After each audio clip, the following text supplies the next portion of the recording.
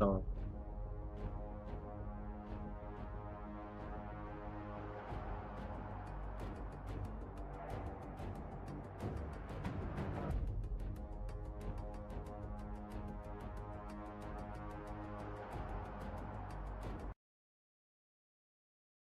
हाँ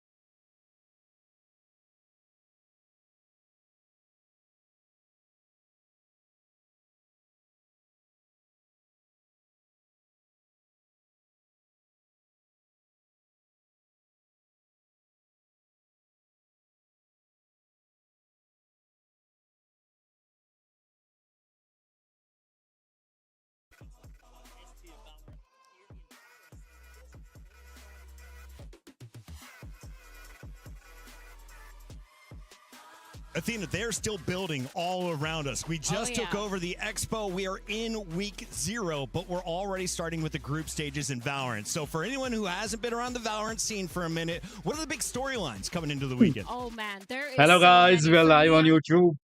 Looking at our first matchup, 100 Thieves. It's their first Welcome time being on a global to stage with Esports this roster, but also from Americas. MIBR, World Cup Championship. first time being in a globals as well. So it's really interesting to see how they play out. And of course, all these teams that couldn't make it through and win that Masters London are back. Some of them trying to claim a championship trophy. Yeah, we were talking to Baby Bay as he was warming up yesterday. He's like, oh yeah, G2, we bombed out of London. This is our London. Yeah. They are focused and they know they should be because it's a $2 million prize pool. If you don't know how the format is going to work, though, let's walk you through all of the competition. Hello here at the Firebird, Esports क्या हाल World Cup. चाल? It's coming here Welcome. in just a moment. Lock in 16 teams, $2 million. It's going to be amazing. Yeah, for sure. I mean, you got the group format going into the playoffs.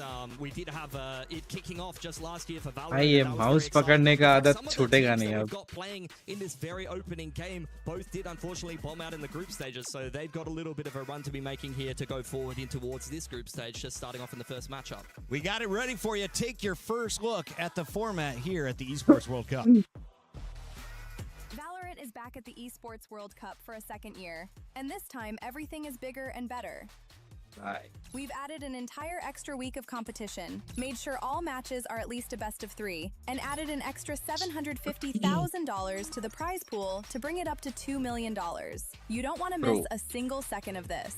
16 of the world's best teams have earned a spot here at the Esports World Cup. As the EWC 2025 winner, Team Heretics from EMEA have been invited back to try and defend their crown. They are joined by the Stage 1 winners of the VCT Regional Leagues, G2 Esports from Americas, Paper Rex from Pacific, and Edward Gaming from China. As Team Heretics won VCT EMEA, but already qualified to EWC as the title defender, the second place EMEA squad, Team Vitality, also received an invite. The remaining teams all battled their way Hello through the देवाई, online क्या हाल qualifiers to चाल? make it here. 3 teams from EMEA, कैसे हो? Pacific, बहुत दिनों बाद and the मैं भी लाइव आया हूँ. Americas earned spots through कल आने each वाला था region's पर qualifier, while the top मेरा 2 teams इंटरनेट from पे the China थोड़ा सा qualifier also खराब था. advanced to LAN. We kick things off with a GSL group stage featuring 4 groups of 4 teams.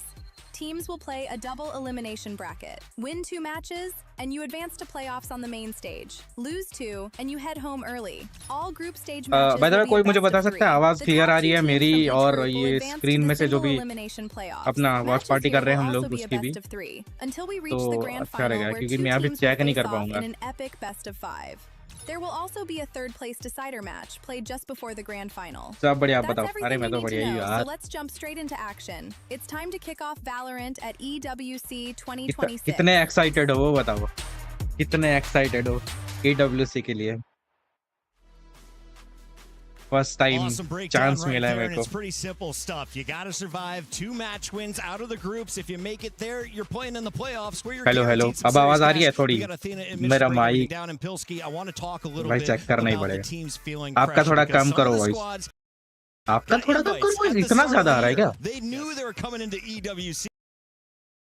But you were casting qualifiers up until last week. What has it been like for some of the squads getting here? I mean, it's a very different road for a lot of the Hello, different hello. squads. Some of the squads that come straight off the back of the Masters event, they will not have had time to prep. Whereas some other teams, as you mentioned, G2, for example, they might have had a little bit more time. They might be looking at this event with full prep, full focus. Some of the teams coming through the qualifiers will have had plenty of time to study up on their opponents and see what they've been prepping for this event. So it's going to be about some teams just trying to tread water a little bit, whereas some teams are going to be coming into it very, very well prepared. अब All सही है. different ways to get here, but ultimately it's about 4 teams per region. Athena, let's talk about how it broke down, though, in our group. Starting with Group A, this could be the group of death, according to some of the people backstage. Talk to me about our squads we're going to see on the main stage open up. Yeah, I mean, the first matchup we're going to see 100 Thieves versus RRQ. I think this makes a lot of sense because both these teams are so good. I mean, when I'm watching them play, it's been phenomenal, but it's also been like they've been one step behind from making Yeah, now it good. to any Okay. of those globals and kind of Aditya भाई क्या हाल चाल? लियो भाई क्या हाल चाल? Welcome to the stream and like and subscribe कर देना. हाँ भाई सही Yeah, है. for sure. I mean, EDG like coming and straight off subscribe the करो back of guys. Masters London, Aditya they भाई को were वेलकम करो. close. They were अपने playing so well. So I think that they mod. really realized they have potential to beat the very best teams in the world. They were coming in full force Free to try to represent Firebird किधर China, गया वैसे? वो you भी know, mod है. as well as possible because some of the other Chinese teams, I don't know how much faith you can have. XLG definitely right there. All gamers earlier on in the year had a really Aditya good run भाई coming into an excited international हो? event, but seeded ahead unfortunately fell flat Leo a को little ही bit. Like और So सब keep it a buck. करने Who बोल is रहे the top team in this group? Who is the dark horse or the biggest underdog in Group A? That's hard. I got That's EDG as hard. my top team, but EDG is the top. BBL is pretty good. Dark horse, I'm कौन gonna have to किस say किस RRQ. कौन सी team 100 support कर रहा है वो Thieves, like for me, it's chat में. EDG for sure, and then Yeah. 100 Thieves Okay. second up I there. love it. So you Yeah. guys are choosing each other's region or your own region My to be own the region. weakest. You'll No, never catch me no choosing way. Americas. Are you Sorry, serious? sorry about that. My bad. All right, so that is a look at what's going down in Group A. कौन सी We team also support have कर our रहा है, guys? second round of जल्दी matches लिखो. coming from Group B, and you said this could be where the people are most excited. Athena, my gosh. we are going to see so many great games. All best of threes was the biggest change, though. So how does that affect your gameplay coming into the group stages? Oh man, BO3s is awesome, I think, for a team because you have more than one opportunity to kind of show what you are made of. PRX I think forward. especially when Yeah, it comes to boy. BO, there's so much that comes जिसको into आप it. Support So करेंगे. much अच्छा, gameplay, मैं तो so much PRX को ही support understanding करूंगा of how bro. the other team wants to go, PRX and it from also gives you time to the kind start of anti-strat, make and sure you're to not the letting those end. strong maps go through for the other team. And I think when you're talking about teams like Paper X and NRG, that is super important PRX because forever. they did उदय भाई की just both तरह. perform in London. They did both just play, and so everyone kind of knows what they're coming hot of. Yeah, I think वैसे, there's just going to be less parity. पहले Best of ones always lead to maybe some more random upsets. Yeah. Maybe one team is able to veto down onto a map that they're very comfortable on, whereas across a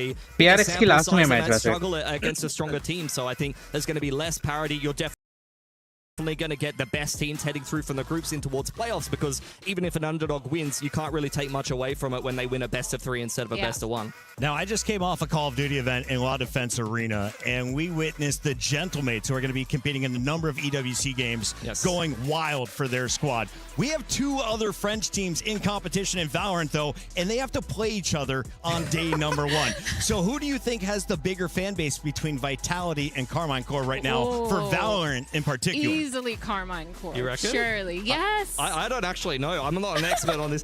Personally, I'm more of a fan of Vitality, but in terms of fan bases, I mean, I'm actually not sure. I know, regardless, though, that there's going to be an insane number of French Yeah. fans cheering for all 3 of those orgs that are all participating in Valorant. It's insane that all 3 of them have made it. 3 out of 4 of the EMEA teams do have some Yeah. kind of French backing. Now, one of the big surprises is the fact that the Heretics were the reigning champions. They also were able to give the second place in EMEA a road to EWC. Are the Heretics the team to beat coming into 2026, or is there a new giant in the Valorant world? No, you definitely could not make the argument that Heretics are the team Yeah. to beat. In fact, I think even going into that EWC event, I was kind of calling it in the group stage because they were playing very, very well last year. I don't even think they were necessarily considered to be the favorite to win that event either. I think they were a bit of a dark horse that went on a really good run, hit a really good purple patch of form to be able to run the gauntlet all the way through that last EWC tournament. And I think that there still are a very stacked, interesting roster, but in EMEA, there's just so much talent, so much competition that they've been struggling a little bit to make it all the way in towards those international qualifications sometimes. I think for me, when I'm thinking about the people that I'm looking forward to most, it's Paper Rex. It's those players that I think kind of struggled a little bit in London to get that finals. Yeah, it's me, you know, Paper Rex, big fan. No, I think they're the ones that I'm going to be watching personally. I don't think Team Heretics has kind of really proven themselves to be up there, to be in that standard. That is, if they do end up having some crazy run again, which they've done before, I wouldn't be surprised too. And you got no Leviathan here, right? So no final boss to deal with at the end of your Valorant tournament. As we continue on with our group discussion, let's bring up more graphics and show you who all is in the competition. The Gentlemates and XLG will be in Group C a little bit later, and I'm told we can cover that tomorrow. So let's talk a little bit about what we've seen so far. We know the prize money's $2 million. We know we've got 16 teams, and we're starting with groups on 2 different streams. So, Athena, if you're just dialing in, do you need to open up 2 different windows? Which is the more important matchup to start the day? Oh, absolutely. I think you got to watch both matches. But for me personally, this has nothing to do with a bias about me being from Americas and being on the Americas stream. But I think this first match, 100 Thieves, is going to be my favorite to watch with RRQ because, again, both these teams, they've struggled to prove themselves. And I think this is going to be kind of one where it's a battle of creativity and a battle with the maps just to make sure kind of they can prove what they have, because 100 Thieves for me never made a global, especially with this iteration of the roster. Asuna, who's been on the roster for so long, hasn't been able to kind of prove himself in a global either. So I'm really expecting to see something cooked up from here, considering they're one of the most creative teams to come out from America. Excellent answer there. And as we're getting ready for this matchup, I'm told we can take a look at our players. So Pilski, do us the honors. The RRQ boys are on the stage first. So who is the squad representing the Pacific tonight? I mean, they're kind of the team that has always struggled when it comes to internationals. They did manage to take a Pacific title last year, so they very much always prove domestically that they are some of the very best in the region. You've got Jemkin in the duelist role. He might be one of the best duelists in Pacific. He is definitely a player to watch,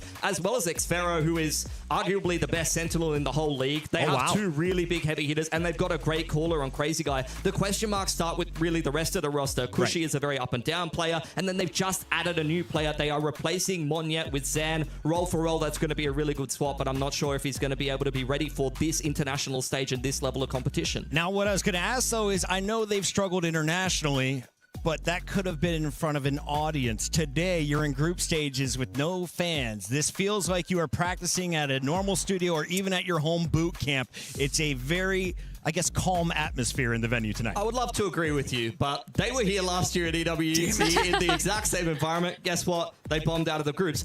In saying that, though, so did 100 Thieves. Different roster this year, but some of the same players. So one of these 2 teams, I mean, this game will be very important for one of these organizations who also do compete in other games at EWC. RRQ's got teams in other games. They want to at least make it through the group stage here, and this first win is going to be super important, especially when you're staring down the barrel of an EDG, I believe, on the other side of things, or maybe a BBL. That's going to be potentially the harder game compared to this first one, in my opinion.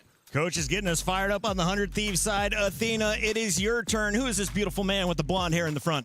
Beautiful man with the blonde hair. I didn't get to see, but I'm looking at. Oh, you're talking about Cryo. Of course. You like the little blonde of course, streak in there. He's getting fired up for EWC. Dude, Cryo for me is one of the players to watch. Maybe the player to watch for this roster. There's so many hard hitters, but he's consistently been really good. Always fragging out, being really phenomenal on the Senti role, especially when he switches over to that chamber. When they've done that, they've done a really good job at enabling him, making him take that space, being aggressive with his operator, and he's held the lines for his team. But of course, the rest of the roster, they're all so good. I'm looking at Vora as the IGL, and I think he's absolutely phenomenal. And then Asuna as well, who's been on this roster for I wanted to ask you long. about that, because I started with Valorant as a caster, and Asuna was in all of the games, right? He was the star. You would watch him on Raze, Bind. He would just blow you apart. Is he still the star fragger? Is he the one to lead the team when it comes to kills? So he's not the star fragger right now. Timotino is the duelist. That being said, Asuna has been the best flex player, I think, in all of Americas right now.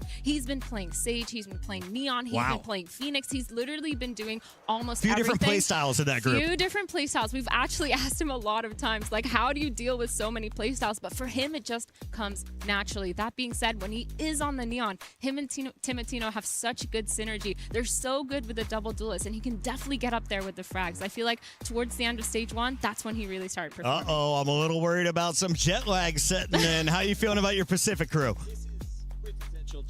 Okay. Most cool, collected player. I don't think I've ever seen him raise his voice above a 5. And I think on the other side of things to Cryo, stylistically, they play very similarly. These are two players that have played the duelists, that have played Jet in the past. They flex onto Chamber and Sentinel at times. They like to play a slower play style. I described Jemkin when they won stage 1 as kind of like the Terminator. Like he's always coming for you. He's going to take his right time, now. but he's not necessarily. But he's very dangerous if he catches up to you, and he's going to take things at his own pace. And I think that really is very much his style. He's a very dangerous player when he's able to activate. We've got our players ready to go. We are just moments away from kicking off map 1. And reminder, it is not best of ones. We've increased the prize pool by $750,000, and we've increased your match length by at least 1 map. Let's talk about the distance. Will we get to a game 3? And Athena, walk me through how we're getting to game number 1. What map did they choose? I mean, this makes sense. We have the map veto. RRQ did ban Split, which makes a lot of sense against 100 Thieves. They've had a lot of success with that Sage comp, but then 100 Thieves has followed up, banning that Lotus, leaving RRQ with that first pick. They did pick Ascent, which I want to know your thoughts on that, actually. Yeah, I mean, RRQ, it's a map that they've dabbled in for quite some time across various different metas with mixed success. So we'll see how it's going to go for them. I think these vetoes between international teams that don't play each other from different regions are always very tricky territory. I even remember going in as a coach to an international event and thinking, I've just got my best 3 maps in the veto, got like 13-6, 2-0'd, you know? Like sometimes you have a certain read that you have a very good comfortability on a certain map. You look at how the other team plays in their region, but you lack the context for the regional strengths of some of the other teams and how they might be performing. So we'll see how the Ascent picks goes for them. We're getting into the agent select for that particular map here. Is this kind of what you were expecting on the defense here for 100 Thieves? Yeah, this makes a lot of sense. Asuna has been phenomenal on this Phoenix. We actually haven't seen them play that much Ascent yet when it came to it. So kind of interesting. I could have expected a Sage. Knowing Asuna, he's had a lot of these opportunities just as insert that Sage into it, but the Phoenix makes a lot of sense. The double duelist for this team has genuinely been phenomenal, and I'm really excited to see Timotino on the Jet being able to take that space. I think this comp is pretty standard, pretty meta, so it makes a lot of sense. But on the other side, I see a Sage and a Veto. Yeah, I mean, RRQ, they like to, you know, get a little bit tricky sometimes. That'll be an interesting one to see as they go through their attack side here. It is naturally going to be a bit of a slower comp. You don't have as much kind of punching power as something like a Phoenix. It's going to be a little bit harder to work the map. You know, you're working in towards A main or B or taking mid. A lot of the time, a Blaze Wall and a Curveball goes a long way to making progress, but RRQ is just a comp full of a bunch of guys with guns. There's going to have to be a little bit more contacting, and they're going to have to get much more value out of something like a drone. Yeah, I think it's kind of ironic that they're picking Sage against the Asuna Sage. That's been the one that's coming up with a lot of these walls. I don't know if you they're thinking about that. I don't think they care about that. Do you not remember on Corrode when Asuna did the boost into that tiny little hole and everyone started doing it? Yep. I'm Full just saying, started doing that. he's the first Sage. He's got that unlocked. So it's kind of interesting to see. But again, starting on attack, it's kind of rough for that. I mean, it's always going to be rough. That is the age-old thing with Ascent. In a lot of metas, a very defensive side of map. I think if you're playing a double duelist mirror, that's a different story. But that's not going to be the case here for RRQ. Might be a little bit harder for them to get going on the attack. Hopefully they can try to win the pistol, try to get in with a couple of good gun rounds, and then when they flip over to the defense, maybe they'll be a little bit more comfortable. I think it's interesting that Jovi is the coach of RRQ here, though, and at least he has a little bit more insight and knowledge into how some of these American teams perform, because he's been over there in that region. He might be watching it a little bit more actively than some other people in Pacific. So I'm kind of hoping that that's going to give him a good read on what 100 Thieves likes to do. Yeah, we didn't even get the chance to talk about Jovi earlier on, but he's been absolutely phenomenal. I've actually worked with him personally on a personal level on FlightQuest when he was in charge of that Game Changers roster, and he's so good at understanding the fundamentals of the game and making sure he's communicating that to his team. He's also really good at anti-stratting, and that's what I'm scared of, because knowing how 100 Thieves play, they are very creative, but you can anti-strat them at the end of the day. And I think too, for me, when I'm looking at the Phoenix, when I'm looking at the Jet, it is kind of scary when they do switch over and switch sides, trying to get attack anywhere on either side of the map with that Sage, with that Veto. You're gonna have to bait out so much util before you're able to actually be able to do something. Yeah, for sure. I mean, it can be a little bit troublesome to be attacking into these heavy senti comps, but that's where Ascent, I mean, you're gonna have to be able to keep the defense honest. You're gonna have to be working those main controls and be able to have many threats on the map, forcing out the Sage wall, breaking that a little bit, doing the double pumps against the Veto. That's probably what RRQ has to have in mind, but that's where this man on your screen comes into the equation. Crazy Guy, very much one of the best callers in Pacific. It's really just a question of whether he has the best read at the time. Can run into a bit of a brick wall at times, but very, very good mid-rounder, and especially if a team like RRQ goes down a lot of rounds, particularly starting out on this attack, I might be concerned for someone like Zan. This is a rookie player coming into an international event. He does not have a whole lot of experience. He has played at Ascension and things like that at the past within the APAC region, but at an international event, we haven't seen this player. He's going to be debuting in replacing Mon yet. But in general, RRQ, a very, very good team when they're behind. A lot of tenacity to be able to make some comebacks and things like that. Yeah, it's kind of crazy because on the other side of the roster, other side of the stage, you have Bang, who has done a really good job and been in charge of one of the reasons why 100 Thieves has had a good championship run, or at least has won some sort of trophy. Bang was on that roster during that iteration. Yeah. And so you have this veteran of Bang who's been genuinely one of the best clutchers and so far one of the best controller anchors I've seen in Americas too. Yep. This roster, it's so confusing to me when I'm thinking about their group stage run, when I'm thinking about how they performed in Americas, because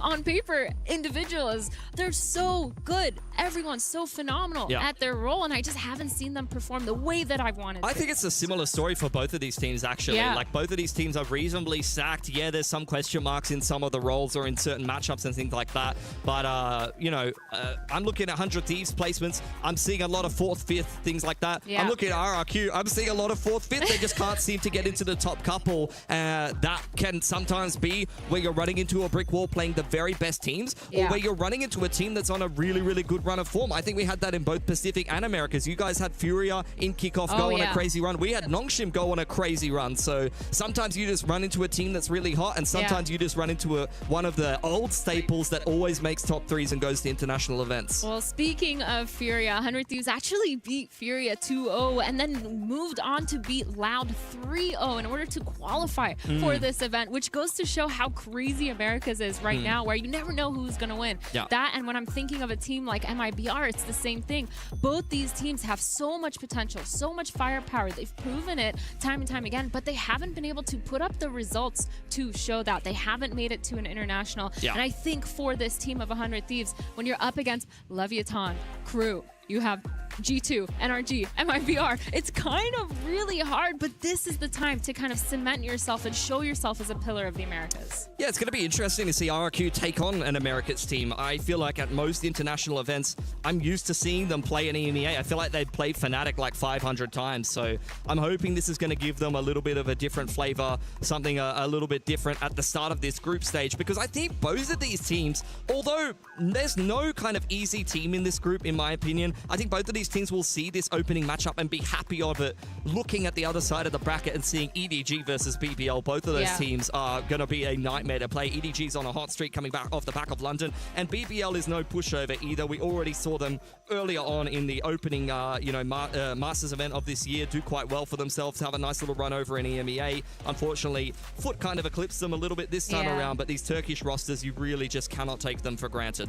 Yeah, I'm really looking at these players. I'm obviously a little bit biased here, but for me, my prediction, personally, my prediction is that 100 Thieves is going to run away with this, but they're not going to take it easy. I think I'm looking kind of at a 2-1 here, personally, especially looking at the maps. Yeah, I kind of feel like 100 Thieves is probably the favorite here as well. RRQ is a hard team to root for at the best of times. Damn, you're not even loyal to your teams. They are very, very good. Internationally, they always struggle. and I've watched all of their games internationally. It has caused me great pain. At least they've made it to international. Yeah, that's true. That's true. And we can have a conversation about maybe if 100 Thieves would have done a little bit better or not. Been a while since we saw 100 Thieves win Americas. For RRQ, at least, you could only need to go back a couple of stages, and they've also already taken a title for themselves. So, look, maybe they're not necessarily making it into the top couple. Part of that is down to, T1 Super Team, Nongshim going on a little bit of run. Paper X is always just good. It's a hard, tussle to make it into the top couple of Pacific. So, yeah, we'll see. Yeah. Looking at these maps, at least. So we've got Ascent first. That is RRQ's pick. Then 100 Thieves. They've gone and picked Breeze, which I'm actually surprised about. I don't know how you feel about this, but seeing that RRQ hasn't had the best of success on Breeze, and seeing that 100 Thieves has done phenomenal, essentially, every time they've played Breeze, I'm really surprised that they let that through. I think that Breeze is going to be a bit of a false dichotomy for 100 Thieves, in my opinion. I think that RRQ, the whispers are that RRQ has been very good on Breeze. In some of the officials, maybe it hasn't gone their way. In Kickoff in particular, they were the team in the upper bracket game, and they lost 3 best-of-5s in a row to be kicked out of Kickoff and not make it to the opening Masters tournament of this year. And they lost every time on Breeze. Since then, they have kind of mixed things up. I like the fact that they're kind of playing the KO Harbor comp at the moment. I think it allows them to mid-round quite nicely. I like the way that they play the KO. So I think it is quite a good map for them. I want to see if they rejig things a little bit, though, in terms of their comp in particular when we head through onto Breeze, because previously they did have Monyet playing the Harbor. He was okay on it, a little bit up and down, but Zan mixed into this roster is definitely a Neon guy, and Jemkin is not a Neon guy. He kind of just fills Neon when they need to. So I'm wondering which one of those two things is going to take priority, or whether they'll actually just move in a completely different direction and start playing double duelist again. I wouldn't be surprised to see a lot of Jet Neon from RRQ. Yeah. Dude, I would love a double duelist matchup, because 100 Thieves on the other side, they've been doing that. They've been loving it too, which is kind of crazy considering as soon as KO was also really, really good in Americas, but they've switched over to that Phoenix, to that Jet. I don't know if they're going to keep that essentially today, but from what I've seen, it's where they found their success. They're so good at those aggressive plays. They're really good at setting up a lot of these little mini trap plays and denying a lot of the map control, because even on their defensive side, they've taken a lot of that map control. When I'm thinking towards that A main, they're using their resources there to be able to fight, to be able to push back the other team and not make it easy. But moving on to that third map, we have the Haven, which is the decider, which for me, you're smiling right now. Tell me what you're thinking. I mean, it's just stock standard RRQ, really. It's just like dead in the middle of the map pool. I think this is a lot of vetoes, to be honest. I swear to God, Haven is a third map decider in like every second veto at the moment. It's because it's just been in the map pool for such a long time. So I don't think that RRQ are going to be particularly happy or sad that the third map is Haven. I think they're just totally fine with it, and it's just going to be down to the better team that wins at the end of the day. Yeah, I think both hello. I think RRQ is very happy with this veto. If I was disconnected, I think the is a bit of a question mark for me, but they're always a little bit funky with their pick. I think that Breeze stats are a little bit misleading. I think RRQ is going to be a little bit better than you would expect to be on Breeze, but we'll see. The stats don't look great. RRQ कैसा खेलती है आप बता सकते हो क्या? अगर आप देखते हो तो मुझे नहीं पता थोड़ा. By the way, how many months we अगर आप बता सकते हो तो बता दो यार. Stage 1. Share Pro knowledge. Stage 1 Masters. Okay, does not include the EWC qualifier, so there is a little bit of data missing. The thing is, though, if you add a kickoff to that, those stats will get worse. Kickoff doesn't count. Those stats will get worse, though. Wait, really? They lost 3 in a row in kickoff. Oh, boy. So, look, Xfero, you can see he's locked in. He's ready for this game. He is very much meditating for himself and getting ready for this series, as are we. But we're going to take a little bit of a break, allow him to have a rest, and we'll be back with map 100 Thieves and RRQ right after this. Nice. RRQ तो ठीक ही खेलता है. अच्छा. मेरे को 100 Thieves का पता है, पर RRQ का नहीं पता था मुझे. पर बाकी गेम में चाइनीज प्लेयर्स बहुत अच्छा खेलते हैं ना, इसलिए मैंने पूछ किया कि भाई चाइनीज RRQ टीम ही चाइनीज है ना, तो क्या पता वो लोग भी अच्छा खेलते हों. अबे ये फिर से चालू कर दिया यार. मेरे को कैमरा शायद नीचे कर लेना चाहिए. नीचे करूंगा तो ये कवर नहीं होना चाहिए बस. अबे यार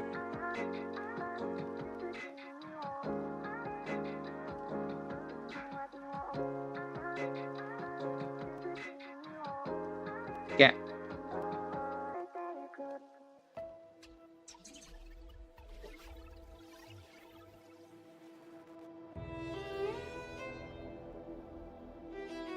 कैम भी स्टक हो चुका है।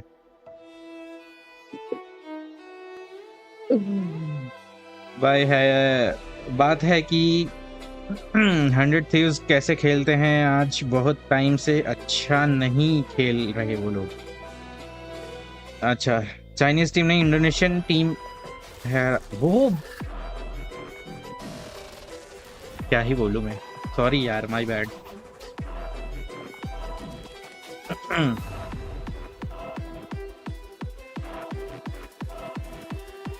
अब चल रहा है। हाँ, यस, फिक्स कर लिया मैंने, देख लिया था मेरे चैट, मतलब मेरे मोबाइल पे। हाँ, अभी और 3 मिनट वेट करो मैच चालू होने के लिए।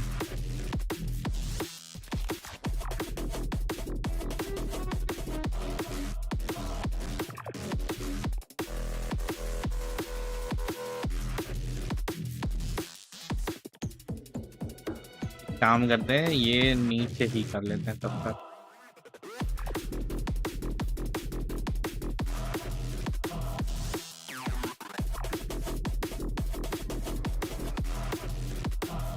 कोई नहीं, क्या ही बोलूं उदय भाई।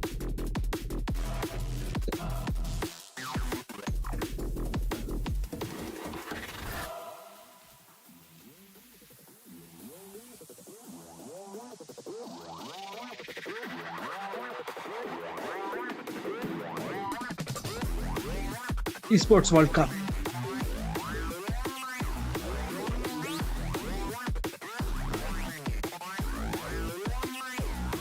PRX की देखने में मजा आएगा। रुको, हम गाना लगा के आते हैं। गाना सुनते सुनते देखोगे, वाह।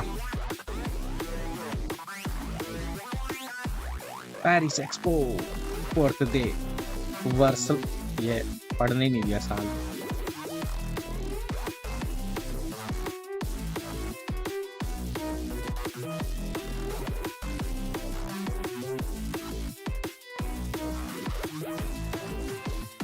Live from Paris.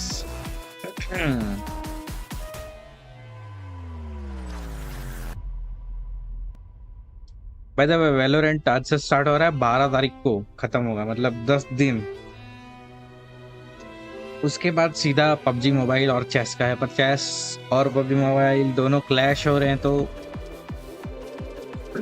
मैं आप लोग पे छोड़ूंगा कि कौन सी देखनी है, पबजी मोबाइल या चेस। कमेंट करो, चैट में लिखो, अभी से डिसाइड कर लेंगे। वैसे बहुत टाइम है अपने पे, अगस्त में, वो तो अगस्त में फर्स्ट वीक या सेकंड वीक में। प्रॉपर्ली देखा नहीं है मैंने, देखना पड़ेगा। अबे फिर टाइम बढ़ा दिया इन लोग ने, व्हाट भाई।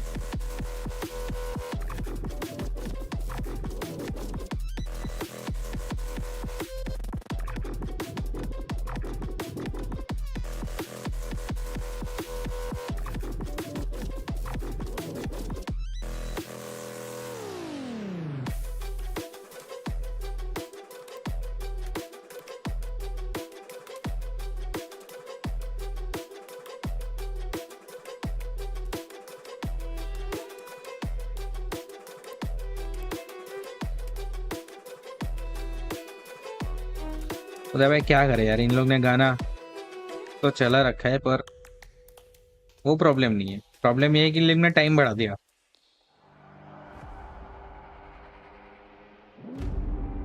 स्टार्टिंग टाइम 2 मिनट होने वाला था, तो अभी इन लोग ने 3 मिनट, मतलब 4 मिनट कर दी थी। अभी फिर से 2 मिनट बाकी है, 3 मिनट एक्चुअली। मेरे ईयरफोन नहीं निकले जा रहे, एक ही साइड का लगा रखा था मैंने, इसलिए। वैसे बाय द वे, बारिश कैसी है? बारिश कैसी है तुम लोग के उधर? उदय भाई, आदित्य भाई, कैसी है बारिश?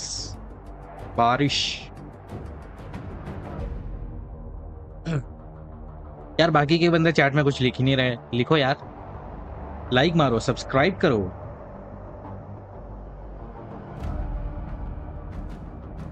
कोई नहीं, इस बात के लिए कोई नहीं आया, वो भी पता नहीं अभी।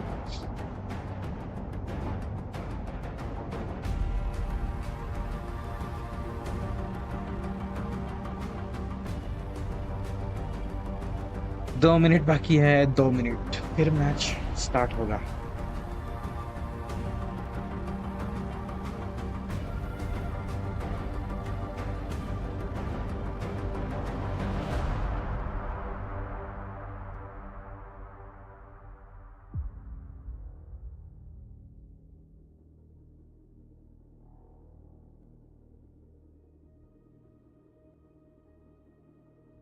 क्या एनिमेशन है यार ये, उन लोग ने कीज ही है ना, ये कीज को ही बना दिया एनिमेशन, क्या बात है। मेरे को ऐसे ये सब देखने में बड़ा मजा आता है, एनिमेशन, मूवी और वो सब 3D, ये सब देखने में मेरे को मजा आता है, ग्राफिक्स।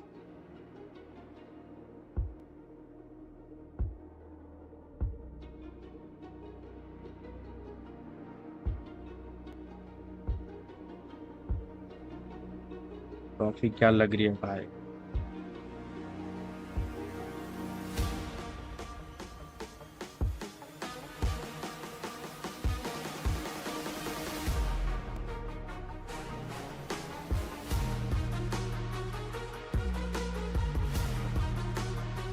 चलो 30 सेकंड बाकी, फिर से टाइम ना बढ़ा देंगे लोग।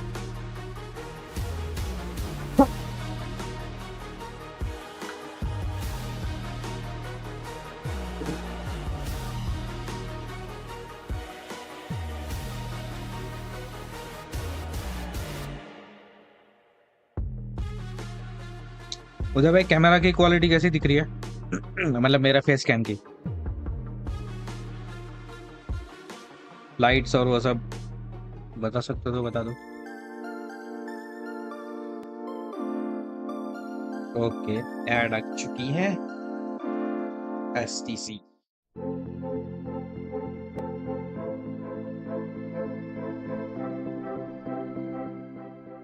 Good, Play thank you. is in our DNA. Whenever we let it out, it becomes our light खराब तो नहीं आ रही ना Now imagine मेरे an फेस entire पे? city being built to बहुत हार्ड supercharge लाइट it. वैसा कुछ। Kadir City, powered by play.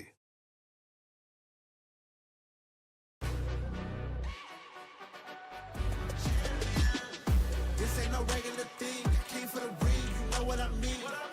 You see my name in the lights, better get right, champion.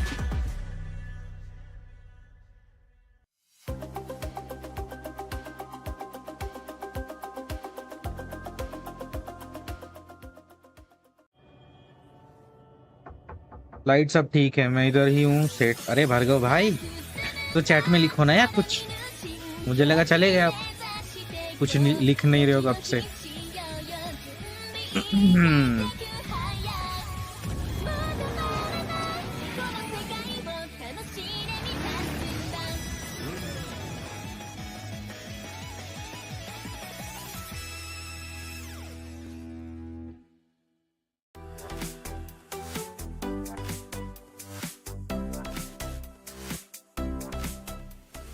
Crunchy role भी है sponsor.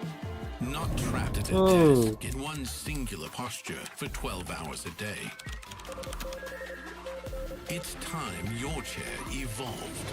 This is Secret Lab Titan Evo. Ergonomically engineered for you, gamers, hybrid workers, artists, backing your every move. I think it's crazy. Our fan base is like finally. really huge in France. I think most of the people like already saw some events we Zeesh. did. So I'm pretty happy to be here. We missed out on Champs Paris last year. It's good for us to have an international event that we can play in front of our crowd, you know. I don't know if it's stress, but it's a good pressure that we have. We of course want to represent the country of our org. Also, I grew up in Paris, it's a special city for me, so there is a lot of story about it. We're extremely excited. We cannot wait for this opportunity. Obviously, we need to get out of groups first, but that's even extra motivation for us to meet them all. It's our organization home country, home city, so that's one of the biggest goals for us for sure. Feels good to play here, of course, because Vitality French org, and we're in France now, so it will be really fun to get into playoffs and share the stage with some of the fans too. I think that will be cool for everyone, one of us and stuff, and for me it will be especially, I am playing the French org. For me, it's a really exciting tournament, I think. I moved to Paris when I was 7 years old, and growing up in Paris, I think has been a chance for me, because I don't think I would be there today if I didn't, if my mom didn't move to France. And as I say that, I'm grateful for everything, I'm trying to stay humble, work hard, prove by what I'm doing every day. Our group is definitely the strongest, but I don't know, I feel like it's also probably the most exciting to watch. We have a lot of fans here and stuff, so again, will be cool to play in front of them and just feel the support in person. क्या एक number है? Especially when I'm watching different esports and stuff, the crowd is usually really good. Game by game, we have first Casey, and then we'll see who will play next. Bargo भाई क्या बताऊँ? एक I number wish क्या it would है? have been with the crowds. Unfortunately, the first game there's no crowds, but I wish there was a crowd because there's gonna be Vitality fans against KC fans. It would have been so good, but it's fine. Still, it's gonna be an amazing match.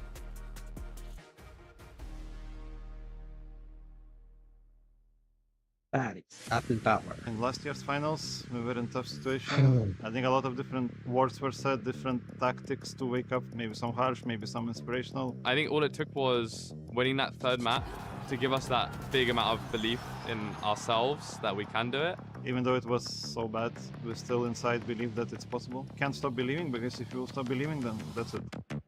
Brienne's on 78 HP. He did the ultimate, but so much crashes. The trophy felt unusual. I mean, it was my first Valorant trophy. I think for all of us as well. Especially, thinking 2 hours ago we were in the worst position possible. It felt amazing. It felt like a moment of finally. I think I kind of knew in my head that we would win it, just because it's really hard for them to be mentally strong, being 2-0 up and then going to 2-2. There was no way in my head that we were going to lose that last map, just based on knowing what excited mental guys? state they're in and what mental state we're in.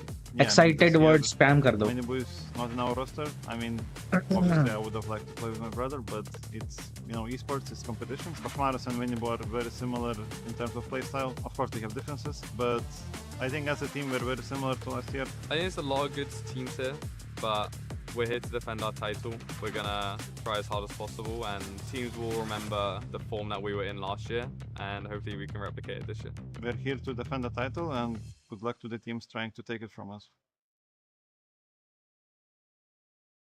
Title defender team.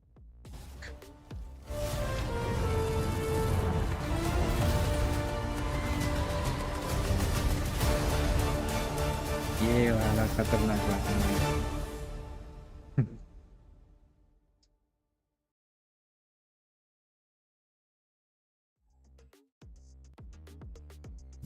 All right, we're back from the break here at the Esports World Cup 2026. Quality set, अरे quality तो मैंने बढ़ाई है, quality तो मैंने बढ़ाई है literally, क्योंकि मैं kick पे stream नहीं कर रहा, kick support नहीं करता है 2K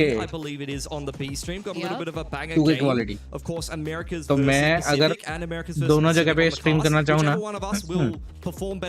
तो मेरे को 1080p पे ही करना पड़ता था. Yeah, no, it's not decided on rotation. We actually quality degrade किया था मैंने दोनों पे स्ट्रीम करने के लिए, पर क्योंकि मेरे को ये वाला अप्रूव ही YouTube के लिए हुआ है PWC वॉच पार्टी, तो मैंने क्वालिटी बढ़ा दिया क्योंकि भाई क्वालिटी तो चाहिए ना. True. EW से क्वालिटी तो चाहिए. Make a nice little stack. There's someone who's done that, and I'm sure a lot of French people are mad about it.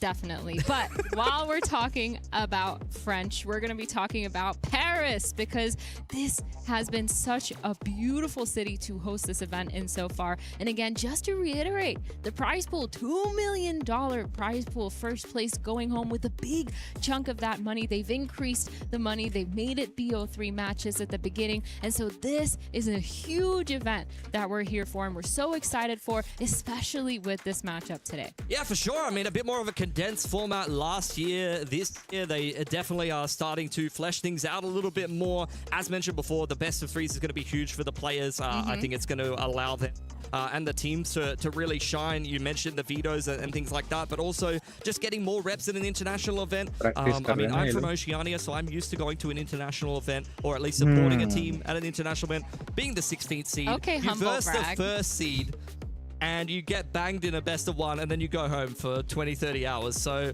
sometimes that's how it be. At this event, not the case. You get to play at least one best of three, multiple best of threes. और बताओ भार्गव भाई कुछ और करने जैसा है? San qualify नहीं हुआ हाँ ना हाँ सैन क्वालिफाइंग सैन सेंटिनल ना सेंटिनल का मुझे नहीं पता यार देखना पड़ेगा. It is 100 Thieves versus RRQ on this stream, and we've talked a lot about both these teams, talking about how they're both powerhouses in their own way, and a little bit about the vetoes. And while we're just getting things started here, I wanted to talk a little bit more about 100 Thieves. Who would have guessed? Who would have guessed that I would have wanted to talk about 100 Thieves? But they've been so phenomenal. But I don't know. That caught me off guard. I don't know how you feel about this, but for 100 Thieves, for me, they've been one of the most creative teams that we've seen in Americas. I say this even starting in kickoff when they had the waylay, the way that Timotino was being set up to use that waylay was really well done. I feel like I didn't see that many teams Global use Esports it in the way that they did. They ended up using Global that waylay Esports to get a lot of that Indian team but be able to refrag back and be able to go really quick into another direction, just completely catch the other team off guard. Obviously, waylay no longer that good in this meta, but I'm excited to see what they can kind of bring to the table here. If they've made any changes to the they tend to like to keep it pretty vanilla. Of course, they have their own flavor of things that they like to do. We have already seen... they've just picked Sage and Vito on Ascent. Pacific is a wild place, okay? I know you can't say that in America's go, oh my यार God, map कौन सा है वो भी नहीं देखा. अगर इन लोग ने रिवील किया नहीं किया मुझे वो भी नहीं पता. We're picking 3 to 5 duelists sometimes. We go on strat roulette and we spin a wheel for duel. I mean, RRQ. The thing is, RRQ stylistically would probably be हम लोग इधर बैठे-बैठे इन लोग की बड़बड़ सुन के इतना बोर हो रहे हैं. ये बंदे कितना बोर हो रहे रहेंगे कि कब से इन लोग को बिठाया है. RRQ definitely plays a lot more like a European or an American team. They play a slower pace. They लोग तो बैठे-बैठे कुछ कर भी नहीं सकते. ये लोग बोल रहे हैं हम लोग को सुनना पड़ेगा. You know, side exec. G used to be an Indian team, not now. Work the map a little bit. They try to be a bit clever. Not now मतलब क्या हो गया? Decent amount of prep. So बंदे लोग Indian नहीं है मुझे पता है पर टीम तो इंडियन नहीं थी ना. अब कुछ चेंज हुआ क्या? And I think in general बाद में लिखता हूँ ठीक है कोई नहीं. हाँ उदय भाई जी तो इंडियन टीम ही थी. I mean ऑर्गेनाइजेशन तो इंडियन ही है. उनमें जो बंदे हैं वो इंडियन नहीं हुआ मुझे पता है. had some very close maps, but in Pacific, I mean, they very much are the team where they do like to slow down the mid-rounding a little bit more. They do like to mix up the pacing as opposed to some of the other teams that are a bit quicker. Your Paper X's, your full sensors, things like that. They like to send it a bit more. Yeah, I think for 100 Thieves, they've definitely done a good job at balancing both those things. Being able to play somewhat aggressive when they need to be, especially when you're looking at how they were playing versus Loud, which Loud is known to be super phenomenal with their fragging power. Players like Luke Show just going out there, trying to get as many picks as possible. But 100 Thieves were able to shut that down. They're so good at being able to play back when they need to, being able to just be aggressive, and maybe running it down is the strat to do. They've done such a good job. Roster I mean हाँ वही तो roster Indian नहीं है.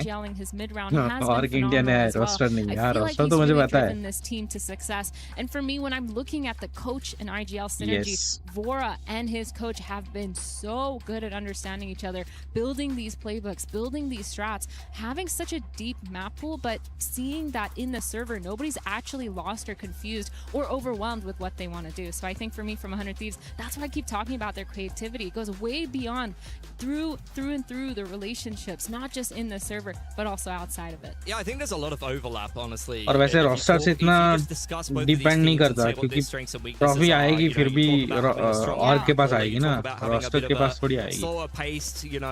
मतलब जी के नाम पे होगी ना trophy. Player that likes to just let the game come to them, evolving a core gradually, incrementally over time. I think that's the same thing for RRQ. They've had a certain core of players. Xfer has been around since literally the inception of Pacific franchising as the centerpiece of RRQ. Then you had Jemkin, you had Crazy Guy come in a little bit more recently than that. Similar to 100 Thieves, you've got some players that have been around since the very beginning and they've kind of incrementally built the roster around them over time, changing in 1 or 2 players at a time over seasons until they end up with their current iteration. So I think both of these teams, as mentioned before, बारिश में stream के अलग मजे हैं. अरे बारिश चालू है क्या? मेरे को यहाँ बंद है थोड़ा मेरा रूम, तो I don't know. Yeah, and as much as 100 Thieves have these veterans, you've talked about the globals, you've talked about the stages.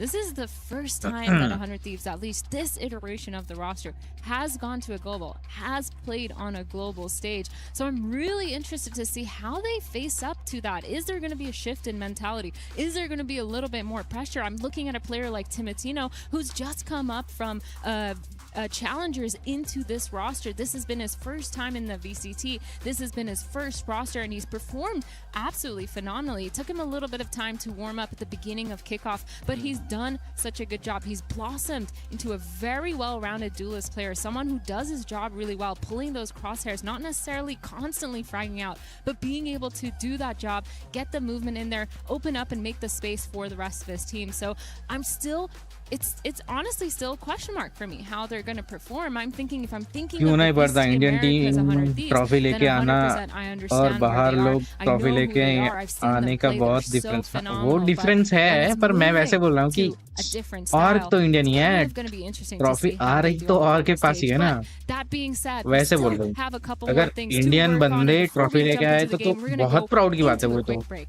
वो बात ही अलग होगी नहीं. फिर मैं बस एज ए ऑर्ग बोल रहा हूँ कि ट्रॉफी अगर वो लोग जीतेंगे तो भी इंडिया पे आ रही है, मतलब थोड़ा तो अच्छा लगेगा, मतलब हाँ.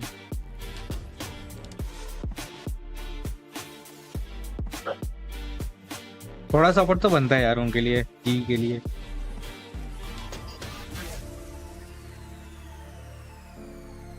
भले ही रोस्टर कहीं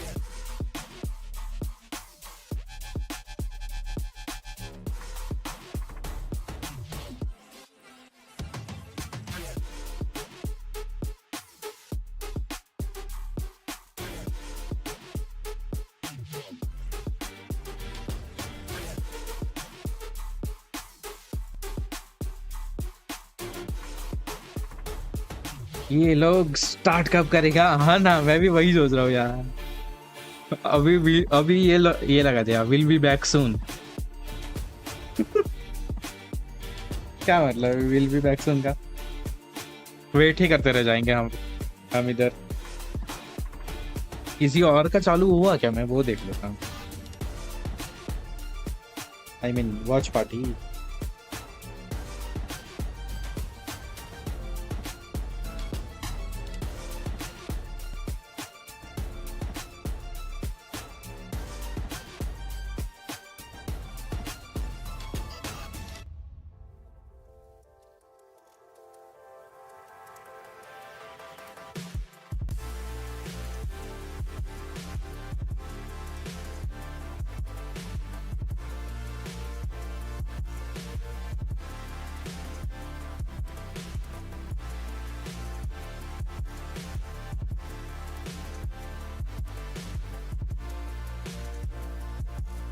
दो तीन बंदों का चालू है बस, उनमें से हम भी एक हैं, तो वेट तो करना पड़ेगा. और फर्स्ट डे है ना, इसलिए शायद इन लोग का कुछ ना कुछ डिले लगा रहेगा अभी.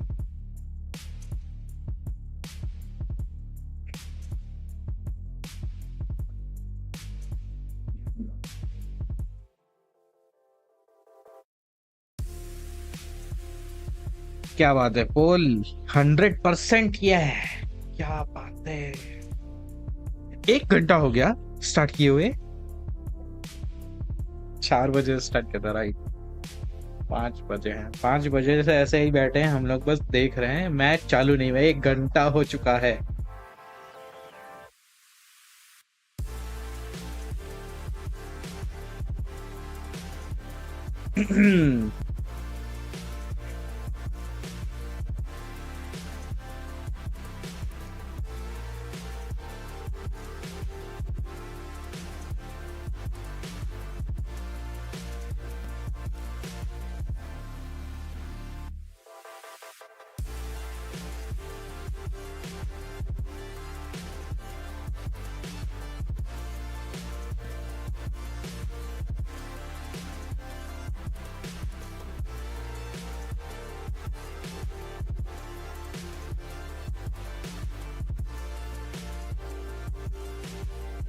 मजा तो आ रहा, मजा मजा मेरे को नहीं आ रहा। मैच नहीं चालू कर रही है लोग। यार को भाई इतना वेट करना पड़ रहा है ये बस मैच के लिए, मैच चालू हो नहीं रही है। वैसे जो थंबनेल में मैंने चश्मा पहना है वो ये रहा। आहा, लग रहा है भाई। सी पहन के बैठो क्या ये? तो थोड़ा क्लीन कर लेते हैं।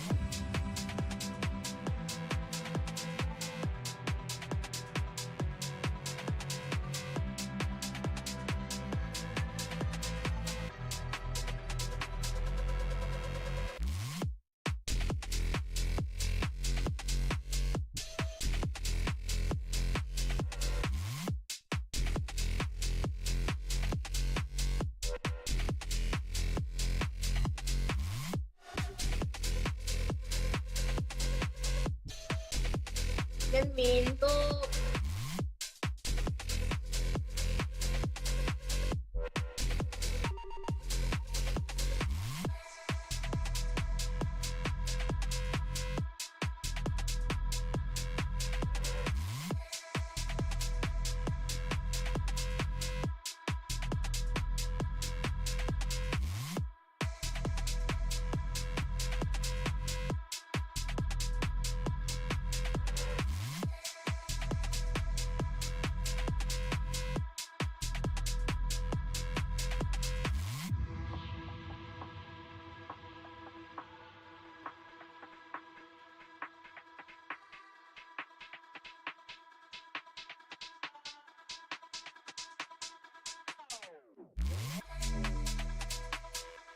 निकाल रहा हूँ मैं चश्मा, बहुत अंधेरा दिख रहा है भाई।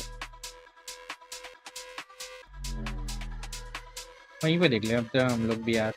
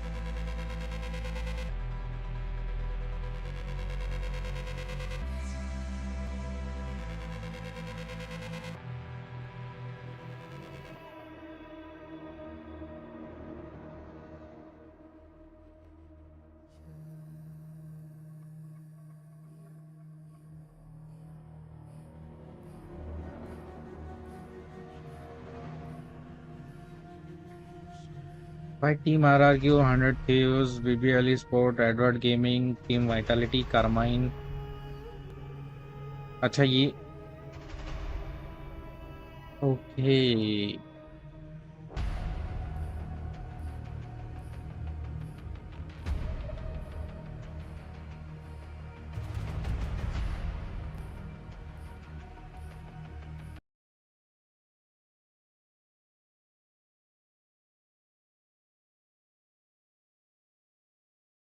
यार RRQ वर्सेस वो देखना था मुझे.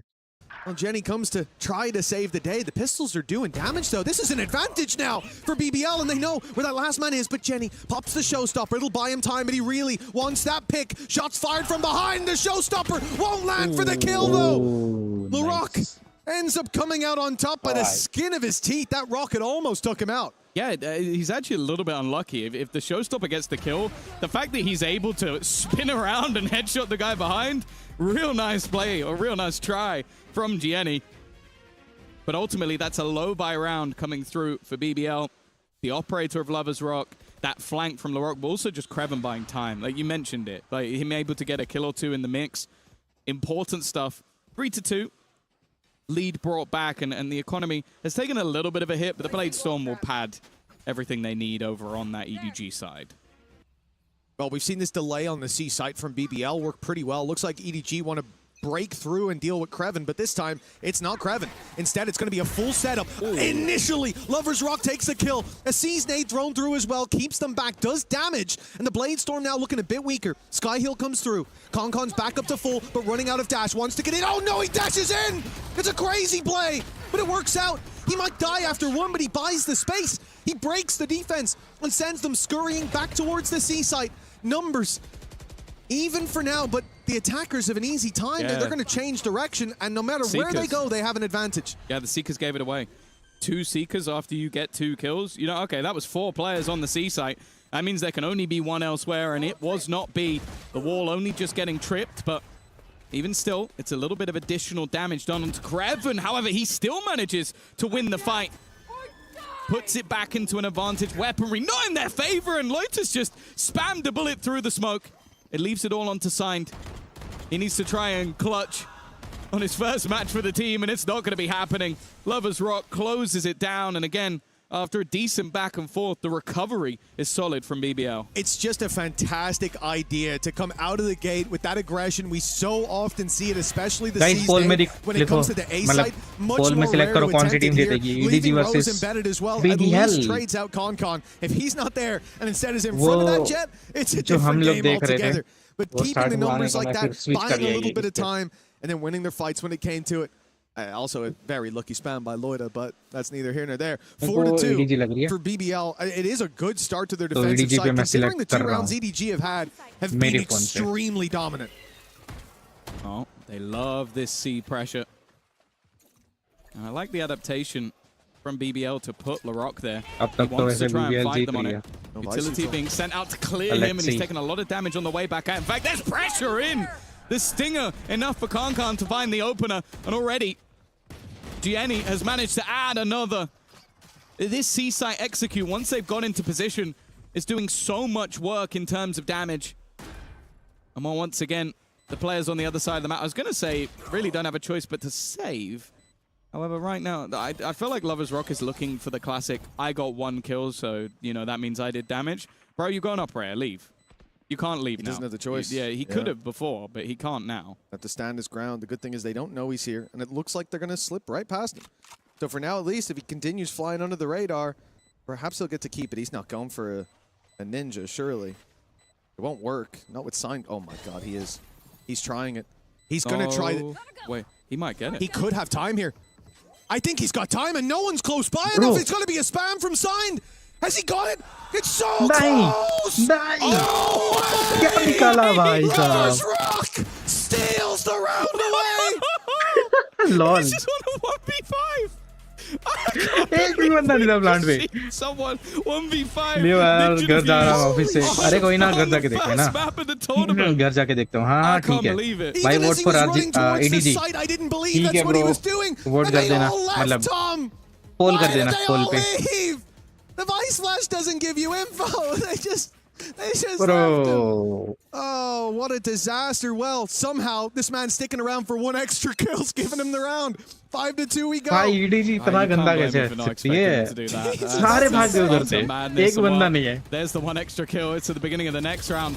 Nice work from Gianni on the trade, but again, some weaker weaponry in play here. Obviously, it's kept through from the last round. I can't believe they didn't leave one Stinger player behind. It wouldn't even matter if that man went down, but I can't believe he won that, man. Yeah, degrade हो रहा है इधर से quality में. YouTube पे देखता हूँ थोड़ा. Was crazy, but EDG have got to be kicking themselves. Then you come into this round, a man down already. BBL changing up their Vice setup constantly, and it causes problems here as the Thorns slowed them on the push towards the A site. Left these players isolated. But BBL have waited as well. They are still sat in position. Of course, they don't expect Larocque to be stood there. With the Vice wall covering his back, he doesn't care. They've left C completely open, but BBL are willing to take that gamble, and it's paying off for now. A pretty hefty advantage. Yeah. But the second he tries to enter this site, will trip the wall, and even then, it seems like there were players watching it. Instead, they've reaggressed, looked to try and push behind, finding that there's nobody towards C side of the map. Will gift them a plant. A little bit gambly, but when you're in a 2 versus 4 situation, you have to try and take that risk. However, the full force of the defenders will be there in a matter of seconds. Yeah, that door swings open and they're already on their way. Showstopper popped. Larocque searching, has found his target. It's an easy kill with the paranoia going through. Plenty of players can still see him. But Chichu tears them apart, at least for the first 2. But it's back to winning ways for BBL. They're continuing on this crusade. 6-2. What should have been at least a fight back from EDG guaranteed. This game has become much more one-sided. Of one little mistake. One side तो दिख रहा है. One side. मुझे तो वही नहीं समझ आया भाई. जो नियॉन ने किया है टाइम पे और बंदा है ही नहीं आजू-बाजू कोई. I do like the fact that we're seeing both Jenny and Kankan at times really look to put the pressure onto that operator. It has been problematic to try and deal with. Either way, by the way, इनकी economy भी गई ना. The attack now have themselves to buy. Of course, they've got plenty of credits to play with. They lost around with 5 players alive. That is a rare occurrence. It's whether or not they can start putting the rounds on the board. And again, they go towards the C side. And this time, Lovers Rock is on that side of the map. It's the same setup we've seen. Having the C's nade, having the op looking for the opening pick. EDG fell to this with ease last time. Bit more of a fight now, though. Good trade back, and they've taken Lovers Rock. The C side's wide open. They can run in. The smoke in their way shouldn't delay them by much. Still with nobody having a dog to clear that out, but they decide not to put it through. And in the time wasted, Crevens covered that gap. Look at the TP, though, by Loida. It's huge. They're clearing it. They think he's here, but dealing with him is another story. Chichu, well, he found 2 to close out the last round before he died. This time it would be enough. Take it across the line. He's going to use his ult just to be safe in grabbing that spike. Yeah, it might even work as bait, though. Because you're going to almost have assumed that he had it already. It's a very, very long rotation back from Loiter. BBL. Time will be ticking. Chichu's had an opportunity to reposition. I think the only problem he might have is starting to doubt where his opponent would be coming from. You go, okay, but why is he taking so long? Has he gone all the way in towards our spawn? Has he gone all the way around the back? He sat in the corner, basically just trying to cover off as many angles as possible. Timing ticking away now for Loiter, and in the end for Chichu, it's all too easy. 3 kills for him in the round, and 3 rounds for EDG. Yeah, a big clutch for Chichu. A much-needed round for EDG as well, as we said, after losing that 5v1 Ninja Defuse. I genuinely can't I can't remember the last time I saw a Ninja successfully found. I think the last year we won 1-1v5. Absolutely not. Never. And then you think about, I'm including regional games in that. Then you go to an international stage against a team like this. Yeah. That is not the kind of mistake that happens at this caliber. No. Crazy stuff. already happening for the economy. A little bit rough. Well, for Gianni, the showstopper has worked out this time, and the wraparound looking to come in from behind. The ult trying to pad the gap, and well, Khan ends up with 2. Loiter ending up wallbanged. अच्छा खेला ये, अच्छा खेला. Kreven decides he doesn't want to face into the Khan operator, and honestly, that's okay. I don't think many people do. Yeah, you start an eco or low by round, a little bit of aggression, sure, but once you meet that operator, it's time to turn. Nice attempt by Rose to play sneaky beaky like, but he's been caught, and now all on to Kreven. Guardian got the weapon for the job, at least. Already the first one tap under his belt, but Signed puts an end to that. 6-4 now. EDG with a chance to equalize still at the halftime. Yeah, it was looking like, especially after the 1v5, potential for BBL to run away with this half, but that potential is slowly slipping away from them. Of course, on a regional standpoint, EDG are normally incredible on that attack side, so I'm interested to see they're going to have that same sort of caliber on the defense. We've only seen them play the defense, really, versus DRG, who they lost to both times. But, of course, it's hard to doubt these players, even without. Nonetheless, and we're going to see this early aggressive start from Larocque. And actually, he's going to continue his pushing, but it's almost worked out as bait for Loiter. Oh, it's a great paranoia. Chichu on a tear these last few rounds. He's found Larocque. But EDG back into a workable position. Rose is going to cover in the corner, tucking on the left. There's a wall in front of him and some thorns to his left. It might draw the eye of the rest of the squad, but they won't see anyone fighting them as they go through. They're suspicious, but Rose lands 2 in a row. A quick double to Spike to wait till that wall comes down. Hello.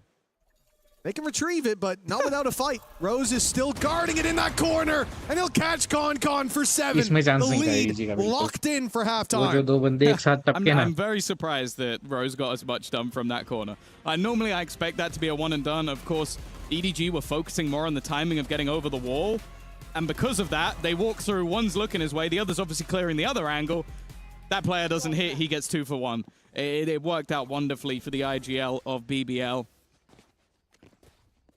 They now look to come out with an 8-4 half. Of course, 7-5 with a pistol and second round under their belt. It's kind of what's expected.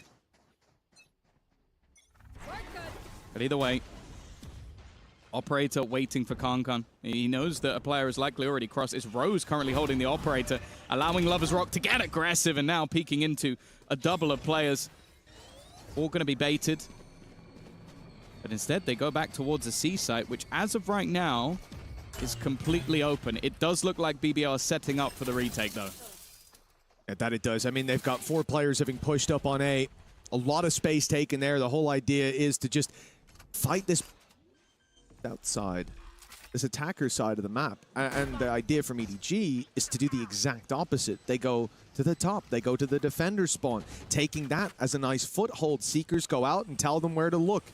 1 player towards water. That's going to be nobody searching for the kill, trying to make this uncomfortable for that player. And now the thorns, the ult going through. No more thorns, sorry, for the attacking side. They haven't got anything to slow down this, so BBL going to run straight through, already having dodged the ultimate. They've got their weapons in hand, and now Signed and Chichu have numbers against them. A smoke that's going to block them off, and the defuse can now be tapped. A spam through the smoke, the best that it gets, but they found him. Rose is down, 4 for Chichu, and Signed is there to close it out. It will be 7-5 at the half. The lead for BBL, but EDG not that far behind. No, another great round coming out from Chichu. I think you can put at least 2 or 3. The last 5 rounds, he's on fire. Yeah, you could put at least a few down to him individually. Or just even the spam through the smoke, making sure they couldn't even get it to half. I think at that point, Loiter already knew that round was over. 7-5, a decent recovery, especially when you consider there was a 1v5 ninja defuse in the mix and you didn't win the pistol. I think that's not too bad for EDG. Yeah, you know, often we talk about the pistol rounds in a situation like this, 7-5. You're like, oh, the pistol made the difference here. That's what gave you the leg up. Now the 1v5. yeah. The 1v5 Ninja Diffuse is what gave you the leg up there. That's tough. But for BBL, the lead by 2, indeed. It's something to work with, but I don't think they're out of the woods just yet. Mistakes from EDG allowing that Ninja Diffuse through, that's a flash in the pan. I think this team is only going to get better and better as the tournament goes on as well. And that's always the effect that we see when you have a coach coming in to stand in. You think about Zeiss. Yes, he was great when he stood in for KC the first time around, but as the days went on, as the weeks went on, he started to grow more and more into that position. The team identity looked better, started to feel how to call in the game, and the team knew how to play around him as well. And that's exactly what I expect to see here for EDG, that Sign will become more and more integrated into this roster over games. That on-stage experience is vital for any top-tier player. And so, he's coming in here with these guys. I don't just mean on-stage experience as a player. I mean with your team, right? Yeah, of course. And he's coming in here with a chance to build that day by day, already looking pretty good. Yeah, I think it's also fun as well when you do have like a coach in the mix, because you can have those additional inputs that you might normally have to call a tactical pause for. So it can give you additional value. Of course, what you lose is Smoggy, who's an insane player. So it definitely I'm not going to say it's a full positive. I think there's some pretty hefty negatives in there, but he's held his own so far in the game. And of course, you still have crazy caliber players like Chichu, who's just popping off at the moment. And going into the defensive side, we'll have to wait and see what they have on offer. As said, when it comes to their regional victories, it's normally the attack side where they shine. But a lot of the time, they dominate that first half so much that we don't actually see that much of their defensive side. So I'm excited to see what we're going to get. He's 17-8, by the way. Like, genuinely, it's the last 5 rounds, excluding 1. I remember he got like a 2K out of 4, then a 2K clutch, and a 4K to close it out as well. Chichu's having a game, man.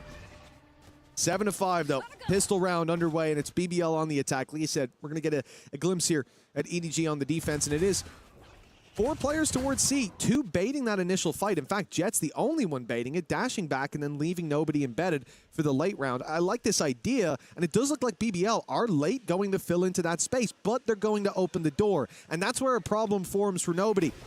In fact, nobody's opened the door. And that has caused a problem for nobody. They're all around him. He's going to be taken down, but the trade's at least favorable for EDG. Yeah. Great paranoia. He did pretty well there, getting out of that with a kill and then setting up Chichu, who, I'll be honest, he doesn't need much setting up. He's just managed to right-click a guy down to 8 HP through half of the bullets hitting the wall. Yeah. That's how the classic works. There you go. That's what you need. I was thinking that. It's like, I'm pretty sure the wall ate most of those shots. I just saw his health bar disappear. Like, oh. Well, look at the control, though. Kraven's managed to get them into the A side. The thing I like from EDG, though, they've grouped up. Bar one player. That one player's Kankan. I'll allow it. Safe enough pair of hands if he's on his own. Yeah, I'll certainly be believing in him. Plant coming through for BBL. A man down and a lot of HP missing on Loida. He's going to try to be the snake in the grass, and I don't think they saw his pistol. There's a jump scare for Signed. But they're still hunting him down. Jenny, as reliable as he's been, it seems like Lloyd has hit another level in this pistol round. Already 3 kills under his belt, but he might need to do more. Kraven's the only one left on his team alongside him, but never mind. Holding the site proves easy. For the Vice, it is now 8 on the board for BBL, and an injection of rounds in this early half could make this a very dangerous series for EDG. Yeah, that's both pistols under their belts as well, and I agree with you. I thought that Loiter would be dead to rights. The fact he gets 2 while on 8 HP, that's the defining part of the round. If he gets even just 1 kill, there's still going to be that pincer in onto the remaining players of BBL. Instead, it gives Kraven a lot more of an opportunity to isolate some of those fights. 8-5. Lead extended. Come on. Lovers Rock with a sniper back in his hands. What more do you need? Lovers Rock with a sniper. Nobody, the sniper being the outlaw, but nobody even having shields. Should be an easy cleanup for any fights. You're correct. Nobody doesn't have shields. Well, technically, I said nobody has shields, so exactly. I'm incorrect because I said I would have said nobody does have shields, but I meant no player on the defensive side has shields. Come on, try harder. Sorry, yeah, my bad. I thought he had a shield beside his name, and it definitely wasn't the fact that his name is nobody and it's an annoyance. Something, someone, and nobody. God damn it. Well, Sound like a hater. It should be the cleanup, but the weapon he comes up against is a sniper on the other side, and in the hands of Concon, it's good enough for the kill. Problem is, everyone else has classics. Oh. Looking to come in on that flank position, but it does seem like the attackers have now sort of realized that flash has left Rose so blind, but again, a corner unchecked. I think he's got almost all of his kills from corners unchecked so far. He got 3 from one corner. Yeah.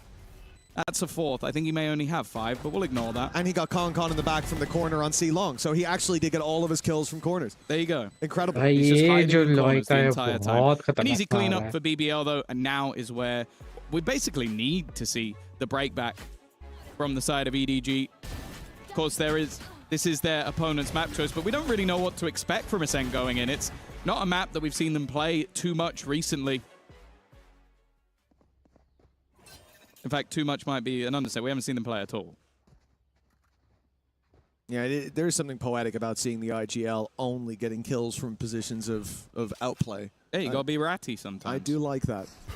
It's kind of how he should be playing. Well, for BBL, double digits if they can take this round. They've invested decently. 3 rifles, a Guardian, which is another rifle. I say rifles, I mean these ones. The big boys. Vandal up close, not good for nobody. Caught pulling it out, and Loida gets an easy opener. The plant now on the B side as a result, but of course, Chichu not going quiet just yet. A good nade, but the cover equally as good. But you get 4 HP. Nice shot already. Onto Concon as well. Leaves just 2 standing. Dave call already. Yeah, there's not really much of a choice. Now, it's interesting the position of that Vice Wall for Signed. It feels like they're leaving him boxed in on his own setup. Again, that's quite a common thing to do with a stand-in. The problem is, one of the normal positions for that wall is on B, so that you know that somebody's walked through. It's fine to not do that if you're very aware of the gap. I think you can tell from the way that nobody died. He was completely unaware from the gap. That can't happen again. Yeah, it's not been the prettiest. Rose has gone down to the spike. Well, he was making sure they're not getting ninja diffused, and I can certainly appreciate that. Well played, Rose. But for EDG, uncharacteristic mistakes. That's the thing that's surprising. You had the 1v5 ninja diffuse earlier. You have this round as well, where BBL are allowed to simply walk up. And Lorok's giving them a round of applause. Of course he is. Of course he is. I haven't seen them stand up all too much so far, but hey, there's plenty more room to the series. Because the seats are so comfy. Exactly. There you go. Sponsors are gonna love that one. That was a great hit. We've planned out a few of these for the day, so definitely. What's next on the script?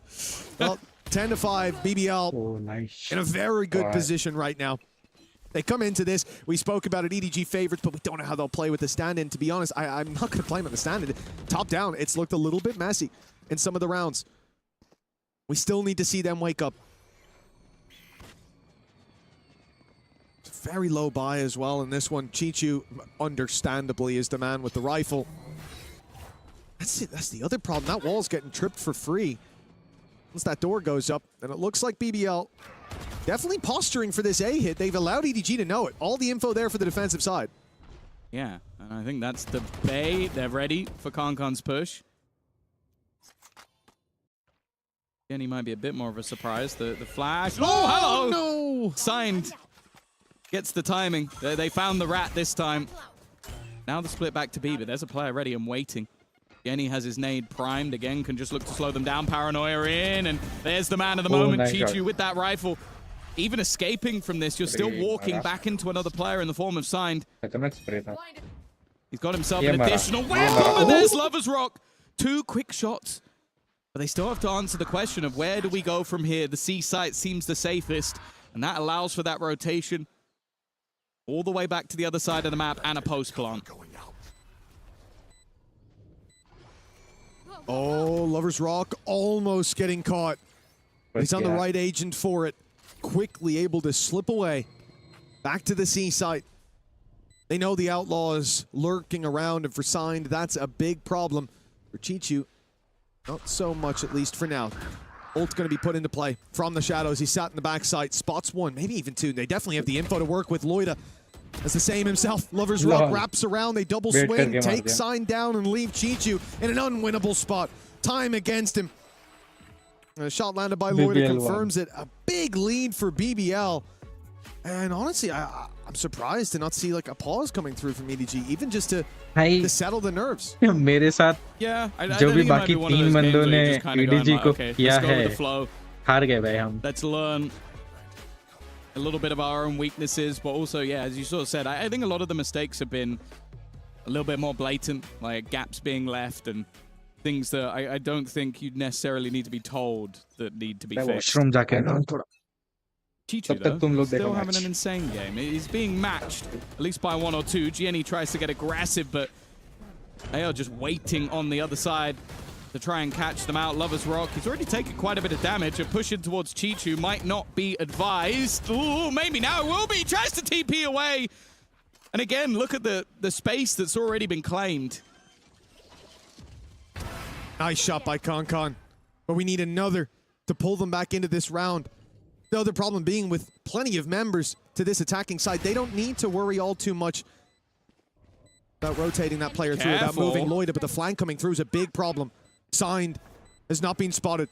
They seem to have no idea that he even can be here. There's a freebie on offer, and he will claim it, leaving Rose to try to fight back. And now finally, Loida does need to rotate through. But when he does, it's too little too late.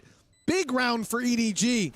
Yeah. Right in the nick of time as well. I think that obviously Signed great work on the timing on the flank, but the big player in this round is Kankan. Because not only does he get these 2 kills, I do think this is audacious from Lover's Rock to even look in that direction, but then he starts baiting for his teammate. Because eventually someone's going to look behind. But if you have a guy on Jet jumping around with his knives out, you're looking at that guy. You're looking at the guy who's the biggest threat in the server most of the time. And that's the moment that gives the Signed the opportunity to strike. 11-6. A break back after 4 in a row. But is it the first of many? Or a blip? Oh, LaRock having no look when it comes to these showstoppers. He's picked out of the air again. 3 versus 4. Damage done to Rose. He'll be taken down with ease, miles away, and the showstopper lands for damage. Not for the kill, but it feels like enough has already been done. They are throwing everything at this one. Even in the 4v2, no room for error. And EDG, well, EDG were making an easy meal of it, but now Signed and Chichu, 1 away from the ult on Loida. He can run, take the orb outside C, and then plant with ease. This has turned into a much more dangerous round. There's the orb. It does seem like this has been thought of, though. Look at Chichu. Chichu is so ahead of the game.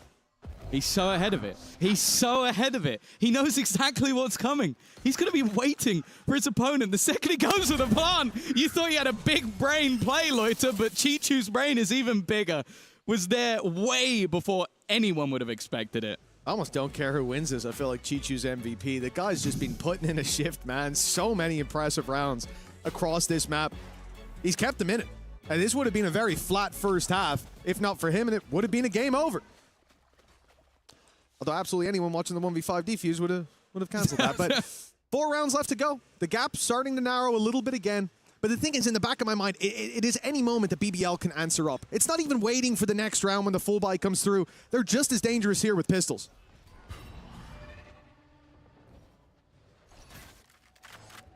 A couple of ults here and there to play with as well, but very situational ones. And the ult for the defenders is pretty much useless. Get rid of one of LaRock's weapons, but Kankan's push already gets an open. Chichu, very open ground, had a high-low, but nice. It ended up a bit low in the round. Gianni at least keeps them the advantage. The Nightfall has been sent through, and in quick succession, both players pick up a kill. Nobody's been bottom of the team so far, but they need him to win this one. Crept up, got Rose. But the first kill might not be the easiest. Good flash, LaRock caught in the corner and caught by nobody. It's been a rough map for this guy so far. But the win now fills his sails. Again, a necessary clutch. BBL constantly on the edge of running away with this. And yes, it should have been an easy round. They had pistols, yada yada. I don't care. For nobody, that's the round he needs. A clutch to get him back in the game. I think they were all laughing after that one because it was definitely a little bit more shaky after you full blinded with the flash, but very well played in the end. And well, you mentioned timeouts earlier. It's going to be BBL taking one. 3 rounds in the lead, but feeling the pressure. And I think they know, as we talked about in this group in general, you're playing up against EDG with a stand-in. Still a tough opponent, but I don't think any of the opponents look any easier on paper. Like a Full Force, RRQ, 100 Thieves. So it's going to be very interesting to see whether or not they can get this one over the line. Because if it slips and then you go into an ascent where, hey, your opponents have picked it after not playing it. You can't have prepped anything going into that map. You start to feel pressure. And for BBL, we already mentioned it, winning this map, having Ascent up next. It could set them up to knock this out of the park 2-0 to avoid that sunset in the end. Never know what EDG are going to be pulling out there. Or how high up the power creep can go as we get later into this series. But I see the fist bumps from BBL, their timeout coming to a close, and it's time to get right back into the game. We said, lights out for Chichu. Looks like Lloyd is matching his performance as well. Certainly had his fair share of rounds, but for Chichu, it's that underdog story. It's because they're behind, and he's been the one fighting back in for them. And on this team, that's bloody impressive. Well, even after 3 rounds in a row, it's going to be an operator with no shields coming into this round for Kankan. So definitely a little bit more vulnerable. Okay. See you later, LaRock. It's all because of that clutch, you know? Wouldn't have had the confidence to spray otherwise. Most people would have thought that nobody was there. But not nobody. Kankan in position. Waiting. Had a teammate to support, but in this case, with an advantage already, he's going to fall back. Another pick for Kankan. This time the trade is there. It's Rose quick on the trigger, but Jenny, a snake in the grass, striking when they least expect it. Leaves it all onto Kreven. 4 to find. The first doesn't come too easy. He's left on 5 HP, and that nade is hunting him down. He stands reasonably close to it, and okay. He's alive. The smoke fades. A player up top. Good flash! And now a 1v1. Surely not for Kreven. But the spike is down. And Jenny is protecting it. One away from a showstopper, but that's not going to come online here. That's for a future round instead. Kreven playing it slow. The problem is, without opening that door, Jenny's going to know you're coming from this direction. And Kreven, it's been so long, he doesn't know where his opponent's gone. A single bullet needs to be a headshot. Gianni will be there to close the round. It is close to an all-time clutch for Kreven with 5 HP, but it is still the streak of rounds going. Now, again, it's incredibly costly for EDG. They were already on the back burner just getting an operator into the round. You see why they got the operator, because of how fast Kankan is. But the snake in the grass this time flips to the other side with Gianni. Having another big round on the Rays. Of course, as I said, we've seen him on Duelist in the past, but it's him swapping back to it for this. He's looking fairly comfortable. Yeah, good work by Jenny. Just sat in the corner. Shame that there was no utility for Kreven to make that an uncomfortable fight on the other side. But for LaRock, that's a very big scalp to take early on. Jenny, not liking the odds of taking this round. Showstopper goes through, and he finds LaRock. How? I don't know how he survived, got his weapon out, landed the shot, and now BBL, okay. They'll recover the rifle. They'll deal damage to Jenny. But the advantage sat firmly with the defense for now. EDG ने थोड़ा comeback किया. Dissipating. A heal onto Gianni as well, so although he took damage early, that's now dissipated, and the other side can't have that same sort of luck. Kreven is down to just 45 HP. It would need to be a couple of instant shots once again. I don't know what you're going to do with that information. Yeah, there's a player there. Now for Kreven, he's gone back, but he's walked straight back into the hands of Kankan. That operator still in hand. And for Rose, well, he's not been having the best of games individually. Might get one for free. The second player could be a little bit harder to land, but he knows exactly where Kankan is. Knowing and doing anything about it is a very different story. Nice. Yeah, well, this is a team I come back to EDG that looked completely deactivated. They were making so many basic mistakes going through that first half, even a little bit here. But we always knew it's a matter of time before they wake up. I was starting to think maybe it would be a map, maybe it would be a series.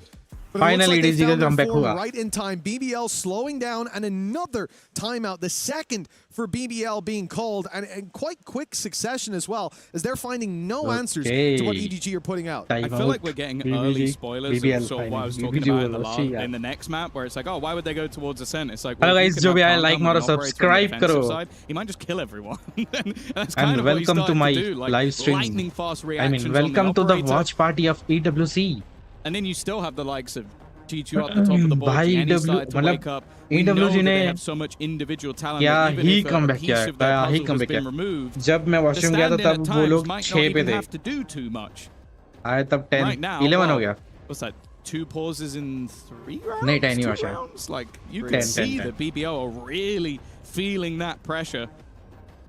And you 10 have to rounds start Jeet to चुके हैं fear भाई. that if you let this map slip away from such a massive advantage, I don't know if the next one's even going to be remotely close. I think it is. It's within 2, right? Because they lost 3 in a row. They took a pause, lost 2 more, and took another pause. 2, so yeah. I think it is literally 2 you might be pauses right. in 3 rounds.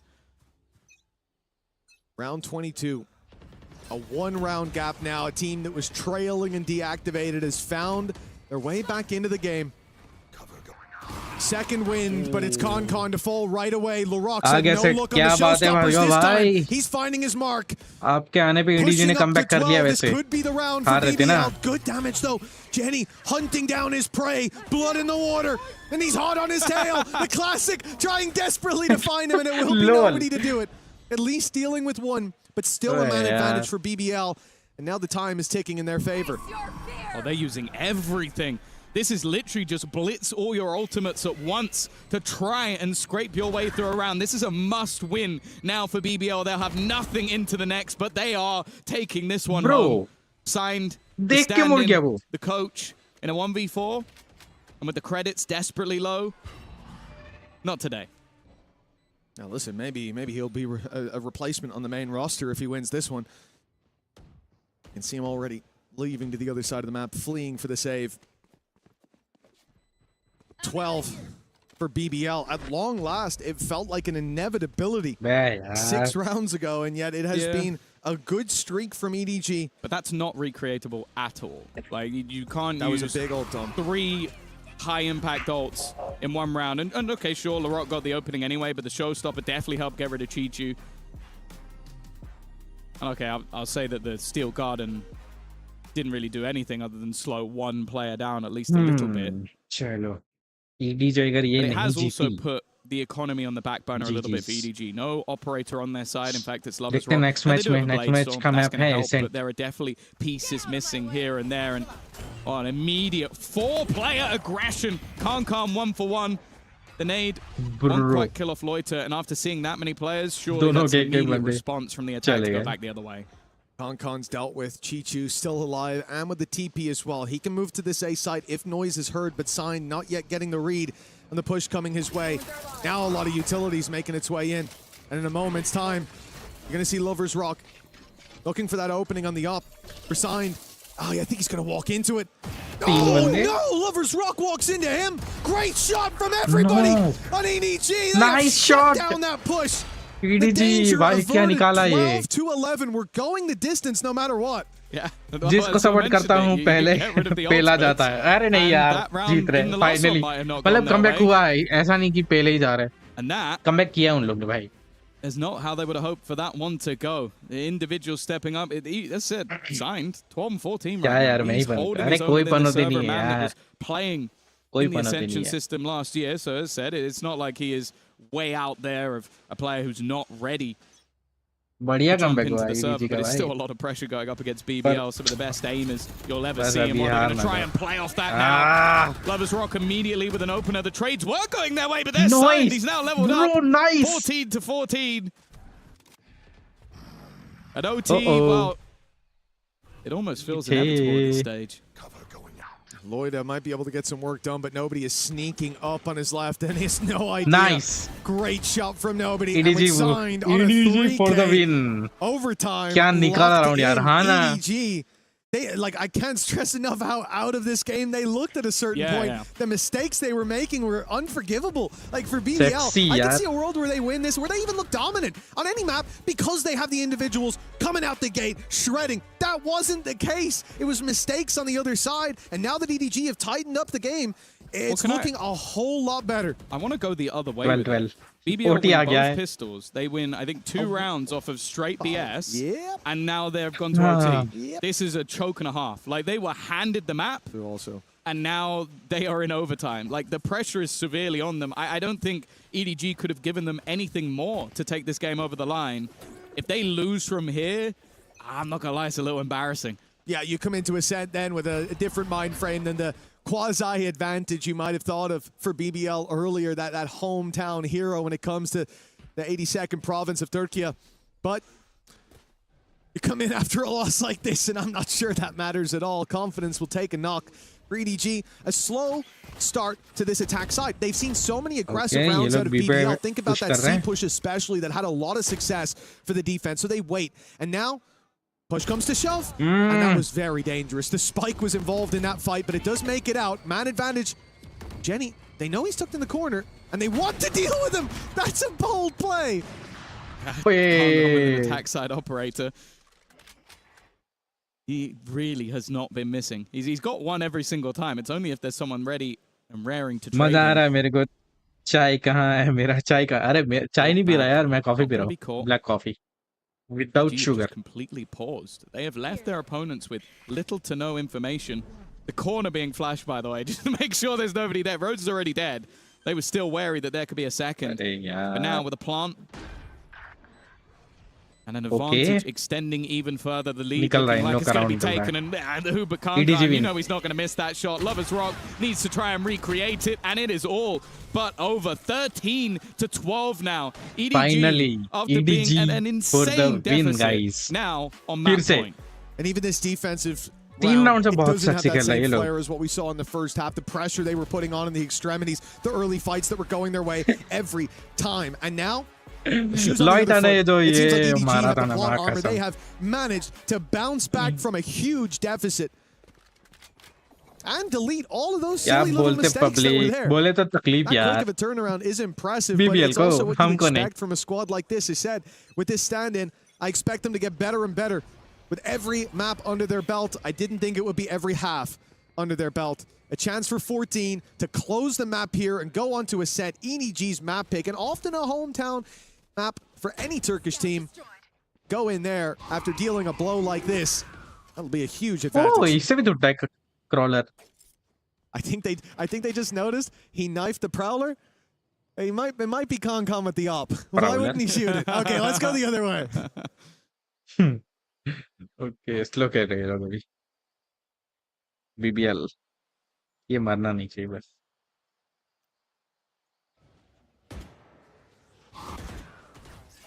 The attack side. Going to try and take back. सारे बंदे सी पे हैं. एक ही बंदा है पे. Khan in position once again, and of course he doesn't miss the shot.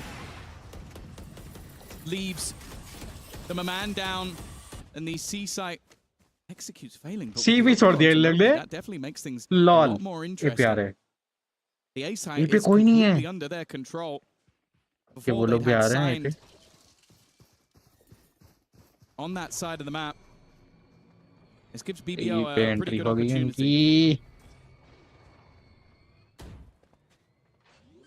Plant coming through. Plant कर रहे हैं. Gonna be onto Larocque. Still 2 away from that showstopper after the plant. And look who's sneaking his way in. Chichu's gone for the spam.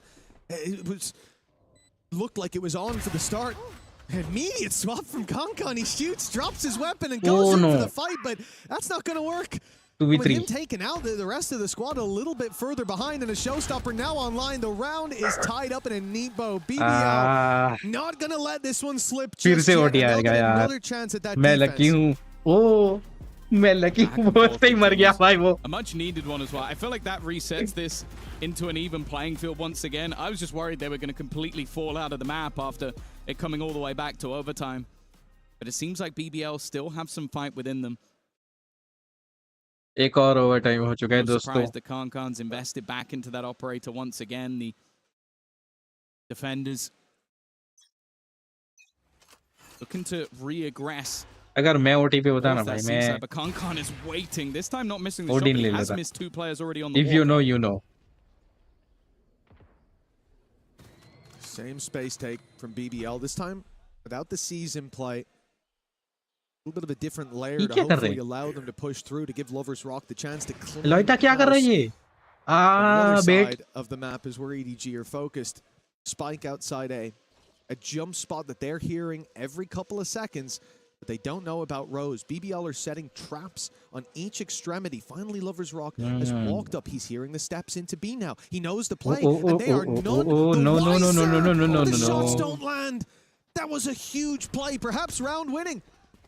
The BBL are going to have to find something else to fight with. BBL अच्छा खेल रही है पर EDG यार basics छोड़ रही There's है. no longer going to be a flank. The paranoia is Basics पे मर रहे हैं वो That's the लोग. advantage. EDG वाले ये.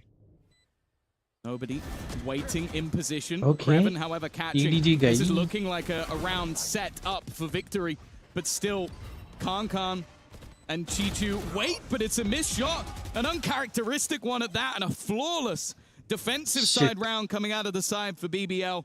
They need one more attack side round. मेरे मजे ले रहे हैं ये लोग. Yeah, it certainly wouldn't be the blowout victory. मजे तो भाई मेरे भी ले रहे हैं. मैंने भी तो वोट किया था इन लोग को. Mismatch in that first half. But the same can be said when you look at EDG's play in the second. For BBL, this is the chance to take it home. The attack side's being kind to them in that last overtime. BBL अगर ये जीत गई तो GG's. Fantastic round. Finding that showstopper online to close it out. It looks like they will put a lot of focus भाई towards जैसे this भी left side. जैसे ही हम लोग बोले ना बार भाई कि ये लोग अच्छा खेले, EDG अच्छा खेले, ये लोग हक दे रहे हैं, हक दे रहे, लिटरली हक दे रहे हैं ये लोग. Swap up.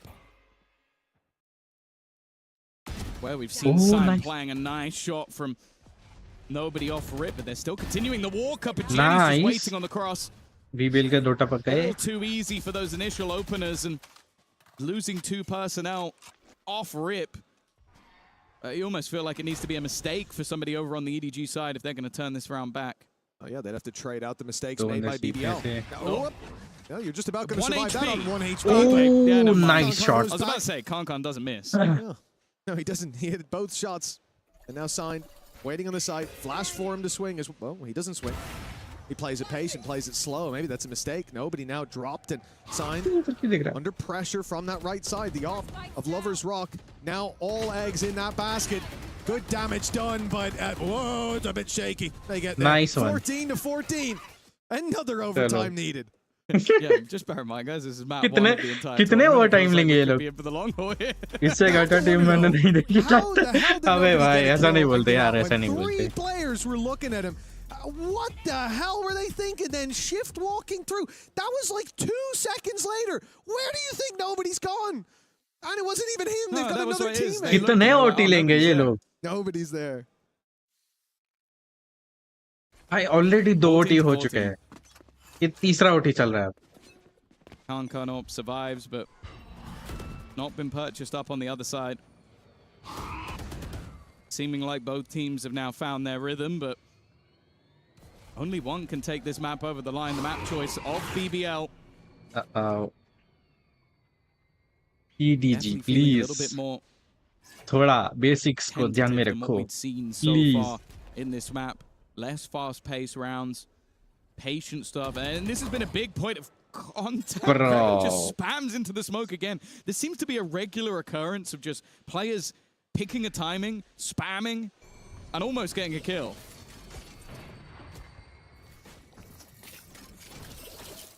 A minute on the clock. And EDG still spread thin. The spike was alone outside B, but now it's regrouped. Okay, dangers averted, but the problem is this bait setup. We saw it before from BBL. The jump spot's there from Loida. Oh, nice shot. But instead, he swings out wide. Now goes down. Rose has to have a sensational अबे ये यार पीछे नहीं रखते क्यों? But one found. हर बार तीसरी बार मरा ये बंदा पता है? one-man disadvantage. इनमें से And एक आई में. rotates in just in time. Lovers Rock and Kreven are here to hold the line. The early flank from LaRock, but Kankan just keeps ripping them to shreds. It's EDG with the lead again, and another chance to close this out.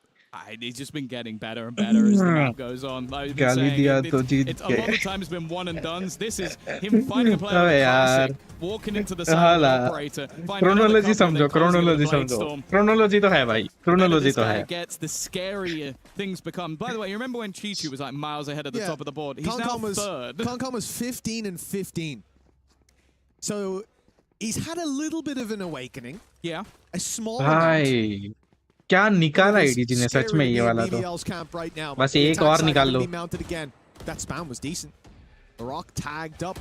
No more bullets fired. He'll survive that engagement. Oh my एक और निकाल. So fast. And he's caught Chi-Chu completely off guard. And another under Lover's Rock. कर ले क्या ना भाई. How has he gotten away with it?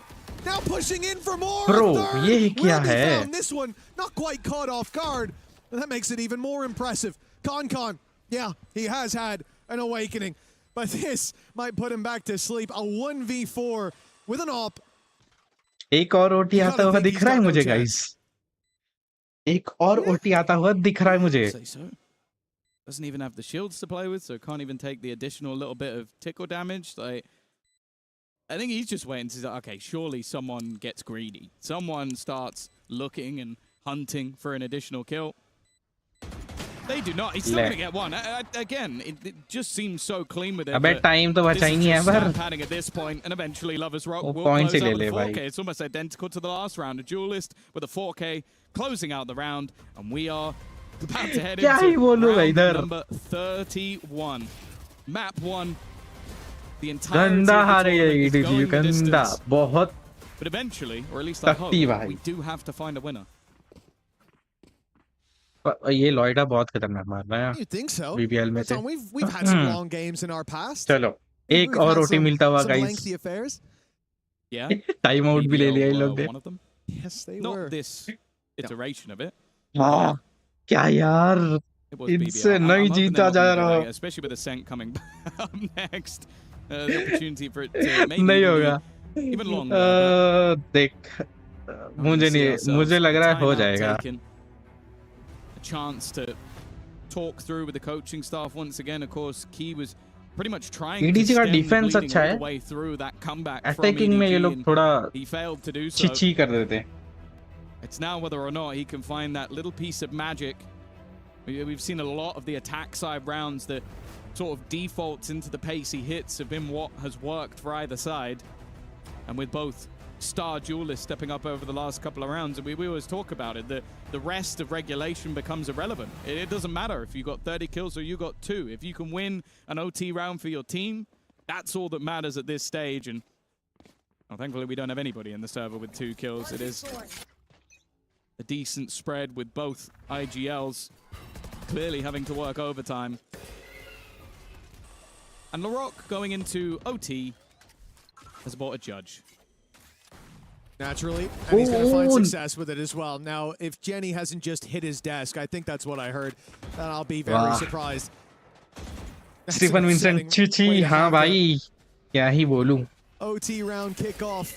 Smoke में बंदा without gun अंदर घुस रहा है. मरेगा ही. Has a nice paranoia lined up, but it hasn't caught Krev, and he's stood up on top of the wall, and he's been spotted, but the blind was good in return. Krevin's found himself too. Signs surrounded is dealt with. And BBL on 60. Report करने आने वाले थे आज नहीं आए. I've actually been a coach adaptation. They've been walking into that smoke. Report कराने अच्छा report कराने भाई मैं कल आऊँगा. आज मेरे को थोड़ा सुबह लेट उठा मैं और फिर थोड़ा मेरे को काम आ गया था तो मैं कल आऊँगा सुबह. And then they have the players ready and waiting. Solid paranoia coming through from Loiter as well to help out his teammate, and then Kreven just landing the shots as he always does. 16 to 15. As said, we've seen these constant back and forths. In fact, we're creating a parallel timeline at the moment, but that means this time we need a defensive round from EDG to keep this one going. Well, Concon's been the one to find success, and again, he's walking about, pushing up on B to start with the flash blinded, so he knows there's someone here.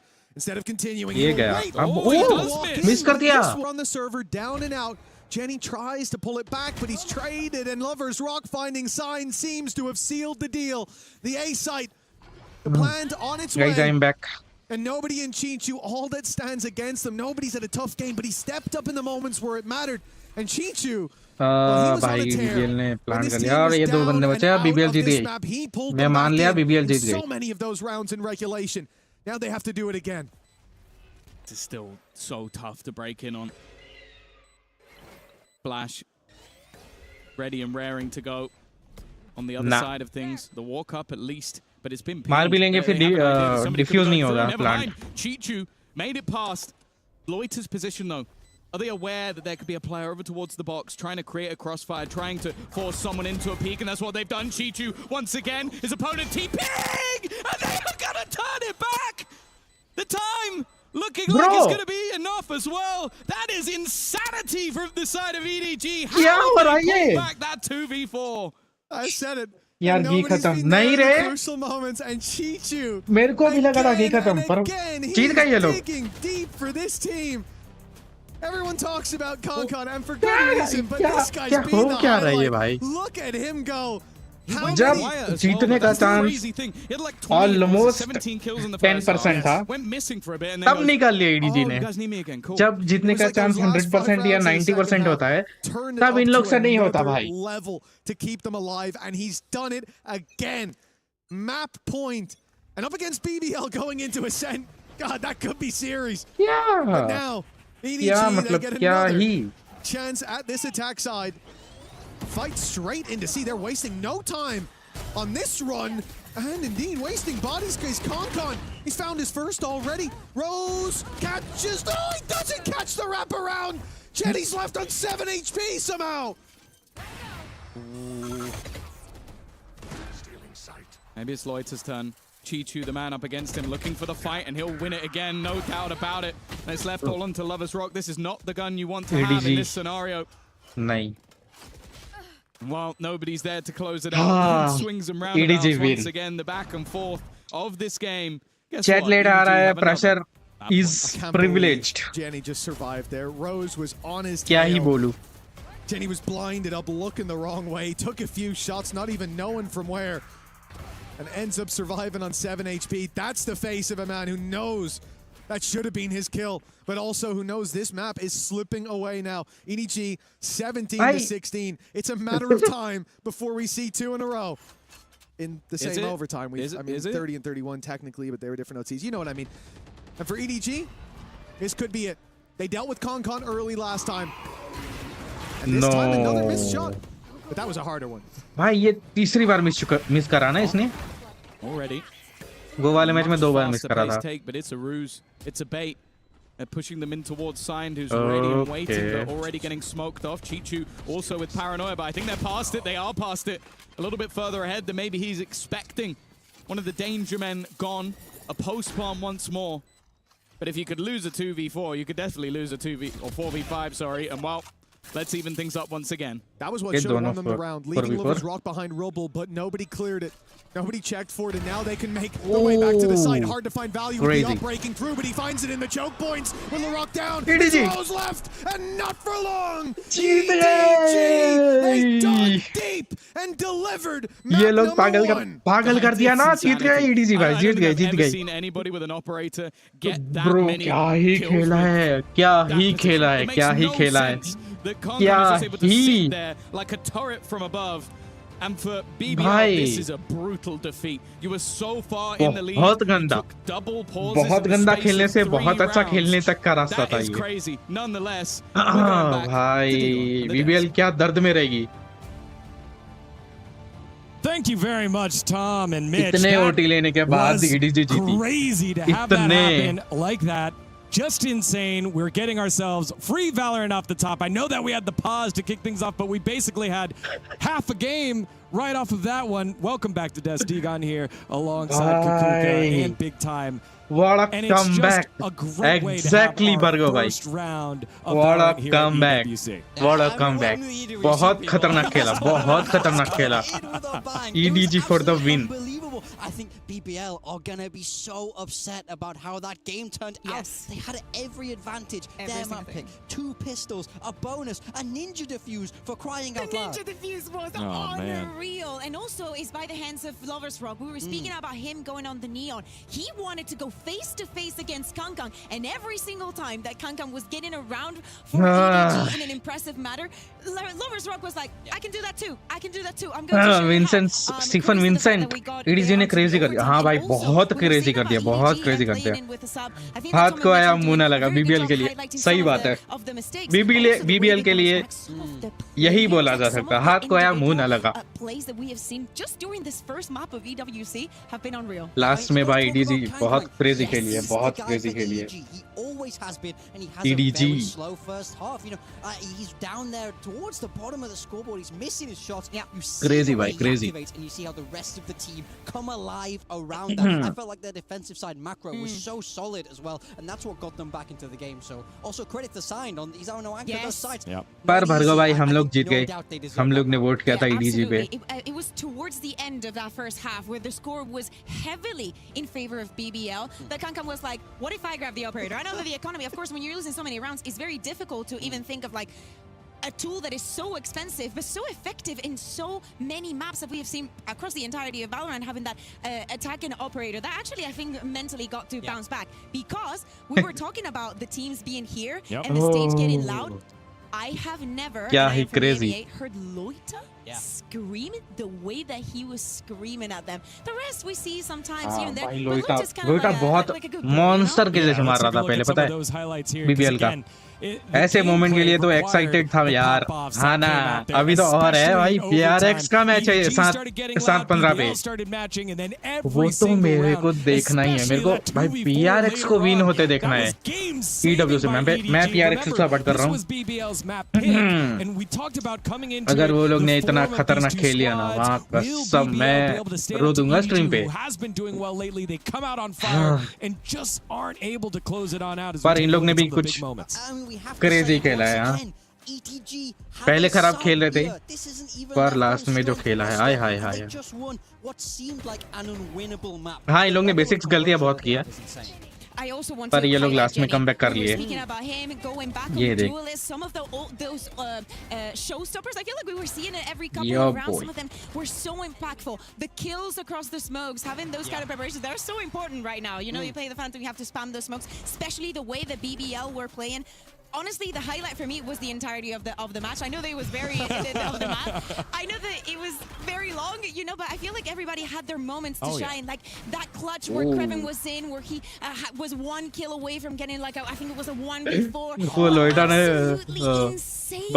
शॉटी से मारा ना, वो खतरनाक था. It's going to be like this. I mean, the bar खुद भी मारा, पर क्रेजी मार दिया था. Yeah, I think one thing that jumps out at me is the pause that was used in overtime, the timeout that was used in overtime by BBL to make the adjustment on the all right, we're going to sit back with the judge. You can see every single person, not just the players, the coaching staff as well. On point here, because it is so important in this group stage to work your way on out, get that first win. Yeah, I can't believe this is map 1 of the tournament. This is the type of map that makes you love Valorant when you get into it. The tactics on both sides, the shooting, the individual brilliance of a lot of these players really just coming to shine. But I think now as we move towards Ascent, the question has to be for BBL. You have to find a way to reset here, because this should have been yours.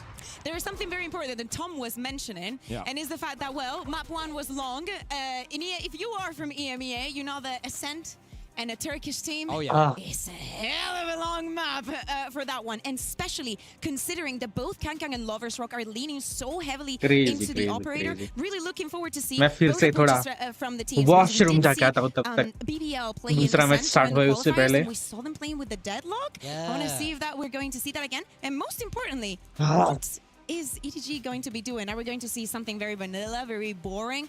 Probably because of the situation that they're in.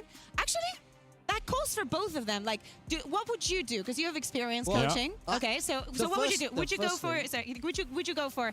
Okay, we're gonna play it simple because we're playing with a sub, or let's go with something spicy. They're not gonna expect it. You know that they got something spicy. I want to see them take risks here. This is game one. You know, I think you have a little bit of time to experiment. It is that GSL format, and you're a map up. So you know, they can play that kind of pretty standard, boring comps, but I don't want to see that. The one thing I do want to see is Kankang on the jet. If he's on anything but the jet, I will storm that stage myself. And What if it's a chamber? Oh, okay. You've convinced. I can see a chamber. Would you be down? I know that it calls for a jet because it's Kong Kong. Like also like he holds everything. What about it? Cheeky Yoru? No. No. I think you Didn't we talk about it? The Yoru was one of the reasons why EDG started struggling a little bit. The meta moved away from that. But that's now... exactly something that they're not going to expect. But you are right. They won't expect it. We won't expect it. Well, again, this is the fourth most played map here for EDG on Ascent. I feel for BBL because they had him on the ropes, right? You were just a couple of rounds away. You had so many in the pocket. They tried to call it a timeout at 11-8 to be like, hey, let's settle down. EDG's warming up a little bit, but we have so many rounds in the pocket from the first half. We should be able to close it out. What's the mentality of a squad like that who had success early on in the league year and now are starting to struggle a little bit? I mean, you got to find a way to not doubt yourself. You know, we've seen the PRX players talk about this in the past. You got to have that short-term memory loss. You've got to have that goldfish memory. You got to be able to put these behind you because they know that they played well enough to win that game. It wasn't a question of the level of Valorant. It's a question of composure. Right. And we know, we've seen them have success over in EMEA. It's not like it's not like they're known to crumble. They just have to remind themselves that they are good enough. It doesn't matter who's on the other side of that stage. It doesn't matter that they're world champions. You're capable to win this game if you play the way you can. I think that we can also think about how aggressive they were from the defense, especially here on Lotus, and how much are they going to learn about how that worked out? Because that aggression on the defense that gave them so much, like even when they got a pick, sometimes the overheating was there, and they need to learn to get composure in those kind of situations because also it translates into mistakes. Yeah, well, we are underway here in Paris. The champions of China take the first map, but BBL will battle back here on Ascent. Don't go anywhere. You're watching EWC 2026.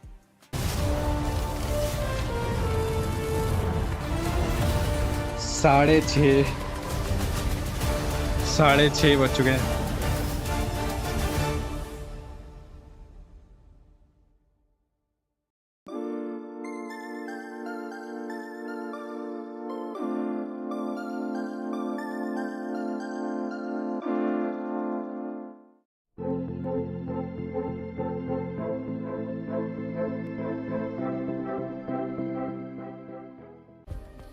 Play is in our DNA. Whenever we let it out, it becomes our superpower. Now imagine an entire city being built to supercharge it. Kadir City, powered by Play. Kadir.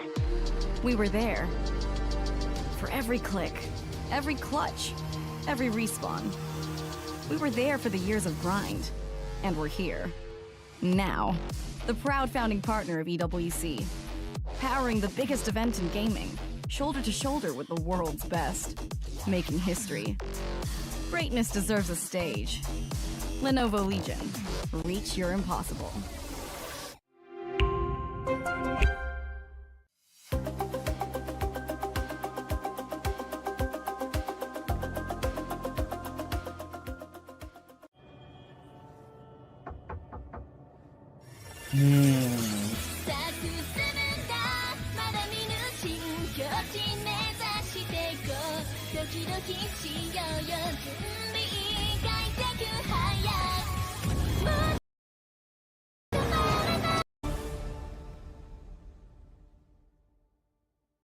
Hello, everyone. Welcome back to EWC Valorant 2026. Degon here alongside Kukuka and Big Time. And yet again, we're back. It's EDG 1-0 over BBL. EDG, the #1 seed from China, up against BBL, who started off on fire in EMEA. They qualify on in as the final seed. They lose their map #1. Now we head to Ascent, Kuku.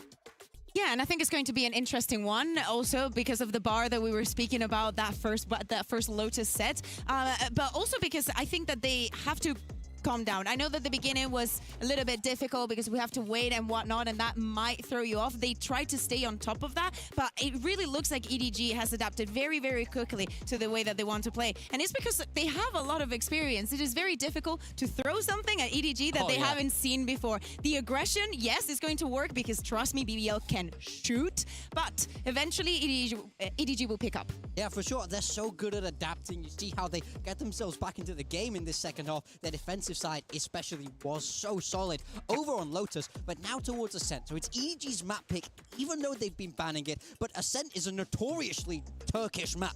It's a map where the whole country seems to thrive through that, they have that pure aim, that firepower. You see it time and time again. So I think this becomes really hard to predict, and I do think that the idea of mental and composure... Guys, फिर से पोल डाला है मैंने. अब next match में कौन जीतेगा? मेरे को तो फिर से EDG लग रही है. आप लोग को जो भी लग रहा है, EDG या BBL, दोनों में से जो भी लग रहा है, क्लिक करो, पोल पे सिलेक्ट करो यार. Again, before we toss into the match here, I want you both to pick one player to step up, right? It's all और जो भी देख रहा है, लाइक मारो, सब्सक्राइब करो.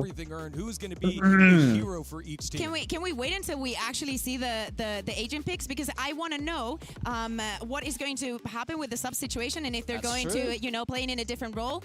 So for that, for the side of BBL, as I was saying, I think that I know that the one that didn't put up the numbers was Rose, but that is also the way that it is in EMEA, and he always says that he is just there to make everybody else shine, and with the players that he has, it's very easy to do something like that. To me, I kind of want to keep seeing the operator duel. I'm kind of really enjoying the Kang Lovers Rock because none of them is scared of the other. Oh, definitely I think Lovers Rock started so hot in that map one. He was consistently finding those openings down C with that operator, and you see it slowly come to a stop as Kang begins to activate. For me, on the side of BBL, if he's able to be consistent, he can do so much work for them, but he can't afford to fall off, or you start to see that composure, that experience from EDG outshine them. Composure, experience, and also the mental side of this. We always speak about how it's easier to bounce back from a game where they just destroyed you, from a map where, as we said, they had everything in their favor, winning the 2 pistols, some crazy rounds, the ninja defuse, the ecos and whatnot. So let's see where they are right now. Yeah, I mean, we have the agent select coming through. Oh, a chamber! It's getting spicy for EDG. And the on that chamber. And I love the sage here. I love this. See, no, you asked me, Kukuka, do you want to see them play standard or do you want to see them get a little bit spicy with it? And they've done exactly that. They're not love afraid. this. But on the side of BBL... Sage, God. Okay. Seriously, I want this to be an absolute stunt from EDG. I cannot believe that I am saying it, but I want them to destroy right now with this composition. I want them to give them confidence to keep doing it throughout the tournament and to do it in China as well. I will say it's going to be tough in this first half. They have to attack into Cypher Deadlock without much to really be able to burst through. Not a lot, no verticality. Only the Phoenix there as that solo duelist. So I think this first half is going to be crucial for that double senti of BBL to be able to build up some numbers, put a real stop to EDG. Yeah, again, this is a Group A matchup, EDG and BBL, alongside RRQ and 100 Thieves, which will play later on. You want to get that great start here, and for EDG, they were on the back foot and showed the spirit of a champion, forcing that overtime time and time again, going to all 5 overtimes, 34 rounds, but get the job done in that last map on Lotus. Here, pulling out this composition that is exciting. It's changing things up. As you said, it's been banned. Ascent has been their ban and now showing up with something new that maybe BBL won't be prepared for. And it's also the change of roles, right? Like we saw Jenny going in the race on Lotus. Now he's on the Omen, and it's going to be Signed, who is going to be going on that Phoenix. There's a lot of weight on his shoulders because we see that even though you have the chamber and whatnot, looking forward to what Cheech is going to be doing and how cheeky he's going to be getting with the Sage. Yeah. Especially for them on the attack will be to force the players from BBL outside of the site, just play for that plant and then just play for the post plant. If you are EDG, you have a lot of tools to try and delay them. I want to know though, from that post plant, how aggressive they're going to be. All right, here we go. Already one map win here for China as a region. They only had 2 map wins overall all of last EWC. Let's see what happens here. We're going into Ascent, EDG and BBL.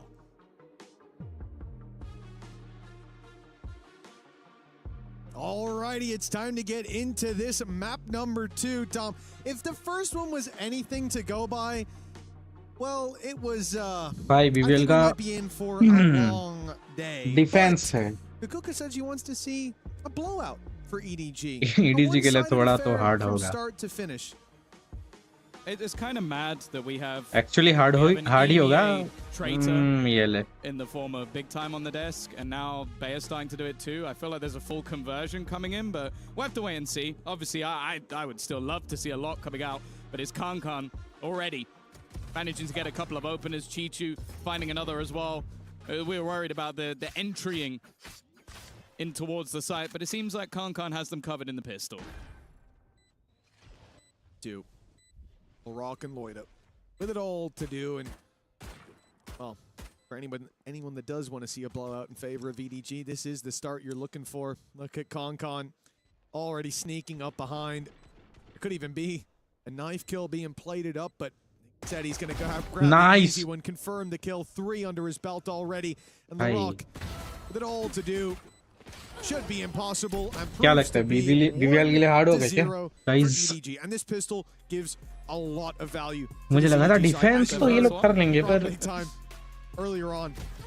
This first half is going to be crucial for BBL, playing the double Senti. Now, look, we've seen over time things do change as different matters evolve, but I think especially with Deadlock, that double Sentinel on the attack side isn't as weak as you would think. You're missing some pieces, sure, but when you do get onto the site, you can lock that down. You have a lot more flexibility in terms of the utility you have to stop floods, to stop early aggression as well. So it definitely does still have its benefit, but I do agree with him that this is the half where it has the most for most teams.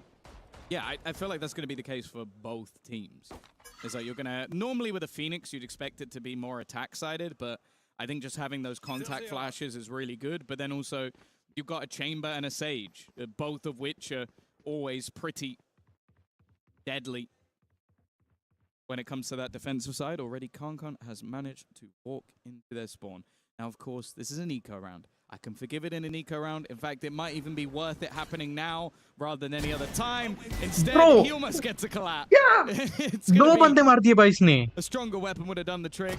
तीसरा, चौथा. That tour de force, which is a pretty scary prospect that's building up EDG now. भाई कर रही है भाई, आ गई. Kankan is the one to make that play, a weaker weapon in play in the form of Marshall. ये ले. Easy win था ये तो. बहुत easy win था. In this round, you don't expect to see a player fishing for information like that because you're risking giving a weapon over, and often grouping up, taking that clump play is what works. Kankan really sealed the deal without any Mid पे कोई देख नहीं रहा था ना. Exposing his teammates to any. Now, the formality out of the way. The first 2 rounds, a little bit more predictable, a little bit more standard, a little bit plain. But now the spice comes into the mix. A bye for both teams and a strong 3rd round for EDG. I mean, this is a bonus, sure, but they've got pretty much a full bye here. Kankan already 5-0. A tour de force might not be far away. So for BBL, you need to be careful. That's a little over-aggressive, I thought, from Lover's. He does get out with 1. Yeah, had the dash available. That's going to be enough to allow him to escape, and now the contact. I like the wall boost. It gives them an angle that you wouldn't normally have. The spam damage has actually done a significant amount, and the Molotov's going to force Loiter into a move. Even still, though, both players still standing, and now you have that barrier mesh put into play. Even still, though, a hefty amount of damage done onto those couple of players that definitely makes things a little bit more uncomfortable on that side of the map. Oh, it's going to make this push a lot easier if BBL hadn't rotated so many players into position. That's the other problem. Now 4 standing by here with Rose covering the flank, and they will slowly walk away. They did make some noise. I think Laroc will have heard that. But often that's going to be a bait from the attack side to get you to push, to get you to peek, or to get you to rotate. Rose has to get something. There's 3 players on that catwalk. इधर They're not even looking at him. It should be free, and he gets nothing. crazy. This has been a problem. He's been in good positions, but he's never been finding the kills, and because of that, they're going the other way. Now, the only danger is that they are a little low on time. Nice. They're going to get past all the utility before that's a problem, and also they've caught Loiter on the other side. This is an opportunity for a great start, especially with a lurking Kankan wrapping around the back and the re-swing as well. A nice attempt from Laroc. Nice win. But in the end, it doesn't even matter. Great read from EDG. The second that they killed Rose, they realized, why would he be there? Yeah. It's because they've already rotated because we made so much noise. Instantly, they direct themselves towards B. What would have happened if he just stayed tucked, not even took a shot? They would have ran with 20 seconds left into a 4-man stack on a site that has a lot of choke points for those numbers to hold. That would have probably been a lost round for EDG, and a mistake there sends EDG miles into the lead. A 3-0 start and a very low buy for BBL in this round. They're saving credits for the next. And a 4-0 for EDG is a terrifying prospect, especially with the second round being clean. They have a lot of credits built up. And if this is clean as well... A lot of credits, no ultimates used yet because they didn't get to any of them. So now अबे इसने देखा नहीं है नीचे. There you go. Run it back just to try and send it through some of that utility. Early pick coming in. Oh dear, another opportunity, but not taken. Kreven's only going to get the one, even still trading back. BBL इतना गंदा खेल रही है. Slightly more even scenario. The Bucky on the side, then they're just not checking. They're not checking. No. But it barely does any damage. And the spams will be enough in the end. It's not clean. It's not pretty. It's not a round I want to remember, but it is a round for EDG. Yeah, I'm really glad they used that run it back to avoid any unnecessary damage taking place, or in other words, to avoid losing the round, because they didn't clear Kreven there. He should have even gotten more, and then Loida ends up landing a tag with the Bucky close range. This is very nearly a lost round, but hey, they had a lot of wiggle room to work with because they had a lot of credits built up. So the important thing for BBL there is, yes, they did damage. Yes, they kept the squad a bit more modest. But the downside is EDG don't really care. They can come into this round with a full buy. They can go into the next one with a full buy. They have a tour de force to work with as well. So not even investing into the operator and still having that one-shot weapon on Concon. Which one? Exactly. With him, it's all 3. Oh. The Rock. Annihilation is available. But it's picking a time to use it that will be more important. He's definitely slowed them down. I like the little aggression up the top, then use the Annihilation, tries to make it harder to break. Instead, he's spamming forward, and Rose will be the one to find the kill. Loiter in the corner is also done incredible work. And although it's taken them a little bit of time to get going, this one will be clean. And you can see why this club is so strong on the defensive side, or why Big Time was talking about how important this first half will be for BBL, or more so for EDG, because the second half will be a little easier, but pushing into this Senti comp should be tough. And here you see exactly why. You have a Cypher set up on B, you also have a push in B as well, and then that Deadlock utility not only helps on a main where they run out into a Sonic Sensor and get stunned, giving an easy tee-up for Loida to slam dunk at home, and then on short as well, you have the net going through, the kill from the net, and then the ult, which also caught a player who was hit by the net. So when you're out of the ult, you can't move, and it's the easiest follow-up of their life. For the defense, yeah, you get that one, but a lot of that came off Laroc's setup, catching them off guard, and the ult being online. Early bit of damage, but looking like a much more direct take. Again, though, that sensor in an aggressive position and executing onto it could cause an issue. Instead, they're going to try and utilize the Hunter's Fury to give them a little bit of extra space. The problem is, hasn't found anyone. They don't know what positions are cleared, and they do not clear Laroc. Another great start to the round. The net has actually caught 2 players as well, but he's just making sure they stay safe at this stage. A lot of early damage, and sure, there's a res available, but is there an opportunity to use it? Look at where the bodies are. बैठा Not only are they है behind the wall, but there's 3 players ready and waiting for that res to come through, or for another body to come through that And choke mid is point. covered as well with the operator. Yep, no risk of the rotate back, and then because they've got double Senti, not only do you have that Sentinel slowing you down on the A site, you have information from BBL. Nobody on the B site, but a camera and a trap waiting there. And yeah, it won't be ideal if EDG just walk in, break the trip, and get a plant, but that's why they've got this man around. Lovers Rock realizes they have enough time now to have rotated, so he's set up and waiting for them. Been hitting one here could be enough. 12 seconds. They also know that they're rotating this way. He still doesn't have any friends to play with at this point, but the TP to the back of site, he could just ignore it, or at least try and wait out a little longer. His teammate in position, and he has done the work. A back-to-back flawless round from BBL. BBL This फिर से time, well, I'm a little happier to see that it was Lovers Rock on the Crazy other side of the करते map. हुए No offense to और Rose, but EDG he's definitely करते been हुए having some fairly devastating whiffs in this game so far. पर last में जैसे Rock कि not so much. जैसे कि लास्ट मैच हुआ था भाई Like 20 क्या पता rounds into कुछ the भी हो last सकता map, है Rose had only killed people who were looking the कुछ other way. भी So Yeah, and even when they were looking the other way, he still didn't get the I kill. think it was about 50% conversion rate, so which includes going into the overtime, the run around onto Jenny. It's So been he's a the rough leader. day for Rose. And sometimes he's hella clutch. Sometimes the leaders call from behind, back behind the front lines. Yeah. That's what he's up to for now. But we have seen it, like even going through the qualifier, Rose was dropping 20 like almost every map. It was definitely a standout for this squad. And that's the thing, right? BBL have a lot to fall back on because he was the one that was discussed when they were going through that Ascension run through the Tier 2 that like, oh, all of these guys, the young guys on the team are going to be in VCT. Whether they qualify or whether they get picked up, we know it's going to happen. But people were like, oh, even if they make it, even if they get all the way through, Rose is going to be on the chopper block. He's old, he can't aim, and all these things. And then he showed us right away, even through that run, that wasn't what he was, that he had that extra gear to shift to. Yeah. Maybe we need to see that here today because it has been a slow day for him. Yeah, I think as well. He's one of those people where a lot of people will focus on the IGL stats. I think if you're winning games, it's completely irrelevant.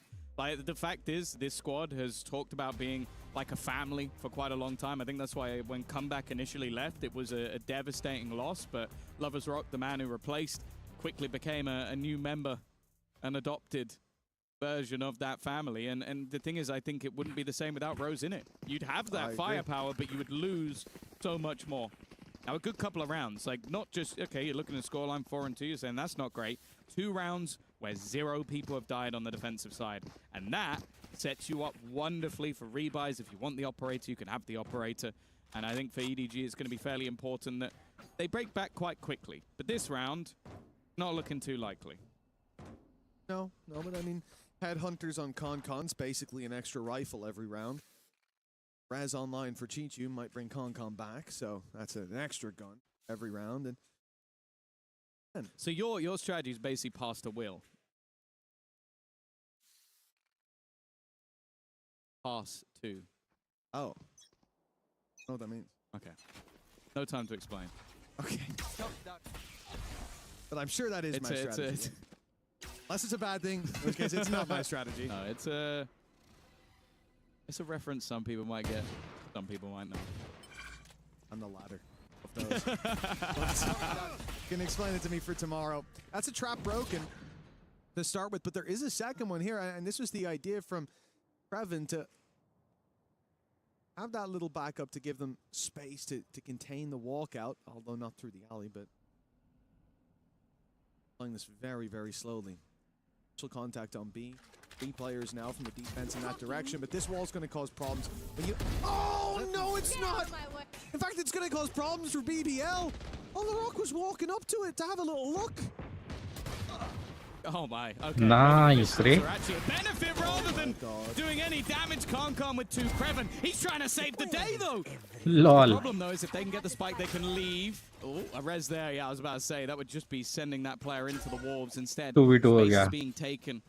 Concon's पर jet पे off है. is available, so maybe he could play a little bit more aggressively. देख He's been लिया. spotted, rotating in towards that A side, but being spotted and dealing with him is a completely different story.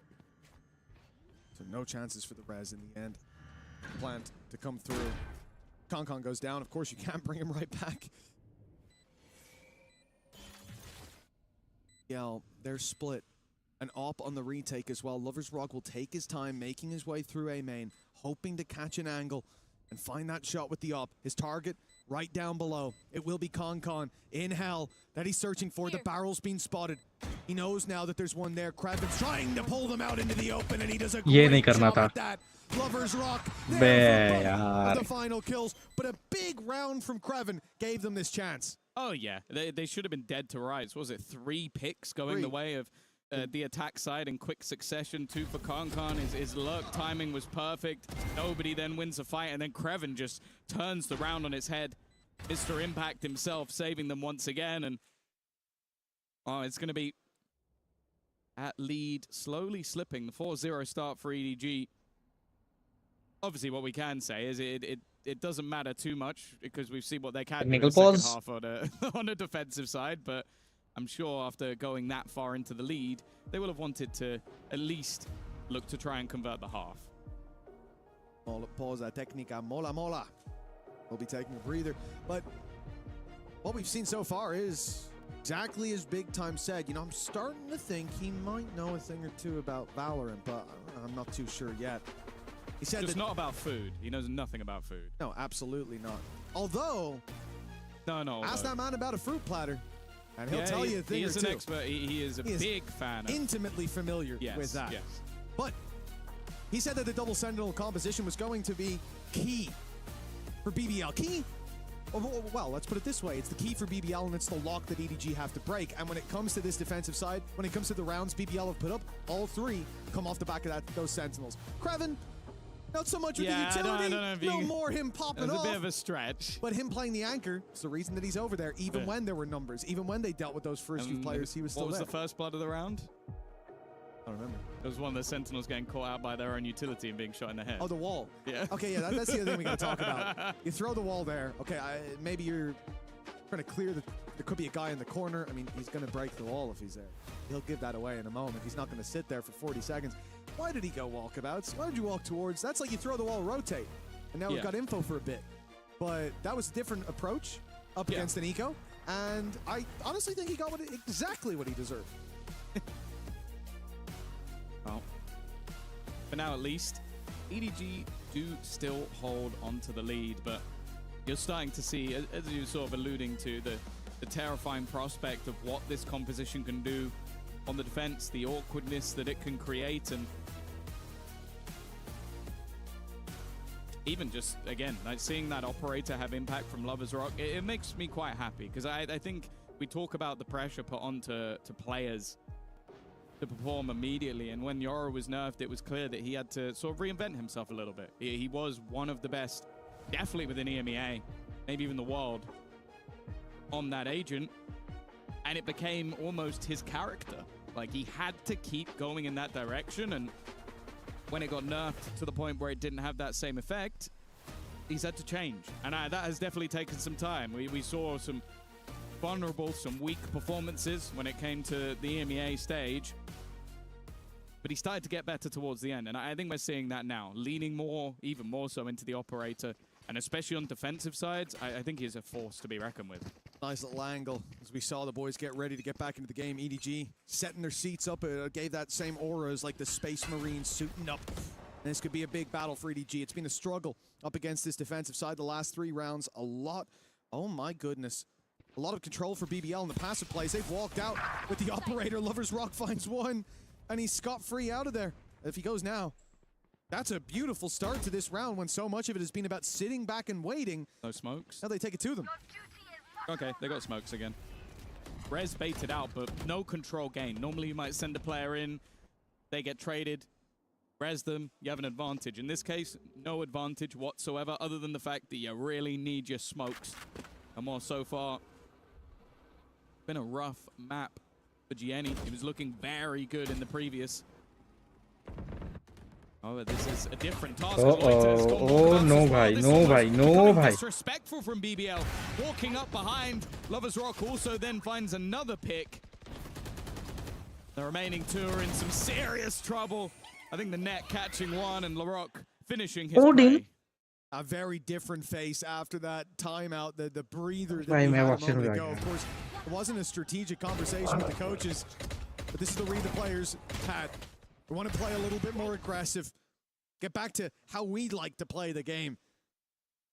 And as I said, after finding 3 rounds in a row off the back of passive play, I don't think EDG saw that one coming. And after the first bit of aggression, I don't think they saw that second one coming. Nor should they have. Is this, I can't remember if they took one in OT. Is this the first tactical pause we've actually seen from EDG?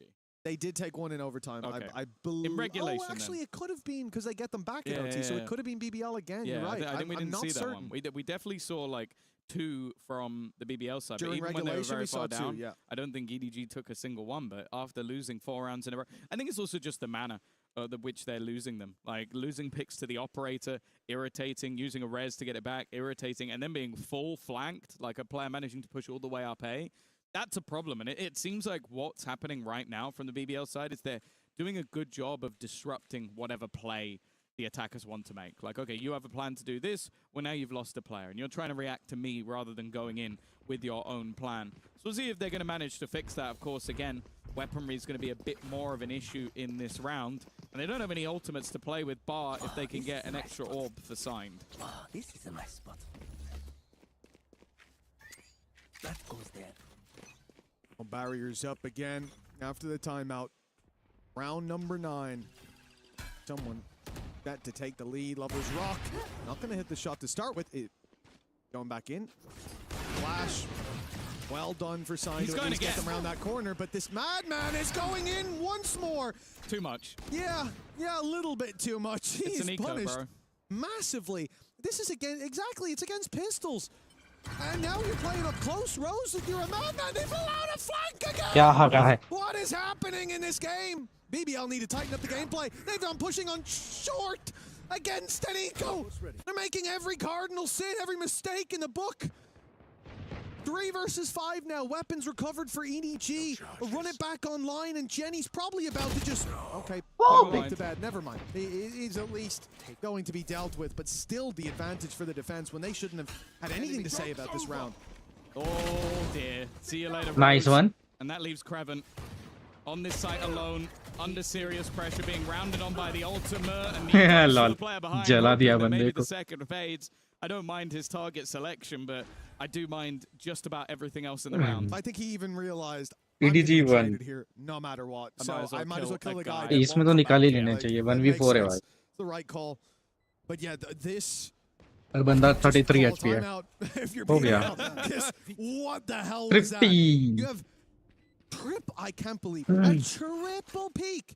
Well, also Not 3 players. the third one. 3 peaks back to back. If Odin पे था वो बंदा. if he was सामने वाला सोवा. and he goes for the third one, I'm Gee. like, that was silly. But he but had his dash on, so he was like, he had 45 HP, I Yeah. think, when he goes for that swing. I'm like, hey, you get body shot out of the round. Like that's crazy to do try and that, attempt it. to then push short as a response after to Nice. also leave the space Nobody during that पे flank for a Odin out. mid flank to then push short. It's actually the short push is probably just the right play in response to everything else. He just lost the fight. Did he see the scope? I don't know if he did. Hey lol. Well, that looked Oh, like a दो really बंदे good चले गए goal इनके. setup, but it hasn't worked. He got the Trading. kill. Jenny's just traded himself. Oh, no, he Not so hasn't. much. Nice. He pulled back from what would have been the dead. In a 3 versus 2 setup. That was a crazy opening from BBL to go aggressive like that in B main. The Cloudburst blocking the op, and yet they find nothing for it except a disadvantage in the end. This time, early aggression favoring EDG. And now EDG just sitting back. They have the advantage. They have the spike. There's no need for them to overthink this. And as time ticks on, the chances of them walking into an open site or 3v1 continue to increase. V पे घुस रहा Plenty of 3 time to बंदे play with. 3 ही है जिंदा 2 Like this. में से Creven, 1 the odds of you winning a 3v1 on the site, very low. Maybe not for him, but very low. Whereas grouping up, playing it together, that makes things at least a little bit more interesting. Steps will be heard. Bros at the back of the site. Teammate just keeps Nah. the push, and it seems Nah. like nobody was watching. Nah. Do they still expect Rose Nah. to be here? They absolutely do not! And that's where the IGL could strike. Again, we talk भाई about ये him लोग getting क्यों kills नहीं when देखते the अंदर player's क्यों नहीं backs are देखते turned, but hey, he has to put himself in those positions. Exactly. He keeps getting Back his way to behind basics them, हो so गया you इनका can't भाई. really fault the guy for it. A wild attempt here. just doesn't work out, at least to start with, because BBL want B main aggression for 2 reasons. 1, to kill them. Off गई भाई, And off 2, गई. if they're not there, if they're close by, if they're in mid, जो भी नया है guys, like मारो और subscribe करो. पोल में भी आप लोग गेस कर सकते हो कौन सी टीम जीतेगी. पोल डाला है मैंने. Instead, EDG met them on the push. Found success. Oh. That's a nasty little spam from Rose. You'll love to see it. And the Phoenix down and out already. This is the only duelist that EDG have. We talked about their inability to get up and over some of these traps to get by them, and now your ability to fight through them massively nerfed. Standoff. The tour de force available. EP just going towards the switch, but almost used as a bit of a bait. A lot of players are known to be here at this point. And it's the jump across. I like the attempt. Not quite quick enough. Nobody over the top. The wall has definitely been seen. They know that they're trying to play peekaboo around the window, but Pichu hasn't dropped off. He is still waiting just to see if he can find a pick. Brock's just walled short. Going for the walk up on A main. It's no surprise the wall's there, and Concon's going to go exploring it. Pichu goes again. It's like the 5th pick over the top of the wall. And Loito was just sat there looking at the window like the whole round. Like, yeah, but I know you're up there. Oh, they've turned away at the wrong moment. Lloyd has been caught with his knife out. What? The smoke up for Rose. If he walks through this, the timing could be crucial. Concon's being so patient. The trap thrown down. It's Rose's time to go, and there we go. Striking from behind again. Rose just keeps on doing it, man. Crazy how many just backstab kills. Like, that was just well played. He goes, okay, well, no one's going to be looking at this now, so I'm going to run through. But even if he died, there was enough time that his teammate would be able to deny the spike anyway. It's the fact that he waited because he knows it has an activation time. So when you throw it down, you're often going to wait a second to be like, does anyone push? No, okay, I can go. And then he comes out just as it's activated. You even heard it. It started to tag him, and he stepped through the smoke and took his kill just in time. Great play by Rose. Smart player. And that's the thing. See him hit these heights quite often. For BBL, early aggression on A main. The drone's going to be broken by the first man, and now the op just posts on the angle. It should be good night and sweet dreams for Con, and that it will be. He's been the major danger. Teacher's gone a bit quiet. And a 7-5 half looking more and more likely from 4-0 down. This has been an impressive recovery. But as we stated at the beginning, BBL have struggled on the attack side of this map. It definitely won't be a death sentence by any stretch of the imagination. Maybe just a little bit... if he had lost that fight, I might have left. But nobody... Well, we saw a 1v5 earlier today. Unfortunately, he is on the attack. And he has 45 seconds. Well, he expects them to push him. Note to any here, not really going to be beneficial to save at this point. You know, you keep the gun, you keep the credits, but keep then the KD. KD, yeah. Swap halves, and it doesn't really swap sides. KD does. It's true. KD carries on. Well, his slow pace has avoided the net at least, but there are 4 players between Nobody and the A side. And there will still be 4 players when he falls. 7-5 at the half. BBL ने lead ले ली है BBL indeed. दो This round. is why when we saw those first, like the 3rd round especially, go the way of EDG, we're like, this is a danger. Because they've already built up a lot of runway, and with just a little bit more chiseling away, they've ended up in a pretty reasonable position. I think this half overall, at least from their camp, is going to be looked at in a positive light. Yeah, I think it's more just the manner. Like, if you go, okay, you're going to get 5 rounds on your attack side with this composition, they go, yeah, all right, that's not too bad. I'll take it. If you go, you're going to win the first 4, and then from then onwards only get 1, maybe not so much. I think I'd be a little bit disappointed that they didn't at least level up at the half, but I think for the side of BBL, like, this is the bare minimum, but I've never really been convinced by their attack. Starting में DJ ने खतरनाक खेला था 3 round. Playing in the फिर qualifier versus Na'Vi. 4th round से पता नहीं क्या हो गया इनको. They then lose the attack 4-8, but that's enough to win the map 13-11. They did the same versus Heretics. You get a 9-3 defensive side half. And then you lose the next half 3-9, lose in overtime. So their attack sides in recent form have been weak on this map. And I think up against the Sage and the Chamber of Kankan, who is hitting, it's going to be much harder going into the second half. Without a doubt. This is where EDG find a whole lot more of an upside. And for BBL, like we said, a 7-5, sure, it's a strong position. The composition has its drawbacks when it comes to making that push. BBL have their drawbacks when it comes to making those pushes as well. So when we get into that second half, you want to keep your eye out. You want to see Rose keep up that strong performance he's been having so far. A chance on the attack side to slip behind them perhaps a little bit more than we saw here. Although that is hard to imagine. I very much enjoyed seeing him on this map, especially contrasted to the previous. I think now, though, that you go into this attack side and Lover's Rock becomes a pinnacle part for the side of BBL, because he needs to be getting the sort of entries in towards the site. Like, they don't have a lot really to set him up. Post plant, beautiful stuff. Like, they've got so much available to them in post plant. It is quite difficult, almost like the old school Jet, where it's like dash in, throw a smoke, try and kill someone. If not, hopefully get traded. That's the plan. Defensive side, not holding any site. Instead, looking for a mid battle. The spike.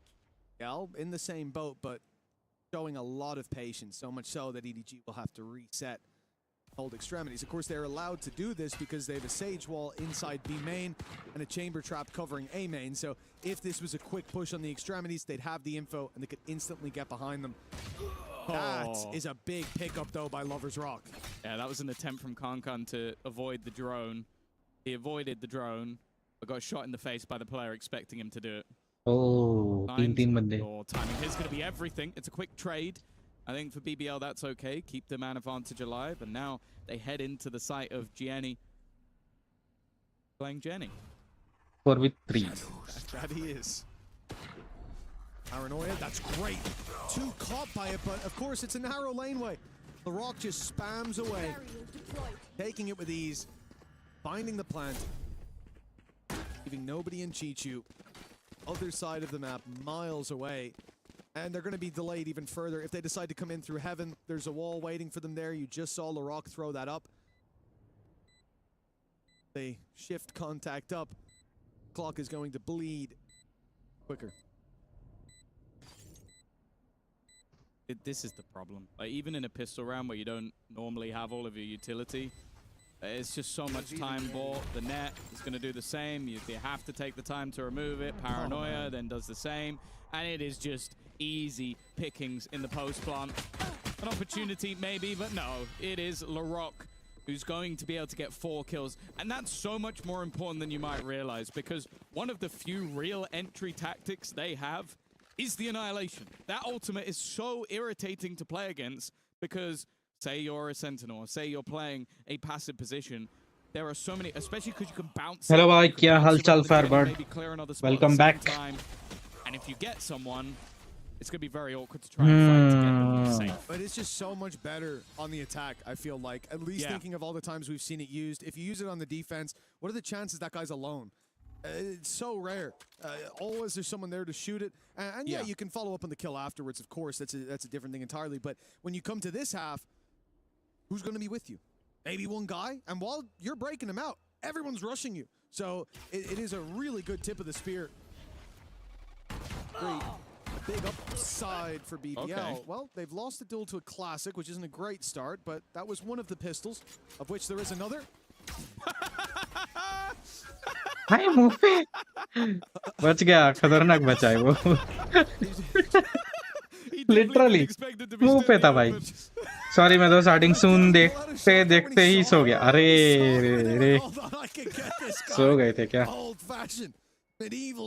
अभी तो बहुत लंबा match खींचने वाला है 7:30 बजे PRX का match है वो देखना पड़ेगा as well. Nobody went from 10 HP you know and dead. Rose is a man of honor. If they lose this round, man, I will not if kill him while nobody he's gets in a my 4K drone. and wins this round. He got healed as well, so he's not even low anymore. That's tickled me. That's tickled me a lot. Good paranoia. Yenny's now going to get rid of Loiter. Larocque still going strong. Spams through, doing a lot of damage, but nobody's still standing. Another shock time, and he gets Rose! Enemy kill. Oh, the free kill. Not so free. There is 15 seconds. Can they make it? 12 from market, maybe just about 10. Oh, B पे कोई नहीं है. Yeah. They're good. They're good. B पे कोई नहीं है. B पे कोई नहीं है. B पे कोई नहीं है. Second, but it works. Nice cross coverage by Lover's Rock. Yeah, that's why he needs that kill. And even getting aggressive. 2v2 हो गया है और I don't mind it that much. हाँ ये मरने नहीं. हाँ nice. बहुत low HP है. ये मर गया तो हो सकता है. Like, this is still winnable. This is still doable. But he's so low. 50 HP effective. Doesn't take a tag there at least. Still not gonna pop that ult. But here it is. Sonic Sensor finds one. There's one. Nah. Oh, nice. 20 HP left unsigned, but it's enough. Nice. We good. Good. Like, yeah, you should have died earlier, bro. Like, come on. You're looking to be alive. I need to defeat. What is going 8 seconds on, left. bro? He had so much time. Don't show the rose one, please. Please don't show the rose one. भाई ये सवा बचा खतरनाक आया है. He's just like, see you later, bro. He's giving him the orb. Giving him the orb. That's so kind of him. Yeah, look, and because of that, nobody's 2 away. Yeah. 2 away. Could have given good him orb management. Yes, phenomenal. Could have had a gun, but yeah, the credits are a bit low actually. Oh, Rose. I hate that you also spoke it into existence. He didn't quite get. I think you said 4K. He ended up with 3, but nobody was definitely. Oh, nice. Very nice. Okay, a molly kill early on, and then the swing out. Oh dear. Crazy. Larocque is still hitting. Larocque is definitely still hitting on this attack side half. Those are weapons recovered now. 2 rifles in the hands of these attackers. And a push up into window. Lover's Rock takes a little long on the first. 2v2. But he's left nobody. Desperately low. 1 away from a Hunter's Fury. Heal at least can come through in a while. Now it's needed by both. Chichu's just swung out. 58 HP and a heal. Priming in his back pocket. भाई ये full HP है But पर. he didn't care. He took the risk. And well, it's almost paid off. 1 more man to deal with.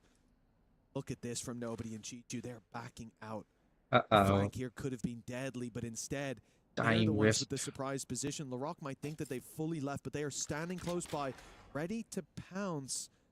Soon as he tries to plant, seems like Larocque is just... In fact, he's taken so long that they now second guess whether he's even... अबे वो बीच आ रहे वो लोग. They'll hear him. They'll know. अबे इसको location पता है. More of an opportunity. The net is going to land as well, so slows them down at least a little bit. Gives him additional information. Looking to try and wrap back round behind them, but nobody's doesn't quite connect the shots. 14 health, and he's managed to get rid of another. Leaves it down to 1 versus 1, him versus nobody. And he fires the shot again! Larocque is on fire as it stands, and he is dragging BBL. Crazy मारा उसने. BBL के बंदे ने. Larocque. 2 players pushing him in a smoke, and he finds both blinded as well, nearsighted. So he saw the second guy. First one hadn't got a clue. Just saw the kill feed light up. To win this out in the end as well. Yeah, Chichu was quite low and probably shouldn't have ran there without his teammate. It was a mistake, a silly one. But especially with Larocque, 14 HP. Rose 22 and 8. Expect that to be how it went. Now, BBL stepping inch by inch closer to a map 3. Would have been a 2-0 that they're encroaching on. For a round away. Oh, nice team. Times. Facing off against pistols, this should be double digits. Had it for BBL on the last map, and they won't round that. Just as dangerous when they have pistols. Enemy tag. Say the same thing for EDG, and with a run it back in Hunter's Fury. Nowhere to run. Uh-oh. Right away. Oh दो बंदे. Nobody's picked up 2. The Hunter's BBL के ले लिया. Nice. BBL now to a 3 versus 5. The rifles dealt with, and it's going to be a late push up by the defense to recover those weapons.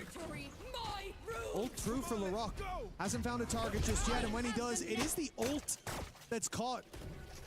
So if they can break him out, great. If not, he's going to come back, but look who's sitting, patiently waiting. Beautiful play for Larocque. As managing to do so much for this team. Ah. Kicking and screaming and going for the चलो ace. Back-to-back rounds won by Larocque. That is 9 kills. ये match भी लग रहा है rounds. This guy was spoken about अगर so इन लोग much ने in his tier 2. नहीं किया कमबैक But now he's अब dominating अब this कमबैक करने का इतना चांस नहीं है वैसे Especially considering it started with a Hunter's Fury, picking off 2, leaving weapons to be recovered as well. The run it back, 10-6 है भाई catches it with the ultimate, steps in, kills the teammate, waits for the ult, and finishes out with all 5. A generational play from this man. 15 is the highest kills on the server, except for him, who's on 27 on the deadlock. Not someone you expect to see drop in the 30. Of course, he is someone, but not an agent that you expect to see drop in the 30. Although, maybe he won't. Lovers Rock and Kraven already down. That's a big start for EDG. Remember, the last round was an eco. मस्त मारा The bay res online as well. There's plenty of safety nets for this defense. ऊपर है नीचे आ रहे दोनों यार cross fire में बैठे ये लोग I'm looking at. Oh, Rose getting one, but also Larocque still standing. Oh, nice. Another. Okay, maybe an unexpected hero in this round. He's been having a bit of a rough game, but to bring it back, even once again. बढ़िया मारा बस ये 2 मर गए ये लारोक यार बहुत अच्छा खेलता अरे ये पता ही था इजी था ये इजी था 4 kills for him now. It seems like we're just creating a highlight montage. Yeah, it very much does. Whose turn is it next? What a play by Gianni. As you said, he had been a little quieter compared to that previous map, but yeah. Oh, that's one way to wake up. You think about last map, nobody. Crossfire में आ गया I mean crossfire नहीं line of fire में आ गया It'll be the same for Gianni. 3 rounds behind. But on the 27 defensive kills side, finding your footing. Crazy. Saw from BBL 4-0 down, and then they dominate once they crack the code. This is dangerous, but a TP at least available to get out of there. Never mind. Concon's been deleted right away. Overstayed is welcome.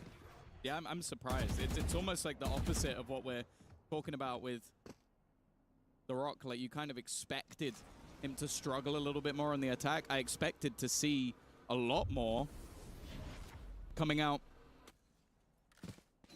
from Concon on this defense, but let's be real, he's been missing. Wyatt here, he'll be brought back into the round, given a second chance, a second lease of life. The B site, I was going to say given up. Jenny has taken the TP from the shadows straight to the B site. Sat on the back, he's going to be caught immediately. He was shot, caught by a drone, hit by an ult as well from Larocque. Yeah. Couldn't even make it into the cocoon because they took him out so quickly.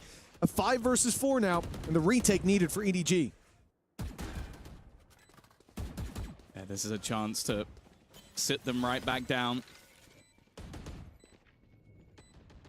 After a big round from Gianni already, the swing coming back through, clearing back, but Loiter adds another to the pile. Nobody's at least done well. Bladestorm and the Judge are definitely going to be difficult to break through, but that time has been ticking now. Still 4 players within this site, and maybe EDG can make this a very costly round by locking them in, but I don't think BBL are really going to care that much. They've got some spare credits they can still purchase. And it's actually more damning if the defense were to lose all their weapons. Instead, though, nobody cleaning up alongside Loiter for the other side. And an 11th round now for BBL, and everybody goes down on EDG. I'll be honest, I don't think that was worth it. No, maybe not. I mean, it looked damn close to being a clean and clinical closeout. They could have had all 3 players left alive with nobody having that quick 3K. But Loiter just did a little bit too much at the end. Kept Phoenix in position, stopped that rotate through market, so he's got to go through main, and instead, because he doesn't have the time, he's caught by the spike. Big damage done. G, struggling now to put the credits together. A couple orbs found, nobody, but he's still 3 away from the Hunter's Fury, and there's not really any positive to write home about for this defense. Yes, the AWP in Concon's hands, but he's been slow. He's not been hitting the way that we know he can. Get to see that super Oh, value. कैसे बचा वो? Moved and shot at the same time there. Very uncharacteristic. Oh. Trying to slow them down on the other side. Kankan has to escape. Nobody's getting shock darted into oblivion. He's almost dead off that. And now Chichu under pressure. And well, he's at least had a teammate save him. Healed back up at least a little bit. Loiter's done well once again. Kankan's found absolutely nothing, and Chichu becomes the man who has to deal the damage, and it is only the one. A flash here, not going to hold any value with still being walled off. With a long rotation coming back. Look at the gun Jenny has as well. That is not the gun you want in a retake. Well, unless you break that door and catch a guy up close, completely unaware. Krevin is here, patiently waiting. And now he's been spotted. This is a little bit dangerous. Dodges the flash up close, though. Great work, and Loida comes through to help out. Laroc as well. Yeah, they realized Krevin's in danger, and they came to his aid. EDG के लिए बुरा Make it लगा. out of the smoke. I'm thinking now that I see the screen get slightly blinded. It might have went behind him, or it might have stayed in the smoke. I think it might have stayed in the smoke. Yeah, that was my thought process as well, because I'm not sure Loiter did touch that at all. I thought he stepped close enough that it went behind him, but yeah, now seeing it again, I don't think he even got blinded temporarily. No. Or partially. And so. I do think that Signed did get blinded, which seems impossible unless it was still in the smoke. But, you know, only partially blinded. I think you could still see as he came out. Lover's Rock, though. This map has delivered on the side of BBL. We said that they might struggle when it comes to this attack side. It's been anything but. Laroc is having one of those performances once again. This is a man that, if you are a fan of BBL, you're probably a fan of Laroc, and if you don't like BBL, you probably hate Laroc because he is horrible to play against. Well, already waiting, even just taking the flash. This one did land. Oh, he's under pressure, but Signed is delivering the super sub for 2. They've got a 5-round lead, though. You can see BBL are feeling they a definitely little didn't too choke one confident. of those in the last map. Yeah, it's not like EDG have been streaking around, so why not? Give them one. See what happens. Make it interesting for the viewers at home. Now, it's a little brazen for sure, especially against the low buy. I mean, just straight up a mistake, but wanted to close it with style. And now, hard work, sweat, and tears to get them across this line in round 20. EP potentially being set up. Wall has gone down, and that leaves Chichu isolated. Already getting caught up. Of course, has the heal, but it's not going to save him too much. He's also been pinged. Well, that makes it a lot easier. An opener into the site. Loiter taking some close ground, and with the weaponry still in favor of this attack side, they're going to re-aggress alongside the ultimate. It is a slam dunk for BBL, who will take map number 2. Both teams winning their map choice. Yeah, we got to say... Or opponents, I should say. We got to say sorry to anybody out there who was hoping to see a blowout in favor of EDG. All of the traders put in their place from EMEA, and now BBL have a chance to take this 2-1. They've got another opportunity, but this is almost tragic, Tom. Sunset feels like a strong position for EDG, and when you consider how things went in map 1, this could have been over already. But now, it's all the way to the 3rd map, isn't it, Degon?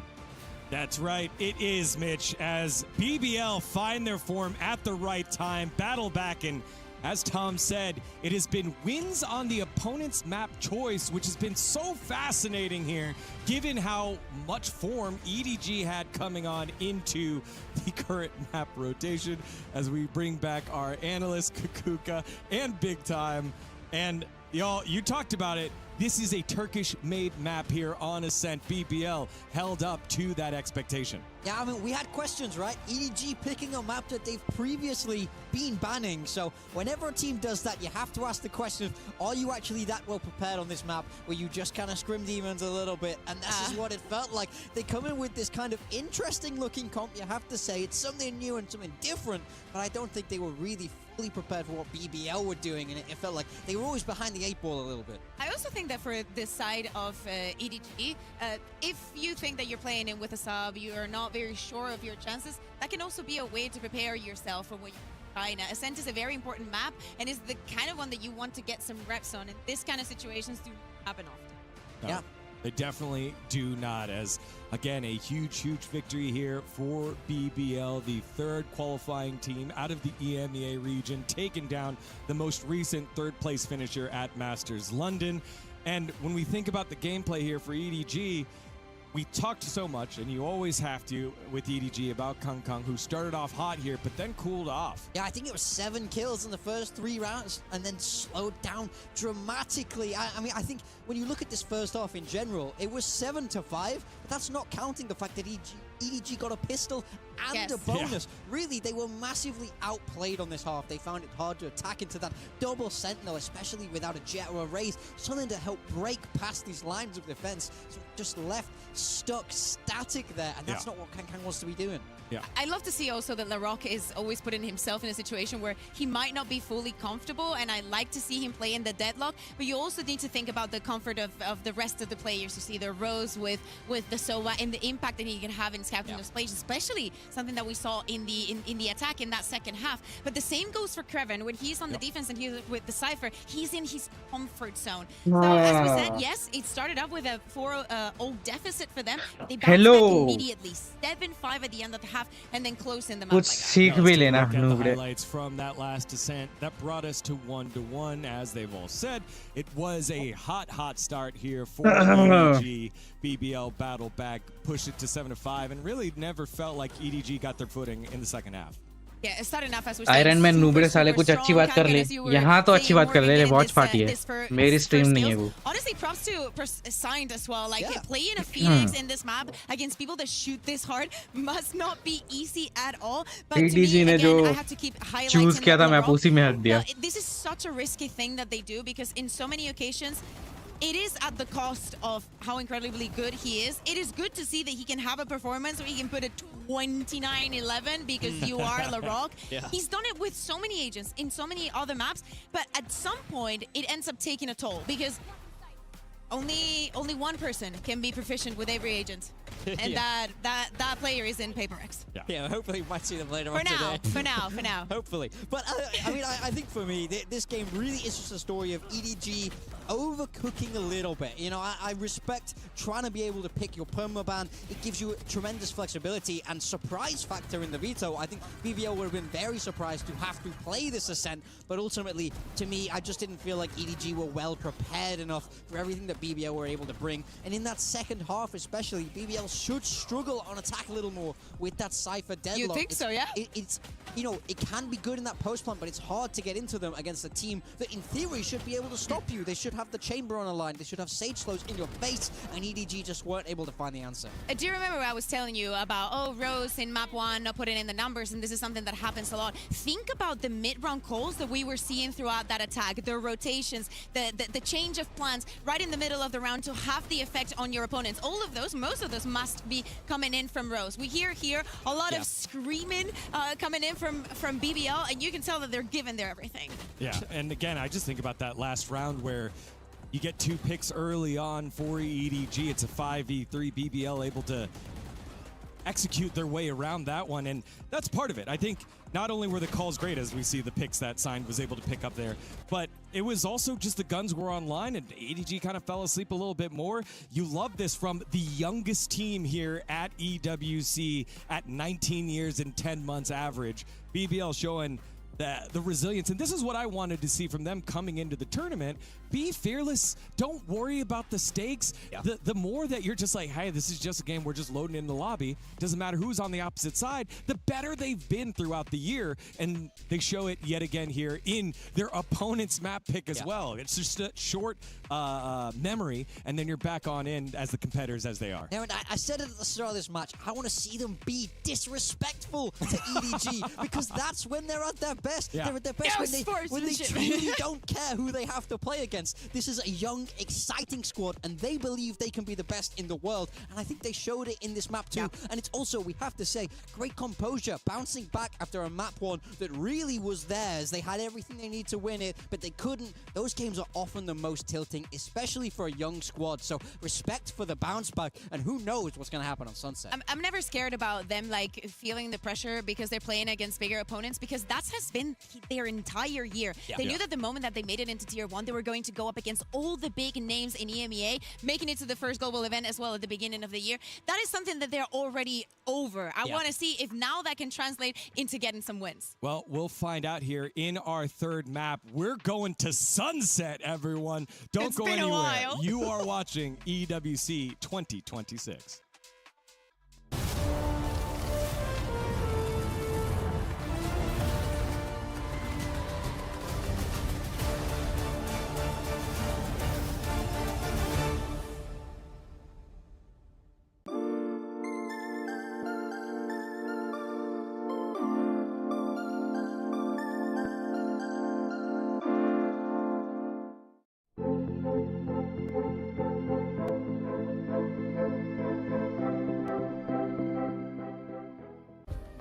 Play is in our DNA.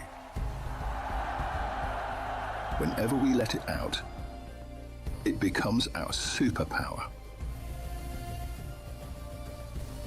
Now imagine an entire city being built to supercharge it. Kadir City, powered by play. We were there. For every click, every clutch, every respawn. We were there for the years of grind, and we're here. Now, the proud founding partner of EWC, powering the biggest event in gaming, shoulder to shoulder with the world's best, making history. Greatness deserves a stage. Lenovo Legion, reach your impossible.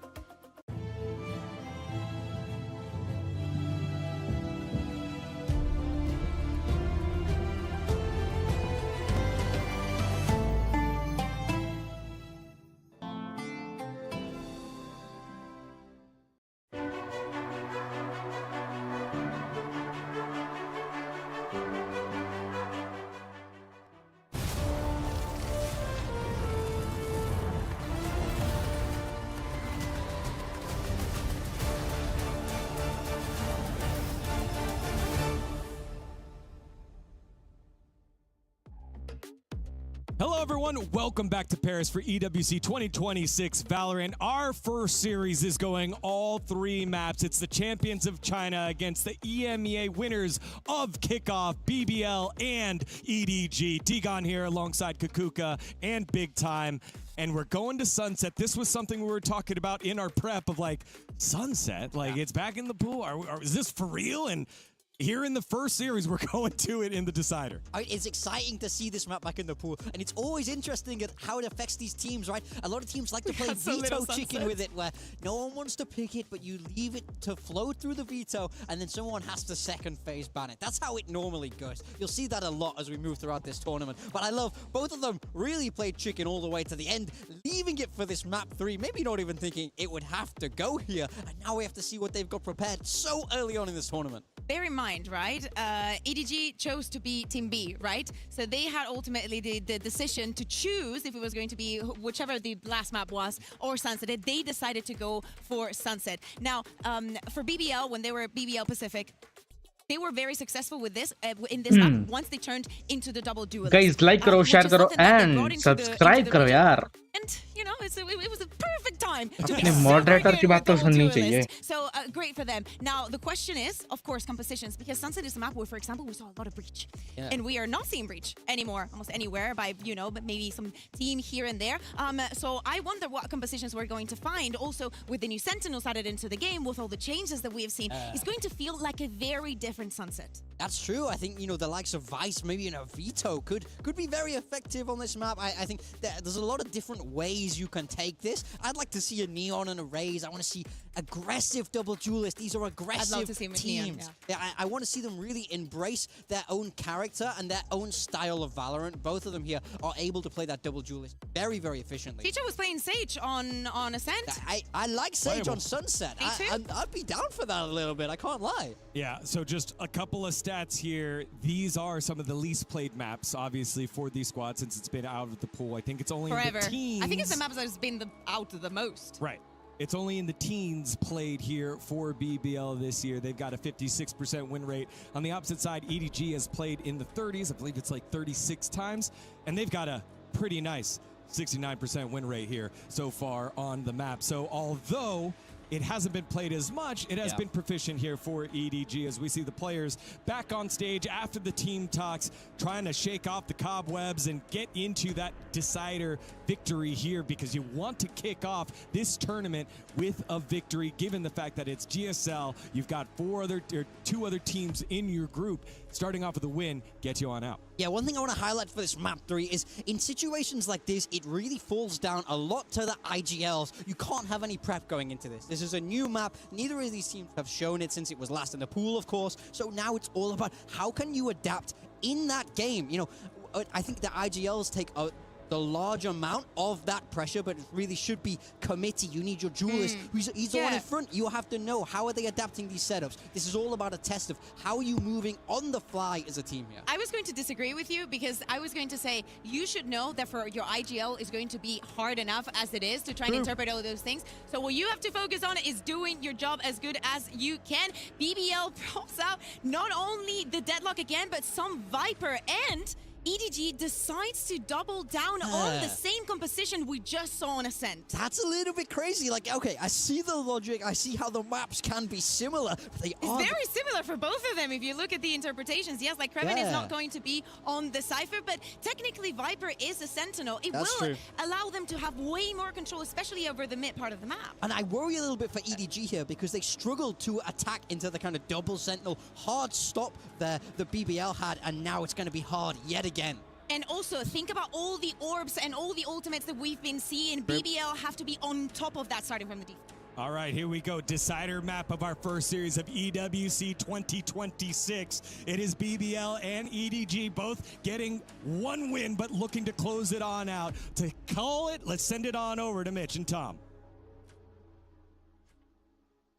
Thank you very much, Degon. Yes, it's time to get our third and final map underway. BBL and EDG trading out each other's maps, and now we're all the way to Sunset, Tom. This will be the end of the series. The ideas that they're bringing, I love what I'm seeing on EDG. Again, very similar, as the desk was saying, to what we had on the last map, but this is a very unique composition when it comes to this map. Over on BBL, a little bit more standard, I guess, with the kind of double Sentinel, having that Viper there, quasi. But exactly as I think Degon said. Who? The host guy. That guy. The one who was talking a bit more than he should be. Seems nice. That guy was talking about, and I'm not sure if it's right, but that it was hard for this defensive side. It was hard for EDG against this defensive side, against, albeit a little bit more of a stopping power comp, and a lot of it was Larocque on the deadlock, which they're keeping here, which I'm very happy about after the performance he just had. Let's see if EDG can crack the code. Already picking up the pace towards this B site. All 5 players in main. Sensor waiting for them on the other side. Net thrown out, but after taking the orb, they have ground to a halt. Of course, with a snake bite down, you don't really have a choice, but there are already multiple players here walling off the cross, but Larocque, he hasn't stopped. He's still rocking around the clock with everything. He's got 3 players, nearly a 4th through the smoke as well. 2 HP remaining and a chance to maybe even ace the pistol round. He will do it. 2 aces already, and we're only in the first series. If this tournament was a blank space, he's come in to write his name. The ink is permanent. Unbelievable stuff from Larocque. Perhaps the deadlock main from now on out. He looks unbelievably comfortable. And here, the utility to slow, I like that they threw the net with the snake bite. Sometimes you'll stagger those just to delay, but the idea was catch them and they instantly have to pull it out, or the snake bite's going to take them out of the round. And then you can spam in. Didn't catch anyone, but it delayed. And as soon as the snake bite fades, Larocque finds everything. 5 kills under his belt. Stepping towards that ultimate in the very early stages of the round could be very impactful for this squad. But the start from EDG is kind of what you'd expect. Slow as they play for the extremity control and fight for those orbs, as Kukuka said. This is a big part of BBL's defense, will be denying those orbs from finding their way into the hands of EDG when this composition has so many powerful ultimates. Already seen them manage to do an immense amount of damage with just pistols, so they do have to be careful. However, this time, Lover's Rock, Rose, LaRock even with an extra little bit of spam. He's now one away from his ultimate, and Rose is on the climb to get towards his. BBL 2-0 comfortably. And now we wait to see what EDG have got prepared on their attack. Well, this is definitely where things are set up decently for EDG. They found hello guys, जो भी देख रहे हैं like मारो यार भाई। BBL ने 2 round निकले, मैं यार मोबाइल में कुछ चैट का फिक्स कर रहा था। You move to the next one. If you can just find those orbs ओ again, भाई or get one and get the kill in the open, crazy. there is an opportunity for that run it back online, post plant or pre. Reminder of score of the previous map, 13-7 is where we ended. It's not the score right now because we wouldn't be playing anymore, so keep that in mind. He is telling the future. Probably not. Kankan already managing to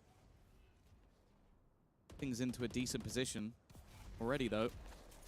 Lover's Rock being set up with an operator might not necessarily be expected in this round. Creven gonna put himself into the corner. That's as easy a kill as Creven will get all day. However, for Lover's Rock, this becomes a bit more troublesome. His reposition might just be sublime. Oh, the timing not quite working out for him, but he goes out for a little bit more. Kankan with a 4K. Not quite the ace of his opponent just moments ago, but it will still bring them the round no matter what. Yeah, listen, at the end of the day, a round is a round for EDG, and Kankan being online early on is exactly what we want to see. You said it in the last map. There were moments where he was a little quiet. You think back to the first map. Second half, he was a demon. In the first half, he was good. I mean, it's funny because you'd almost say he was quiet in the first. It was 15-15. He was doing his job. He was helping out in the push. Right. But for him, that's awful. That's the guy's got such a high ceiling that seeing him anywhere near the floor, and his floor is still bang average. 220 subs के बहुत करीब है। So much higher. Don't worry, BBL haven't had this one just yet. Premonition. The future. We do it backwards. We tell you who's going to win the round and then we show you it. Even though in the last round it was wrong. But you know, you can't always get premonitions right, you know? That's true. You go to a Mystic Meg and sometimes they'll say, you know, are you missing someone with the first letter of their name being M and then maybe the second being M, and you go, no, unfortunately he's still here. You didn't see where that was going, did you? Thanks, Mitchell really McBride. Well, Tom's just bodied me to start out this round. That's fantastic. First pick, first blood, me. As we move towards the A site, a little bit of a split here from Chichu. Spike spent back in the other direction, but it's Chichu cutting off the rotations. No one's challenging him from the left side as well, but Creven's got the angle on lockdown. Now moving towards A. These players have lost the second leg of their attack. The smoke that went down on short for a moment kept that player back, but now we see him walking forward, looking for the battle. There they are.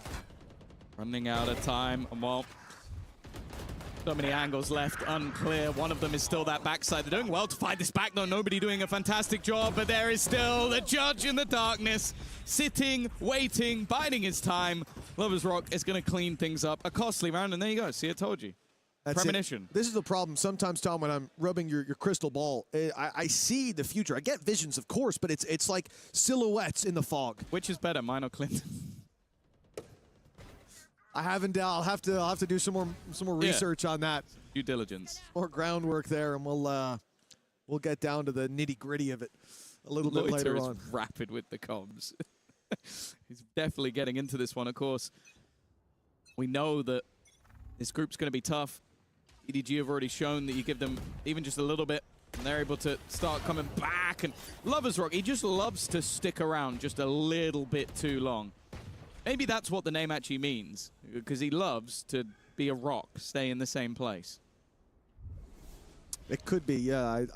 I would say. बहुत गंदा पीट रहे हैं यार EDG वाले. Good. I'm glad we're in agreement. So, let's never ask him. Way to go about this. Drone destroyed. They haven't seen LaRock in that close corner still. Paranoia has gone out, but still they're not pressuring him. He's behind the wall. Now the vision comes back and he's ready to fight. Finds himself 1, 3 in the end. This guy, unbelievable performance all series long. And he's done it again, man. You just can't doubt him. They hit that paranoia to deal with him, but the Viper Wall gave him enough room to just wait it out. It's just he's got some of the shakiest aim, but like it's so accurate in the way he does it. It doesn't make any sense to me. Insanely high sense. Crazy mara. 9-1. As I said, we're in the first series of the entire tournament, and this man already has 2 aces. So I think it kind of tells you the form that he's come in. Crazy, one of the brightest sparks in Turkish Valorant. Still incredibly young. There is a massive career ahead of Larok, no doubt. Ahead of this whole team. Well, most of them. Wow, that's just brutal. wow. There was hey, Angel lasted a long time, actually, to be fair. No Rose can probably go to at least 40. Rose is like 23. Like, Ancient, man. He's up there with you now. Oh, yeah, no, we're definitely the same age. I'm not like 8 years older than him. What you're not knowing at home is Tom did just shed an actual tear. I've just seen it hit the table. Yeah. No, that's sweat from the bald head. We'll polish it in between the series. Well, EDG picking up pace towards the B site. Run it back is online. Need to break that wall first, and then Phoenix is going to come sprinting through. Delayed the play, though. It's delayed them way too much, so the guys in market, they get isolated, dealt with, deleted, and now Sign doesn't stand a chance. The Hunter's Fury crazy mare. Another round for BBL. Yeah, they were taking so much damage. I think it was genuinely through their own problems because they put a wall down to section off the angle they could get caught from. Then they just get absolutely owned by the snake bike, holding them into the corner, and then they start getting spammed out, obliterated by Rose. 5-1. This defensive side looking impeccable thus far from the side of BBL. And we're yet to see some of those superstars on the other side really wake up to the table. Chichu was one of the major reasons they were able to get through map number 1 with a victory. He's yet to get a kill. But remember, he was missing, and then he was found in a big way. On map 1. I have to hope that it's the same story here, and not a more tragic ending. A little bit of damage traded out. This isn't a strong round for EDG, so of course you're going to send your headhunter to try to find some picks. Chichu's got the rifle as well. She said slower game for him, but they clearly still believe after what they saw in the first map especially. Second. Not ready yet. But the problem is they're pushing in. Still a minute on the clock, but they have to get past Loida. Paranoia is going to buy time. Smokes are online as well. That Paranoia was almost way too late. In fact, it was. Jenny managed to slip past. Luckily, though, Rose is finding 4 people in A main. Big picks across the board. Chichu, really?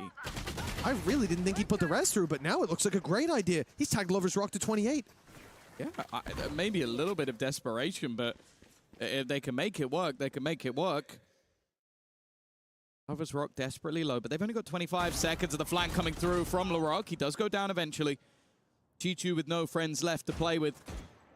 And the cross is definitely not going to be easy. He's got 15 seconds. If they just tuck in the corner and don't just wait for him to plant, there really is nothing he can do from this scenario, and that's exactly what Kraven does. It is another round onto the board, a little bit shakier in the middle. But again, we're seeing the step up of the IGO. BBL जीत रहे हाँ भाई BBL जीत रही ये क्या scene है अरे क्या scene है वो क्या ही बोलूं भाई an impactful 4K and I believe that I don't know if it does BBL easy win मिलेगा उनमें लारोग और रोज क्या खेल रहे हैं बहुत गंदा खेल रहे हैं बहुत गंदा Yeah, there you go. 10-3. लारोग का तो देख ही सकते हो 10-10 रोज का भी 10 किल है Even the second the guy was only killing people from behind. He was struggling even then. गंदा मार रहे थे Like it गंदा looked messy. And we talk about the value he brings. लारोग even when that's 2-3 the ने case. कर चुका है शायद Oh, that's brutal. Kong looked like he was far enough forward. Great sidestep coming through from Loida.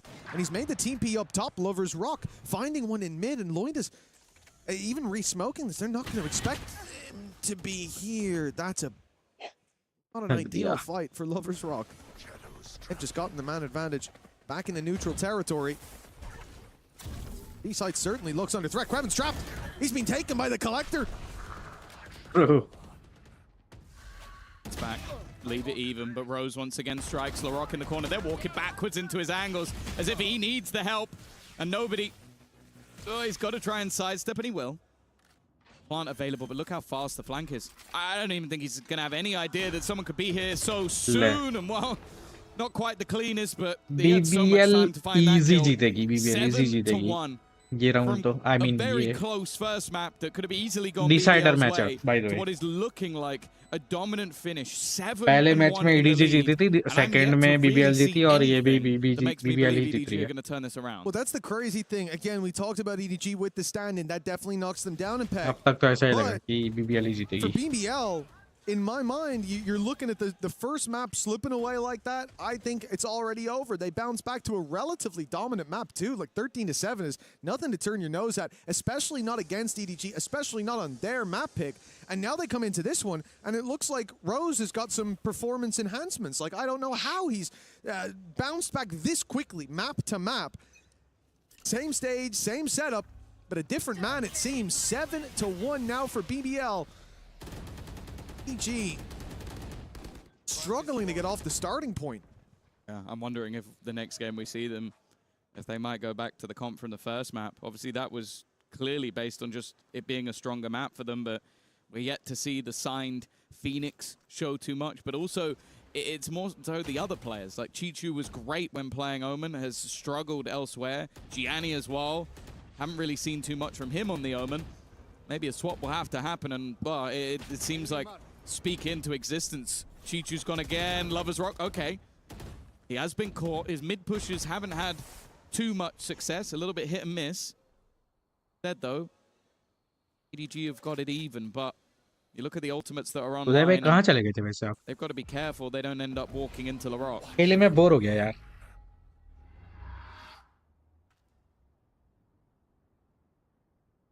Finding his way behind A, hoping to catch this player on the right side of mid, but there's no one there.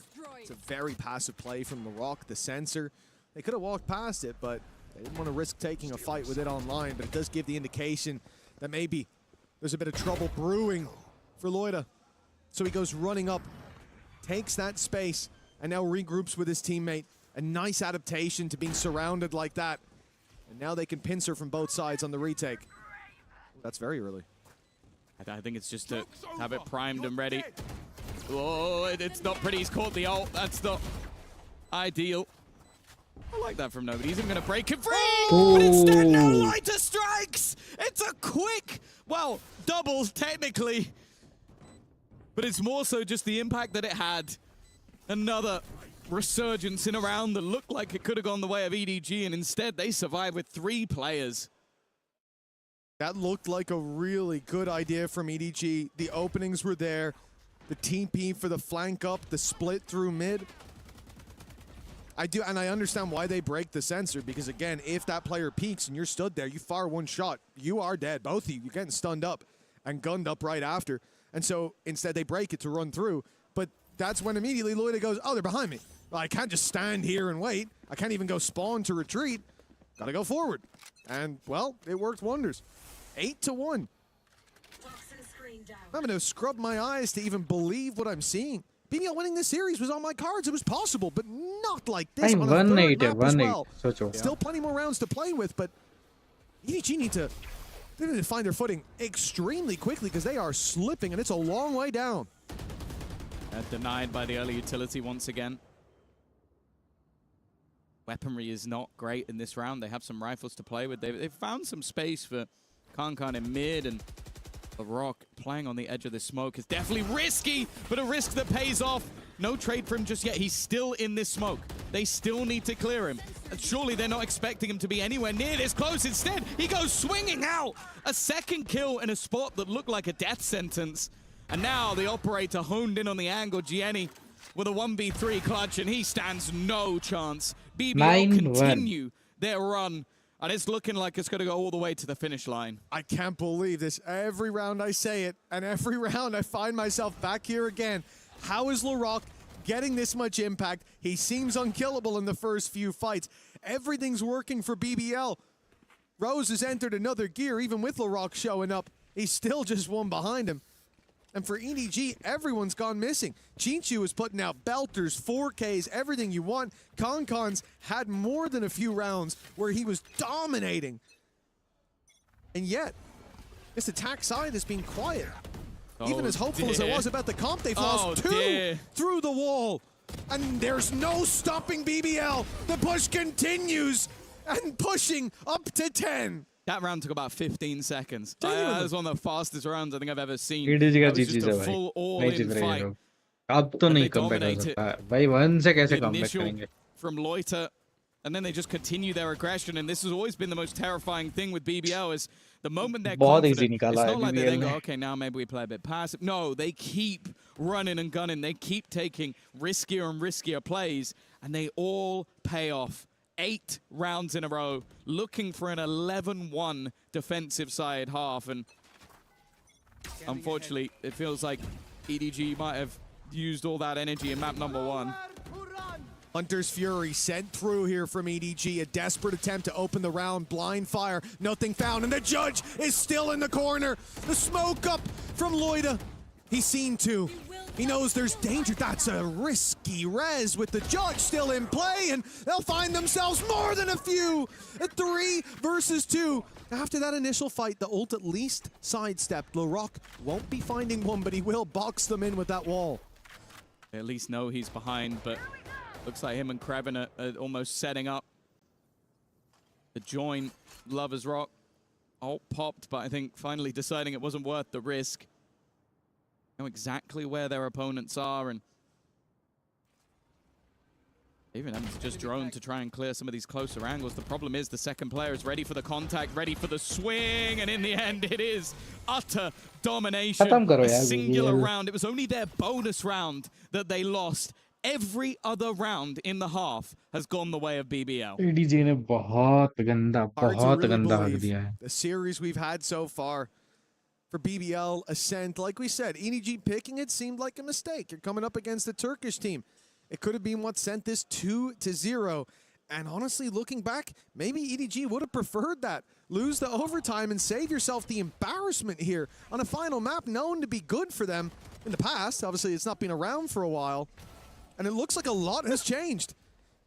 The Viper wall is so annoying towards B main. It's burning utility or burning the clock as you take main control. The deadlock seems to always be in the right place at the right time. And then Rose and Laroc, I don't know if we need to check their PCs, if we've given them access to the internet in between these games, because they have shown up on another level. Well, yeah, I think there's been nothing missing from this BBL performance. Got players popping off across the board. You've got utility perfectly placed to just create disruption. I think we've done जो भी stream पे like मारो यार, flanks have been subscribe भी कर देना अगर आप नए हो तो। the Viper utility as well. Like, okay, maybe और not चैट the में कुछ most लिखो kills यार, मैं Kraven's ever बोर हो gonna रहा हूँ have, ये but मैच देख के। every EDG single इतना time they गंदा try खेल and रही do a है, faster वो देख के ही मैं execute बोर हो towards गया। the B site. His snakebite just delays, and then they have the operator there. Like, think about the kills that पर Lover's Rock BBL ने has क्या had. क्रेजी It is, निकाला, okay, my लारोक और teammates ये have held rose ages on this side of the map. I'm now here with an operator crazy just भाई। to end it. He बहुत has been crazy just खेला as इन लोगों annoying ने। as everybody else, and unfortunately, it just feels like there's nothing to break through all of that utility on the other side. There has been no player that can dive in. The Phoenix hasn't worked. The later lurks, even though we have seen aggressive rounds at times, they can walk into Concon's angle and seemingly eliminate him. It has been uncharacteristic, and yeah, sure, we've got the caveats. We know that this is a squad that has weaknesses, but I don't think we ever expected it to just be this dominant. Not at all. On any मैंने भी map, to be expect नहीं किया था honest. इतना Like, गंदा dominate कर coming देंगे here ये to लोग। Sunset, it felt like even with the stand-in, we're going to have a fairly even to favored fight लारो for के गिल देखो EDG. भाई 17, रोज के गिल देखो That 16, timeline is इन लोग के देखो utterly 7 ridiculous. 6 4 4 3। 11 ये भाई to क्या 1. है ये? एक राउंड Laroc जीता इन लोग ले बस। 17 and 5 rows, more importantly 16 and 4. Well, look at Loiter. 12, 5, and 16 assists. Yeah. And a lot of those are paranoia, by the way. It's not like, oh, they walked through a smoke and I got... No, he's actually He's got been... a few of those, but it was a lot of paranoias, yeah. A lot of paranoias in the early setup of the round. Now all they need is this pistol. That's it. Pistol round. It will be EDG having to force... Well, I guess even if they win the round, they are going to force. But yeah, no matter what. And they will need a flawless defensive side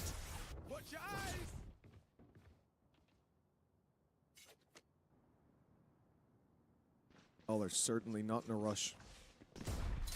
Towards Concon now. The slide forces him back.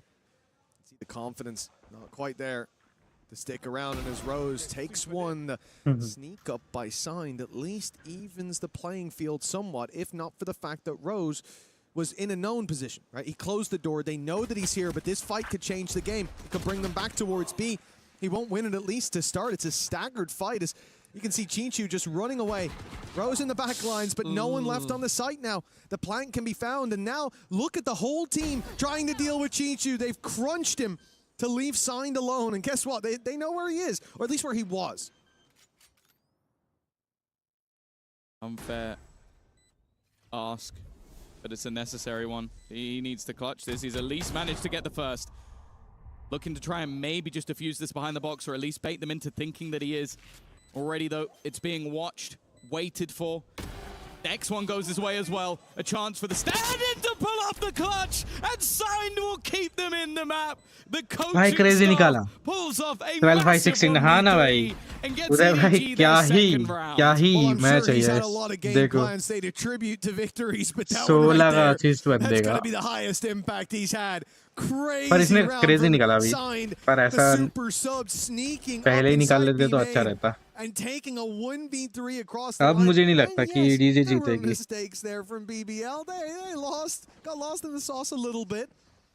But still, for Signed to capitalize on those opportunities, he set himself up as the top fragger now for EDG, but BBL को 2 match जीतने हैं इनके दो हुए अभी 2 जीते ये लोग 11 जीते और उनको 2 चाहिए बस एक्स्ट्रा बीबीएल इजी जीत सकती है 2 राउंड सेव करेगा तीसरे राउंड बाई लेके मारेगी ना फिर भी जीत जाएगी बीबीएल सब एलिमिनेटर मैचेस है ना इसमें हाँ realistically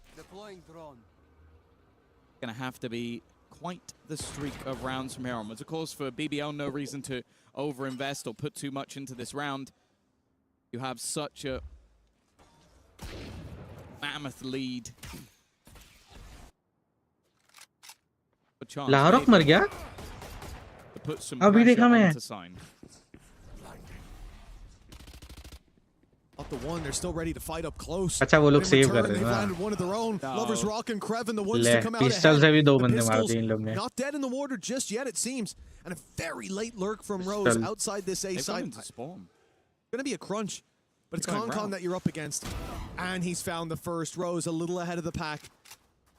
This wraparound, I don't think has been heard just yet, but they know it's a possibility. Yeah, no, they've cleared every other angle that it could possibly be, so they know exactly where they're going. Gianni's already going to drop the spike, and now the only last man standing is Creven. He's still going to make this even more costly.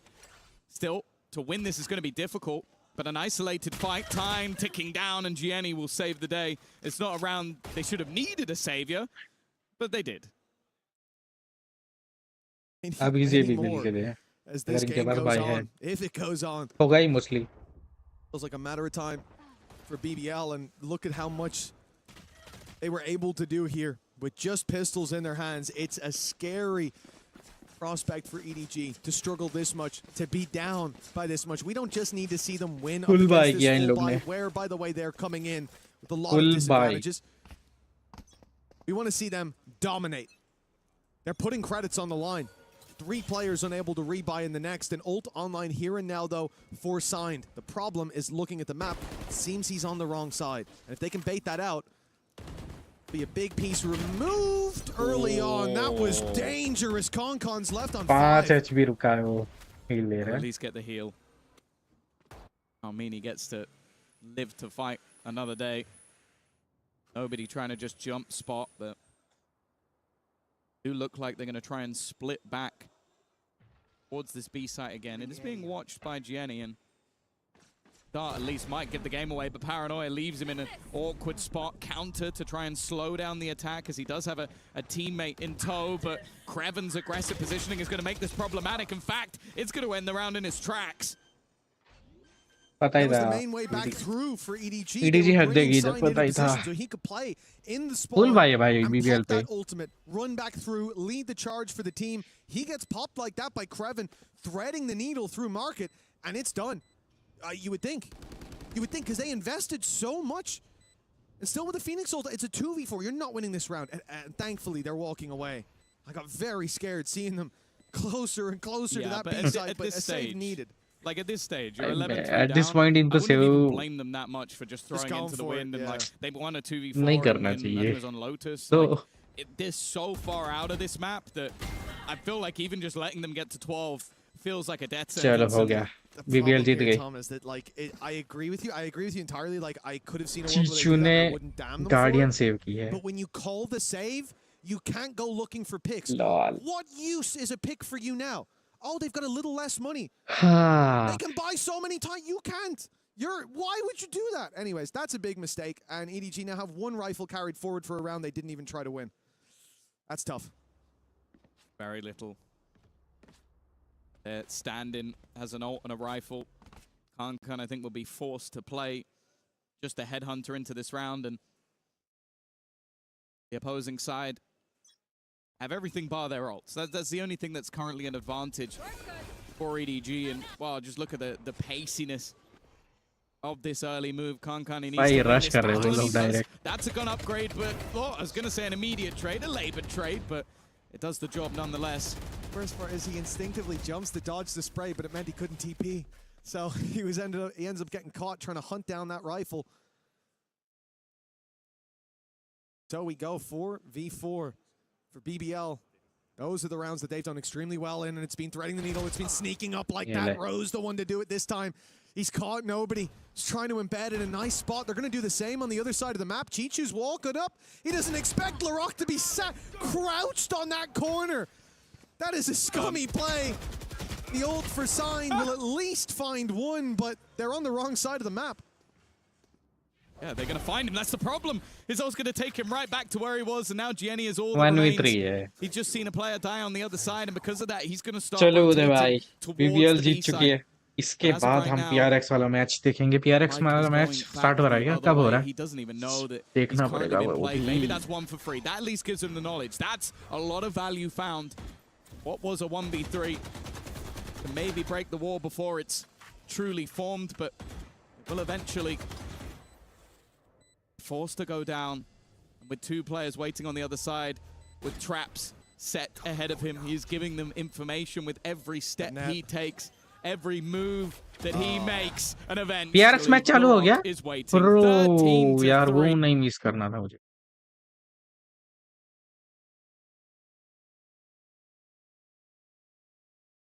Tom, I didn't know what to expect going to Ascent, knowing that it's a home ground for every Turkish player and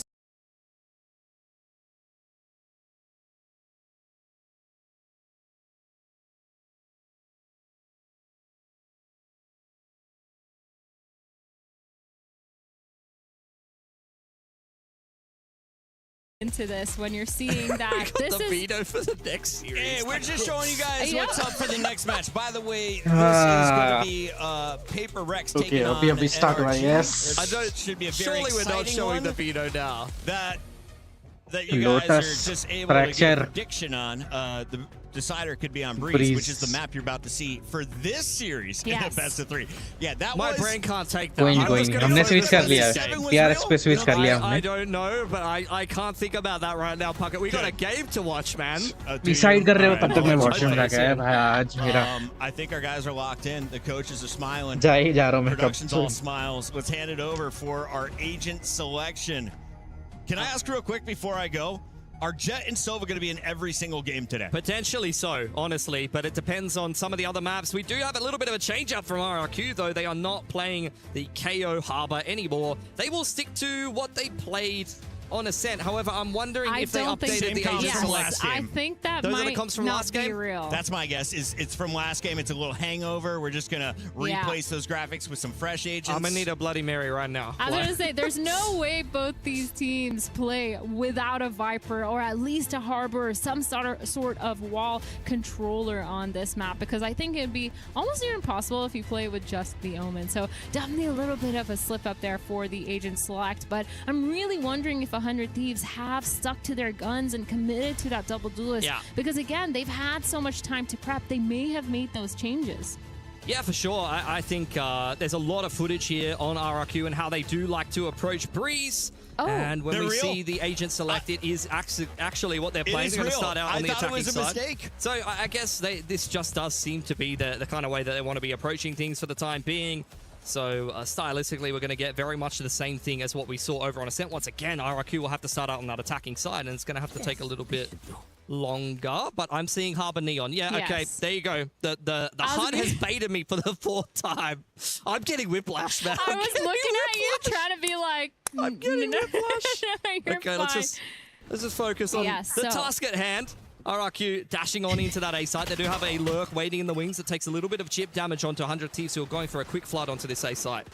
Yep, really nice execute here. Taking that backside space. Jemkin going to get the pick onto Timotino, but Cryo is here to trade. 3 of those players on RQ have dropped to 100 Thieves. Make it 4. And all of a sudden, Crazy Guy left in this 1v3. The spike is already being diffused. He's nowhere near. It's not planted for him. And Vora going to get that final pick onto Crazy Guy. And now that 100% pistol win rate for RQ has gone down. Yeah, I mean, I was expecting that, honestly. That's a really nice retake from 100 Thieves, though.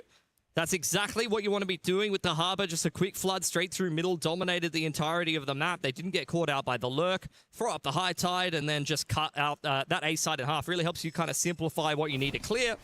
And I don't think that RQ really offered much resistance. They're now back down onto an eco, and unfortunately, they're going to take a little bit of a back seat now on this attacking side of Breeze. Yeah, the fast flood working really well. 100 Thieves or RRQ. What the heck? I'm just kind of interested to see how they're going to farm these ones, who they're going to farm them on, going in, just making sure that there's no one close enough.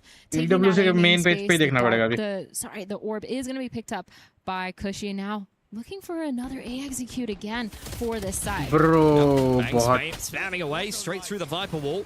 Just going to play for the retake. 7:15 को लिखा था 8 बज चुके हैं. At least for the time being, while this Viper wall is up. Up goes the Blaze wall as well.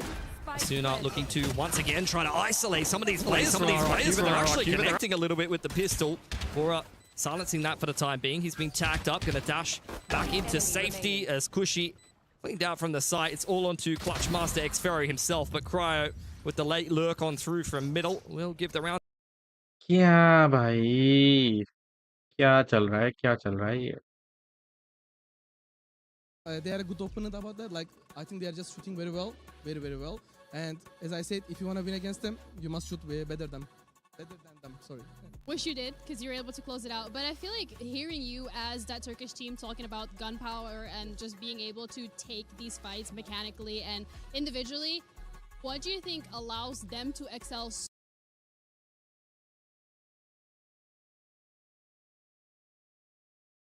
We are going to see a gun round coming in from RRQ. It is currently 2-0 for 100 Thieves. The op online for Jemkin. Now up on the attacking side. And 100 Thieves have taken A main in the meantime. One way is going to allow पे होगा PRX वाला. नहीं B पे है भाई. अभी तो देखना. Actually pushing the issue यहाँ a little पे bit. दिख रहा है. Looking for a pick in middle. Just sitting in a 1-3-1. Operator was spotted nicely by the drone, so I think 100 Thieves have got a little bit better of a read at what they're playing against now. Yep. 2-0 again for 100 Thieves. Slow start for RRQ. Like you said, 100 Thieves understanding, adapting, not taking too many rotations, but still able to get a lot of that mid-round information. Peeking through that nest area. The neon. Dirty trip set up there. As the trip wasn't actually caught by the shock. Second one will clean it up. Sound now diving into the site. Catches Cryo, completely hit by that relay bolt. Doubling up there. Jemkin dealing with Asuna. The flood is ensuing, but Timotino is the last one left. And RRQ... A पे ही देखते हैं फिर रुको. So sweet. It was very, very wholesome from Rose, saying that he's kind of like Voltron. I am the brain, they are the arms. When they don't have brains, I will do it for them. And it worked out really well there. I think that he's always been very real about that. Yeah. He knows that he has. It's not that he is a bad shooter. Trust me. If any of us were to go against him, he would completely obliterate us. But he is very aware that I like this bond that they have because it's very real. He's like, they hype me up.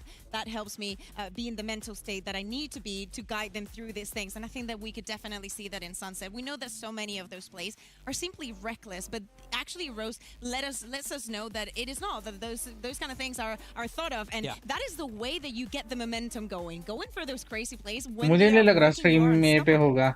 They're young players. उदय भाई. When momentum goes, commentary से अच्छा stream B वाला match ही देखते हैं. ठीक है भाई. Give it their all there. So I think the fact that they were B वाला देख लेते हैं फिर. कमेंट्री सही बात है तेरी.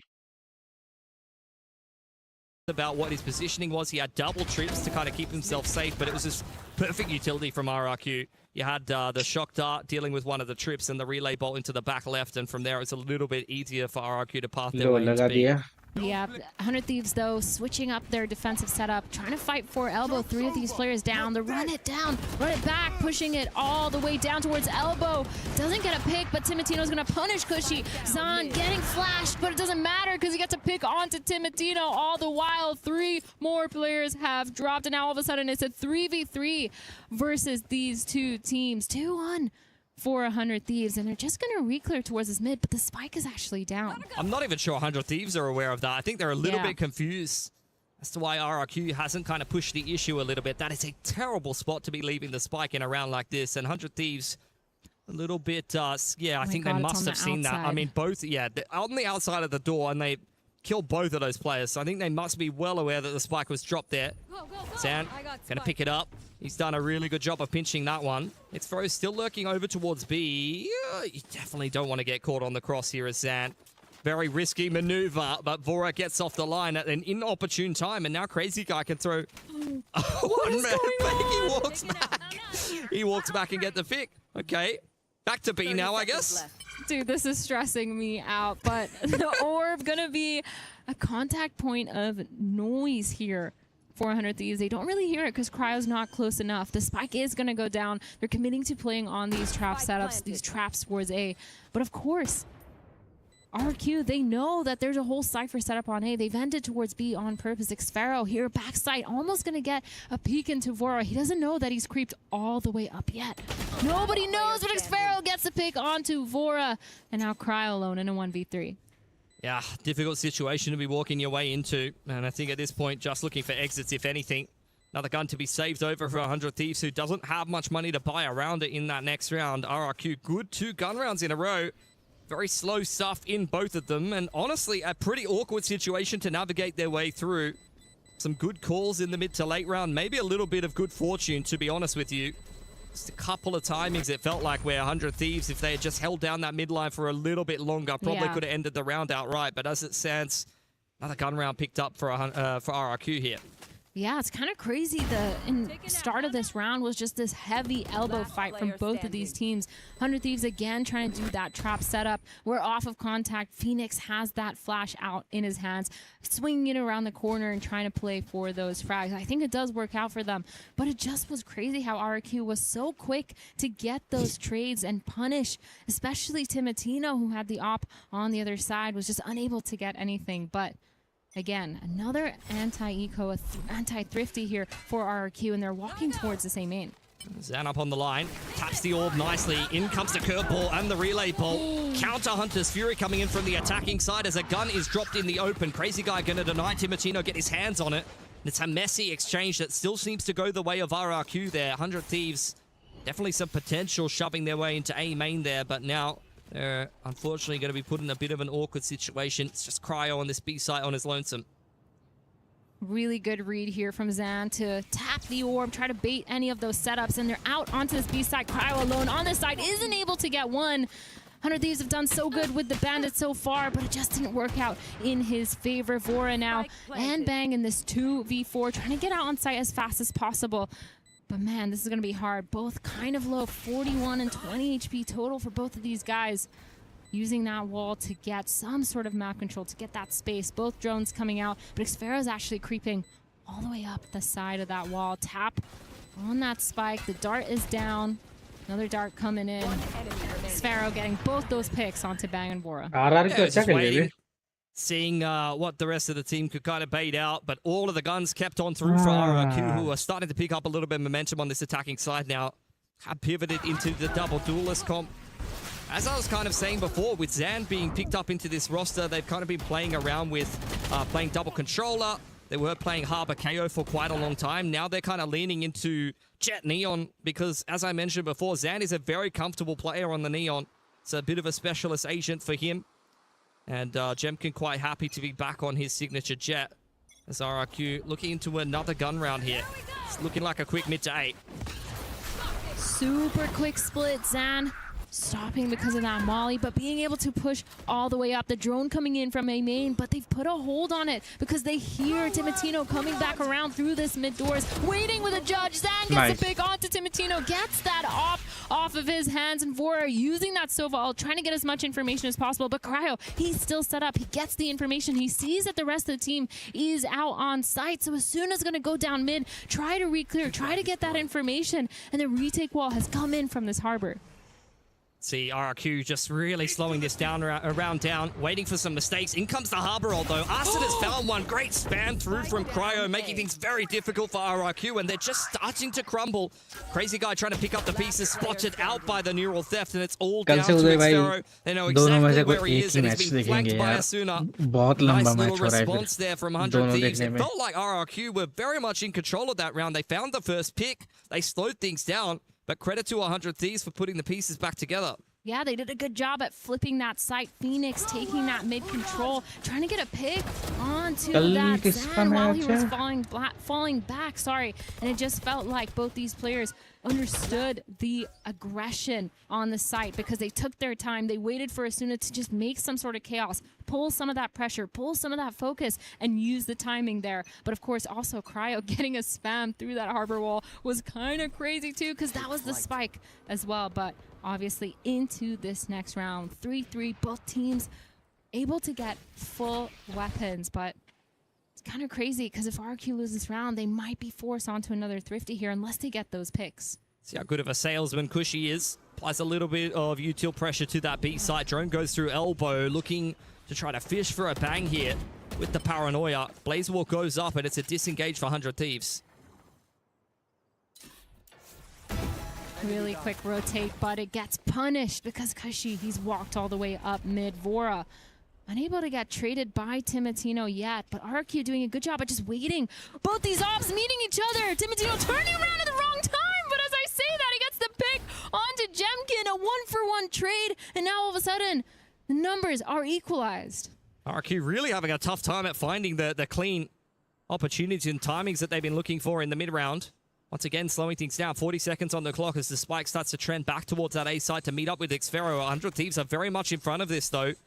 It's just Cryo being left solo retake on that B site yet again here. While the rest of the team is ready with reactive utility. You've got the Storm Surge and the Phoenix Molly. So I'd imagine that they're going to have a really good time dealing with this. Up goes the fast lane. Timotino finding that opening. Big bang inside of the bunker. Smoke is giving them a lot of problems. Tapping the spike. Timotino able to deal with him. And Crazy Guy is so far out of position here. Panic TP into the site. He will have a little bit of space to plant, but Timotino should be able to just deny that spike. There's no time. Even if Crazy Guy gets that pick. And RRQ, unfortunately, again in the mid-round, things are just really not coming together for them. Already 4.5 घंटे हो चुके हैं और अभी PRX का match चालू नहीं हुआ bro. Feels like 100 Thieves so quick to collapse. The rotations have gone a lot quicker here. They're kind of just walking around through mid because it feels like they haven't been pressured enough by RRQ either. So much mid space is given to them to the point where they're comfortable rotating. That being said, Bora did get caught off guard, so we're going to see a little bit of a change maybe towards their clearing that mid properly before they do those full rotates. And now, still able to buy, getting that operator on the side of Jemkin. They're looking like they're just going to go for another round of these slow peaks, but this time towards elbow. Well, runner back secured inside of A main for Asuna. full information for 100 Thieves as Cushy once again looking to try to clear the Cypher trips. One of them dealt with. Up goes the Cage. Inside of the smoke is Timatino, hiding in the opposing team's fast lane, and he's found a decent timing. That's a hell of a trade back from Zan as the Hunter's Fury coming in does deal with Cryo, or at least make him uncomfortable enough for Crazy Guy to do his due diligence, and RQ will take this A site. That's a really good zoning out from Cushy, just being really annoying, forcing Cryo to get that peek over the wall or take his one. The drone's going to give so much information that these players are on site, but they still don't know where Jemkin is. He has this full flank control. As I say that, he turns around, run it back, down on side. Suna gets the big onto Cushy, just jumping around. He's able to get it, and Crazy Guy now back sight, and Jemkin with the operator in mid. It's a nice flank timing, but Asuna, they were not sure where he actually completed that run it back from. And now Jemkin being locked out of this round by the High Tide. Asuna's got him marked. Up goes the Blade Storm, but inside of that Cloud Burst, Asuna was ready. And this will be a nice little defuse from 100 Thieves to get themselves on a nice streak of rounds here. They've gotten very close the last 3 in a row, but every single one of them has gone the way of 100 Thieves. Again, it's this post-plant situation for RRQ. इसे क्या पता चला वैलो खेला ही नहीं, watch party करना भी tough है, खेलना ही नहीं, वॉच पार्टी करना भी टफ है, सही बात है। नहीं वॉच पार्टी टफ तो नहीं बोलूंगा, पर भाई ये लोग ने जो डिले लाया है ना, ये 100 Thieves और इस पे RRQ पे बहुत गंदा डिले था, पता है? मतलब पूरे 1 घंटे उन लोग ने वो बी राइट बैक वाला लगा रहा था, लगा के रखा था। बी राइट बैक नहीं, we'll start soon. But it's just been kind of throttled by the way that 100 Thieves इसलिए वरना हो जाता। Little bit of a dry spell here for RRQ that they're going to try to digest a little bit. क्योंकि 7:15 का time था schedule में। To make some adaptations. They've been mixing up the pace most of the time, playing quite slow. That little bit of a faster pump towards मुझे मैं भी पहली बार कर रहा हूँ ना, तो मुझे भी नहीं पता था कि भाई इतना डिले लगाएंगे ये लोग। by the Sova drone and the fact that they have to actually take their time और उनका भी फर्स्ट डे है, तो भाई कुछ ना कुछ इशू तो आएगा ही, पहले दिन पे ऐसा होता ही है usually. Impact so far. I think the Cypher utility has been worth its weight in gold so far. Yeah, and he's been switching it up almost every single round too. When he is on that B, yes, he has a couple of the same trips, but the Cage has just been really annoying. He switched up his position, you never know where he's playing. And then he's also switched EDG में over and इतना over again गंदा इन लोग from ने that A to B side. OT So करवाया it's था, been 6 working OT लिए really थे well उन for लोग ने, them. 6 They're ओटी obviously पहले jumping मैच back पे। in now. सोच इतना 6 OT. Timatino walking all the way down elbow. Yeah, has a decent timing here onto Zan. It's a very easy pick to kick things off for the defense, and RRQ post timeout, that's where you just throw all of your plans in the bin. The opposing team already found the opening pick and tagged your jet off the line, forced to defensively dash. So you've got no map control to speak of in a 4-on-5. It's kind of a nightmare scenario for the attackers here.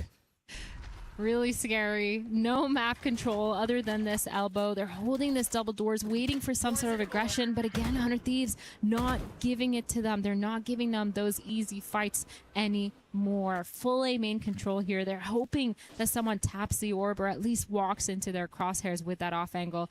Timatino now trying to re-clear towards that mid. Using his op to kind of catch anyone off guard, but he's not going to find anything just yet. Contact play in towards mid doors, has to find some impact here. Xfero, if he plays this one in first, is in for a rude awakening. That's a brave TP for Crazy Guy. And we'll leave it at that. Vora turtling inside Crazy of the side, trying to play the guy crossfire with bang. It's a beautiful little recon dart in from the Sova, and even if he's pinned into the corner, then Jemkin on only 50 HP has not much to do here. Timeout completely ineffective from RRQ, and 100 Thieves slapped them away with 4 alive. XD. Crazy Guy living up to his name with that TP into Nest, huh? They didn't have much going for them, you know. बहुत crazy If you निकाला don't bay. make big plays, you don't get big results, Athena, okay? Well, I think there also was a really good timing from Timatino's part because he did just cross into Nas. But yes, this opening pick, really nice. I love that Timatino is able to go for those as well without requiring too much support. War is on the other side of the map. There's no one really following up with him, which could be a little scary if he does get picked off. But he's just so confident in those peaks that it's kind of rewarded them. And now RRQ forced onto this weird buy. 3 stringers across the board, 2 sheriffs, and they're going towards this B main. Oh, that Phoenix Molly is really doing them a number here. As RRQ looking to dive into the site. Beautiful little spray control from Asuna, and the curveball's even better. Up inside of the dark cover. Crazy Guy has TP'd up to try to get something done, but Asuna is all over it. Only 1 bullet left in his Phantom. Xfero's in the back lines. They're very much trying to give Asuna the ace here. Reloads the Phantom and he'll get it done. Beautiful defense there for 100 Thieves. Asuna ने The क्या Phoenix ace लिया all भाई, that's needed really sexy. to shut down that attempt from the Stingers on RRQ's side. Those are the types of rounds that when I go Crazy home, I'm like, gameplay, maybe I crazy should gameplay. play on high sense like Asuna does, because he does it so good. He's so consistent with it. It's kind of insane. It was super important because RRQ with the Stingers here, if they get in the site, get the pick down, that's actually a losable round for 100 Thieves, especially with the comp that they're playing. So cannot understate, you know, there's some anti-eco aces that you're like, yeah, that didn't really matter. But that one actually could have been a bit of a problem for 100 Thieves if he doesn't put some multi-frags together there. Yeah, he absolutely shut down their winning condition for that round. And we're going to see early double drone from both sides, getting as much information as possible. उदय भाई आप देख के सकते हो जो PRX का match stream ए पे तो नहीं हो रहा भाई, उधर हो रहा होगा तो हम लोग स्विच कर सकते हैं अभी भी। मेरे को PRX देखना ही देखना है। Jemkin, he's just holding, playing passive. Who's going to make the first move? Minute and 10 on the clock here. Very tense stuff. RRQ set up in elbow. Down goes the operator. Kushi looking for the trade as the dark cover goes in towards Ness. RRQ putting a lot of pressure on middle. Oh, he's hit him with a little bit of a bouncy dart there. Nicely done by Kushi. Hudson is really going looking for him with the run it back. This is messy stuff. Zan's been able to time him inside of heaven as he comes off the back of the ult, and a big 2K from Crazy Guy to open up B. I cannot believe that RRQ has put themselves in a winning position as the spike gets scooped up by the IGL. That's insane. Zan actually getting all the way up into Nest when Timotino was opping through that tons. It's insane how he actually got that timing to get in and punish Asuna. But a bang. In this 1v3, it's not looking too good. We have 3 of these players ready on site, and Sphero ready with that flank peek. Kind of insane that round. I thought it was going to go down in shambles for RQ after that initial pick from Vora. Obviously, the dart, nobody was able to trade Vora, but it didn't matter because they had this mid setup. But it just didn't work. It wasn't there, wasn't flushed out because of the players that were towards elbow. I think this is just a round where, I mean, I've been praising our 100 Thieves for their patience for the majority of this game. They very much just try to crunch middle, and sometimes that just backfires for you. They really sent it in with the runner back and didn't quite find the right timing that they were looking for. Sometimes that happens. But RQ now on 4 attacking side of rounds, even if the last, however many, I feel like the last 5 or 6 rounds have not looked particularly close, and we still have 4 on the attacking side for RRQ. So they're doing their due diligence at least. Blazewall and Storm Surge gonna secure A main control, going for the orb is bang. In goes the relay bolt. RRQ looking to punish, but unable to do so. The A main fight coming in. Asuna getting that pick onto Zan, and he's gonna fall back, not trying to give too much away, give another peek for RRQ, and all of a sudden, that's their neon down, but they still have this op online for Jemkin, but he's been unable to find an opening pick so far, especially towards this B side where Cryo's just playing on site, playing patient on his cam. Vora, though, uses drone early. It's going to have to use that dart at some point to get some sort of information because RRQ, again, slowing it down in their mid-round. The dart's back up for the attackers as well. Xfero does have the pip for the afterplant. Jemkin looking for a pick over on elbow side, and RRQ kind of waiting for him to get in the mix as Crazy Guy going to go for an information TP. Asuna hears that all being picked up. They know that there's at least 1 or 2 players for RRQ. Hold on. They're starting to get some picks. Bang able to trade one back, though, and he rips his ult. Timotino's arrived at the party as well, and that's a great shutdown at the end of the half for 100 Thieves. Just perfection from the Neon and the Harbor to stop RRQ. Any inroads getting into A. भाई 100 थे उस one side निकल रही है क्या? From them, really good positioning. Timotino as well, not being phased by all the pressure coming out of A main. The players knowing that Bang has his back on site, just being able to focus towards that mid doors. These are the kind of the small plays that I really like to see from 100 Thieves. But of course, these are so nice to watch. The 3K for Timotino, and now we've jumped into this halftime. Looking at the scoreboard, 14 and 14 for the double duelists on 100 Thieves. Yeah, doing quite well for themselves. As we once again भाई आसुना टिमोटिनो का किल देखो 14-14 या निकाल रहे वो series. It sets the tone. It does. Another 8-4. It does what I couldn't. As RRQ, they've got their work cut out for them once again. Down in rounds at the half, moving on to the defense. Pretty similar to what we saw over on the Ascent side, but 100 Thieves calling has been pretty excellent today. And they're not playing that different of a comp stylistically. Again, double duelist, couple little different bits and pieces. I'm interested to see actually how they approach this attack side. They're going to have to get a reasonable amount of value out of the fast lane and the cages, I'd imagine, because they're only playing the Harbor as a single controller. Yeah. Which is not too common. Usually you're seeing that kind of paired with a Viper or something like that a lot of the time. Or you even have Astra or Omen in the mix. Yeah, I think for both these teams, they've switched on to the stronger sides. The weaker sides. There we go. Because that Omen on the defensive side is really good at just delaying and using that smoke to block off those choke points instead of using them to actually execute into a site, especially when you're playing with a Viper. Once you put that wall down, it's gone. You can no longer move it. So it's almost impossible to commit to a site like B when your Viper wall is on A, and same vice versa. And then on the other side of 100 Thieves with that double duelist, it's going to be a lot harder to execute because the retakes, once they use a lot of that util on that retake, or at least on the execute, they don't have that harbor wall again for quite a while. They're going to have to cycle, like you said, those Cypher cages or something else that's going to help them through. Maybe the firewall from Phoenix here, but kind of crazy. I'm looking at these two double duelists to kind of keep up the synergy, but for RRQ, they're starting off with 3 players towards the safe side, trying again to get this A main pressure. Xferro retake on B does have a wall to slow things down if possible. Spots out a couple of players on the side of 100 Thieves, but will just back his way over towards Elbow and play behind the Harbor wall. Cryo trying to keep Jemkin in check. He's having a little bit of a look in towards Elbow. That's fantastic from Cryo to shut the jet down, and now RRQ are very much under the pump. Post plant here for 100 Thieves. RRQ seeming to decide against the quick flank towards Elbow. They know Crow's holding it, but they're walking up.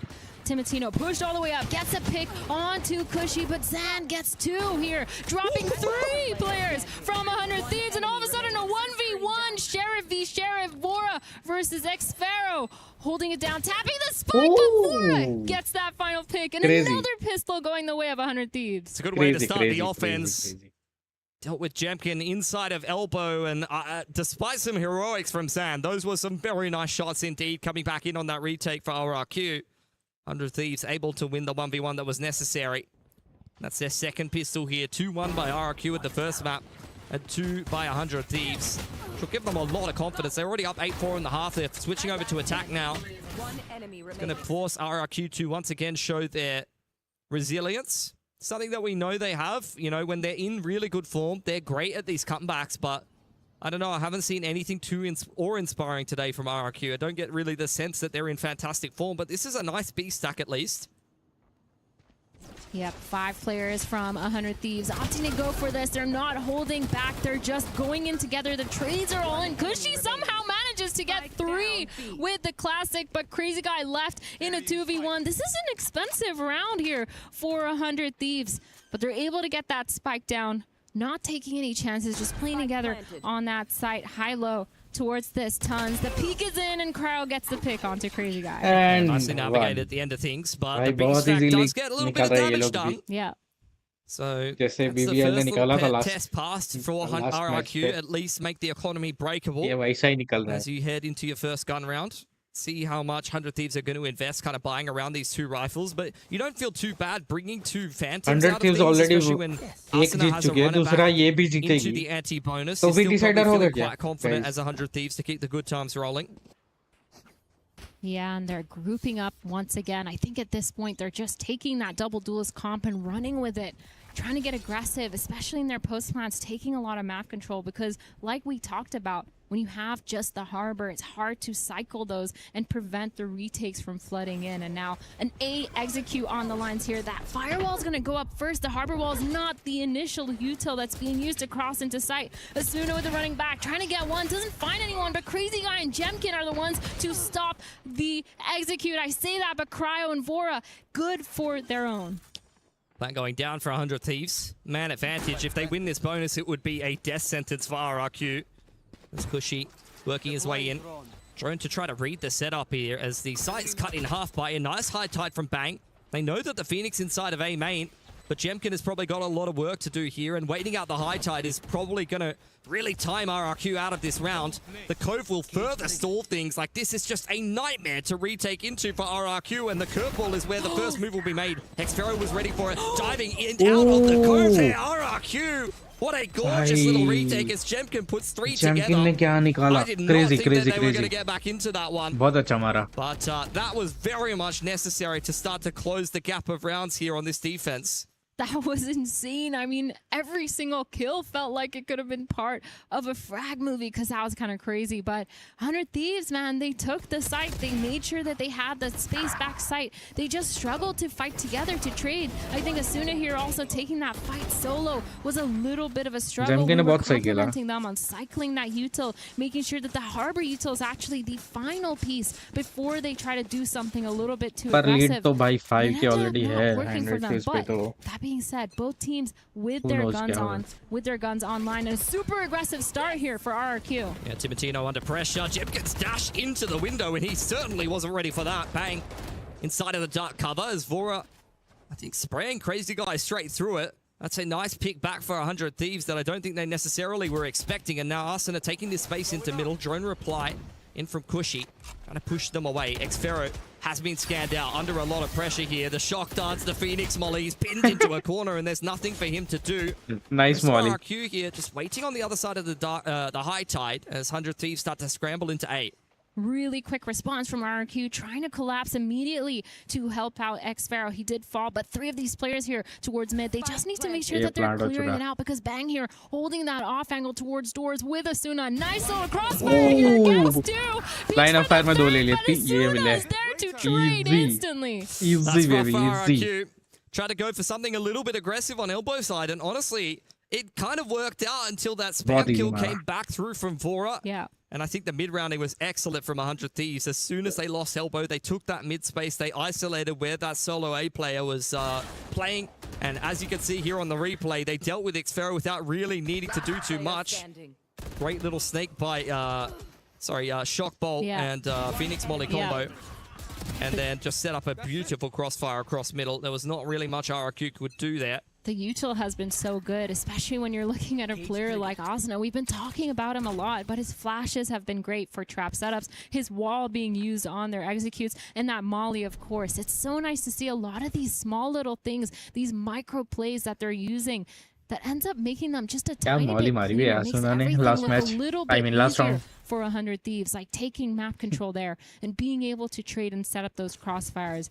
Really nice stuff, and I'm so excited to see how Asuna keeps playing on this Phoenix, especially for the rest of this competition. Jemkin on the op. Not sure it's something 100 Thieves will be expecting. Tailwind active. Cryo, beautiful little peek on in there. That definitely needed to be where RRQ found some success, and the Neural Theft to follow up. They can read this setup nicely. Hunter's Fury comes in. Sad trying to chase them down with the overdrive active, but 100 Thieves are punishing every little aggressive maneuver for RRQ. And now with the high trade across yellow and the spam through from Bang, this is looking like a serious point for 100 Thieves. They've taken all the space. They have the numbers. They're forcing Crazy Guy and Xfero to fall back. They have to save these weapons. This is not winnable for them. 2v5. They need to buy around these guns, of course, because now 100 Thieves is going to be on match point with this. And man, if I was RQ, I'd be sweating right now because it's looking so hard. They don't have any idea of how to stop this kind of force push by 100 Thieves. They're just running it down at some point. Still doing it with conviction, still doing it with strategy. They're not just holding W all willy-nilly, but they're able to get those picks. They're able to just trade off of each other so well. It feels like they're able to speed up no matter what. Yeah, I think that setup is just a bit of a domino effect. I didn't even mind it. I think the op was something that 100 Thieves running a bit of a slower round were not necessarily ready for, but Jemkin just goes looking for information in the mid-round a little bit too early there and gets caught on the timing. If he finds an op peak, dashes away there, that could be a completely different story, especially with the overdrive and the Hunter's Fury coming in on the retake, which was kind of just used in desperation after that. That is what Cryo does best, though. Just an instant headshot, even onto someone holding an op line, and 100 Thieves now on series point. This has been a very convincing day from them. Breeze in particular, I mean, you could see why they picked this map into this series. Oh, 100%. They've been performing on a map like Breeze. But Timotino going for that initial pick, demolishing Jemkin, absolutely destroying him. And now 4v5 just like that. RRQ are struggling, so they're trying to take that map control back. They're trying to equalize these numbers, getting the information with that drone. They're going to spot out Asuna here. But Zan unable to do anything with that. The drone coming in answer, and they have all this information. Just holding for 100 Thieves. They don't need to overpeak anywhere. It's very telegraphed from RRQ, and 100 Thieves are all over it. Great patience. Timotino diving into the site. Flushes Crazy Guy into Cryo's angle. Hunter's Fury really zoning the rest of the rotators away. Blows up Cushy on double doors. And Timotino up close as the Harbor ult comes through. Will catch at least Zan on 5 HP. Out comes the Shorty, and Xfero is tapping away. That is ridiculous, but Cryo will finally put an end to it. 13-5 for 100 Thieves. They absolutely demolished RRQ. That makes sense. Crazy why मारा, this is crazy their map भाई. pick. They've been बहुत so easily जीत गए ये phenomenal लोग. on maps like these, just taking their fights. But I think today they've shown that they have all this really good understanding of how they want to play together. The synergy, the way that they're coming up with these strats, and the mid-rounding from Vora, of course, has been phenomenal.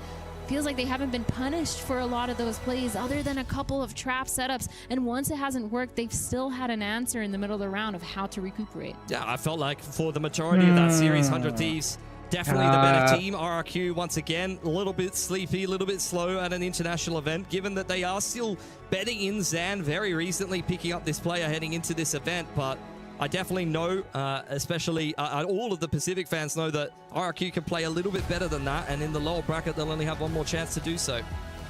अब PRX का चालू होगा ना इधर. I think also coming off of that Masters run as well. They're still a little bit tired, but I still think I see a lot of faith, especially the way that Xfero was playing. Man, he was a beast today on that veto. Crazy भाई, बहुत crazy मारा, Constantly बहुत getting crazy those मारा. picks on the Viper. His lurk timings were really 100 good, just Thieves holding, तो making sure क्या that the he team always बोलूं. has a plan B to fall back into. And then also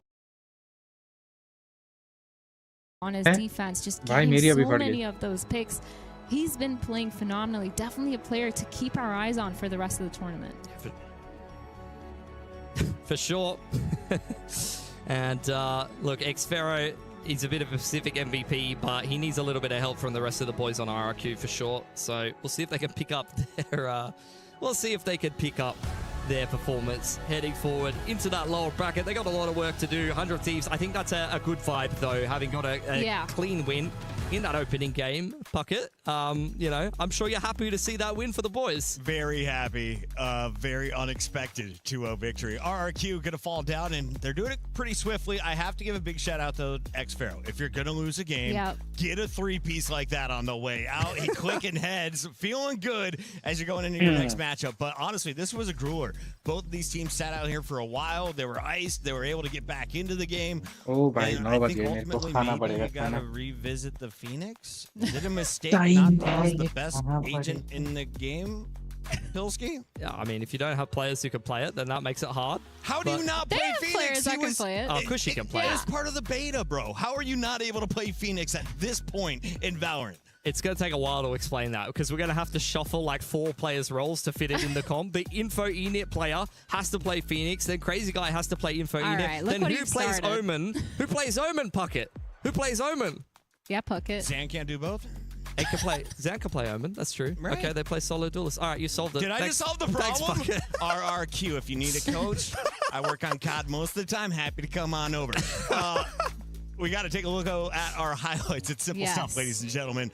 Tactical shooters can be simplified. When you make moves like this, the headshots are going to pave the way early on as it's 100 Thieves out to an early start. The pistol round in the second half gave RRQ hope again. Yeah. Are they the best pistol team here in Group A? No, probably not. Are 100 Thieves the worst pistol team in Group A? They went 2 for 2. They won did there. okay They for won there themselves. too. I think you're baiting us a little bit. Okay, it's not working. You're trying to see if we're None paying of it is going to attention, work. but- All right, we're looking at some of the highlights here. Yeah. Asuna is having the pop-off performance towards the end. The Neon's shown quite a bit here on the map. Walk me through what you saw with Phoenix. I mean, this was insane. It feels like there were so many 3Ks that happened over and over again. Xfero, obviously one of the players that we were talking about. This by Jemkin was was absolutely nasty, absolutely shutting it down. I think we were talking about this Molly combo from Vora and from Asuna, this crossfire just showing how well 100 Thieves were playing together. Again, RQ kind of having the right idea, getting a lot of those picks, but just having either the timing or the trading off almost every single time. I mean, yeah, I just don't think that they necessarily were showing their best face here. I don't think that they had the right read on 100 Thieves, who I felt like had better fragging and better macro. They were just bigger, faster, stronger today, and RQ didn't show up to play as well as they needed to, as I mentioned before, which is often a problem in some of these international events. In Pacific, they are a very good team. But they're having a little bit of a struggle at the moment. That's why you saw the roster change come through. And yeah, well, hopefully they can pick it up in the lowers. Who is the best Sentinel that you've seen on the stage so far today? Xfero. Xfero. He's a gamer. I mean, maybe best Sentinel in Pacific. Cryo's done a good job. He's done a good job. He's done his job every single time. He's switched up his setups, but Xfero's just been fragging out the whole time, And then on the other side, who was the most impressive duelist? We had 2 stages going. You guys missed the action from Edward Gaming, but I saw quite a few highlights on Stage A. What was the best player camera to watch on Stage B? I think Timotino today. Timotino was really good. Asuna. He really impressed me with the op. I think the way he was kind of maneuvering around, he really helped their setups as well a lot of the time, on a sense. So I was loving Timotino. I don't know if he's got it over Kung Kung, though. Like, I don't think anyone has it over Kung Kung, no. honestly. He's a beast. All right, Audio, we are going to be getting into an interview here shortly. I just got the thumbs up from Ginny. She's ready to rock. And it's not Timotino. It's his better half. He goes by the name of Asuna, and he was here since the beginning of the Thieves. Let's go to the main stage. Thank you, guys. Asuna, congratulations on that win that you got here today. A quick 2-0, just another day in the office. Starting off this year pretty strong for EWC. Yeah, happy to have a quick win, especially against a tough opponent, I would say. You know, any team from APAC will always give you a run for your money, and it's the first win for Vora and Timotino, so always good to, you know, have a clean win, especially for the international stage, to build some momentum and hopefully top our group. All right, I'm looking forward to that, but I want to talk about your individual performance as well on the Phoenix, especially. Like, it was pretty good, so talk us through the preparation specifically that came into coming to the tournament. Not a lot of like preparation in the sense of focusing on the other team, mostly on ourselves. So just, you know, working on our individual game, and we did a small boot camp. Thank you to Gentle Mates for lending their gaming house to us. And yeah, we were able to practice for a week in Paris, which led us to have a really good, comfortable showing. And yeah, we're taking this event very seriously and hoping to win. So when you're talking about the expectations, you're saying topping your group, hoping to win. In general, when it comes to the expectations for this event, of course it is to lift the trophy, but are there any other nuances that come with that? No, I mean, obviously with food. Get experience. I think that's like the biggest thing. No, hopefully ये क्या था? You know, it doesn't come back to bite me, but have to be अब मेरे confident. को खाना खाना Well, thank पड़ेगा you so क्योंकि much. मेरी I'm gonna let diet you चल रही go. है. Appreciate it. And we're gonna be heading back over to the desk. Nailed it. I thought she was going to leave. Gym भी जाना था पर gym miss हो गया क्योंकि मेरे को नहीं पता था कितना लेट हो जाएगा. Swapping Avril onto the desk for the next match. Before you go, though, what do I need to know about Paper Rex? They're about to take the stage. तो And मैं everyone खाना खा says रहा हूँ. they're in the S tier. Oh my God, Paper X, आपको they're a देखना पड़ेगा. phenomenal team. I feel like every single player on that roster has a really good understanding of their role, and the way that they're playing at Masters was insane. They did come second place in Masters, but I still feel like they're going to be up there. And when it comes to Paper X versus NRG, listen, I'm an America's girly at heart, but I think Paper X is going to take that one. They could be the clear winners in our next group. Stay tuned. It's EWC 2026. We're coming back with more Valorant live from Paris.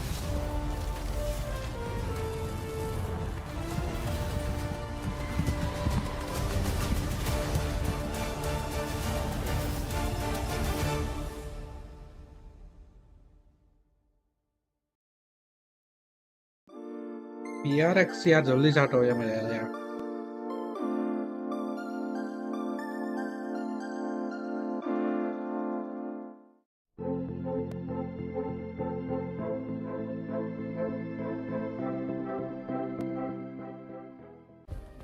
Play is in our DNA. Whenever we let it out, it becomes our superpower. Now imagine an entire city being built to supercharge it. Kadir City, powered by play. We were there for every click, every clutch, every respawn. We were there for the years of grind, and we're here. Now, the proud founding partner of EWC, powering the biggest event in gaming, shoulder to shoulder with the world's best, making history. Greatness deserves a stage. Lenovo Legion, reach your impossible.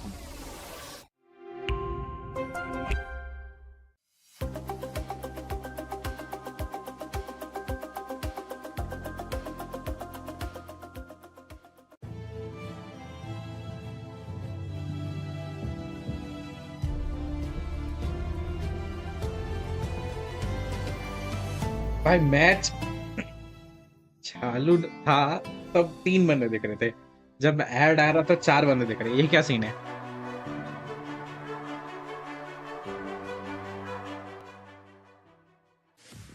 In last year's finals, we were in a tough situation. I think a lot of different words were said, different tactics to wake up, maybe some harsh, maybe some inspirational. I think all it took was winning that third map to give us that big amount of belief in ourselves that we can do it. Even though it was so bad, we still inside believe that it's possible. Can't stop believing, because if you stop believing, then that's it. Brienne's on 78 HP. He did the ultimate on so much crashes. I think the trophy felt unusual. I mean, it was my first Valorant trophy. I think for all of us as well, especially, you know, thinking like 2 hours ago we were in the worst position possible. It felt amazing. It felt like a moment of finally. I think I kind of knew in my head that we would win it just because it's really hard for them to be mentally strong, being 2-0 up and then going to 2-2. Like, there was no way in my head that we were going to lose that last map just based on knowing what mental state they're in and what mental state we're in. Yeah, I mean, this year, many boys.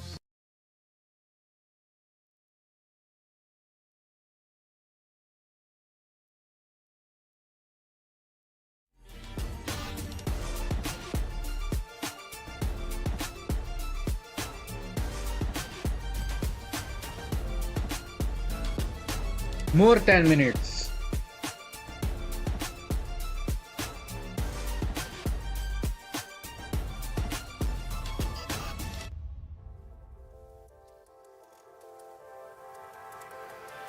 I think it's crazy. Our fan base is like really huge in France. I think most of the people like already saw some events we did. So I'm pretty happy to be here. We missed out on Champs Paris last year. It's good for us to have an international event that we can play in front of our crowd, you know. I don't know if it's stress, but it's like, it's a good pressure that we have. We of course want to represent the country of our org. Also, like, I grew up in Paris, like it's a special city for me. So there is a lot of story about it. We're extremely excited. We cannot wait for this opportunity. Obviously, we need to get out of groups first, but that's like even extra motivation for us to meet them all. It's our organization home country, home city, you know, so that's one of the biggest goals for us for sure. Feels good to play here, of course, because Vitality French org, and we're in France now, so it will be really fun to get into playoffs and share the stage with some of the fans too. I think that will be cool for everyone, one of us and stuff, and for me it will be especially, like, I am playing the French org. For me, like, it's a really exciting tournament, I think.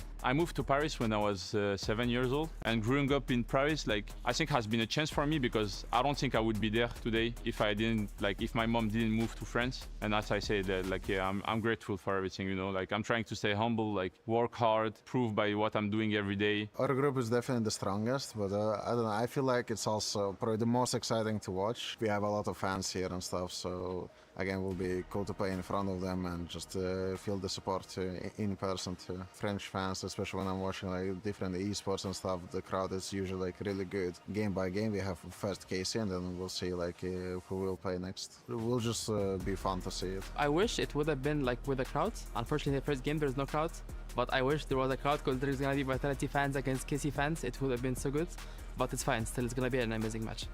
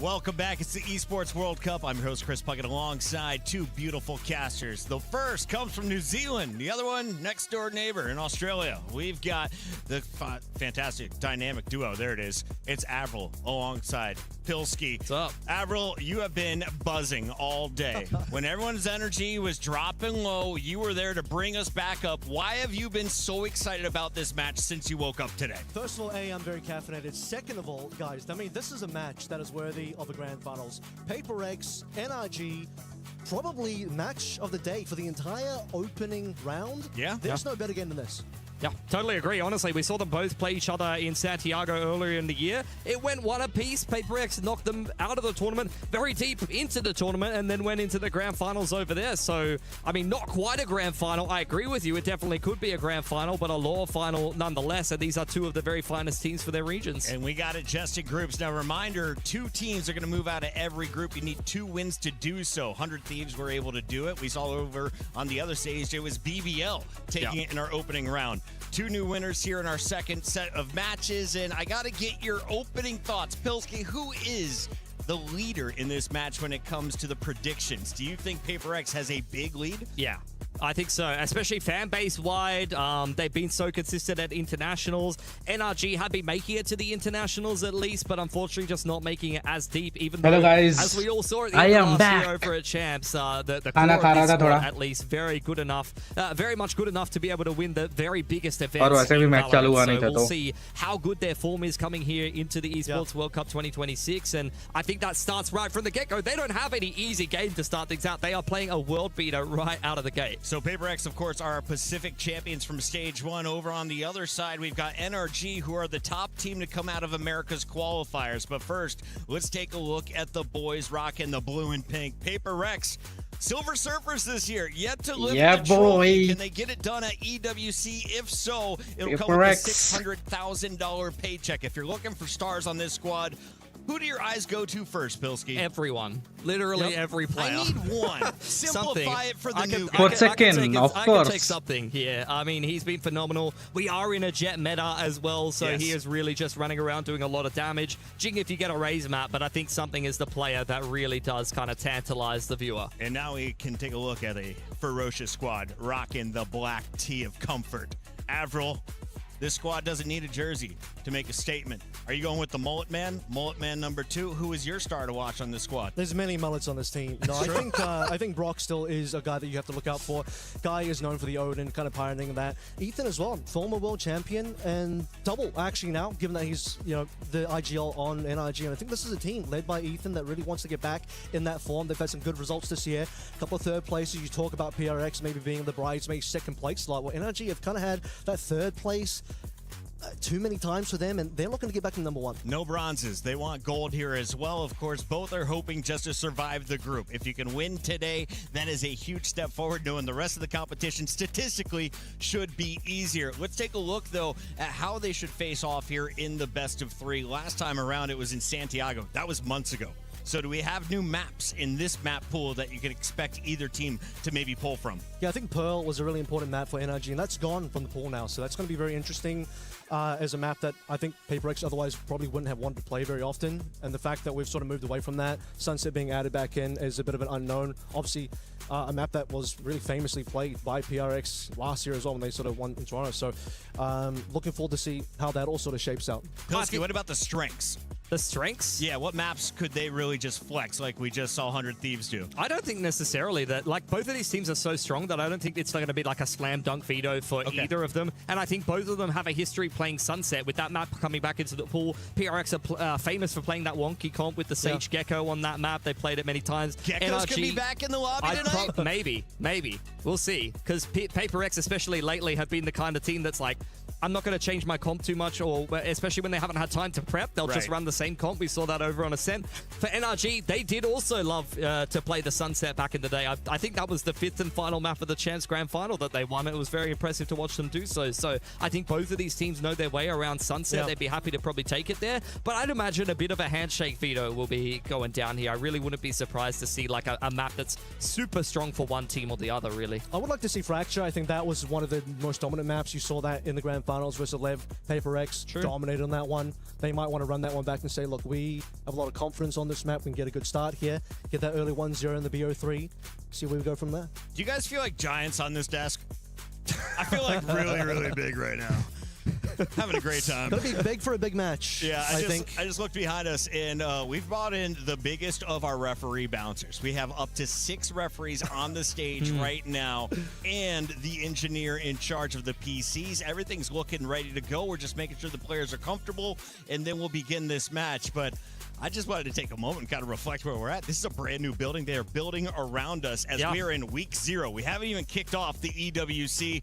And shout out to the people behind the scenes who decided this year we're not only going to add $750,000 to the prize pool, we're also going to make sure everything is a best of 3. This is a treat for the fans. You guys are about to be showing it. And the question I have is, who is going to be the flashiest? Like, if I'm new to Valorant and I'm about to watch the best players, what do I need to be looking out for, Pilski? Paper X. If you talk about flashiness, that's Paper X in a nutshell. If you want to talk about what this matchup is, this is the flashy, like, aggressive team versus the team that likes to think a lot, likes to make a lot of decisions, likes to kind of play the macro and things like that. आप लोग जिसको भी support कर रहे हो पोल में बता दो PRX या फिर एनर्जी मैं तो पेपर एक्स को ही सपोर्ट करूंगा भाई 2 साल से देख रहा हूं पेपर एक्स को तो of course who's the best on Paper X, who's the one to look out for? All of them, every single player on this Paper roster X ही हो गया मेरा तो lights out. But I think NRG have a lot to show here as well. Again, former world champs, something Paper X is still chasing. Paper X themselves been second a number of times.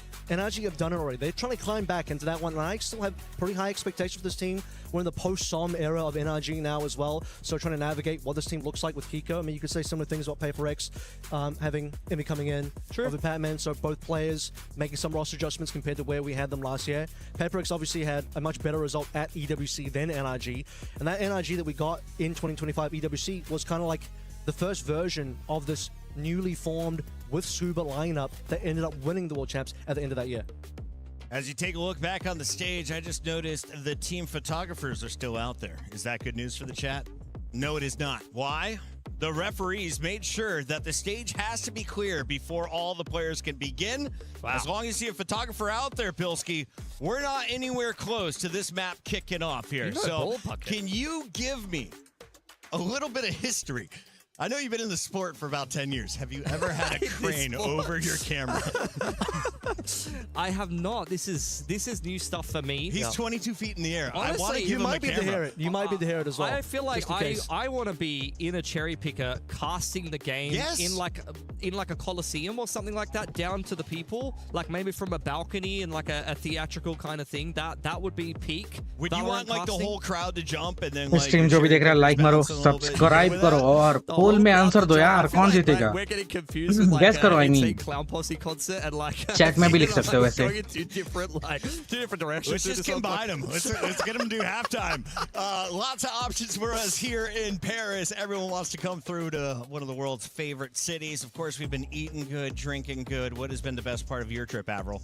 Being in France for the first time. This is the furthest I've traveled. I think the same for you as well. I mean, we come from the opposite side of the planet, literally. So this is about as far as you can go, unless you go like all the way to the UK. So enjoying Paris just in general for me so far, but it's been nice food. Pilski, I heard you brought your partner out here. We're making it a family affair. What are we thinking about Paris? We loving the city of love? Yeah, it's nice. It's nice, but I'm here for business. I stand on business bucket, and I'm here for the games. So I'm not even thinking about that right now. Full focus. Who do you want to chat about over there? Because he's staring you down. I got eyes on you, young man. Okay. Picking our first map. That's a great question. I'll have a little bit of a look at the video. We're going to check that one real quick. Usually would be. I know we throw softball questions. I asked you about Paris. You didn't want to talk about food, so we're going to talk a little about the game. Who's this team A? We're eating good right now, Pucker. I don't know what you're talking about. I mean, I'm sure we'll have a veto graphic, but the team that did get to pick the first map was Paper X. Okay. I think that's great. I mean, they could kind of set the tone in the series. I don't want to spoil the veto. I'm not sure if we have the graphic or not, and we could talk about it at some point. But, I will have no idea for you either. Sorry. I don't know how. And then NRG's got to pick a map after that. That's how vetoes work, Pocket. True. Just for the layman, you know, I know that I need to kind of, you know, explain things out. How does it work again? Could you walk me through from the beginning? I've never heard anyone give the play-by-play of like the stage movements. I honestly applaud you for that. That's you find things and you see things, and what do you see? What do you not see? People be moving off. What do you not perhaps? see? No clickety clacking. No flashing. We're about to begin, ladies and gentlemen, which means that Vito graphic might come up. It might come up. And we might also see the agent selections. So can we go there next? You mentioned Gecko might be seen. We've got some if weird we get comps from Sunset, Paper it'll X. be seen. I'd be surprised if we got Sunset, though. Oh, I think both of these teams, it's a low-risk kind of veto. We're very early on in the tournament. It's the first time they're playing each other for quite a while, even though there's a little bit of a rivalry and a matchup there. That's mostly gone the way of Paper X, but it's always very competitive. I'd expect a bit of a handshake veto. I'd expect 3 maps. If we get the graphic, or if we don't, maybe I should just say what it is now. All right, so Paper X, Banning Haven, NRG's band Split, and then we're going to go Fracture, Lotus, and then Breeze is the decider. So you said you wanted to see Paper X pick and Fracture? Yeah, I think there's no surprise there, right? You have the Fracture coming out straight away. That was one of their best maps coming when we looked at them in London as well. Absolutely dominate Lev on that one. Split being taken out is probably no surprise. I think NRG have not been the biggest fans of that one. It's been one of their kind of perma-bans, I guess. There we go. So looking at it now, we actually legitimately have the graphics. So Yes, shout time out to get into it. production.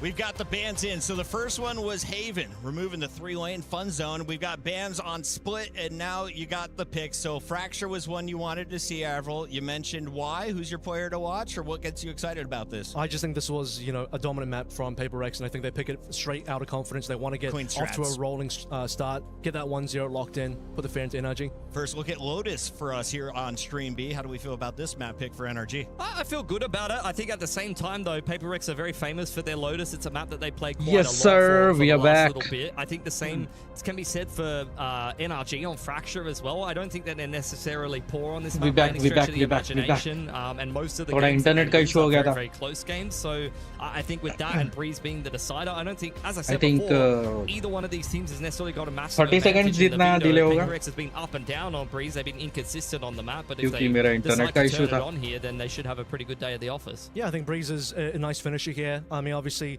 that was probably one we expect them to win a little bit more handily in the grand finals. But PRX push a ने little bit from Fracture there. select किया है. But as it's NRG ने overall, Lotus I mean, select किया है. क्या kinda बात call है? it, this is a Decider Breeze. veto that does Okay. look like a pretty standard one for the teams. Everyone's should be pretty happy with it.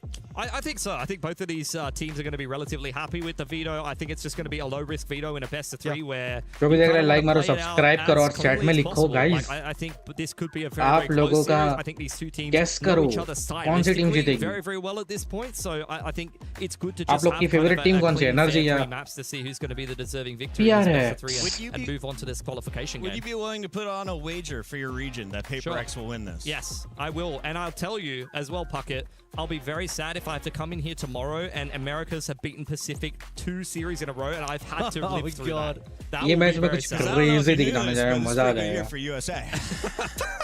You guys say that every Doing year. all right in the US in the World Cup. We're looking alive in a lot of other sports potentially coming August, Yeah, like you American know football. the only team alive from Asia Pacific in the World Cup? No, Australia. Yep. Let's go. All champions or potential champions still here at the desk. How about our friends on the stage? Not ready. Let's keep chatting about football. So this has been...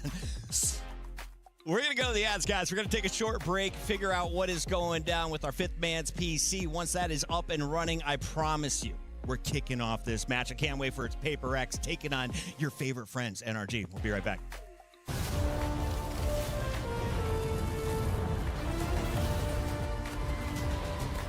कितना wait करवाएंगे ये लोग, कितना भाई कितना. Play is in our DNA. ये वाला add आते ही मेरे को Whenever ये we let it camera out, नीचे कर जाना पड़ता है. It becomes our superpower. Now imagine an entire city being built to supercharge it. Kadir City, powered by play.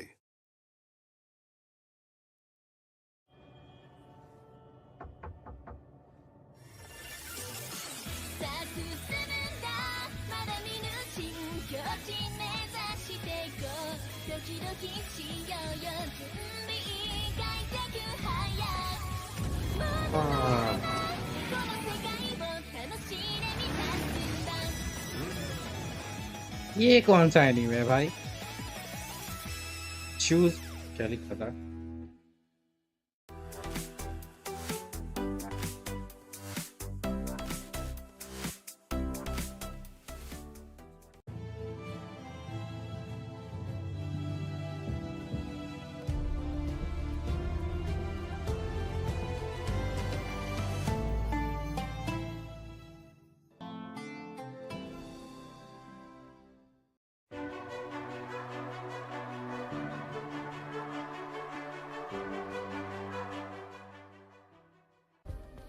play is in our DNA.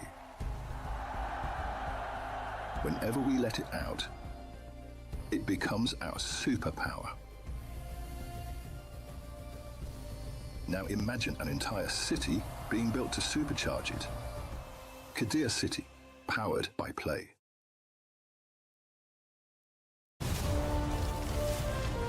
चलो खा लो लियो भाई कुछ खा लिया उदय भाई खा लिया उदय भाई खाना खा लिया मैंने It's the biggest event in esports. Welcome back to the Esports World Cup 2026. We're here in week 0. The event hasn't even kicked off, but we're in the group stages already, and we're on to our second match. We've got पर मेरे को PRX का match भी देखना है इसलिए मैं जगा हुआ हूँ looking for another run. It's PaperX on the other side. वरना अब तक तो मैं बंद कर देता. Favorites NRG, the top team to come out of the Americas qualifier, has already taken the stage. We have two fantastic casters for this one. We got Pilsky alongside Avril. Avril, they just brought us some fans out. We are nice and comfortable. We're ready to rock. It looks like all the players are at their desk with the coaches ready to go. How are you feeling coming into this? Yeah, fantastic. And do note, fans, we're talking about the actual fans blown air. We'll get the real fans in, the crowd coming in for the playoffs next week. Once but we're right done now, building and you don't have to wear a hard hat. Exactly. I'm sure the fans. हाँ भाई आपने खाना खा लिया क्या उदय भाई To be honest, हम भी खा के आ गए क्या बात है क्या बात है crazy fans for APAC and things like that. But given that we're in Paris, honestly, the game on the A stream नहीं दिख रहा आपके taking on Vitality right now. Tired दिख रहा हाँ भाई टायर्ड हूँ यार थोड़ा Do you know if we have any updates over there on the match yet? It looked like it was कल मैं थोड़ा सो नहीं पाया था They're still getting all hands are on mice, so I think they're still in game late rounds. अभी नींद आ रही है Looks like it's close. It's very close in the first map. No one's won it yet. We got a lot going on here on our main stage. I just checked out here. आज दिन में भी नहीं सो पाया क्योंकि office का थोड़ा काम था तो वो करना पड़ा और फिर 4 बजे से इधर बैठा हूँ 9 बज चुके हैं 9 नहीं 9:30 बज चुके हैं और अभी तक PRX का मैच चालू हुआ नहीं है और आपको पता ही है कंटिन्यूसली बैठने पे क्या होता है बैक पेन हेड पेन बहुत कुछ हो रहा है नींद आ रही है मतलब समझ ही लो आप बाकी तो क्या ही बोलूं I'm looking for the players that are like, lying back, getting a little bit of a nap in there, bit of a snooze in there, like Vora from last game. We see you, A streamers. A streamers. They're trying to be sneaky. I find it amusing that we could see Kakuka trying to squeeze past, but big time, he is 5 foot, so 10:30 से 11 के आसपास हो जाएगा काम हाँ मेरे ख्याल से मैक्सिमम 11 तो बजेंगे सही बात है क्या पता पर PRX कुछ क्रेजी ही कर दे तो जल्दी भी खत्म हो सकता है पर एनर्जी भी खराब नहीं है भाई एनर्जी भी अच्छा खेलती है पर हम तो सपोर्ट कर रहे हैं PRX को of course similar flavors from both of these teams running the double duelist but not in agreement about how they want to be doing it. Yeah, I think both teams are just going to be sticking to their guns here. Obviously, like, no one's going to be deviating too far from... 4 second क्या बात है kind of shown so far. Fade versus Sky into the mix there as well. One of the few maps you're going to end up seeing something move over to the Brimstone from his usual jet position, which I'm sure for the rest of the BO3, he'll be comfortably moving back on towards the jet. But yeah, you called this one, man. Jing on the Rays, probably one of the few players that you have to be really careful about. Yeah, for sure. Totally agree. I think for NRG, it's going to be interesting to see how they navigate this one. Fracture is not a map that they've had heavily repped in the last 3 months. You know, they've only had a few of those over in Americas, one in the Swiss stage of Santiago, which is a very, very tight game versus Foot, whereas PaperX, this is a tried and true map for them. They have been picking it a lot, and they've had some pretty good runs on it as of recently. You talked about their game over in Santiago that went quite well for them. We won't talk about the rest of the final. That's not really relevant, Kev. What's relevant is they need this opening group stage win here against NRG here at EWC. All right, well, we have PRX on the defensive side, NRG on the attacking side, looking over towards the top so far on Arcade. First up will be Jing. Beautiful shot onto Kiko and a follow-up from the fire as well. Well for PRX, you would say, minus the fact that Jing does trade his own life. 4 versus 2 in the opening pistol.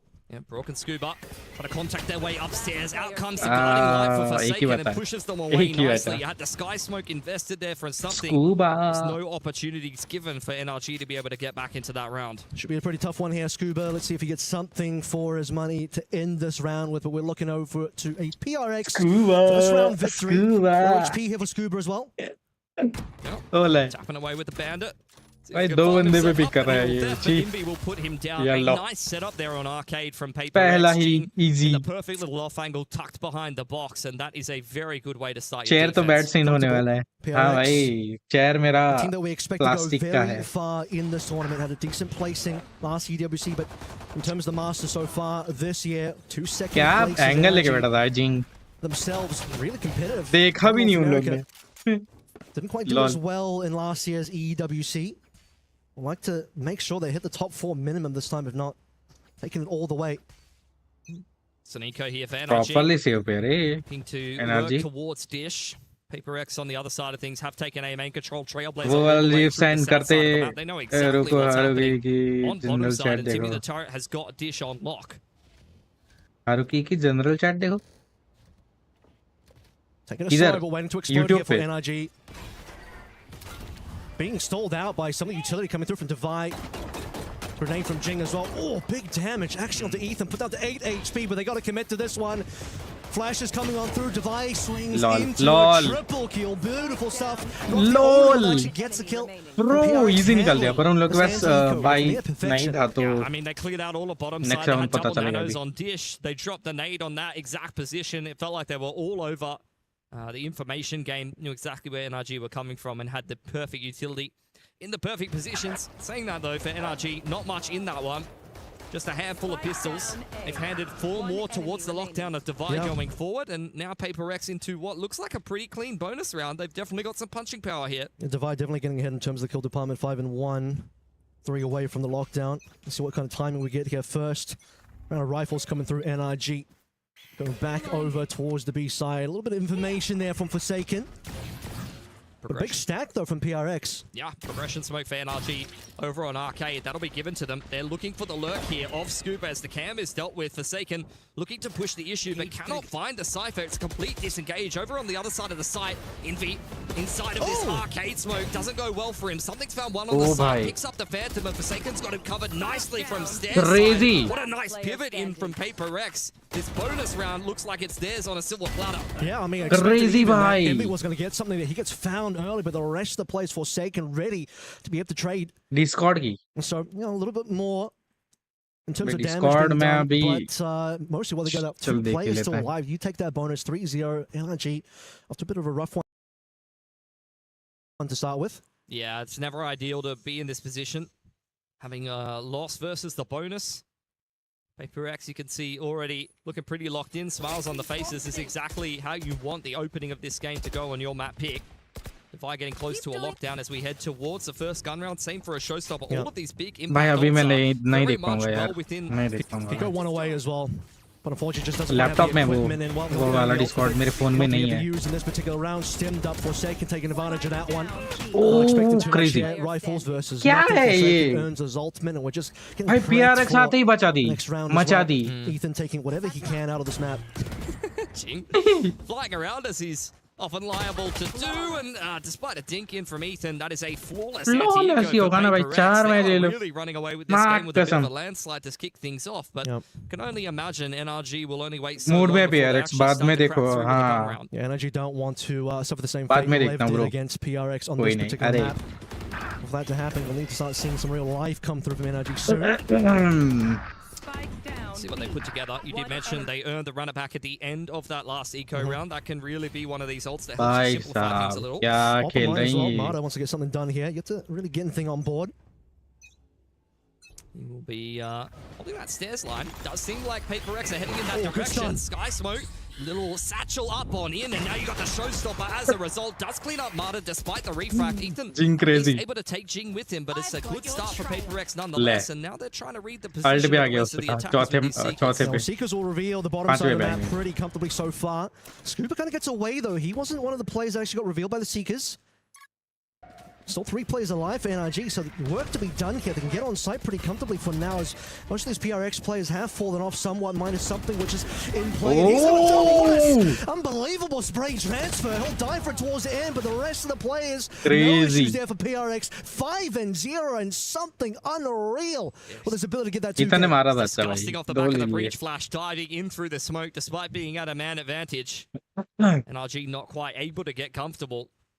And they will take a timeout as a result. This has been a bit of a battery to kick off this game of Fracture from Paper X, a map that they're very familiar with, and it seems like they're going to run away with another landslide victory over an America's team, unless you start to get some quick adjustments here from NRG. Well, they certainly are from the north side of America, and that side बहुत crazy मारा रे right now 0-5 mood में ये लोग आज हाँ ना बहुत मूड में handle that aggression that we saw from potentially Marta setting up a bit of a line there, trying to catch a player up from PRX, and the instant util coming through, the stun, Jing wanted to get in, the showstopper, completely blowing up that setup from NRG. उदय भाई ऐसा लग रहा है ये अगर ऐसे ही खेलते रहे ना तो 10-15 पे ही मैच खत्म हो जाएगी. From NRG, you've seen them mostly lean towards that arcade side of the map. भाई स्टार्ट हुआ 15 मिनट भी नहीं हुआ अभी पता है, और ये लोग 6 मैच जीत चुके हैं. Really been working out too well for them. I feel like Paper X have often been quite happy to stack that side of the map and play a little bit more retake towards A. I mean 5 जीते ना. Round where they had an eco 5-man up dish, completely slowed down by all the utility coming through, particularly from Divine, Nano Swarms, everything else. There we go. 15 minute भी नहीं हुए और 5 match जीत गए A लोग. lot required here from NRG, still waiting for that run it back, which needs to be an important ultimate here, but Nightfall also earned by Ethan. Towards the dish early on here for Paper X. Once again, it's the guiding light up over the top of Arcade, but that's only really there to condition NRG, who are starting to walk their way into A main and take some map control. Yeah, first time we're really seeing anything through halls. Plant. Let's see what we can sort of find here as PRX wanting to make sure they retain control of Rogue's information found, and okay, decent kills. Mana and Kiko finding their mark here. This is 5 versus 3. The first big opportunity for NRG, we would say so far in this entire half. Fault line, a jump spot from Envy. NRG finally starting to organize themselves well and punish some of this aggression in the mid-round from Paper X. Puts them at a pretty massive advantage. Spike will be scooped up there by Brock to join up with the rest of NRG to have taken this A main control earlier, but Forsaken and Envy are already on this A side of the map and Device on the rotate. Yeah, he looks like he wants to move off as well. Does still have plenty of util to relay back it towards B. Nightfall coming on in, taking no risks here. Envy will be spotted. Flash as well. He's got no chance, but a better flash potentially against NRG. And Envy now will be able to at least trade his own life. 1 versus 4 now. Divide with a lot of work to do. No ultimate, and all of his util still left over towards B. Was not going to get a single shot in there. Scuba. नहीं ये लोग PRX start अच्छा ही करते हैं, उसके बाद बक्सों भी शुरू कर दे. अरे यार. Where they took that A main control earlier on in this round, so a successful timeout. That will help them steady their economy going forward, because they're going to have to make their way to a lot of gun rounds against Paper X, who have had a bit of a blinding start here to Fracture. Smokes there also cutting off a couple of players from PRX, making sure that ऐसा मत बोलो यार, अच्छा खेलते हैं ये breach लोग. of Envy was going to be isolated, despite a pretty good flash coming through from him against है उदय भाई. from NRG, who खेलते तो हैं ये लोग, पक्ष तो कर लेते हैं. Nightfall the only ultimate spent as पर well, so cheap in that ult economy side. फिर लास्ट में कमबैक भी कर लेते हैं ये लोग. Get done from NRG back over towards Arcade. Yep. Forsaken on over here, trying to disrupt this one as the runner back comes in. Going to throw out his guiding light, but Kiko is all over it. And see the dash in from Marta. In comes the orbital from NRG just to try to zone them away. But in the meantime, you've seen Envy be able to at least pick up one and deal with the runner back. 4 seconds pressure on the bottom side of the map. Yeah, okay, what can Scuba do here though? 2 players in front of him. Scuba. PRX really offside. Should be a free plant. Scuba. Oh, he needed to hit that. Cage should keep him alive for the time being for a little while. No support here for Scuba, so he just needs to be able to hold this on his own. Oh, instant one tap from something though. That does not feel particularly good for NRG, who are now getting ulti dumped on the side. Out comes both the breach ult and the brim ult. Kiko's been able to find one, but a nice flash to set up something. Talk inside the tower. Very low here. The lion's share of the work has to be done by Kiko as the brim molly tries to delay the plan for a little longer. Workable. 2 versus 2 now. Operator have a divide. Maybe not the best in terms of weaponry for this. First tap on the spike. नहीं हो रहा. Fades, Device looking for targets. Something on the Brock. It's just Kiko left alive. He just can't quite hit and something. Something Doesn't even अच्छा matter. मारा, He's on something a अच्छा duel, so मारा find यार. the aim. He's got the sharpness of it. So how sharp इतने it was. Time से देख रहा हूँ He'll make ये sure लोग he'll finish up the को last two at this plays. point पता ही चल गया ये लोग क्या कर सकते हैं. No dice for the round. Yeah, very भाई nicely navigated by Paper X. Her bar same थोड़ी होता है यार. Side through A main right from the get-go. हाँ बकलोली कर लेते हैं ये लोग Fantastic from Kiko. बीच बीच में. Just to be able to set up पर NRG for success. उन लोग को बहुत अच्छे से आता है यार कमबैक करना. Rounding their way out of a bad situation. The ulti combo on that site. तो इतना इशू है नहीं. Narrow down where NRG were playing the post plant from. And then something 9 and 2. Just a phenomenal multi-frag from him. And even the utility usage, I mean, you look at the orbital strike, completely isolating Ethan. You had the nade coming through, paint shells from Jing, followed by a flash as well. Now something. Just going to fire a couple of shots into holes, but here come the rest of the players. Almost had a collateral there. No theft now from Scuba to reveal the rest of the members. The rest of the members are coming in nice and quick for PRX. 1v1 trade हो गया. Something से पंगा नहीं लेते लाला. हाँ भाई सही बात है. पंगा तो वैसे 4 सेकंड से भी नहीं लेना चाहिए. वो भी खतरनाक खेलता है. ये बॉय 2 जीत गए वो लोग. Seems like the 2 rounds NRG have gone so far have come through from the fact that they can find some punish early, particularly over towards, you know, that's A side of the map. Find those early picks, handle the flood coming in through from PRX, and sort of twice in a row for the 2 successful rounds. It seemed to work out for them. B, on the other hand, has been a bit more of a worrisome part of the map. But they've recovered 2 here. They can at least get 4 to 5. You'll say it's an okay half for them, but otherwise PRX looking at 7 to finish up our first half to make sure they're in the lead. Be a big round for NRG. Money is starting to get a little bit dry for Paper X after their landslide of victories to open up this half. Starting to run out of cash here. Op picked up by Marta. Hasn't really had a chance to get involved in this game. He's often just been dashing in and refracting in on the entry. Ethan's taking dish here. A lot of moves being made on the map by an NRG, who is just waiting for a reaction from Paper X for sake and looking for information with the Trailblazer. We'll see just the one. Kiko, not really too much information there so far. A lot more movements starting to flow over from both of the teams, you'd say. Well, Forsaken wanted to make that play happen. Not going to be the case now. As time starts to run out, that smoke comes down just as Marta had the line of the op. Jing v Scuba on the bottom of the map does not go well for the Rays, unfortunately. Scuba really keeping that A main push in check, and I dare say that this is going to prompt a little bit more aggression for a Paper X, who just don't really have any info on what's happening on the map. They've got the A info line, but that's about it. I mean, that's his huge kill, because now PRX have to commit a little bit more over to the A side, something waiting. But as time starts to dwindle, it looks like NRG will be finishing over towards A. Just something to slow this one down. Rest of PRX wanting to stack over towards B. Something कुछ कर ले भाई. Okay, Molly to slow it down. Haunt wall spot him, and they already knew he was going to be there. Conversion pass, you shouldn't expect too much from something here. A little bit more aggression though from NRG, because they got to get the spike down. Time is running out here, and Forsaken's causing problems. Device still there as well. Stops the front coming through, and they're just isn't enough. 1v1 था यार. Kiko really needed to win that Forsaken इतना versatile player है कि कोई भी agent दे दो उसको उसमें वो dominate कर लेते. Really created some magic for Paper X, but as it stands, unfortunately, NRG capitalizing on that nice opening advantage that they had, grouping up together, and even with the clock running down, they've thrown the kitchen sink at that round. They understand just how battered and bruised Paper X's economy was. And winning that round is phenomenal for them to start to make a bit more of a resurgence into this first half. Barely any time left, and they have to get that last kill. And Divide falls just in the nick of time here. So still trying to rescue the scoreline a little bit is going to be NRG in first. Time we're going to see PRX really in the eco. Haven't really seen their money run dry just yet, as they want to get aggressive over towards the bottom side of the map. 3 players stacked up so far, and NRG walking to the turret. Yeah, just Defy here. Doesn't have too much help. Mollied out of position. Not much for him to do. Over on the bottom side of the map, though, that's a nice opener from something. Trips now down. Rifle looking to be picked up. Guiding Light will enable that, and Paint Shells even to push Ethan away. NRG set up on the side, but haven't got the spike down just yet. Okay, well, here it comes now.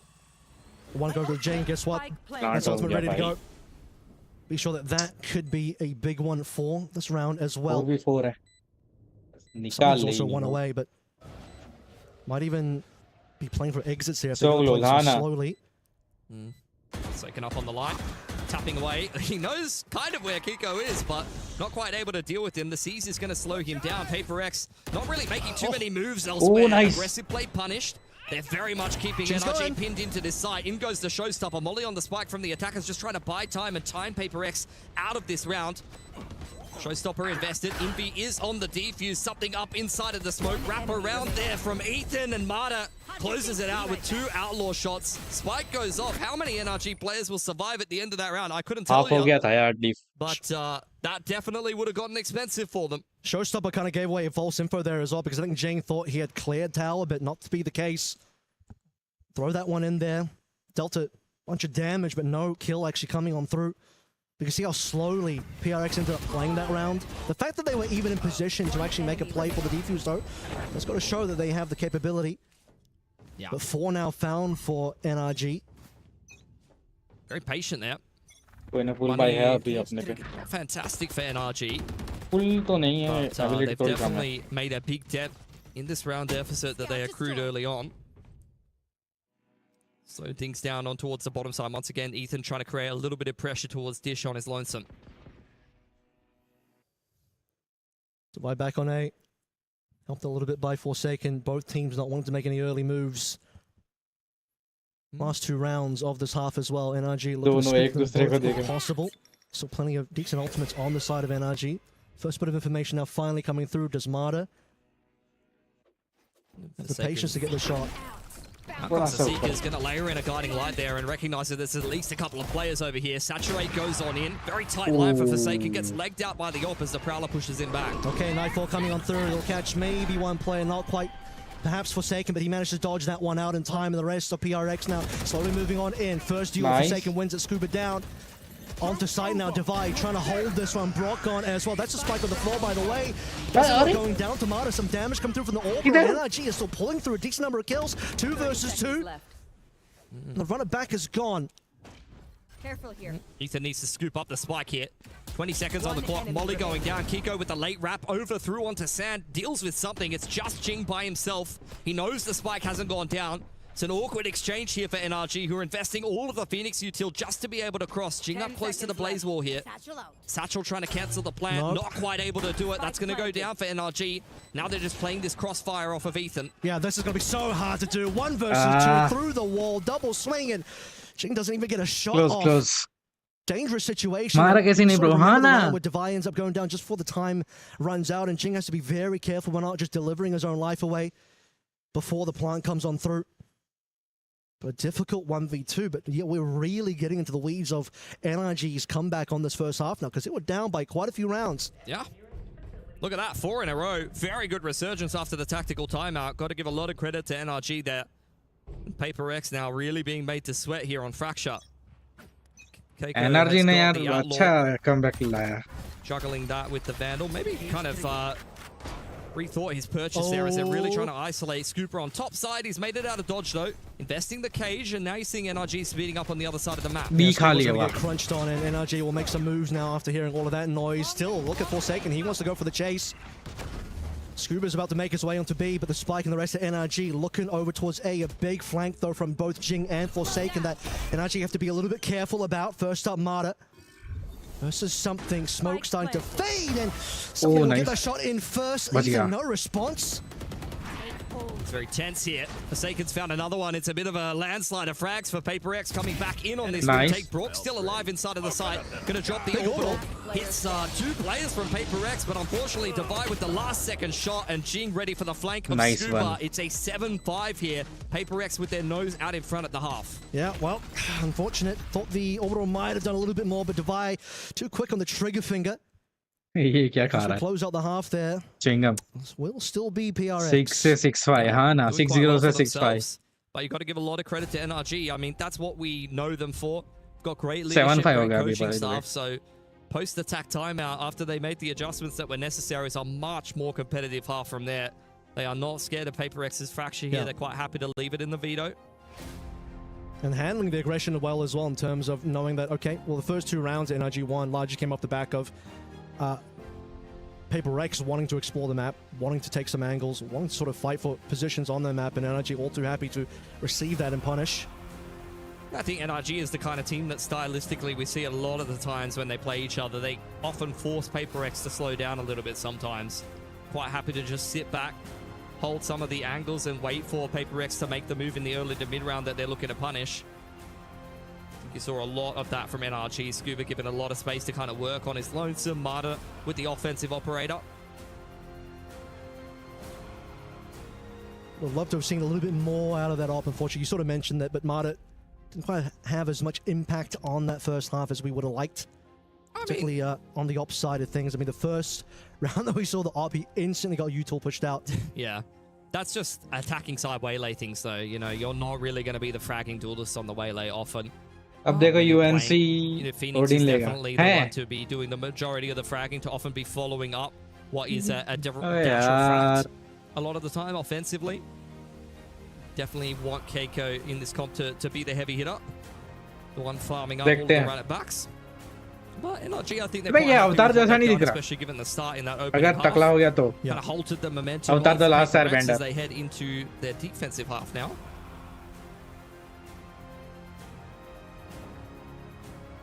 Hopefully a bit better showing from America's team against PRX on this particular map. The NRG the confidence to move forward and start to get the lead in the second half if possible. That should be underway fairly soon.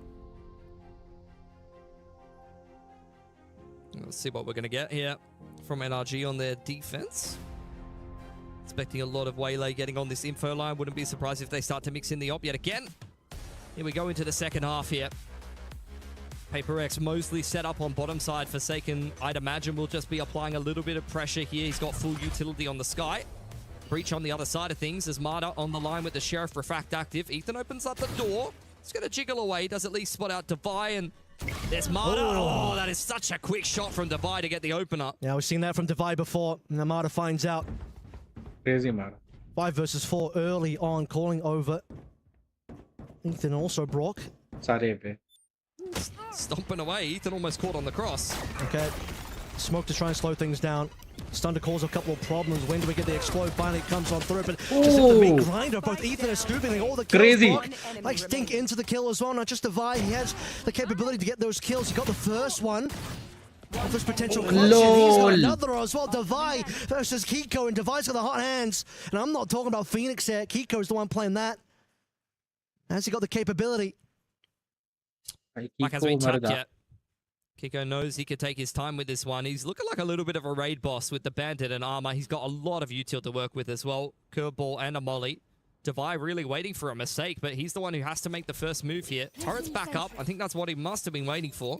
30 seconds left. 30 seconds. Spike will be easy here. He doesn't know it, but he doesn't quite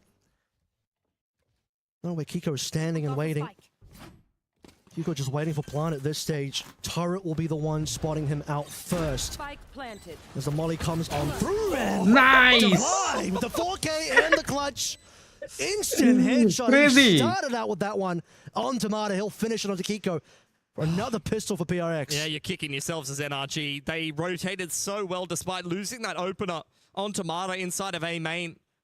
They were ready for Paper X's execute. They had a big crossfire on the side, but Devi very sneakily able to construct himself a 1v3 on that A side. He opens up the round for Paper X and he gets it done by himself.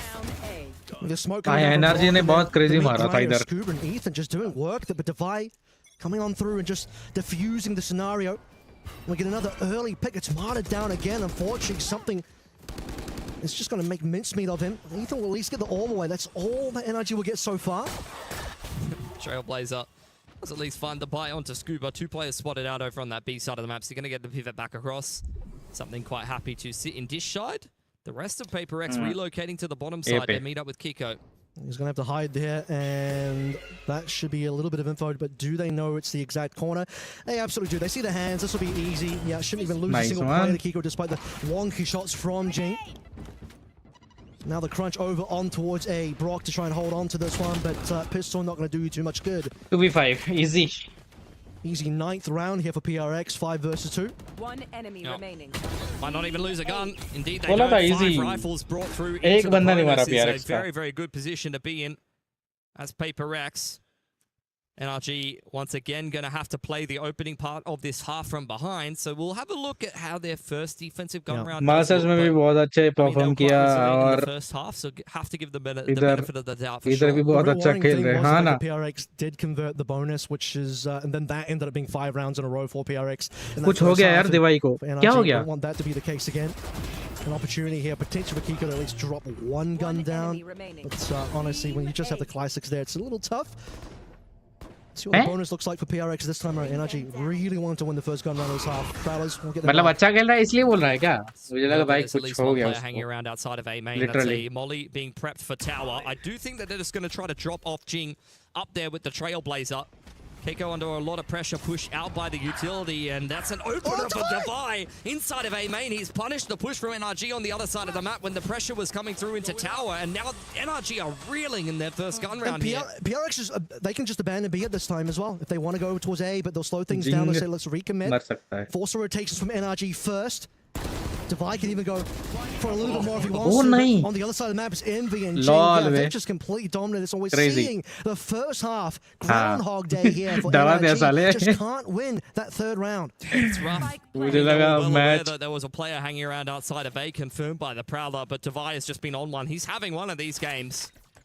Been in some excellent form as of late. When he takes over a game for Paper X, there's just really not much he can do. Brock last alive, trying to hold onto his rifle. Not spotted out by the guiding light. Just wants to save, my man. Just wants to stay alive. Down and out. Thanks for spotted Devi. He's going to go for a little bit more. And, well, just saw the back of the player. Brock at least shuts him down. Devi's got locked down either way. He'll be happy. Brock's going to convert another kill. something कुछ तो कर Don't ले feed him an orbital. He's only one off at this point. If he's able to get one more kill, he'll have it. And I think his respect has been earned here as Paper X hitting double digits. Not able to bring as many guns out of that round, but when you win the bonus, I don't think you really care too much. Yeah, I mean, you got so many rounds in the bank at the moment in terms of where this lead is going. वैसे मर भी जाता तो कोई You got कुछ ultimate होता start नहीं to come क्योंकि online प्लान as तो well. बी पे था You got Devi winning a 1v2. Oh my god, that just cannot happen if you are NRG. Would love to see if we can get a POV of that one, but NRG taking their second timeout now, and I think they need it. Yeah, and see what they're going to construct here around this singular save Phantom. Got to be some level of investment here for NRG to try to keep things interesting. They did manage to take some guns away from Paper X. They'd love to do some more economic damage, if not give themselves an outside shot of winning this round. But if things go the way they're expected, Paper X will be up 11-5 here on Fracture, and it's going to be a difficult position to come back from if you're NRG, given just how strong Paper X have been looking on this map lately. And this is the PRX. Crazy, भाई. Out of the starting PRX gates crazy. into the immediate sprint. We saw them take in London in the grand finals, just dominating on the opening map. But this one is definitely more competitive, but at the same time as well. PRX are here for a reason. They know they can just take this map away and get that immediate 1-0 in this BO3. NRG looking for answers. Can't have a slow start for either one of these teams. You would be honestly a little bit upset that this is the opening game of EWC. It's a very stacked tournament, of course, but Paper X and NRG would probably be a game we'd be expecting pretty deep into the playoff bracket. Well, half buys coming on through. Obviously, Brock did save over that one rifle. See if he can be the hero for this particular round. Main taken again by NRG. Okay. Lockdown being invested on this B side of the map. Paper X playing it very slowly. Not quite rushing into B by any stretch of the imagination. Showstopper now picked up by Jing. We'll see what they still have to clear once the lockdown has concluded. Obviously, we can see that NRG are going to be late to the party here a little bit as Jing wants to start that party. He'll go down, though. Doesn't hit anyone with the showstopper again. It's Marta and Ethan getting on the board here. PRX are left hurting. They're the ones with the guns. And still NRG coming out ahead on that one. Not Scuba, though, because Devi is still managing to land these clean shots. Isolated him nicely. Utility invested. In comes the Nightfall, though, from NRG, trying to complete this retake in from Gen's side. Envy disrupting. He's got a nice crossfire in with Divide, but that player on the side has gone down. Divide now knows something on the wraparound. Could have a really good flank timing here as we head into a 2-on-2. Kiko, that's a huge pick to be able to get across to the side. They know exactly where something is. Nice! Is a little bit too good. Crazy nikala. For Paper X. Crazy nikala. NRG will be kicking themselves. पर They put themselves in mill an जाता ना excellent उसको position there post वो भी timeout. Consider Barely had any करना पड़ता equipment. They came through with the हाँ, lesser वो भी money. है। Just came out of the timeout. Start with a 5 versus 3. Ends up being a 2 versus 1. But unfortunately, NRG just didn't quite have eyes on where something was. So 2 players looking in opposite directions and no ability to trade something fast enough to once again बहुत crazy निकाला that ये crosshair over, transferring onto the secondary, cleaning up the 1 versus 2. And these are the moments that will just set PRX aside ahead of the others and far ahead of NRG so far on this map. Put a dent in the economy of Paper X, though. It was only a half buy for NRG, who now have a follow-up gun round with some ults to work with. Out comes the C's there in combination with the Orbital. I think that's just going to kill one player outright. Ethan following up super nicely. And again, it's a 2-man advantage for NRG. So this time, you're hoping the NRG will be able to navigate this 5v3 a little bit cleaner, but Devi is still alive. Something's still alive as well. 2 of the biggest fraggers so that we've seen in this particular map, particularly Devi. So the opportunity is still there. You can start seeing some clean rounds. Jump spot, curveball to follow up. Everything going the way of NRG until something steps into the limelight, which is a very similar story to what we saw in that last round. Paper X volleyed off. Too much fire in the way. They're going to pivot across the sand. They burn some defensive utility away from NRG, but they themselves on the PRX side is still wanting hits. Something going to cause a little bit of noise. Might cause a little bit more. You start to see C4 take the spike away, so might end over towards B. But for the time being, something wanting to sell this one. Won't sell it for very long because of neural theft. As NRG themselves will start to make their way onto the opposite side of the map. Still going to get past this trip. Forsaken. Still with the trip nicely. This is a winnable 2-on-3 for Paper X. Ethan in a great position in a crossfire with Scuba over on Heaven's side. Ethan very low, but Scuba playing off him nicely. Out comes the run it back from Kiko, but it's not even needed. Scuba getting it done himself, and NRG capitalizing on a 2-man advantage. They weren't quite able to in the round. 29-3 है Dangerous amount of players क्या बात कर रहे हो NRG. Just goes bro to say, और notice ही नहीं किया मैंने Paper X still very highly capable. 5 versus 3 and 2 will survive for NRG, but they get the round importantly. Yeah. Let's see what we're going to get here. NRG have got a lot of work to be doing. And you can see that the money's starting to get a little bit battered and bruised for Paper X. Couple of rifles to mix on in here. Orbital and Seekers at the ready as well. Something or Divide तीनों ले रहे हैं. Thunder 1 away. It's a big round for ultimates for PRX, but not much else at the moment. Forsaken कभी-कभी clutch बहुत खतरनाक कर लेता है. In towards A main, joined up by Forsaken here. We'll see how many ults they're going to throw at this round. Try to make their lives a little bit easier. You can see that NRG are well and truly ready for the flood. Even the B players are playing retake, leaning in spawn side. Doors open. Kiko on to Jing first. A lot of pressure coming through from Robes, and looks like PRX no. this one. But they're just challenging into their own deaths. At least Envy is going to make his way over to the site and get this plant. You'd imagine if he goes for it in a timely manner, but currently 1 versus 4, NRG will be able to pick up another round. You can see the elbow. One off the Rolling Thunder. Peppered away through those smokes on spawn side, and Saturate doesn't quite connect. That gives him an opportunity onto Ethan, but the crouch peak is a little bit faster. That is 4 alive for NRG. And 11-7 honestly is not that crazy of a scoreline to overturn here for an NRG who is confidently finding their way into advantageous situations round on round on round. Last 3 rounds in a row, they've been up in numbers quite substantially. Yeah, could have been a dangerous round as well. I mean, we saw the trap set up over towards Ropes, but an opportunity for PRX if they were able to make their way into sight. Well, they do nibble on that hook that was put out there, wanting to really challenge for Ropes as we get into the timeout here for PRX. Seeing what ways they can just buckle up for these last 2 rounds that they need to finish up map 1. बहुत गंदा Feels हो like रहा है they're यार. in very good form right now. Even the rounds where PRX they're बहुत गंदा हो रहा है behind in अभी, हाँ? numbers, they're keeping उदय भाई. things kind of on a knife's edge. The individual players looking very sharp. I mean, that's a given when you get Paper X. But still need to close here against the NRG that can be quite troublesome once they get on a little bit of a roll, especially with this kind of comp. I feel like Keiko is in quite good form on the Phoenix. If he starts chaining the run-it-backs together, that's going to be a little bit of a difficult prospect. So it's about breaking that early chain of rounds that PRX have, and you see what happened in what we'll call the second quarter here, but the second half of that first half where NRG start to get it together. That time might just happen again now.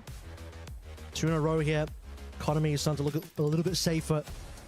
PRX were the ones that actually had a slightly broken economy, but those ultimates I talked about in that last round are still available now. Absolutely. That's what I got my eyes on as well, and they're already prepping themselves for a BXQ. Marta looking to disrupt. What an excellent guiding light, though. And NRG are just bumping into each other. Curveball, as well as the Prowlers, just trying to zone Paper X away.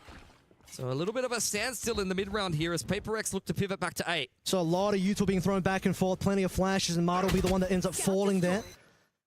As Forsaken will keep things busy over on the B side of things, including the Seekers. Wants to really sell this one, but slowly Scuba's making his way over. Brock's sniffing something through here as well. Not too sure where the direction is, but will just cover drop for the time being. Rolling Thunder clears the sight. Scuba's first down, trying to dodge away from the ult, but running to the hands of Divide. Yeah, he felt like he had a timing there.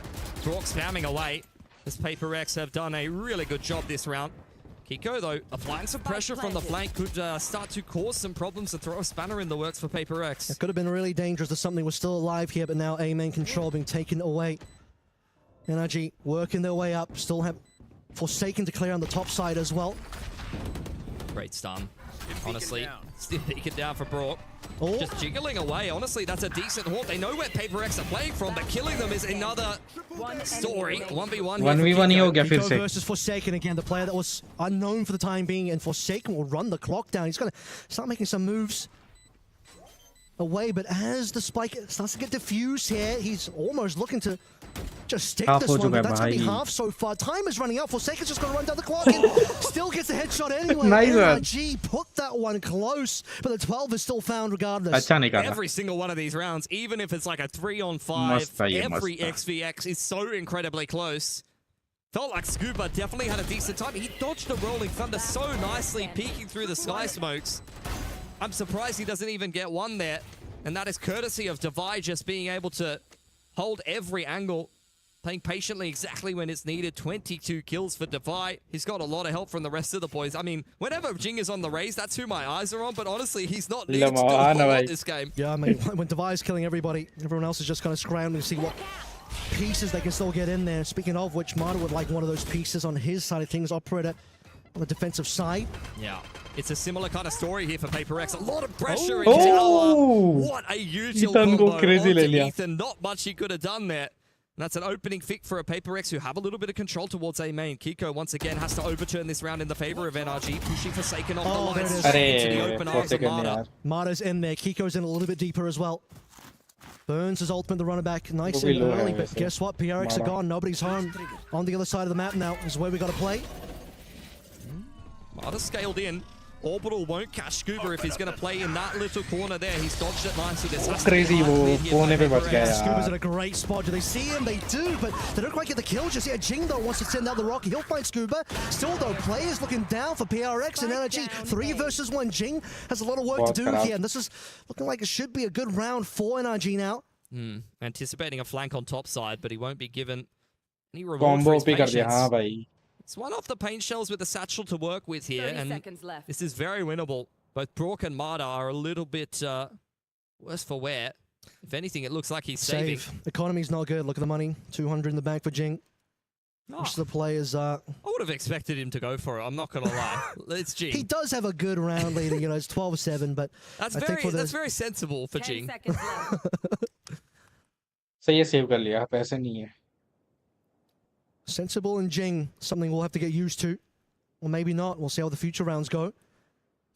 NRG claw one back. Another lockdown for Paper X in the back pocket, though. 4 more needed to push us through into overtime. Definitely doable for NRG.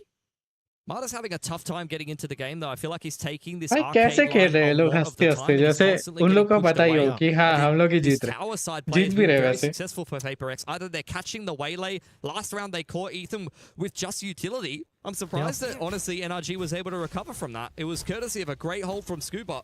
Pixel perfect positioning. Doesn't get caught by the orbital.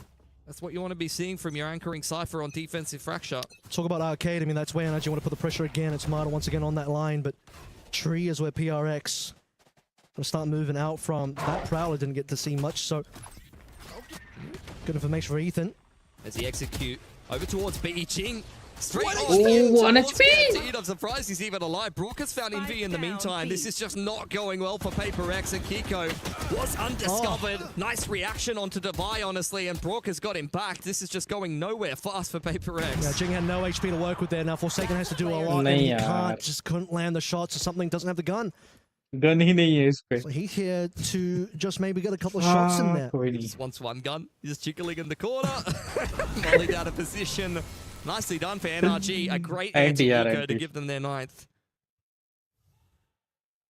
Chipping away at it. 3 more to go. NRG getting a string of an hours. PRX desperate to find this last map. Will take the final timeout. It does seem like it just keeps slipping away from them. Next round पे निकल जाएगा, I think. Yeah, all 4 timeouts used in regulation. Giving NRG the respect that they deserve. These two teams relatively familiar with each other, even if it's been a little while since they last played. Goes to show that NRG not out of it, despite how behind they were on the rounds. Totally both halves. I mean, really. Paper X have had phenomenal starts to both halves, and yeah, I totally agree. I think NRG have been pretty good. Puckett's just handed me a drawing of the US flag, so he's feeling it right now. He's back in NRG all the way, and well, 3 more rounds. Puckett might just be right. Yeah, maybe. The I guess onus is on Paper इधर से ये X लोग throw कर to दिया close out this था. opening map of Fracture. It is their throw map तो pick. क्या ही बोलूं, गन अच्छी Left थी in the नहीं. veto by NRG. Will have known that और Paper X जिंग will be डायरेक्ट liable घुसते to घुसते be 1 picking HP हो गया, up, उसमें लग गया. especially with how good. That will be the timeout elapsing. Let's see what Paper X have drawn up here. Do still think that they have the lockdown in the back pocket. Yep. So that's going to have to be something that they're considering for NRG. I mean, they have the orbital to potentially cancel that later on in the round. माडा 1 साला. Something they necessarily माडा want to बोले have to क्या do, है? but if it comes down to it. Last time we saw the lockdown, Devi used it quite aggressively on B side, just from the tunnel. Again, pressure on the bottom side of the map for NRG, and conversely for Paper X, very much just trying to make some noise over towards Arcade. Cypher Cam dealt with, and Forsaken going to make his way into unders. Marta patiently waiting for Devi as well, who, as a reminder, Devi got a double kill here not too long ago. And in fact, a couple of pings going on towards A-Halls. This could get dangerous for PRX. Marta changing up his angle of approach. He is very much on his lonesome here. There's a couple of kill trips on the side, but that's about it. Jump spot out from Devi. Fault line onto line is perfection. He's just being given nothing. Yeah. Has to think about saturating that one potentially, but he has to exit regardless, and throwing a shot out there, but still low HP. Nightfall coming in defensively. Ethan arriving to help out the fellas of NRG on this defense. Oral has well been dropped into smoke. Shoot! Something in the meantime, the players in Sand are starting to get in the mix. Envy has cleared Marta out of the side. easy निकल गया. जीत गया. Through the smoke, checked nicely there No. by Forsaken. Even if something goes down, and this will be the अबे lockdown, just यार, trying to lockdown zone लगा दिया Kiko इसने. away.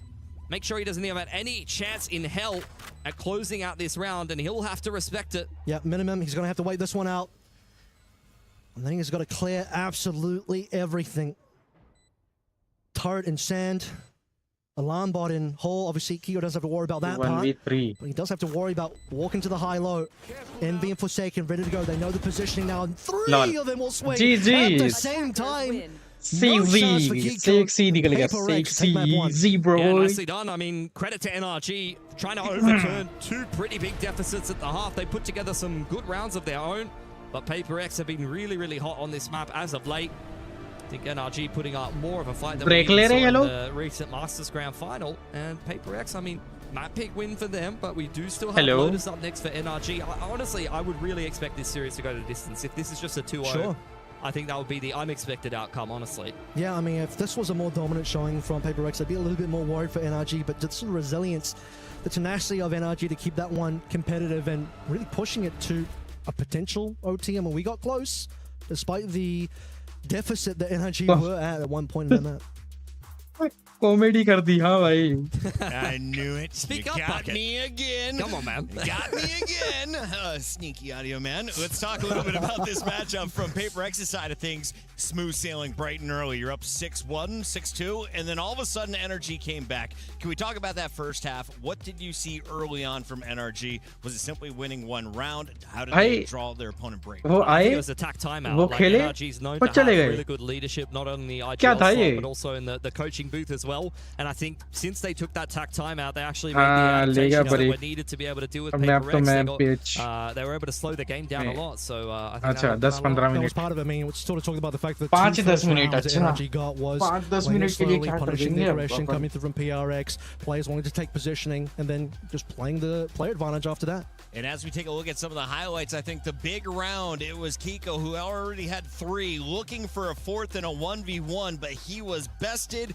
Paper X goes on to win the economy and win the rest of the game. As we take a look back at some of the key frags early, what'd you see? I mean, this is a key round for sure. Yeah, Divide, this clutch definitely changed the trajectory of this game, especially because we talked about NRG having slow starts to both of these halves, and with how close this game was already, a 13-10, I believe it was. That pistol definitely could have made the difference for NRG to get them going a little bit quicker on the defense. I mean, it's a lot of pistol and then into 2 more rounds for PRX. The fact that they got both their bonuses on both halves is kind of insane. That is really what contributes to the deficit that NRG found themselves at, leading to, it was a 11-5 lead, I remember at one stage. So yeah, really, really tough to come back from. Yeah, I think the NRG, honestly, if they had won even one pistol, could have definitely had a better shot at winning this game. Paper X are no slouches on this map by any stretch of the imagination, but I think that the scoreline isn't really a good representation of just how good of a crack NRG gave this map. I think one of the highlights for me is the Cypher knowing the perfect corner to hide in, avoiding the Brim ult, and of course, getting a big kill or two. As we close things out, though, we know NRG was close. They had missed opportunities. They will not have a second opportunity if you lose this next map, and it's going to be your map pick, right? So you just played Paper X's. This was okay. How do you excel? Where do you want to go next? And what are the expectations as Lotus is on the horizon? I think they just need to win a pistol, honestly. They need to not have a slow start on both halves, because Lotus is a great map for Paper X. They kind of invented that double duelist style on that map in particular. So it's up to NRG to show why they pick Lotus into this series and come in confidently. Could be a big Brock Odin map as well. We know he likes to bring that one out. On the Vice as well, but running into double duelist, we saw how deadly something was on the Brim. Now he's going to go probably on the Jet, so this is going to get wild. Scumbags with Odins, you'll love to see it. I'm one of them. Come see me in matchmaking. In the meantime, let's talk a little bit about the Paper X player to watch, because for me, it's always Jing. He's going to be on the Rays, jumping in and going down to 1 health, still making it fun to watch. Can he continue to go this negative, though? He was 11-17. The man was aggro from start to finish in that game. I mean, he's going to be on the Rays on Lotus again, so I honestly would expect him to have a better game, but you can see from the Paper X system, they got a lot of value out of the slower players on the team. They got Something and Divide both having a lot of impact for them. I think Forsaken was right in the middle of the pack, often just getting involved in the mid-round with the guiding lights and things like that. He loves to play the Sky as kind of like a pseudo-duelist at times. Scuba, Brock, and Kiko all putting up some big numbers. Which one of those 3 do you have eyes on? Final question before the break. Yeah, I mean, Brock, again, he's the guy that's going to be bringing the Odin out on the Vice here, but I need to see a step up from Mata, because I think he underperformed on that Fracture. This needs to be a better map from him. Final thoughts. Will Waylay ever grace our stage again tonight? Yeah. No, tonight? No, tonight, no. Tomorrow? Yeah, for sure. At some point in this event. Yeah, Saturday? for sure. Yeah, Saturday. And Sunday? Sunday? Monday? Not Monday. Not Monday. No games on Guys, Monday. मैं आ रहा हूँ थोड़ी No देर games में. on Monday. Mark the calendar. Game 2 after this. At time.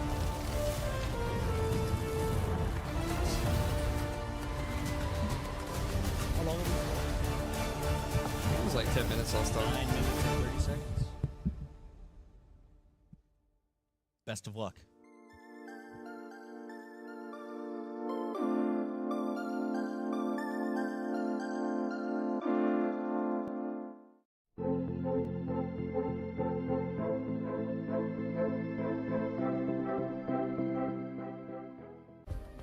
Play is in our DNA. Whenever we let it out, it becomes our superpower. Now imagine an entire city being built to supercharge it. Kadir City, powered by play.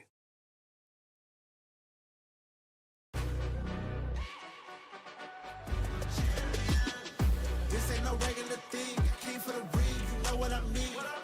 You see my name in the lights, better get right, champion.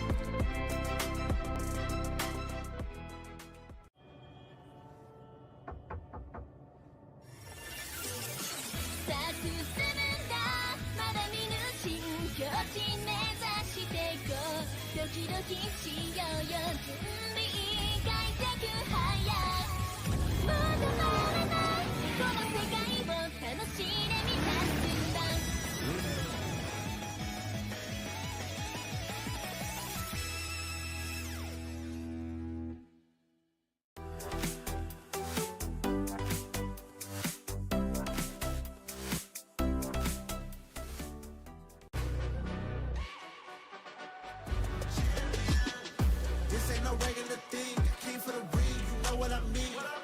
You see my name in the lights, better get right, champion.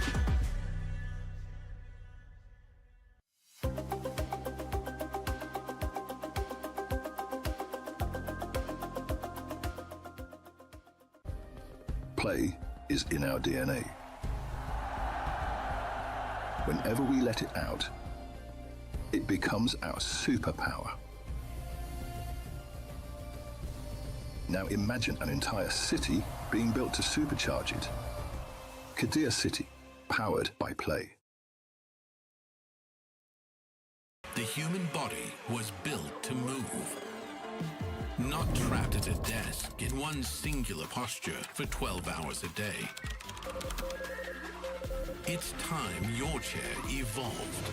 This is Secret Lab Titan Evo. Ergonomically engineered for you, gamers, hybrid workers, artists, backing your every move.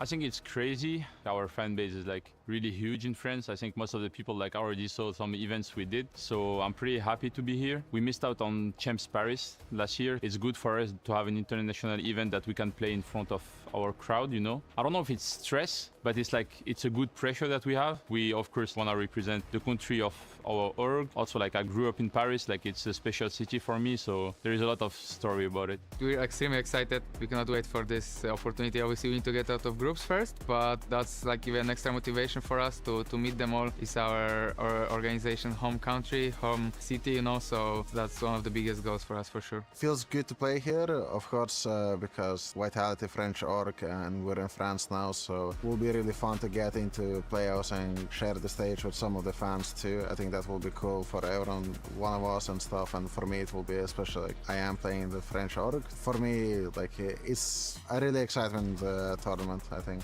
I moved to Paris when I was 7 years old, and growing up in Paris, like, I think has been a chance for me because I don't think I would be there today if I didn't, like, if my mom didn't move to France. And as I say that, like, yeah, I'm grateful for everything, you know, like, I'm trying to stay humble, like, work hard, prove by what I'm doing every day. Our group is definitely the strongest, but I don't know, I feel like it's also probably the most exciting to watch. We have a lot of fans here and stuff, so again, it will be cool to play in front of them and just feel the support in person to French fans, especially when I'm watching like different esports and stuff. The crowd is usually like really good. Game by game, we have first Casey, and then we'll see like who will play next. It will just be fun to see it. I wish it would have been like with a crowd. Unfortunately, the first game there's no crowd, but I wish there was a crowd because there's gonna be Vitality fans against Casey fans. It would have been so good, but it's fine. Still, it's gonna be an amazing match.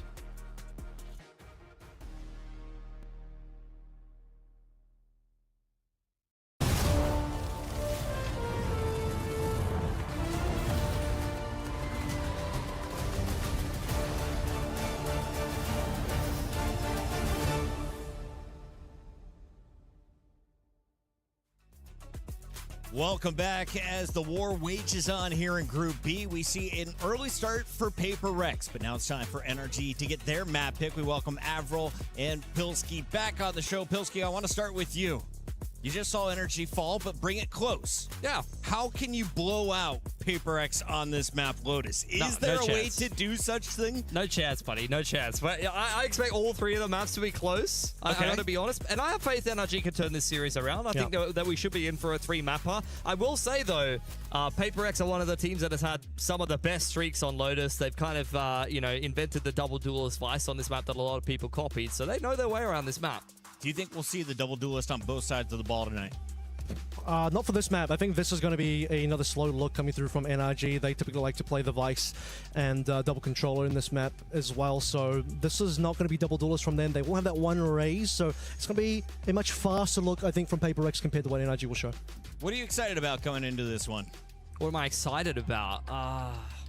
I'm honestly I'm always excited for Paper X. I'm just always excited to see Paper X play. I'm excited for Jing to have a little bit better of a map on the raise, to be honest, because I think he was just kind of a role player on Fracture in that last map. I don't think he really was necessarily tasked with doing too much. And honestly, just for this matchup, like, this is a bloody barn burner of a matchup between Paper X and NRG every time we see it. Just excited for this match in general, this group in general.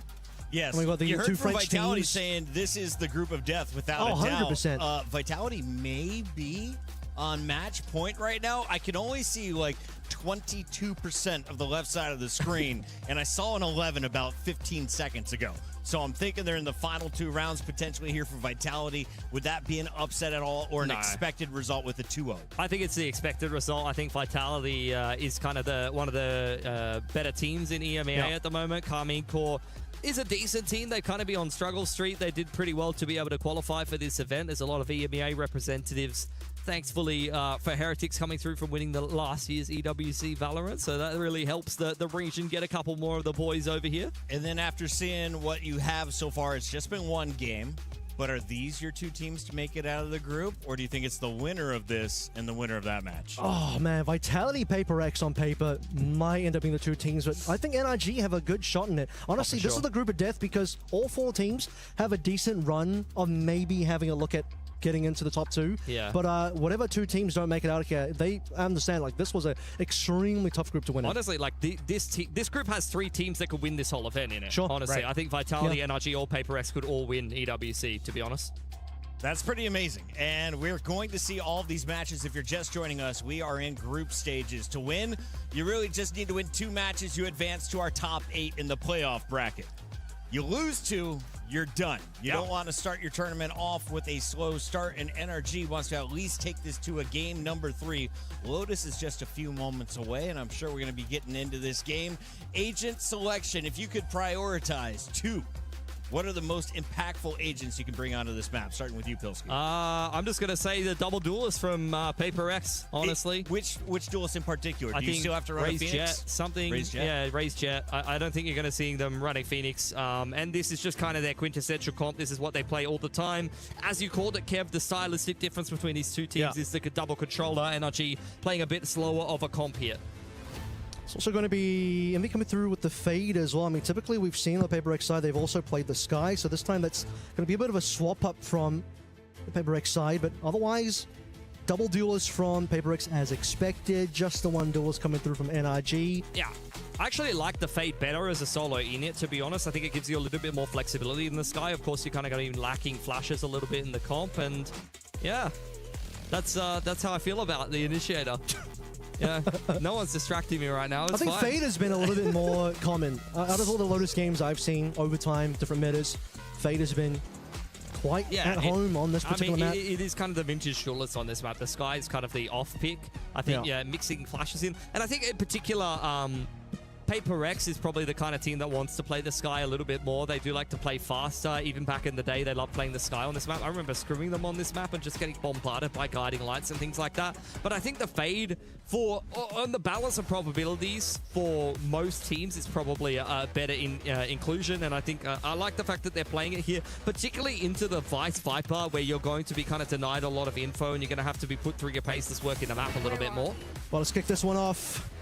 Lotus map 2, obviously lots of pressure over towards B as expected. It's NRG on the attacking side of things. Something waiting on the other side. Plenty of teammates. Oh, there are 8 people in front B right now. Prowler and Paranoia going forward. Marta straight into the site. What a disgusting right click. But Jing able to at least trade back the raise. So no smokes now for the defense, and NRG will slow this one down. Yeah, that was a crazy shot. I mean, I think a lot of the times you probably don't make that one. You just sort of die in that moment, but not here, not today. Marta, like I said in the pre-show for this map, he needs to step up here, and he has, at least for that opening pick. But what do we want to get over here with something versus 2, Kiko? And also Brock taking, already had a little bit of damage taken from a little bit earlier on. NRG going back for second helpings. This is a bait setup for the player behind the double stack, as something is just diving and dancing around the mound right now. Trying to tap down some of these players with the ghost. Starting to run out of ammo here and dealt with by Kiko, but can Envy be the savior of this round here for Paper X? Yeah, he's hearing a lot of stuff right now. He's got one backstab kill, catches Kiko out with his hands on the smokes, but it's Brock and Scuba with the door open, able to get those trades. Just Devi left alone now in the 1v3. Low HP for Brock and also Scuba, so fairly winnable. We've seen Devi already get a clutch on that previous round, on map of Fracture rather. You cannot lose another 1v3. He's just going to be living rent-free in your head as NRG. 2 of these players are 1 tap to the Sheriff. Going down courtesy of Ethan, yet Arkrose is back up as Devi. Not sure if that's something you might want to place to try to find some information here. Ethan, first up to bat, does try to pepper down Devi, but he's been allowed to cross into the site, completely surrounded. You can see Brock wrapping around through Waterfall side. Is probably not something you'd be expecting. Arkrose has been invested onto the site. Devi creeping forward, but surely should get caught on the cross here by Brock. Not quite. He's still in it for now. First tap on the spike. Arkrose already used. Positioning pretty open here. Double peek from NRG would be strong. Time running out is a problem, and double peek will in fact come through. Ethan, no clutch this time. Marta happy with that opening. Yeah, perfection there for NRG, just giving Devi absolutely nothing. I mean, his respect has been earned well and truly by that 1v3 he put together in the second half. Pistol of Fracture. Explosive start to this round. Forsaken. Still not going to be happy with that one. But look, NRG, they win themselves a pistol, and we said they need to start these halves a little bit quicker, and that's a good way to do it here. Kind of bad for something there, as he saw a lot of heads, couldn't quite connect those shots over towards Mound, and Envy probably would have liked to have gotten one more kill than just the solo he found in Kiko. Rubble side, all 5 up for NRG. And PRX here to match as well, just about 4 members. The first kill onto Forsaken. Okay, Marta, once again, first blood, 2 rounds in a row. Yeah, dealt with over on Rubble side, picking in with the Horde, similar to what you saw from Ethan in that last round, but none of these classics are having any impact. NRG doing a really good job. Santiago away. Devi with the Sheriff in hand, rotating in through spawn side, wants to try to trim down the numbers. Oh my god, you cannot be doing that. Okay, that's a problem. Especially if he gets another one here, but disgusting shots so far. There's something in there as well. They just turned this one around. Good pick from Brock or something. Oh my, crazy. That's ridiculous with the crazy. Paper X are committing daylight robbery right now to complete an eco win in what? That was a 2-on-5. Yep. Oh, I cannot believe that. टट्टी मारा है, Oh, the टट्टी TP भी नहीं, stars टट्टी ही मारा है lined उसने. up. Couldn't have had a more perfect situation. Something receives the last two players who have no idea that he's there. I mean, he was about to get one freebie, and the second freebie was like, yeah, thank you, yes, I will. That is just brutal, man. I feel bad for reacting because we're right in front of the players. I'm sure they probably... Mate, we are the only audience they've got. I mean, I just about lost myself with dividing those two shots in a row. I almost fell to my knees, I'm not going to lie. Regardless, though, Forcebyte does come in here for NRG. Prowler going forward, and Paper X are very much fighting for this mount control. Two casters falling to their knees in the EWC arena right now. The only audience that these two teams have got themselves. A nice TP in. Oh, Envy, you should have hit that one. That was almost free. 5 versus 4. He'll want that kill back. And Jing might just be able to get that kill back. Sees players, sees a spike on the floor. And Jing, okay, looking for number 3. And he's got it. Oh, PRX styling on him. Looking to continue pushing the issue. Jing is now on for the ace. Showstopper earned. Kiko, who opened up this round so nicely with the little bit of a shrouded step, crouch jiggle into V. Has got far too much work to do. Spike dropped outside of Mount. NRG trying to throw a little bit of a Hail Mary force buy into round number 3 after a shocking eco defeat. Crazy, huh, bhai? Or anti-eco defeat, rather. But I just don't know there's anything that Kiko can really get done here. Paper X with a gorgeous shutdown. And this is what we were talking about. We wanted to see a little bit more from Jing on the race We compared also to said Fracture. sensible Jing. He's not just running knee-deep in to try and get the 30 ace. seconds left. Respecting the fact that still early days here, I want to secure the economy, not do anything too silly. Yeah. Kiko just wants to save the rifle, and the hunt is on for what it's worth. So maybe Jing will, in fact, get the ace. We'll see if he's able to do that. Jing ka ace hai? Making a lot of noise coming over here towards Heavenside. He's the player in the position to do it. Oh, no, Kiko, no, no, no, this no, is no. just Jing such mat a marna. favorable Nahi angle tere. for the Omen, though. There's no way you check this as Jing. Oh. Okay, Kiko probably dies anyway, but Jing would have loved to have been the one getting that kill. Paranoia out, but for Forsaken jump straight on top of him. 2-1 for Paper X. Crazy. Another great start to यार a Jing का half ace here. Uh Money जाता ना will be मजा आ broken for जाता. NRG. Yeah. I'm sure they will have had a sigh of relief after winning the pistol, but this is unfortunately going to be an emotional roller coaster for them. Look at this again. The opening 3 coming on through. Mata just couldn't quite land it.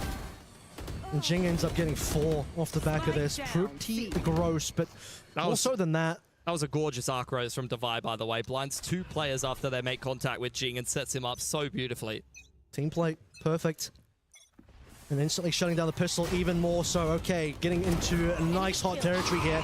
Something judge in hand. Plenty of NRG players in front. All on pistols, so let's see where the cleanup happens. Aggressive dash on in. Something हाँ, very much 4 just को मार kicking दिया. his feet, अरे running around यार. with the judge. उसका ace हो जाता ना यार, Inside of मजा the आ site जाता. has a dark cover for safety. He knows that NRG are kind of कोई put ना. up in tree for the time Jeet being. भी रहे And the वैसे. attackers once again will slow this one down. Not much to work with. Just classics and abandoned on Scuba. Low HP on Marta as well. Paper X, happy to chill. See what energy are going to do here. Share covering over towards Mound. B is mostly open, but Devi will be checking that one in terms of his own contact. A deep sheer wall over towards C Mount, तो नहीं as well as a करेंगे one-way. Paper X, even if they don't B have या anyone A पे invested जा over सकते on that side of the map, are quite happy to just lean towards B and A until it at least gets tripped here. Wall goes back up for NRG. Through the wall is going to be Forsaken, spamming his way in. And whereas you find one, you shall find more. You know, with all the classics in the eco, that all of NRG are just going to be waiting Easy around the था ये corner. भी. Forsaken gobbles all of them up. है उदय Well भाई. away from the ultimate. Easy था ये तो. And a nice clean round. Yeah, Paper X, excellent position now, taking no economic damage on this defensive side. Going to start running away with things. NRG once again going to have to take the hard road here.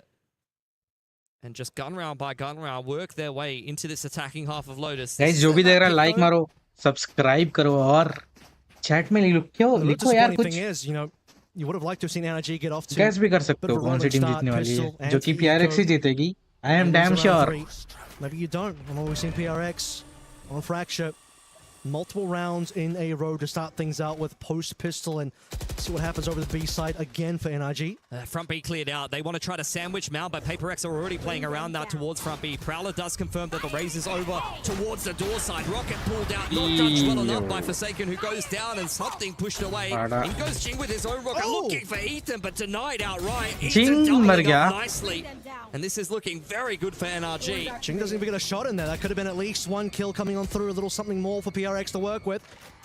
NRG now should be able to get themselves onto site. Still something to deal with here as the paint shells will just push them off. Haven't even had a chance to talk about the fact that something is playing on the operator here, and at some stage with the numbers in 2 versus 5, how badly does PRX want this retake with the op? Think you just want to min-max the money. It's only early days, a lot more legs left in this half. NRG's money hasn't built up too heavily just yet, but they're looking pretty good, honestly. Spikes down, Scuba on the off angle. Might have a good timing here onto something, and if he could take the operator away, that's going to make this one a little bit more expensive for Paper X, honestly. Yeah, I don't think something really wants to walk too far forward, though. Wants to hide away a little bit deeper on site if possible. Something. The two teams will handshake this one away, I believe, as you're not even really playing for exits here for your PRX. You just want to hold on to what guns you hand. I say that, but Devi and Brock and Ethan will meet. That trade actually gives 2 ults over to NRG. Both Brock and Ethan were one off. Brock goes down, gets him the Steel Garden. Ethan earns himself the Nightfall and will unfortunately fall to the spike at the end of that round. Not ideal, but easy still peasy lemon squeeze. Easy. We now go into yet Easy another peasy lemon squeezy. Put a pretty big dent in Paper X's economy. Paper X is जीतेगी, I know. It's a showstopper trade that goes in the क्या हाल है favor धर्मिल भाई not quite वैसे in the favor क्या चल रहा है जिंदगी में? Ethan will be able to get 3 kills in that particular round.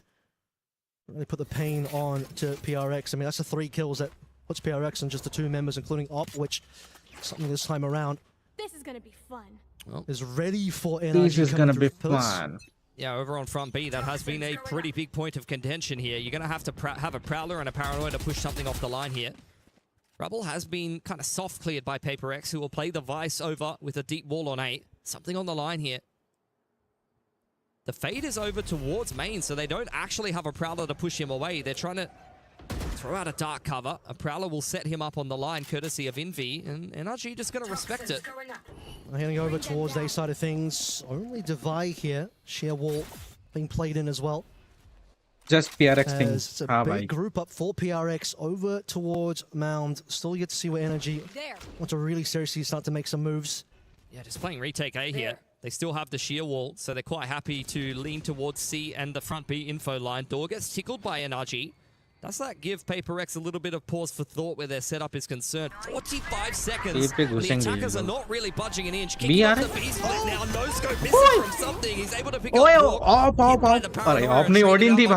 have been gross if you got Kiko, but Kiko's happy with that kill. 4 versus 4. Now B is going to be the Brock pe Odin ending thi. of where the site plant is going to take place. The rest of PRX coming through the door. And a big TP as well. Forsaken gonna have the off-angle potential here. Now he doesn't actually commit to the TP. Ethan onto Forsaken as he gets taken down from that door location. And it's been difficult for PRX to buy themselves into the retake so far. Yeah, Devi needs to get involved in this round over from Heaven side. Forsaken bhi mar gaya yaar. Ethan. Kiko continues to jiggle here. Jing gonna find a pick onto Scuba, and they're taking a long time to get back into the site, but Paper X have at least got some trades on in. Well, jingle if we hear the sounds of victory and we do Tomato. Nice बोल रहा हूँ energy जीती मुझे लगा यार PRX ने मार दिया lock in 3-3 now. Finding some real success on to B where नींद में भाई कुछ भी PRX हो have also सकता है been wanting to place more of their own resources on that side of the map. Something trying really hard to find value on this operator. And the no-scope just is, unfortunately not, it still gets the kill, mind you. Well, it's just a bit of an awkward exchange at the end of the day, unfortunately. And Brock, even though he does go down, I think you're happy with the 1-for-1 onto something, especially because you've already been able to dump the Steel Garden wrap around from Mata was perfection. Paper X, it just felt like they had too many different angles to deal with running back into that B side on the post plant. If this ends up being a timeout here, but not getting into the next round too quickly yet. NRG not feeling too rough from that second round so far has been the one to talk about, with the eco win coming through from PRX really setting the table. NRG saying, it's fine, lose that one.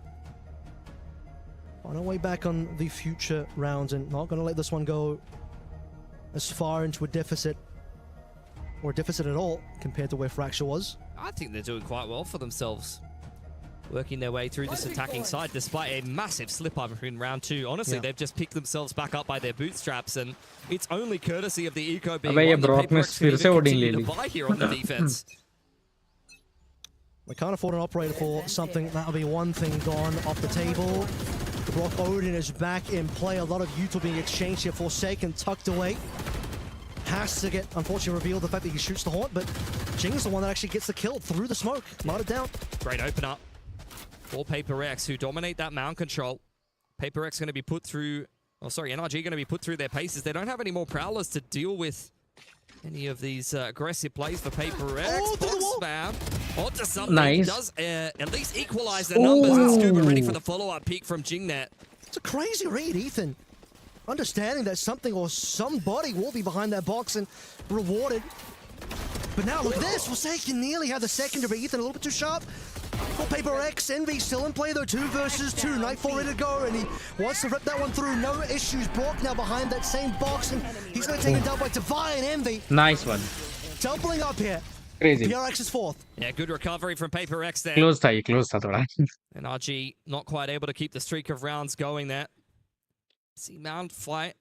Well navigated by Paperx. Had a lot of cheeky positions. You saw Forsaken up close towards that dark cover. Good turnaround for Ethan and Scuba when they were down in a 4-on-5. They were ready for that mid-round aggression. Honestly, if Forsaken doubles up there, the round would have been done outright, but the rest of Paperx pick up the pieces. It's just a very back and forth game of Lotus here. Close margins as well. Obviously went down to a 2v2. Nightfall doing some work there, and Nightfall nearly ready again, but something doesn't get anything with the blades. Very unfortunate there. Not ideal. Envy pushed off by the Viper. Envy ने भी Odin ले ली. Well aware that he does have Odin in hand, and I don't think NRG are scared of it. Maybe they yeah, should boy. Be. Nice off angle. Pain shells and the paranoia not really connecting too much, but at least making Envy uncomfortable enough for NRG to claim the site. Trying to do some damage on a Brock, or even get a kill, but not quite there as Mara converts onto Forsaken. 2v4 हो गया यार. Now look, we've seen PRX win a 2v5 before, but Divine Jing gonna have to do a little bit more than that. It's only Divine left, 1v4 ultimate in hand, but what can he really do here? We know he can certainly get some shots in, but look at the money situation. Yeah. NRG being very disciplined here. Both teams a little bit lower on the cash, so they want to maximize the guns and not give Divine any chances of completing this clutch, let alone taking more guns here. Does Divine even want to go for it? That's my question, because it just doesn't have the money to play with. Yeah, fall back into spawn side. Hold on to the Vandal, but consequently, NRG, who are also quite light on the cash, will get through this round with 4 guns surviving. It's a very nice clap back to even things up 4 apiece. Early shut down against something's Bladestorm. Everyone winning their ones. Well handled. 4 versus 2 there, making sure the clutch is not going to be possible. So once again, we find ourselves all evened up 4-4 on Lotus. By the only gun in the hand. See what the rest of the economy looks like for Paperx after this. Too much for Envy to do that. Especially after something goes down right at the start of the round. Oh, that is not the economy look you want to see for PRX. Yeah. Quite a bit better for NRG. No blades for something, obviously, and a TP that could have been a death and will end up still being a death for Forsaken. Yeah, I mean, he wanted to go for the progression smoke play with the Haunt to try to scan somebody going across to Rebel.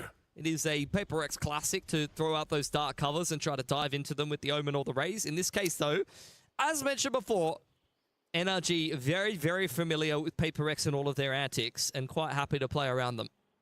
Jing desperate to find that gun there, dropped by Forsaken. And the hand-me-down will not be passed over.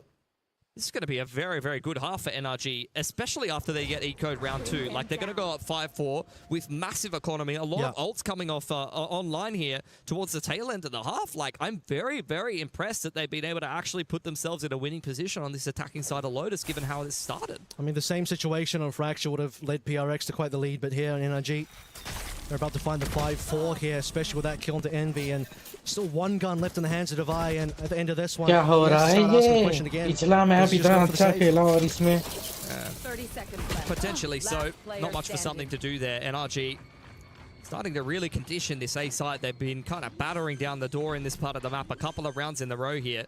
Seen Paper X with a very, very quick opening towards A that has been pretty unsuccessful 2 rounds in a row. Something's Blade Storm, and then you saw that cheeky little play trying to go for the Haunt scan. Have to maybe try to rethink the approach, maybe, especially with the Steel Garden, move the Vice over to play retake A. It's definitely a viable option. Paper X have had a fair bit of success kind of fighting in the middle of the map and dominating C Mound. That'd be an okay time for a timeout for PRX as well, as they will recover some of their economy for that next round. And a couple of ultimates to play in there. Showstopper I'm looking at. Both of Vices looking at Steel Garden here. Contact found, Divide. Okay, he's happy with that one.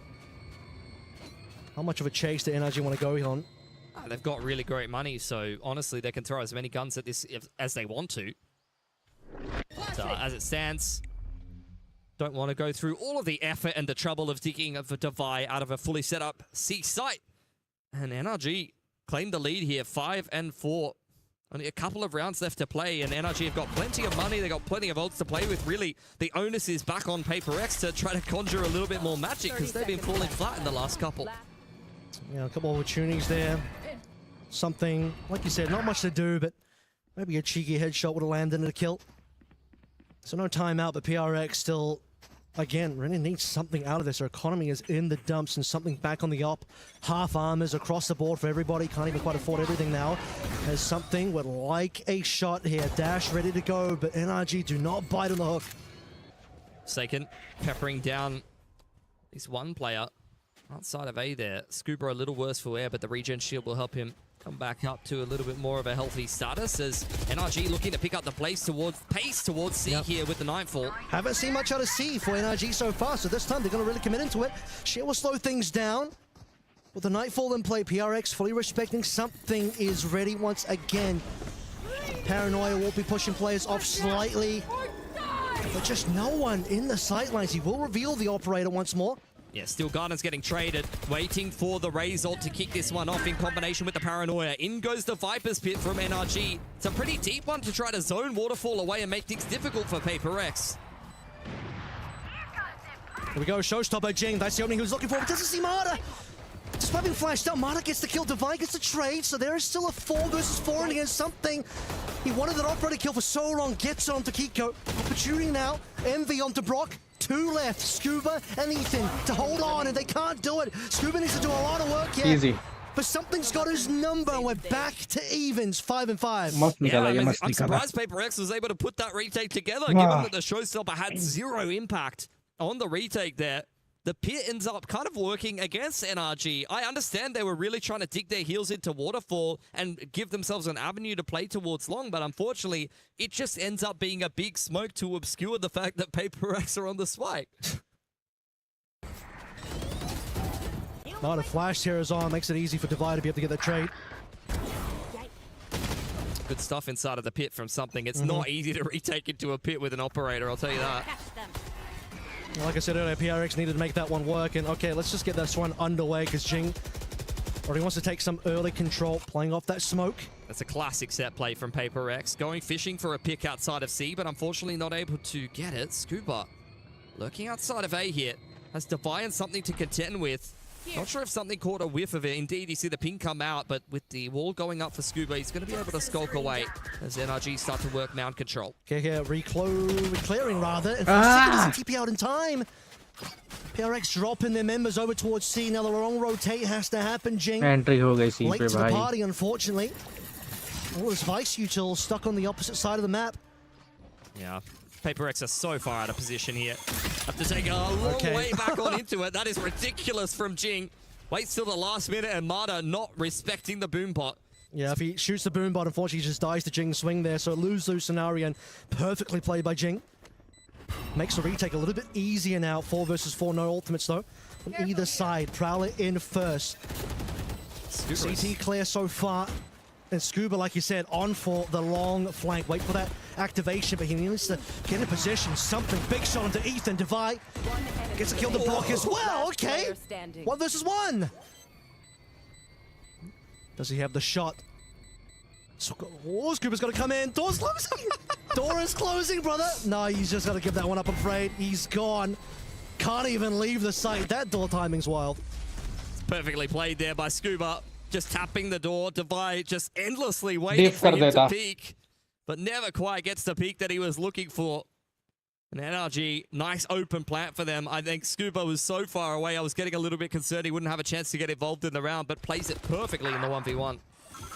Forsaken, fortunately, out on an island there. I mean, yeah, that was fantastic from Jing. Honestly, Paper Rex, it's crazy that they keep making some of these rounds so competitive because they were so far behind positionally after they lost Forsaken there. NRG was basically given a free C site. Here we go, once again, making similar plays here, but this time it's Marta going in on a 1 HP, he survives. Takes down Forsaken once again. Big trades happening still on Mount 3 versus 4. Paranoia doesn't get as much as you would have liked, but Kiko will find Divide regardless. Now something has to find this next shot. Dash is about to fade away, and 3 members from NRG is too many. Not much for Envy to do there. Well traded by NRG. What a resurgence to get 7 rounds on the attacking side, given the fact that they get eco'd after the pistol. Really, really nicely worked. Could see why they picked Lotus into this series. And I'm feeling good for them, man. They're going on to defense now. They're playing Senti double controller. I'd imagine that they're going to be quite pleased with themselves. Starting to really win things over towards that Mound side of things as well. Those last 2 rounds, winning these controls. And something, he had a couple of the op kills, but not really dominating the map or controlling the spaces he would have wanted to. Like you said, the big recovery from that second round is really the story for NRG. And we already saw their ability to recover on Fracture. Unfortunately, the deficit ended up being a little bit too big for them, despite the fact that it took a couple extra timeouts from the PRX side to even dig in for that 13th round here on Lotus. Finished that first half with the lead. Feeling a lot better about their chances. Feeling like we can definitely go to a map 3. It's up to Paper X here. Another pretty close half. More than serviceable, swapping back over onto this attacking side. But they have had a change of init. I think that does kind of help them in some regard. The fade over the sky will help them, as I mentioned before, kind of work the map. It's why it's a very, very popular choice of initiator on Lotus in particular, on a lot of 3-lane maps, because you can just solve any question mark that you need to by throwing a Prowler. You need to take B main, throw a Prowler. You need to take C mount, throw a Prowler. Clear rubble, throw a Prowler at it. Use the Haunt on cooldown. The sky will allow you to be a little bit more explosive, you know, which is how often, I mean, Paper X do like to play. And I think a lot of teams like to play that mimic this kind of Raze Jet burst comp, because the Guiding Light just gives you more burst potential. You go from contacting, making no noise at all, to Guiding Light, Satchel Dash straight into the site. It's very much faster than a Fade will actually offer you. Sounds a lot more like PRX's traditional playstyle as well. Double duelist, explode on with some flashes coming through from your sky. I mean, the problem is, though, that as you kind of mentioned before, they're playing into a slower comp from NRG that has a lot more stall and a lot more util. You're fighting into a Vice that's going to give you some problems on the dive, less problems than if you're running something like a Neon. But even, you know, Viper Omen, going to be troublesome regardless, though. We're going to have fisticuffs here over A Rubble right off the bat. We'll see how PRX manages this situation. 4 members for NRG on their side, and one scan already out onto Martis. That location has been revealed. The wall's going to slow things down somewhat, and Martis just taking util damage from all angles. So is Brock. Paper X not liking the way that A is feeling right now. They've taken a little bit of a chunk out of Brock and Marta, as mentioned, so I feel like they kind of win that exchange to some regard. Marta taking a little bit of a risk, looking for information, punished by something to give Paper X the opener. And Paper X slowed down, walked back a little bit, then re-entered. Now NRG are interested once more again, so the wall to play off. Door tagged as well. Brock, reminder, one of the low HP members. All of NRG are here, though. Paper X ready for the swing, with a Paranoia is excellent to make them very uncomfortable. Paranoia back in response for Paper X. Very much fighting for control of Rubble here. This will definitely decide the pistol round. Scuba with 2 into a 1v1. Can Divide clutch yet another pistol for Paper X? Swing in from Scuba is beautiful, and a 3K to give NRG yet another great start to a half. A big celebration from NRG as well from their side of the stage.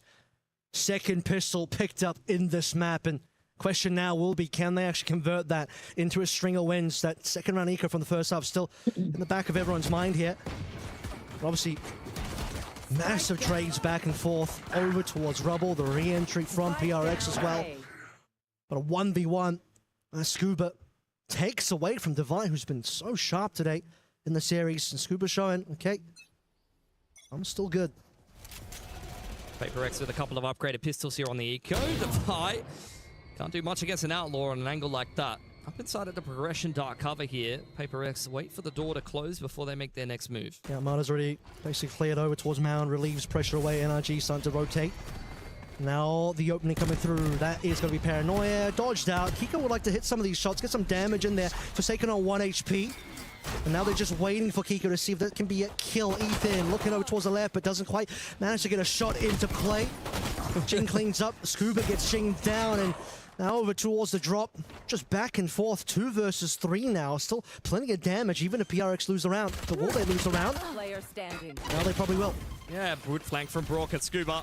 It's coming in tandem. I mean, the Lemmings made it into the site, and they had teeth, man. Actually took a couple of guns away from NRG. They were in pretty good positions to just shut that down outright, especially with the easy opening peak over on Mount side. But look, PaperX do a good job keeping it interesting. Put themselves in very annoying positions. I mean, you can see them kind of tucked in under drop here. That's not easy for Ethan to clear. Yeah, frustrating death for Ethan on that one. The rest of the players in a good position to finish things out. No shenanigans from Forsaken or anybody else. It's the last couple of plays alive for PRX. This is one of the biggest deficits that PRX has seen for quite a little bit. Very close on the C's lead there. Almost had multiple players caught on the side of NRG. They dodge it nicely up behind their Viper wall, and now an immediate pivot back towards Mount for PaperX, but that's where I'm having a look at this Vice wall. Going to be a little bit harder to break through that. So Boombot Prowler Claire coming through from NRG. Make sure no one was there on Rubble. That allows now for Kiko to move over. Nice orb. They've got the Paranoia in the right position here, but Brock's only got a Spectre and a lot of work to do. There's the burst into the site that I was talking about, the TP up on top. Not necessarily ideal for Forsaken, and these are some awkward duels being taken. A lot of players here for NRG, but PaperX finally break through. Okay, Ethan and Marta. Okay, they're really getting some good damage in. There's something on basically 1 HP here. Just a big flank. PRX weren't ready for it. And now something is just going to end up potentially saving this one. He's just... Well, he's a 1 versus 2, but the HP situation is rough. He's going to go for a potential long flank. Still got just barely enough time. I mean, that could seriously work out. I don't know how tucked behind the box Marta is. Ethan's ready for it, though. Very much clued on. And that's a 10th round for NRG. Bonus converted. They are running away with Lotus right now. Yeah, this is looking fantastic for NRG. As honestly, before the flank from Marta came on the door, it was looking PRX's way for quite some time. But that's where you look at NRG, not only the Vice tech with the wall, but also just how annoying they were being for PaperX to kind of isolate and hunt down. That's exactly what allows for that door open to be so impactful on the flank. If PaperX had made it safely into the site like 5 seconds sooner, that's probably their round. Well, PRX facing the pressure now, will be taking a timeout. They are quite in the hole in terms of the round deficit so far. And a 1v2, that's something really would have taken a lot for him to win that one. And heads up play by Ethan to consider the fact that he might be getting long flanked. And as these rounds go by, it's looking more and more comfortable for NRG, and the likelihood of us going to a map 3 is starting to look really real. Expect nothing less from this series. PaperX have very much dug themselves a hole here, though. Coming out of this timeout will be on a half buy on this attacking side, where it feels like they're getting shot down more often than not by NRG, who are playing an excellent game here. Very well-rounded performance from pretty much everyone in the server as well. Like, no one is really lagging behind. From both teams, really. No one's, as you say, really running super far ahead like Devi was on Fracture. Odin out for Brock this time around. Something feeling himself on the Marshall. Seen him do some magic on that before, but here we go. Omen versus Open first and foremost. Does that Prowl actually get a bit of a sightline? Maybe. Nah, Forsaken tried to dodge it, and Kiko saw his cape going inside of the dark cover. Unfortunate. Disgusting off angle here from Brock. This is what we know him for. And that Prowler certainly will be able to see Devi Revealing the Odin through that wall as well. Bit of a clear coming through. The rubble side from Envy. Mada. Outlaw out yet again, looking to farm himself up a showstopper. He's halfway to it. Little taps on in will make a big difference in getting a rocket going a little earlier on. Something over on the other side of the map. Sees the sheer wall. Dash active. You can tell that shot put the fear into PRX as well. Okay. Tap the wall. I have the spike. Trigger the orb as well. Just wait this one out. Slow things down. 40 seconds left to play through. End on C. Playing pretty far back is going to be Scuba and Rourke. Yeah. Quite happy to let Paper X come to them. Only Sheriffs and Marshals in the mix here as the Paint Shells tries to clear out pillar side. They will be able to at least make it up onto the site and maybe even get a plant here, but how much more success can you really conjure as Paper X? Well, they got to go for that plant sooner rather than later. Big damage! Brock finds his mark onto something inside the smoke. No problem. Scuba on the Divide as well. Now Jing. Yeah. हो जालिए भाई बहुत tired दिख रहे हो. Help the economy. कल काम पे भी जाना है. काम पे तो जाना तो नहीं है, घर से ही काम करता हूँ मैं तो. NRG will complete the retake nonetheless. कोई नहीं. 11 found. Remember that 11-5 that we saw on Fracture the other way around? Well, PRX on the 5 end of things. Tired to home, NRG was able to make a little bit of a comeback. अब ये PRX खत्म करके ही सोंगे. after that tech timeout, we'll need to think about where this gun round's gonna go. ऐसे मन हो रहा है अभी लेट के देखूं, पर वो भी नहीं कर सकता. Also chatting about the adaptation and heading into this gun round, so let's see what they prepped up here. The half buy is one thing. Plans may have changed, especially when you're considering the orb control. You're now one off two pretty big ults here for Paper X. Yeah. It's up to NRG to kind of deny those orbs. Operator in hand. Something. Really keen for it. And Kiko a little भाई bit more. 4 second पहले ही मारे जा रहा है. ये match के बाद चले जाओ सोने. Just a flick one time. देखते हैं. Devastating to lose your smokes on the attacking side 5 seconds into the round. Just a disgusting shot from Kiko. And anything that you discuss on Paper X is very quickly getting much more difficult for you. भाई 4 round से 4 second पहले ही मर रहा है, पता है. Relying on that Nightfall now. His Divide is under pressure. Oh, he's lucky to survive that scenario. In fact, he was looking for that kill. I'm surprised he almost got Mana there. Honestly, had no business doing anything at that point. 3 on 5 here for Paper X. Off angle from Scuba is looking pretty dirty. This round is a dumpster fire. Hate to say it, but kind of in the bin at the moment. As Scuba just drops something from behind his neck. Yeah. I mean, what you can do here now? 2 versus 5. You don't feel good about giving up the round. It's about to be 12 for NRG. PRX kind of in the bin at the moment. This feels terrible for them. Yep. Only thinking about Breeze at this point. All picked up by Envy. 30 seconds on the clock. Feel like I'm watching the Masters Grand Final all over again, like a stop map for Paper X. Oh no, we're so back, we're so done. Hopefully on Breeze we're so back. We just speed ran Fracture straight to Lotus from that Grand Final. Really, we skipped the other 3 maps in the middle. Time this one out. PRX, it sucks to be in a position where you got to save on this round to give the 12 over to NRG, especially after the attack timeout. Brock entering with the Odin. Little bit of a jiggle for Ethan there. They're well aware of where Envy is, and he won't make it away with the operator. So something will be a little bit more empty-handed. And Paper X, they've got all of the ults, but none of the money up against map point here for NRG. That round went from bad to worse with no recovery on the op. It just starts, like you said, you lose Forsaken like 5 seconds in, smoke's gone.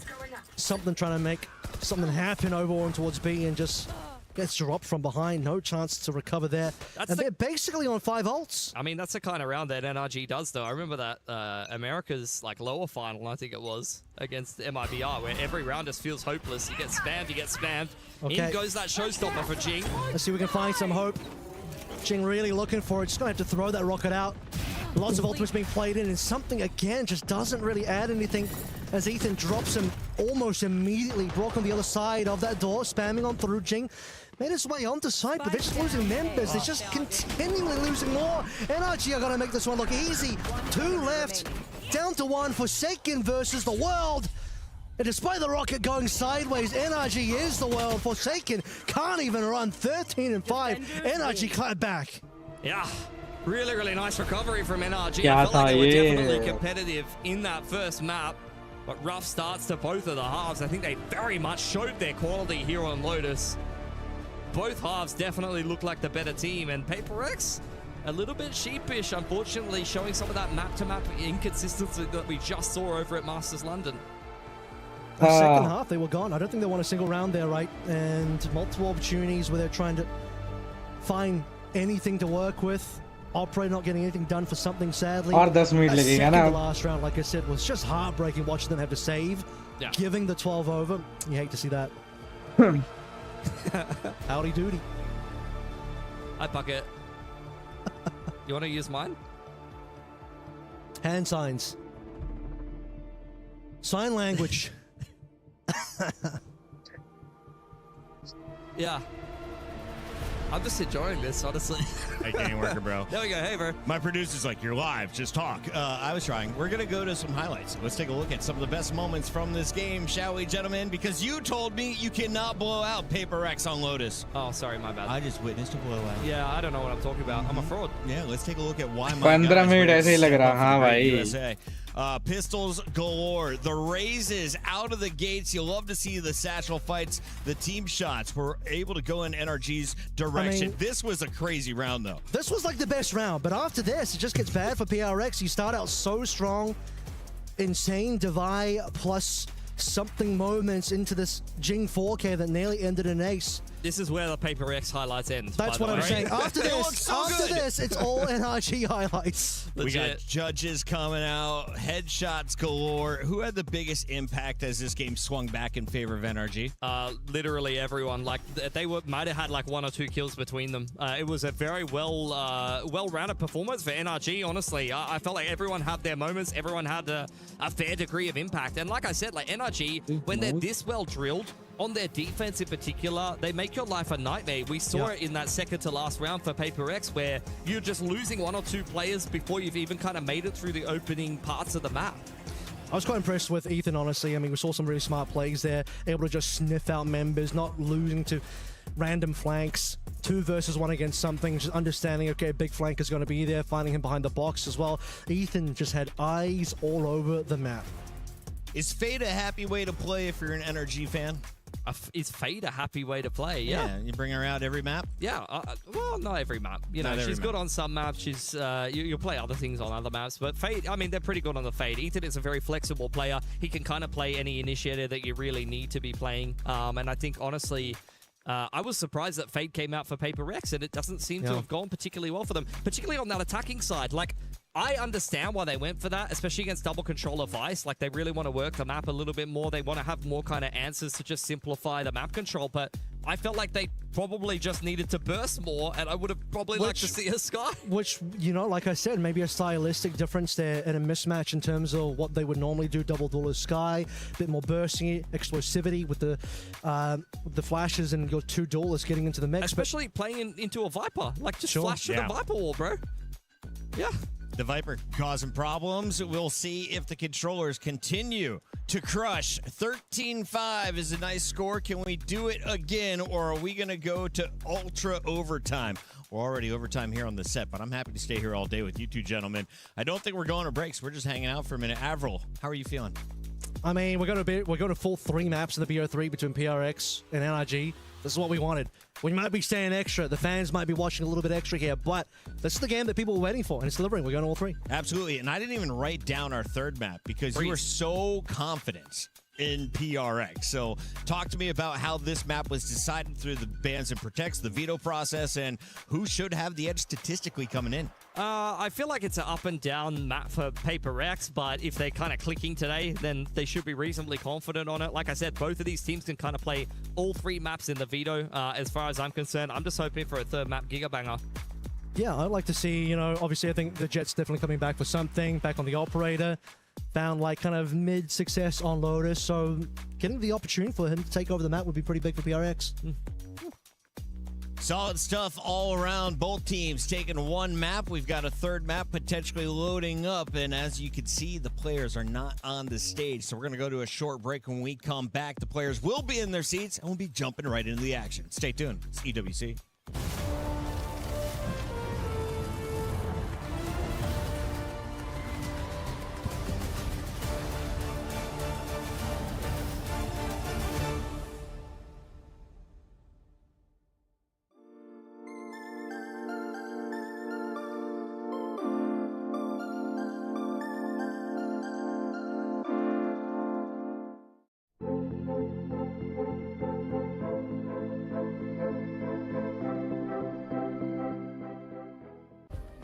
Play is in our DNA. Whenever we let it out, it becomes our superpower. Now imagine an entire city being built to supercharge it. Kadir City, powered by play.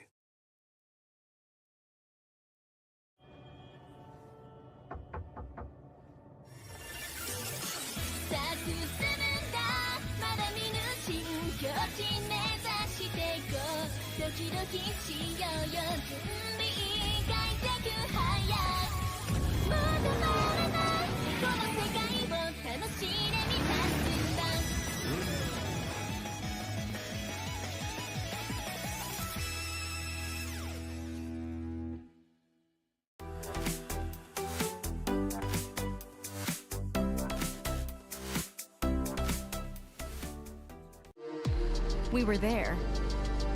For every click, every clutch, every respawn.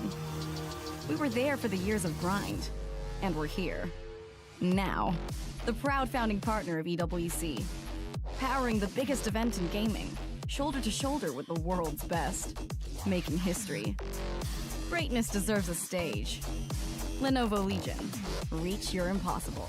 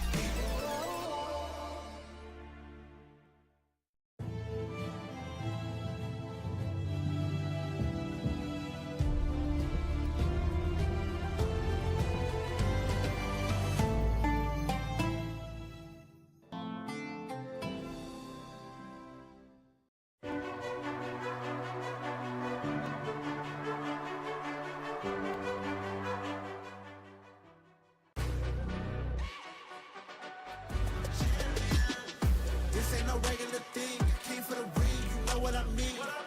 You see my name in the lights, better get right, I'm champion.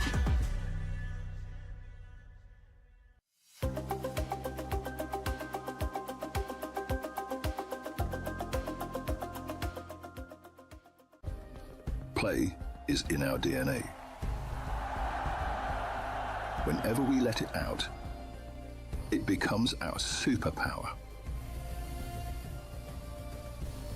Now imagine an entire city being built to supercharge it.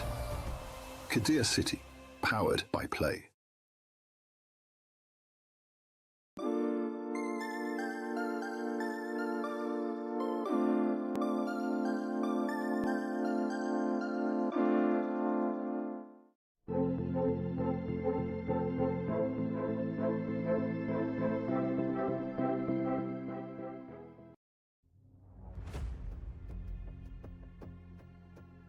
We really appreciate about this event because it's very huge event and we can compete with really great opponent in the world.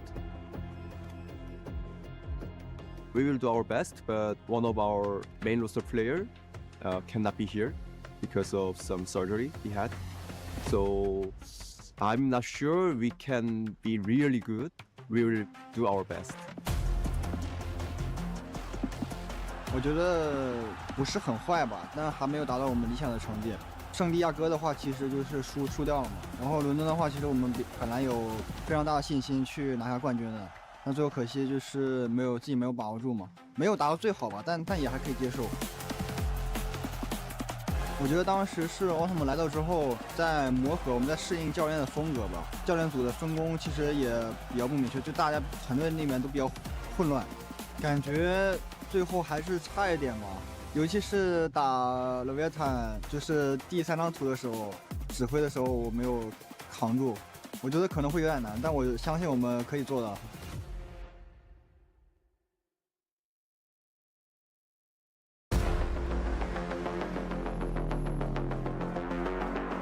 I'm very happy that we managed to qualify to AWC because it's a very big step for us. We don't really care about the enemies we're playing against. There's PaperX who were top 2 in Masters and also Vitality top 4. Of course, they're insane teams, but if we manage to get out of this group, then we have a high chance winning the whole tournament. He's got a teammate. It was 2v5. It was Narrate and Lewan. They were alive. I see them both in insane positions, and I thought we could actually win this round. And then they got kill after kill after kill. Then it's 1v1. And my heartbeat is like 180, and I cannot do anything about it. He won it, and then I'm relieved. Going into playoffs is like my biggest dream I did back then in KCX, so it was very insane. There was 30k people just rooting for us, playing against Koi. It was the best moment of my life. No matter how good is the specs of the headset, you're still gonna hear if it's a big crowd. So they're gonna give us other momentum for sure. During stage 1, we had like, it was the worst split of my career, and I think for everyone in my team, and it was just super sad that we hard worked the whole year just to win something and we cannot. It was a good learning lesson for all of us, and it showed actually in AWC how well we learned from it. I think we had some issues with like our momentum, I would say. We're getting overconfident, we're doing so many mistakes, and then once we do these mistakes, we get low confidence. And then it turns from up to high, and then it's very hard to play like this. It was my rookie split as an IGL, so this was for sure a part of it because I did so many mistakes, but I learned from it. That's the most important, and yeah, I'm looking forward for AWC. I think Zeech worked a lot in our mental aspect more than in-game because we were all super sad. We went in a really bad rough times, and he worked into this, like he tried to make us stay alive again. In-game stuff is not as important as the connection between the players. The team has to be loving each other so they can be able to perform. If we manage to get out of this group, as I said, we're gonna for sure win the tournament. We might be the underdogs, but we're here to prove we're not.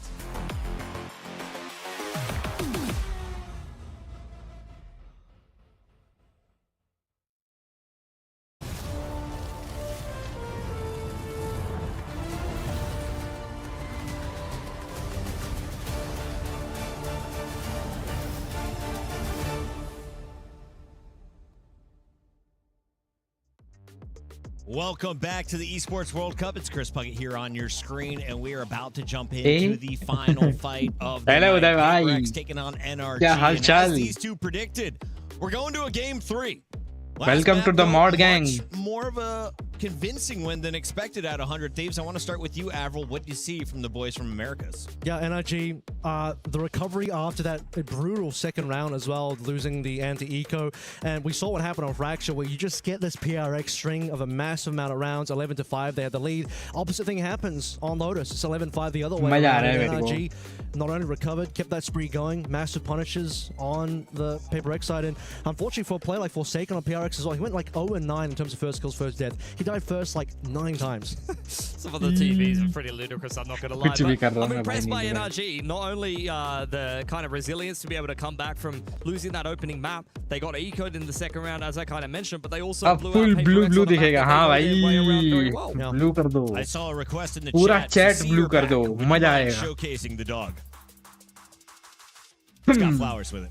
Yeah. You should buy her flowers. Oh. End of this fight. I was gonna say something. You should buy her flowers के लिए भर होनी चाहिए जो है नहीं हम पे Let's go back to when you were popping off. और the only non-American player on the छोड़ो team. अब आगे नहीं बोलूँगा. Everyone loves a Brit. Have you met Big Time yet? This kid's amazing. I've seen way too much of Big Time. I would hang out with him every day, bunk beds and everything. No, that's what I literally do. I live with him for the last 2 years. In bunk beds. It's sometimes in bunk beds. In bunk beds. Yeah, you gotta grind. I mean, we're on the hustle. Big Time's one of the only people I know that can fit in a bunk bed, so that's true. As a grown adult.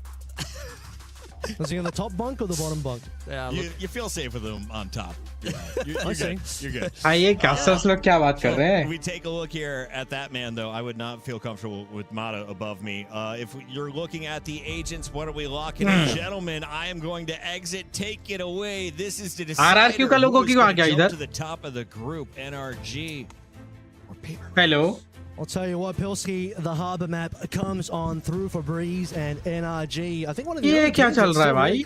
Hello? keen to play this KO in there. Most teams I'm seeing are not really that down for it क्यों anymore. लोगों क्यों आ Double गया? Elix coming on through PRX for नहीं खेल रही NRG, क्या? the double duelist look of Paper X. That's a pretty popular comp in Pacific, honestly. Both T1 and RRQ had been running this during the regular Pacific season. So AWC में बड़ी गलती. PRX की जगह पे RRQ लगा दिया. I know it says RRQ down there, but this is the छी third भाई. map between Paper X and NRG. And stylistically, this is going to be double Enit versus double duelist. The Something Jet and Forsaken Neon that they have been running a lot on this map. उदय भाई देख रहे Very हो? up and down of, but their last streak of maps, you look at them cutting their teeth on the very best teams in the world, and you can feel some degree of confidence here for किसी Paper X that लगता they है can close किसी out this newbie series. को On the बिठाया other है. side of things, NRG playing a lot of very strong Backstage. teams over in America. लोगो लगाने के लिए जिसको PRX और RRQ के बीच में पता नहीं है कौन सी टीम है. The things here, like Breeze has been a reasonable good map for both of these teams. Breeze was unfortunately one of the maps that NRG dropped allowed in the qualifier coming into this one. As we also remember the PRX side of things, Breeze was a map that they did beat Liv on in the grand final for London. However, bit of rough waters on that actually. Not a very clear-cut victory for them. We'll see if they can make this one a lot more clear-cut now. Again, don't mind the fact that it says RRQ on the top. That is in fact Paper X, defensive side first, NRG attacking.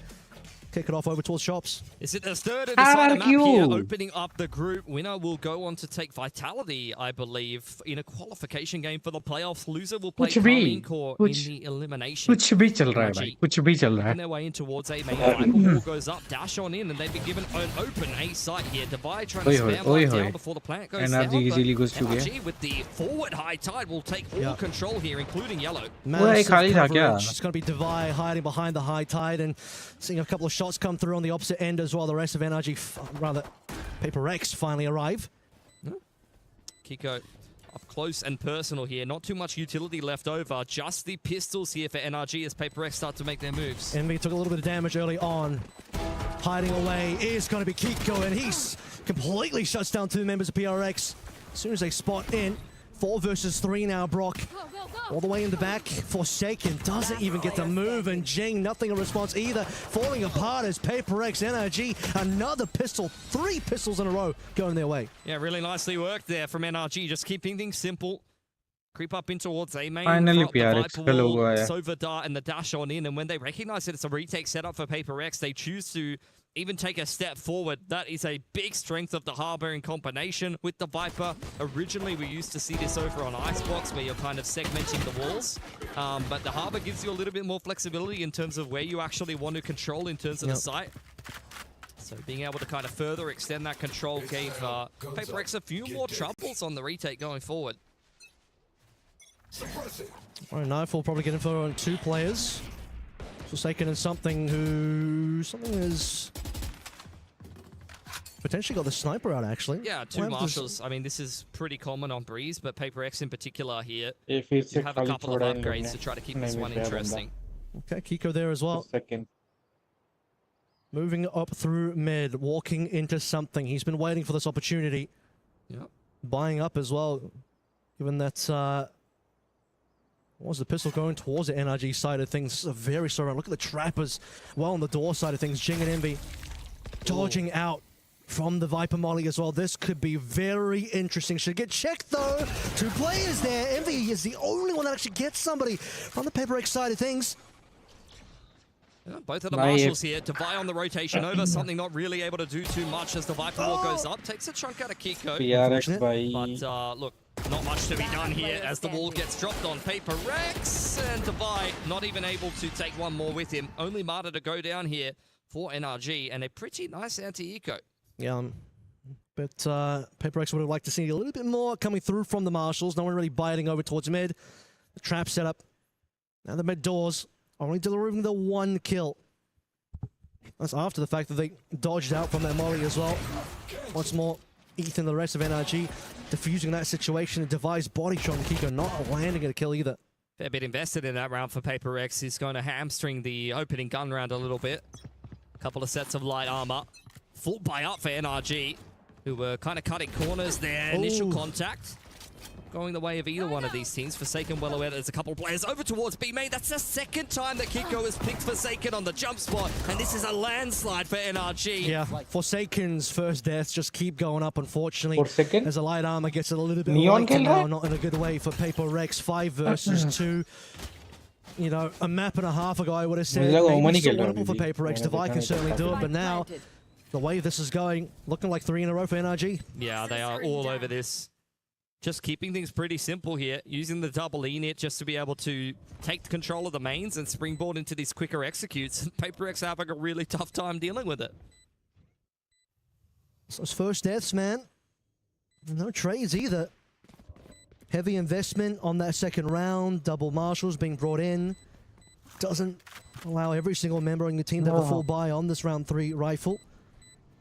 Now you have to walk out tail tucked between your legs for Paper X. They even hold on to a couple of rifles here. It's the best possible start for NRG, honestly. Like, the cash is already like 2+K on all of these players. They're about to win the bonus round, up 3-0 on the attacking side of Breeze. This is going to be a bit of a nightmare to navigate for Paper X. Similar to what we saw in Fracture, but the opposite side around, right? I mean, we just saw the fact that you get those 5 in a row, bonus converted as well. After Paper X wins the pistol, they got both the pistols on Fracture now. 3 pistols in a row. Haven't seen anything come through from PRX's. The timeout coming through super early. See what they want to kind of construct around these 2 rifles that have been kept through from the opening gun round. Might be some marshals or sheriffs to be invested in. Maybe throw a shotty in the mix, especially if they want to contest a main or something like that. Up to Paper X to kind of pick themselves up. This has been a false start here on Breeze so far. NRG are looking pretty locked in, really running through with all of the momentum they garnered from stomping Paper X on Lotus, and Breeze looks like it's heading in much the same direction. I mean, it really did say it earlier on, but it kind of feels like we're speed running the London finals in a way where get a very resounding win on Fracture that this time around actually kind of gets a lot more competitive, and then slowly but surely throughout the rest of the series, and this time just in a BO3, losing momentum from PRX. 3 round. Confidence seems down as well. Some of those magic moments you get out of Fracture, you're just not getting anymore. I'll see what they come up with here. Got a lot of work to do. I think the objective starts to move, especially when you have this good of a start on the attacking side from, you know, being able to string rounds together, being able to break the money to finally how many can we kind of chip in early on here? You've got to kind of adjust your expectations. Forsaken really going to go for a Guardian here. Down to $400. Indeed, he is investing quite a lot in this round. He feels like Paper X have a good chance to win it. 2 players with just the pistols out there as well, including something who's super far away from the Blade Storm, and PRX getting nice and active early on. A couple players wanting to move a little bit deeper into the mid. As NRG, full respect, they want to be prepared for the potential PRX doing something here. Yeah, something very much saving for an operator heading in towards the next round. Ethan jiggling for the mid push, and he it's courtesy really of this deep wall from Paper X. Makes NRG a little bit nervous that they will be taking some space over there, and sometimes they even just throw down that wall and then just play towards the mains. In this case, NRG really doing their due diligence, working their way through the map. Up elbow, drone goes into middle. Drone sees nothing. Smoke ends up being pretty useful there for PRX just to hide inside the cove. They don't see anything on the opposite end either. Time is running out, and NRG have barely made moves. It's confusing Paper X a little bit. I think they're making the right call here, though. Just dropping off Scooper in middle for the late lurk. He's able to play in front of this Viper wall, so it's not really troubling NRG too much as they group back up towards this A site. Similar to the pistol, it's just going to be Divide retake. The rest of Paper X have cleared all of B, but the Execute's going to get in a little bit faster. Oh, full flash, and Divide isn't able to get anything. Forsaken once again, first death. Very unfortunate. Brock will convert onto that lone player, Divide, who can't respond at all. And Divide had one of the only rifles. Yeah. Something with naught but a classic. Oh, there you go. He's picked up the Vandal. Wants to try to make this one a little bit more interesting. 2 players cripplingly low on the side of NRG. 3 players off-site here as well. They do get smoked off. Gives a little bit of opportunity for PRX, who with their guns available, 2, 1 being picked up by something. It's playable, but it's not anymore. They're just leaving, aren't they? Yeah, they got to save. You really got to min-max your money when NRG has this much cash. Like, you've got to be able to guarantee yourself as many gun rounds as you can get access to, because there's no breaking the attacking side economy anymore. Forsaken looking for some damage here at the end. Oh, sorry, Jing. For some damage here at the end of the round. Stand out by the KO knife. I do imagine he's probably just going to go down to the spike. doesn't feel the need to force the issues. Trying to keep NRG interested so that maybe one of them died to the spike, but as it stands, NRG really just passing the test with flying colors. 5 alive heading into round 5. They're going to have like aggressive हो रहे 7k हैं. on each of these players. Something Over like that. aggressive It's going to be a PRX अपने. ridiculous amount of cash for the attackers. And they played that round so slowly as well. मुझे The तो PRX, like I sort of mentioned, they got really confused towards the end. Didn't really know aggressive where तो to go. Energy लग रही है भाई मेरे Even को. Divide just to anchor A alone, and we'll see what happens with that. And just couldn't even trade. Defending पे one हार रही है लोग. leaves Marta, I believe, on 5 HP. I think this changes plans for Paper X as well. I was pretty sure that something was saving for an operator, but as he picks up a Vandal to save into the next round, instead it's going to be rifle-centric game fate for Paper X. Oh, Early okay, hang on. opener with the utility here. Keiko gets sent in, then wrapped back into middle here for MV मर गया. NRG. Not going particularly well so Okay, far. उनके भी दो चले They've गए. really tried to cause a little bit of a reaction and a rotation in the early round for Paper X, but they still end up a man down. Haven't seen PRX get the first blood in some time now over the course of these rounds. It's Kiko trying to dive on A and being punished for it. Divide onto Brock as well. Okay, numbers starting to look really comfortable for Paper X. Will still be a plant coming on through, but a 2 versus 4 now. No ultimates in play. Plenty of money though, so NRG happy to get it done. Scuba on the front foot. Nice placement of the Viper Orb here. Ethan could set him up with a nicely timed flash to try to start to even up the numbers. Scuba going for a little bit of a play here. Something well and truly ready for it. Just down to Ethan. Trying to do some damage to the economy of Paper X. Fragment. Got to keep something at arm's length. Forsaken's made it up onto the side. Nice Forsaken just, just pushing straight into the Fragment. Paper X getting themselves their first gun round here. One of many that will be needed. गलत read चल रहा है ये लोग का. हाँ ना. Something pushing into the बहुत fragment. गलत. Leaves with 6 HP. One of the few times now that we're really starting to see Paper X getting that first blood, converting onto secondary kill, getting really heavy numbers in their favor. Starting to bite their way back into this map a little bit. Be a long road back in, but that round was fantastic, really. NRG trying to go for one of these set plays where they set up the jet for success in the early round with a little bit of the double E-net utility and have a wrap into middle in the mid-round to catch some of those rotations. Well, you want to see the op come through for something. That will now be the case. Back over towards mid. Has to be a little bit concerned about the dart. Same for Keiko, though, and he's holding this line nicely. Paper X punished in the opening kills department yet again, and NRG with a man advantage. Really expensive there, unfortunately, PRX. Jing now playing off of Forsaken together. Hey, main's good. Null command is going to cause a little bit of issues here. Jing really would like a kill. He's got one, but instantly Kiko responds with more flashes. Decent, but Kiko doesn't care. That's going to be A taken care of. 4 versus 2 again. Once again, you have to look at the money side. Divide and Envy. How much do they want this? They're locked out of it, really. The high tide only just went down. Envy's going to give it a little bit of a sniff, but Devi is just sitting in nest. I don't think he's interested in this 2-on-4 at all. Just got around for Paper X. It's already going the wrong way now. Not a bad shot from Envy. Really just going for damage, though. I don't think he's particularly interested. Dart on in to keep NRG at arm's length. And nicely done. Yeah, actually, not bad. That's what he was going for the whole time. Really, really well worked. Heads up play from Envy. He'll be able to hand that to something in the next round. And with 2 guns saved over, Paper X will be able to put together another buy here. It's well played by Kiko at the start of that one. Out dueling something and then converting a little bit later on as well. Wouldn't be surprised to see NRG go for this quick mid to A yet again here. They do have some good ults to be doing it. You see often Keiko has been wielding the operator in the last round or so, but he could rip the Bladestone here, pick up the basic Fury onto the dart up over the top. Something that could go quite well for NRG. They did just condition the mid to A though with the pick on mid doors and the null command. So we'll see what they want to go going for here. It does seem like they are going to choose to go to the other side of things. Back to B. B's open. Nobody home. Late Storm, you called it. Will be popped this round as well for Kiko. And yep, full retake on B, I'm afraid, for Paper X. Something might catch a little bit of a whiff of a player. Oh, it doesn't quite land the shot, though. That would have been a hard one to land for sure. On the other side will just completely rip away Envy. 5v4. Yeah, awkward exchange. Tried to go for the drone. Envy under a little bit too much pressure there. Drone from Brock does spot out that the flank will be coming through from Paper X as he meets up with the rest of the team on site. And NRG have flipped the map. They are in defense spawn. It's going to be a very difficult retake for Paper X. Paper X now got to execute like they're the attacking side instead. At least their smokes are still online. Brock has a decent line and a decent shot onto Divide, and numbers are now looking sad. As something is just going to peel off in a 1v1. Marta, nice, okay. Makes things slightly better for them. Maybe just playing for the exits now. Yeah, 100%. Trying to hold on to these 3 rifles, but at some point you've got to stop saving and start getting some rounds. Jing covers that smoke push from Scuba well, but that's where the good news really ends. 6-1 for NRG.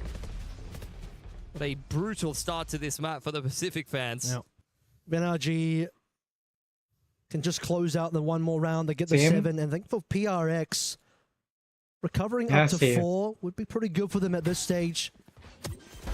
Because this kind of deficit is rough to make a comeback from. They are still going to have the weapons to play through, but I hear you, man. At some stage, you gotta stop saving. And I think this next round coming up might just be that one. Another timeout coming on through. Plenty to talk about for Paper X to recover in this half. Yes, and just as many rounds here on Breeze have not had an answer for what NRG's been throwing at them so far. This has been a very well-constructed attacking side of Breeze. The double unit harbor is something that can be really difficult to play around, especially when the other team is so well organized. The attacking side op has been having some pretty serious impact. Like Keiko has been finding opening picks like it's nothing on the jet, causing a big problem for Paper X thus far. 12 बजे 8 घंटे की stream हो जाएगी. Forsaken to start to turn things around here. 8 घंटे 8 hours continue. Agent, pretty good map for him. It's been a rough couple of maps. Like I said, that first death stat line is a bit haunting. When you look at a guy like Forsaken, you certainly expect more. And a massive turnaround for everyone on NRG. I mean, Marta had a rough go of Fracture, but now that's feels like such a long time ago. For NRG, winning this the way they are is pretty shocking for Paper X and a shocking day for Pacific in general if they can't pull through. Deep ball on mid here once again for Paper X. One way thrown into A main, very much trying to play disruptive, and there you go, wall dropped on Kiko, and something gets the opener. Marta replying with the operator, picked up from the jet though. He is pretty good at wielding this gun himself. Yep, I've seen him on the jet before. Familiar territory, the op for Marta. Reckoning available here as NRG will play this one quietly. Let's take a look at Elbow. How much does PRX want to move up? Yeah, NV knows he's kind of just in the Goldilocks spot. Not too hot, not too cold. He's just sitting tight. Ready to disrupt this pivot to B if necessary. Something on the other side of things has still got this A main info line with the operator. And Ethan got to spot that out. Well aware that the jet is sitting right there. Drone goes into middle here for NRG. Courtesy of that wall being put up by Devi, it's drawing out a lot of utility. But NRG just kind of simplifying things back towards A main. Well, they got info that something is there based on the knife coming through from Ethan. How do they want to defuse the scenario? They have still util to play through. Fox got recon in there as well. Okay, there it is. Just play the ultimate. That'll be enough, more than enough to push off our jet from the line. But Devi will so clean Ethan up. Something wanted more of that Blade Storm. Smarter and Brock. Like the operator changes hands once again. High Tide coming on in. 3 versus 2. 17 seconds left to play through 2v1. 1v2. Envy. He's not been spotted just yet. Might have brilliant timing here, but needs to be able to get through undetected. And he can't do so. NRG again. Big celebration from their side of the stage. Collecting that 2v1 victory, extending their lead even further. Yeah, nicely worked there for NRG. Finally, when Paper X are able to find an opener, immediate reply from Marta. And NRG just able to simplify a lot of these rounds and use the double mid to the best of its abilities. The KO knife spotting out where the operator is, and then they're just placing the utility right where it's needed. They got to put themselves into a winnable post plant. 7-1, massive difference in rounds, and PRX have already burned through their timeouts as well. All alone now. They got to figure this one out. Back over towards mid. Something and Devi playing together. That is big information. Ethan, they're looking for him. They want him. Devi's got it. Secondary as well. Onto Scuba. Not too bad. Sphere was used in that exchange as well. Kiko onto Devi. For the exchange. 3 versus 4 now. His rifle will be recovered by Kiko. Yeah, drone out onto the middle line. Hunter's ripped by Envy, looking to try to further extend the numbers, but dodged out nicely there by NRG. The rest of Paper X all swinging into middle. Kiko and Brock hitting the deck. And it's all on Marta. Spike in hand. Gonna throw out a cove towards B to try to draw attention away from Paper X. Jing cutting the map in half. Jing onto Marta. Yeah, he sees him, but he doesn't land the shots. Marta cleans him up. बहुत लो है At least वैसे they know where Marta is now. That's the good news. 30 HP as well. Something up next. Doesn't get the opportunity to make the shot happen. And this is unbelievable. Marta is still able to get 2. He's in the Matrix. He just pre-fired that so perfectly onto फिर भी Forsaken. उसने एक मार लिया था. Avoided something with the perfect high tide. Yep. I mean, if he had a little bit more HP, I thought he would have put together a 1v4 there. Starting to look dangerous, that's for sure. I mean, he had low HP, but just the ability to get past the early 2 plays and get those kills. I mean, we're past dangerous for Paper Rex. They're getting cooked here. Considering that was a 4v1, that's still rough for Paper Rex, dropping 2 members in that 4v1. Yeah. Makes their money quite breakable here. Couple ults to work with, though. Overdrive and the Pit ready to go here for Paper Rex. It's a slow round. Again. I mean, 2-1-2 here for NRG. Deep wall across middle. Kiko on the line. Should be an easy one, but I don't think Forsaken's got a bite. Something has been playing through mid multiple times now, using that Viper's wall to tuck himself in, and I lied about Forsaken. He does want to do something here, or perhaps that's actually just Kiko pushing in himself. In either case, first death for Forsaken. Doesn't help Paper X here. Something's pretty deep in middle, though. Could be a great position to be leveraging in towards the mid to late round, but with that deep wall again, I mean, you just continue using the initiator utility. Something able to actually dash out nicely. Updraft dash with the cloud burst, keeps himself alive. Might have pulled that through a little early. Didn't even see the drone yet, just kind of preempted the drone. Assumed the drone was going to spot him, but in the case, the drone did its job.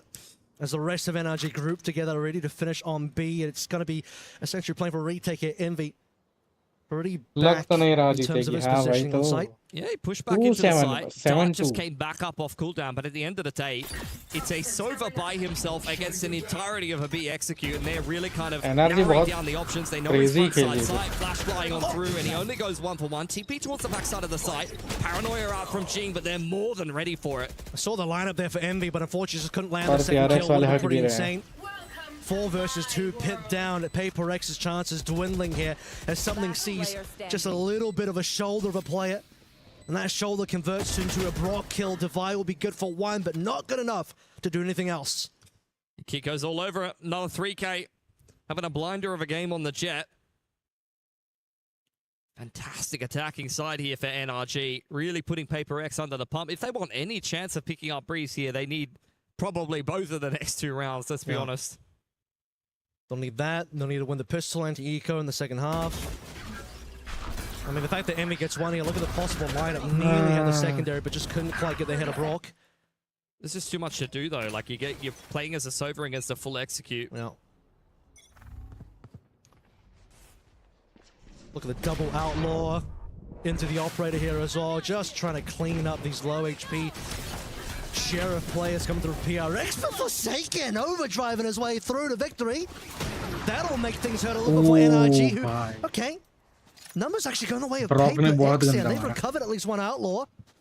Brock still on the line here. If the wall gets dropped, something would have gone down, but he's able to slip back through onto that nice off angle. Drone through towards elbow, confirming that NRG are still kind of hanging around in spawn side.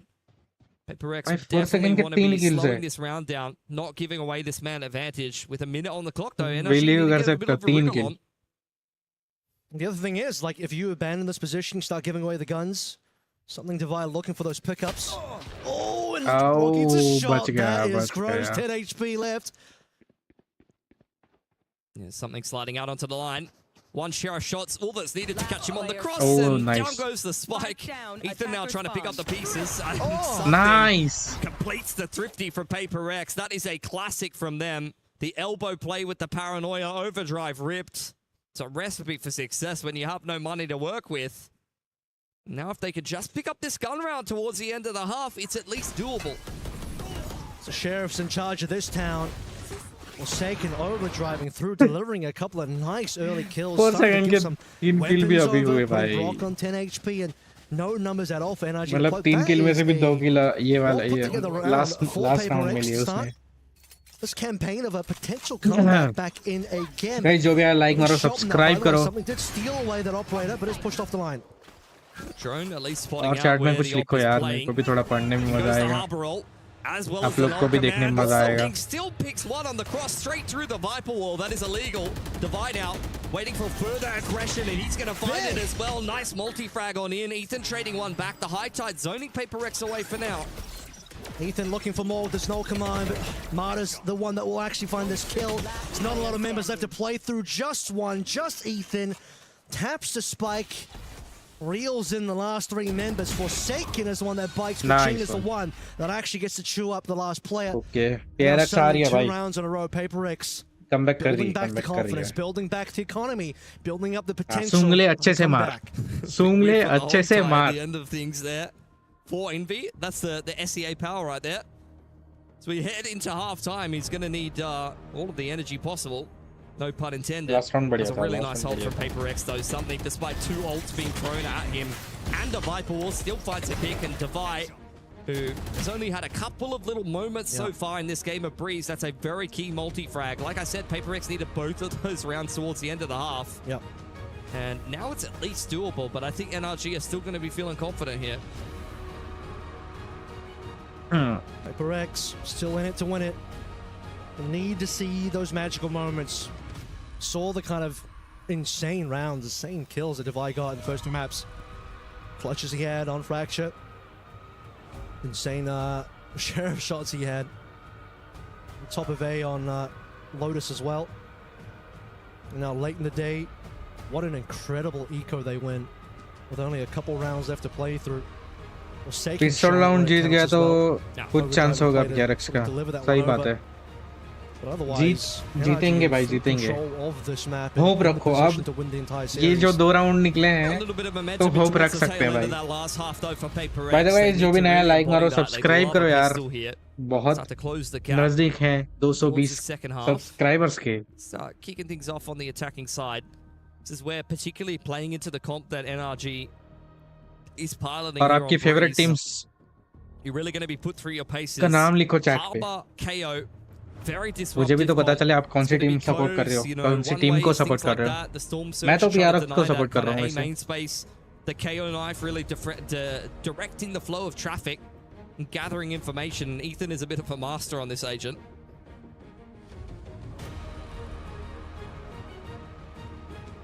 He's thinking deep.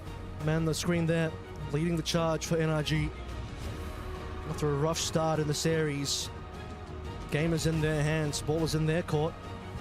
Did say though for Paper X, they would like to finish the first half with at least 4. They got that, and now I think pistol basically required here. Yeah, here on the B stream, we've already had 1 victory for Americas over Pacific. We are staring down the barrel of another. It's up to Paper X to change that narrative. Both teams kind of peppering shots down range in middle, and I'm surprised no one walks away dead from that. Yeah, a little bit. Complete disengage, and Paper X pick up the pace into A. Some damage done to players, something, and Marta the ones that actually get shot there, and Brock. See if he can find somebody through that smoke. Not going to be the case, but everyone's basically arriving now. Just waiting for Scuba to come through for spawn as well. Something up first. He's half HP, but it's Envy and Jing onto Marta and Brock. Numbers good for Paper X. Spike plant to come on through. Now NRG. Let's see what else they can do. Nothing so far. 5 versus 2 now. Kiko doesn't even get divided. Crazy. Scuba. A little bit late to the party here. Never even got a chance to get involved. Flawless pistol for Paper X. Full momentum coming in from the end of that last half, and they are very much in this game of Breeze now. एक बंदा हमारा नहीं अपना. Let's get that anti-eco in there. That's another round. 6 and 8 now starts to feel, if they get that round, a lot more doable. Then we're seeing the danger they can have on the bonus as well based on what Fracture is. Let's see if NRG has anything to say about it though. This round though, happy to just let it go economy-wise. Classics abroad. Something is potentially also making that save towards the op as well. Let's see what that looks like. Yeah, for sure. I mean, it is just pistols with the Outlaw Divide. Knows that NRG have taken that A main space courtesy of the KO knife from early. Kiko jiggling around. Scuba decided forsaken for a moment, but it's all down to Mata to see if he can fashion even one kill. Nicely timed storm surge, but that's where it ends. Another flawless back-to-back for Paper X as they win their fourth round in a row. Kiko showing off his dance moves there as Paper X walks in. बहुत crazy निकाला as ये. mentioned, plenty of money in the bank. दोनों round बहुत crazy निकाले. They could afford to really buy up here, given the amount of players on PRX that still had pistols for that round. Could be a very dangerous looking bonus coming on through in terms of economy. Bro, क्या shot मारा है. Gap has closed quite substantially. Cannot afford to let a team of Paper X's caliber back into a game. It's going to be the flash to set up the jet for the pick here early on in combination with a little bit of a shocky onto door. Paper X just pinging out the map. One tap. Triple swing to try to re-clear that mid-space. And it seems like they want to group up back towards A. They're in two minds about what they want to be doing this round. I guess it's back to B here. It's double rifle plus Guardian. Outlaw Bulldog, so somewhat reasonably competitive buy in terms of this bonus. For sure. A little bit of exploration coming through mid under control from NRG. As NRG start to sniff the fact that it could be a B, and that's exactly what it looks like under pressure now. Scuba, he's paranoid out, but hiding behind a box. There's no contact just yet to be found. I mean, this is a scary moment for Scuba. The rest of the troops are still yet to arrive. Starting to come through from spawn now. As Mardig and Brock will be up. A couple of kills here looking good so far, and Brock is really delivering now. PRX not getting as much out of this push as they would have liked. But Divide into 1v1. Viper versus Viper. It's Phantom versus Outlaw, but Scuba's already tagged down. See if Divide can find that shot. Scuba with the spike in hand here. Gonna kind of dance around. 30 seconds left. Paper X are well aware that he was anchoring the side initially. He was spotted out early on. Ball going up for Scuba here. Divide. Sheriff in hand, creeping up on the line. Doesn't have a primary weapon to be using. 15 seconds on the clock, and Scuba is all over this tunnel flank. Reading this one very well. Is he? He is. Managed to get back in the timing extremely well, as mentioned. Thought for a second that he might have turned away at the wrong time, but Divide just had not even a single shot to say in that round. यार एक कुत्ता नहीं ना तो शायद बच जाता. Dangerous bonus coming through that could be very competitive. Ends up in a 1 versus 1. So despite winning that one, very curious about the money situation. Time भी कम था यार. Yeah, definitely a lot of guns taken away from them. But, able to at least deny that bonus. You have a judge on in here for Kiko. So 6-9. trying to scrap together a buy. Both teams starting to run out of money early on. As once again, you have a similar opening to the round here. Shock dart in towards doors, got a lot of damage there to open things up. Something looking for a pick with the Outlaw over towards this B side of the map. And indeed, Scuba is low on armor. There it is. Shot. Scuba down. That is B almost open. Still player there in Brock. But just putting the pressure on numbers-wise to keep things interesting here as we go back over towards mid for PRX. Inby taking space on B. Causing a lot of problems. The judge is still here towards mid doors. That should be an easy opener for Kiko, who's under a little bit of pressure. Tentative now from Jing, pushed away by the fragment. Paranoia. Lamada still gets Jing, and now Brock as well. Envy, you talked about him exploring over towards B. That might be the opening now to play on through. And NRG know it as well. Trying to cut off something here, and not going to get the time to get that cut off, actually. Yeah, NRG on the wraparound through elbow. Spike has not gone down yet for Paper X. Envy is on the push all the way through spawn. Something planting in a safe location here as Marta creeps up on him, caught by Kiko as well. Ethan is ready for this flank from Divide. Great read on this round from NRG. Envy last player surviving, and they know that he was deep on B. Cove onto the spike. Marta taps it, and they're giving him nothing. Nice opener here. 20 HP. Half has to come through. He's going to get a little bit of chip damage on Tomato, but it takes way too long to go through that cove here. Marta's off the spike. Going to start defusing it. Swing on through from Keiko. Gets it done for NRG. Double digits. Two players there from Paper X. Really far away from helping something, unfortunately, as Envy. That is deep exploration all the way in enemy spawn, but doesn't quite have the energy पे बहुत lead है यार. Much more. And it starts out okay. We talk about the one kill from something onto Scuba, but beyond that, that mid doors causing issues for Paper X as they couldn't make their way through that at all. The NRG very much on top of the rotations here. especially in a pretty complex round. चार round X की with lead a हो little bit गई. of a mixed bag by here. Devi feeling like a hero with the hero Vandal. I have the spike. Very close towards a pit. If he ends up in a post plant, this could be problems for an NRG whose money is still very much shaky at this point. Which means that maybe the low buy of Paper Rex can still find some value here. Forsaken on the shotgun Neon. He's on the wrong patch of that, but he's doing what he can. Very dangerous buy for NRG to be dealing with here. Paper X with a lot of weapons that could do some serious damage. This Outlaw is the main crux of the issue, though, and this is a fantastic angle for Keiko. Right. See if Paper X are ready for that one. Oh, my God. Doubling up. Exactly what you want to see out of the Outlaw player, and now Paper X left hurting. Didn't even fast lane, didn't even really do too much in terms of utility, or otherwise I guess Kiko just sees over the top of everything either way.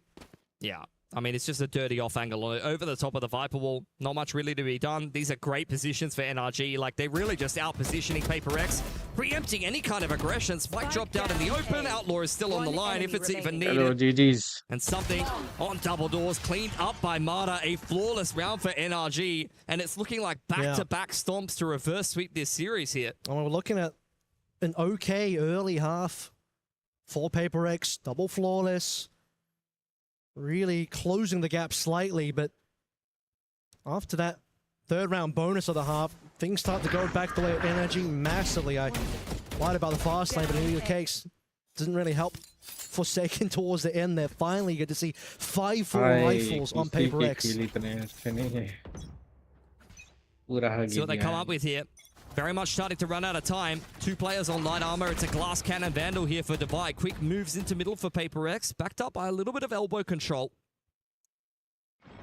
Chat देखो क्या बंदे क्या लिख रहे हैं. Drone to reclear, potentially that gets removed, but the information gained. Now Jing on the line here. Brock trying to get flashed out, and something just takes him off the table. As we set the table now for A as well, it's got to be Scuba up first.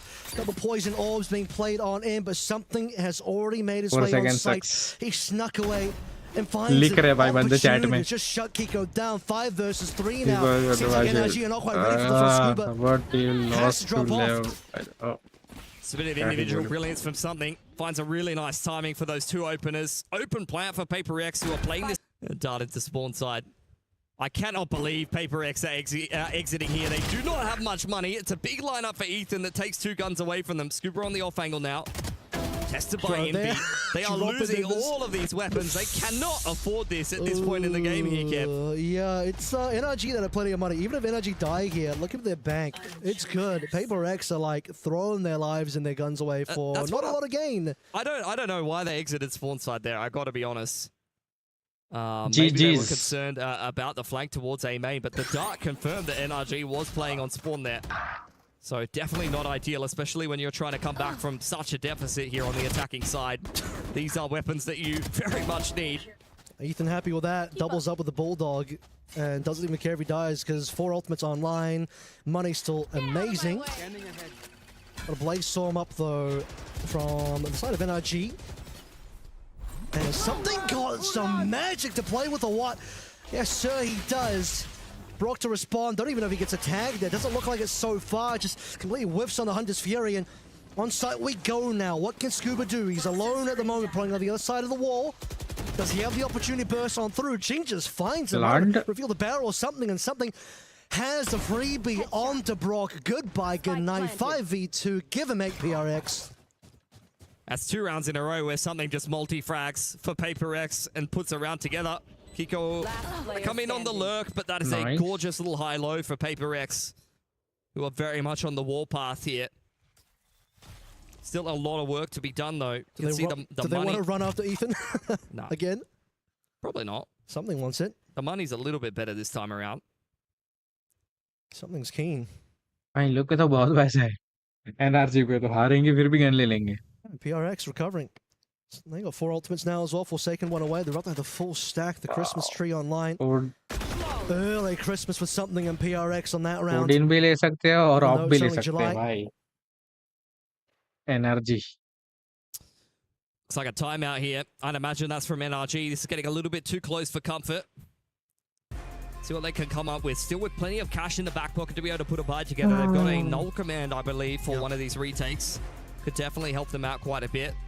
But their biggest issue right now is this man. XD तो क्या ही भाई अभी तो बहुत self-sufficiently finding these openers for Paper X, and this is exactly the player that you need to start to get warmed up here. He's going to make a comeback on attack. Look at the confidence. Well, he doesn't care. He's just going to run after Ethan. He needs the money as well in terms of not dying, but whatever. Run after him. Drop that rifle away from Ethan. He's beaten the timing for some of the U-tools as well, and we saw that 2 rounds ago. Given that insane timing versus Kiko, and then it felt like on that last round, kind of a similar story. All these opening trades going the way of PRX. It's kind of night and day to the PRX we were seeing on the rest of this map for the majority of these rounds. Yeah, very slow start for them, but very much working their way back into things now. Still more work to be done. This is where all eyes are on NRG post their timeout to make a nice little adjustment. A couple of times this series, they've already been in some rougher positions, and at least this time, they're front running before the timeout's needed. 2 very big ultimates here. भाई 4 second बहुत गंदा खेल रहा है हाँ ये वाला match. Have got the Reckoning and Null Command respectively. Could give Paper X a lot of problems here, but the pick could be fantastic to set up one of these post plants. Device been holding on to it for quite some time. Big shot, Kiko makes his mark found. Shut down the big carrier PRX. That'll cause some problems. Absolutely. Scuba on the line that he's played in multiple situations here. Going to drop himself the snake bite. Both teams just trading out a little bit of utility, a bit of pressure on this big side. Just draw out a big rotation here for NRG. And Ethan on the other side of things, playing very safely, not a toe out of line. Even if Paper X make their way into A, the KO Knife has scouted exactly where they're headed. And like I said before, there's some very big ults here for NRG with a man advantage to close this round after an excellent opening pick onto something. It's going to be playing for a full retake now because you don't really see the rotation just through yet. Jing's going to rip his ultimate out just to reposition on site itself. Should be the pit going down here, and indeed it is. It's a pit for Brickside, though, not actually on the site. I think they very much understand that the Reckoning is going to be a problem here. Null Command as well. I mean, you got both ultimates that can sort of defuse the Viper's Pit in due time, and they should both be used here as well. Hunter's Fury coming in. Envy shoving away NRG ever so slightly, and I don't think he actually got a tag there, unfortunately. Here it comes now. Reckoning push in. The entire squad right behind it. Jing goes down for second trace on the Brock, and Envy as well on the Scuba. It's looking fine for Paper X so far, but Ethan has something to say about it. 2 versus 2 now. Ethan low HP. Kiko operator on this retake, doubling up his PRX together. Time is starting to run out now, and Envy with 4 this round. Nice round, right? Deliver the 9th for Paper X. Yeah, crazy round. Very clever pit placement there from Devi, making all the difference. Both of the ults burned through for NRG there. Post timeout, still not able to walk away with the gun round, even after something gets picked early on. It's been a big difference maker in a couple of these gun rounds. They're still able to navigate their way into a 4-on-5 where NRG had all the information, numbers advantage, all the ults, post-tack timeout, and they still lose the follow-up gun round. That is rough. 5v4 as mentioned, but they gave up sight. Full retake. You'll say they've got ultimates for the retake, but they ended up not really getting rid of the pit at all, and Hunter's Fury from Envy as well to slow down that retake. And at the end of the day, 2v2. Good round, good round. Paper X and NRG. By the way, Uday bhai, 8 घंटे complete हो चुके हैं मेरी stream के. This is another timeout. 8 घंटे continuously बैठा हुआ है. This is very problematic indeed. I think whatever was said in the initial timeout hasn't really come to pass, and the coaching staff of NRG are really trying to hammer home the point. They need to close this game here. I mean, honestly, you're going into the upper bracket qualification match at the end of this group against Vitality, so your hard days are not behind you at the end of the day, but you definitely want to make your life easier by not going into the lowers here against KC on home turf. Lack of an armor buy for NRG as their money situation has finally dwindled down. Let's go. Can't afford weapons. Notably, you do have that off on the Kiko and on the line early, but look at his HP already destroyed. Yeah, great shock there from Envy to kick things off. Scuba very much on his lonesome. NRG set up heavily inside of middle. We'll have to wait for the mid to late round to try to go for a flood here. How much work can Scuba get done? If he does get a pick and cleanly is able to Eco get मर away जाना here, चाहिए he और could Brock potentially मर drop जाना a चाहिए. bit and buy Scuba some तो फिर time. भी But थोड़ा Paper X diving into the site. Yeah, high ठीक tide ही coming खेल in. Good timing coming through Ramada as well. That'll buy time for Brock to arrive as well. And soon, it'll be Kiko to follow through. Slow going Paper X's trying to make their way through the back left side. Still haven't found Scuba yet, by the way. Forsaken, though, gets Marta out of the way. And Scuba finally activates alongside Brock. Bring this one down to a 4 versus 3. Still no plant to be heard of at the moment. 50 seconds left to play through, and PRX, are they committed to this? Yeah, for sure they are. This is a localized 3-on-3. Ethan's inside a middle. Nice. Envy gives them the advantage, at least on the B side for the time being. Kiko down to 50 Jing HP right Jing since ऊपर day ना dot. चढ़े तो ही ठीक है. Something's found Ethan inside a middle. Kiko trading one back. Scuba hiding inside of his गंदा. poison orb here. He's trying to be a बोल ही little रहा था ना bit चढ़े तो cheeky. ठीक है. And Kiko sliding through that dark Oh, cover. निकला गया Paper X भाई. with 2 frags in quick succession to get Nice. themselves double digits. How many rounds in a row is this, Kev? A lot. We're about to find on out. Let's It's starting to look go. like a nightmare for Paper X before, but in the last 5 or so rounds, they have been waking up. Opportunities here abound as they just get both the last 2 plays and the 2v2s. I mean, this is like the magical number. Yeah. 2v2.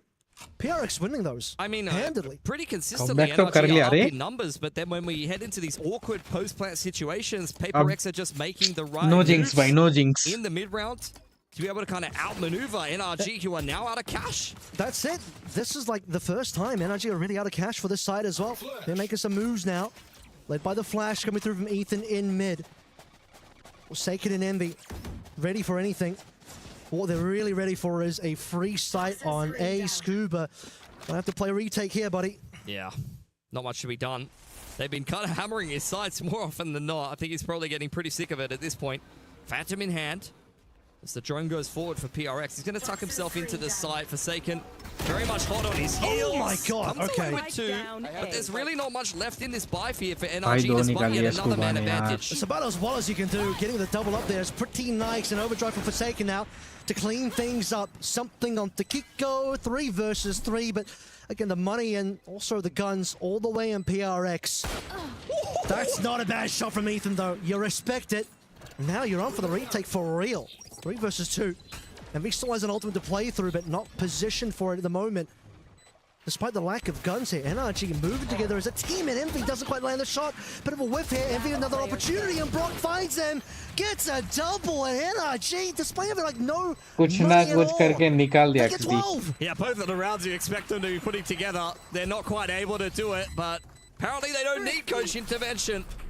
Retake complete, and that भाई series point OT here हो for जाए. NRG. OT हो जाए. OT करवाओ. कुछ भी करो. OT करवाओ. Paper X very much under the pump now. Need 2 in a row to push us through into OT, and that's where the comeback is just going to need to continue chugging along. Much better looking buy here for NRG heading into the last. The pit wasn't even needed. Good double up from Scuba. Just sliding into Really? the pocket with the Phantom.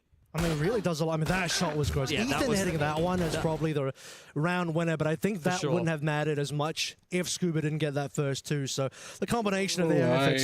Bro, the presence of mind to know that he's on the off angle up on top of Bricks. Quick one to start here for Paper X. Trying to be shut down by Ethan's KO knife, but Paper X going to push the issue into A. Yep. Flashing on through. What can we find here? Marta on the Jing, but not really seeing much else from Ethan's POV. Doesn't matter, though, because it's still a 5v3. Marta's making good work of this defensive so far. My God, Marta. They're going to triple here. guys, Envy GG's. taken down as well. This Ho might be gaya. the end. Paper X have got 1 left. 1 versus 5. Divide with all of the work to do. But NRG will not be undone here. You feel like the 13 as days revealed. Divide with the secondary. And a 1v3 here. This has to be an ace clutch, buddy. It's not going to be GG's. anything less than that. NRG can taste the victory. But can they get this one cleanly here without Divide walking out? He's trying to slip away. Putting the wall up and down to keep them interested. He's been able to pinch the spike, but Scuba trying to stay one step Scuba ahead of this bhai pivot back over to the le B lega. site. Tucks himself nice and safely into elbow with 40 seconds on the clock.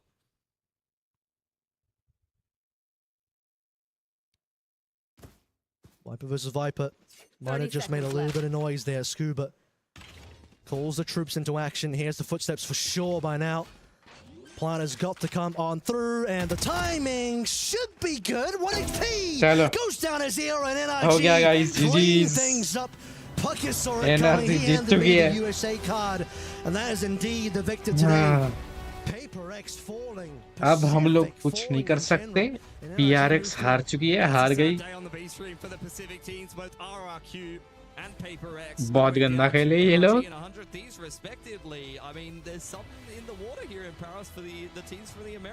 कल मिलते हैं MIBR की match पे. कल इतना लंबा नहीं खींचूंगा मैं. एक दो ही मैच देखूंगा, फिर हम लोग बोलेंगे Tata bye bye.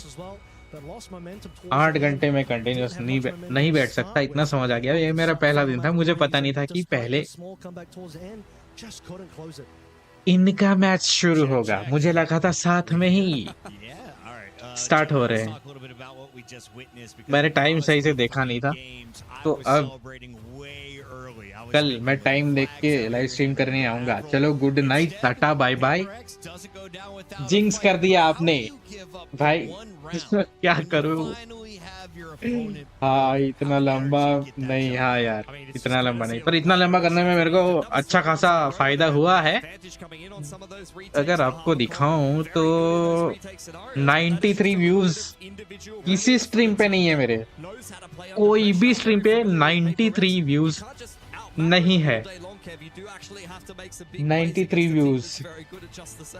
Crazy bro. चलो guys, bye bye. Good night. The combination of the two, if one of them made their play work but the other one didn't, I don't think it's enough. But the fact that both of them were able to find their mark on that extremely important round 22, that's what delivers the win overall. Mike Kiko, though, Avril? I asked you was going to top frag in the lobby, and you said it wasn't going to be this guy. The jet comes out, the op comes out, the damage is dealt on both sides. Something was also able to get into double digits quite early into this game. How did you see it playing out, though, Mitch? Was it early picks from Kiko that's setting up the team?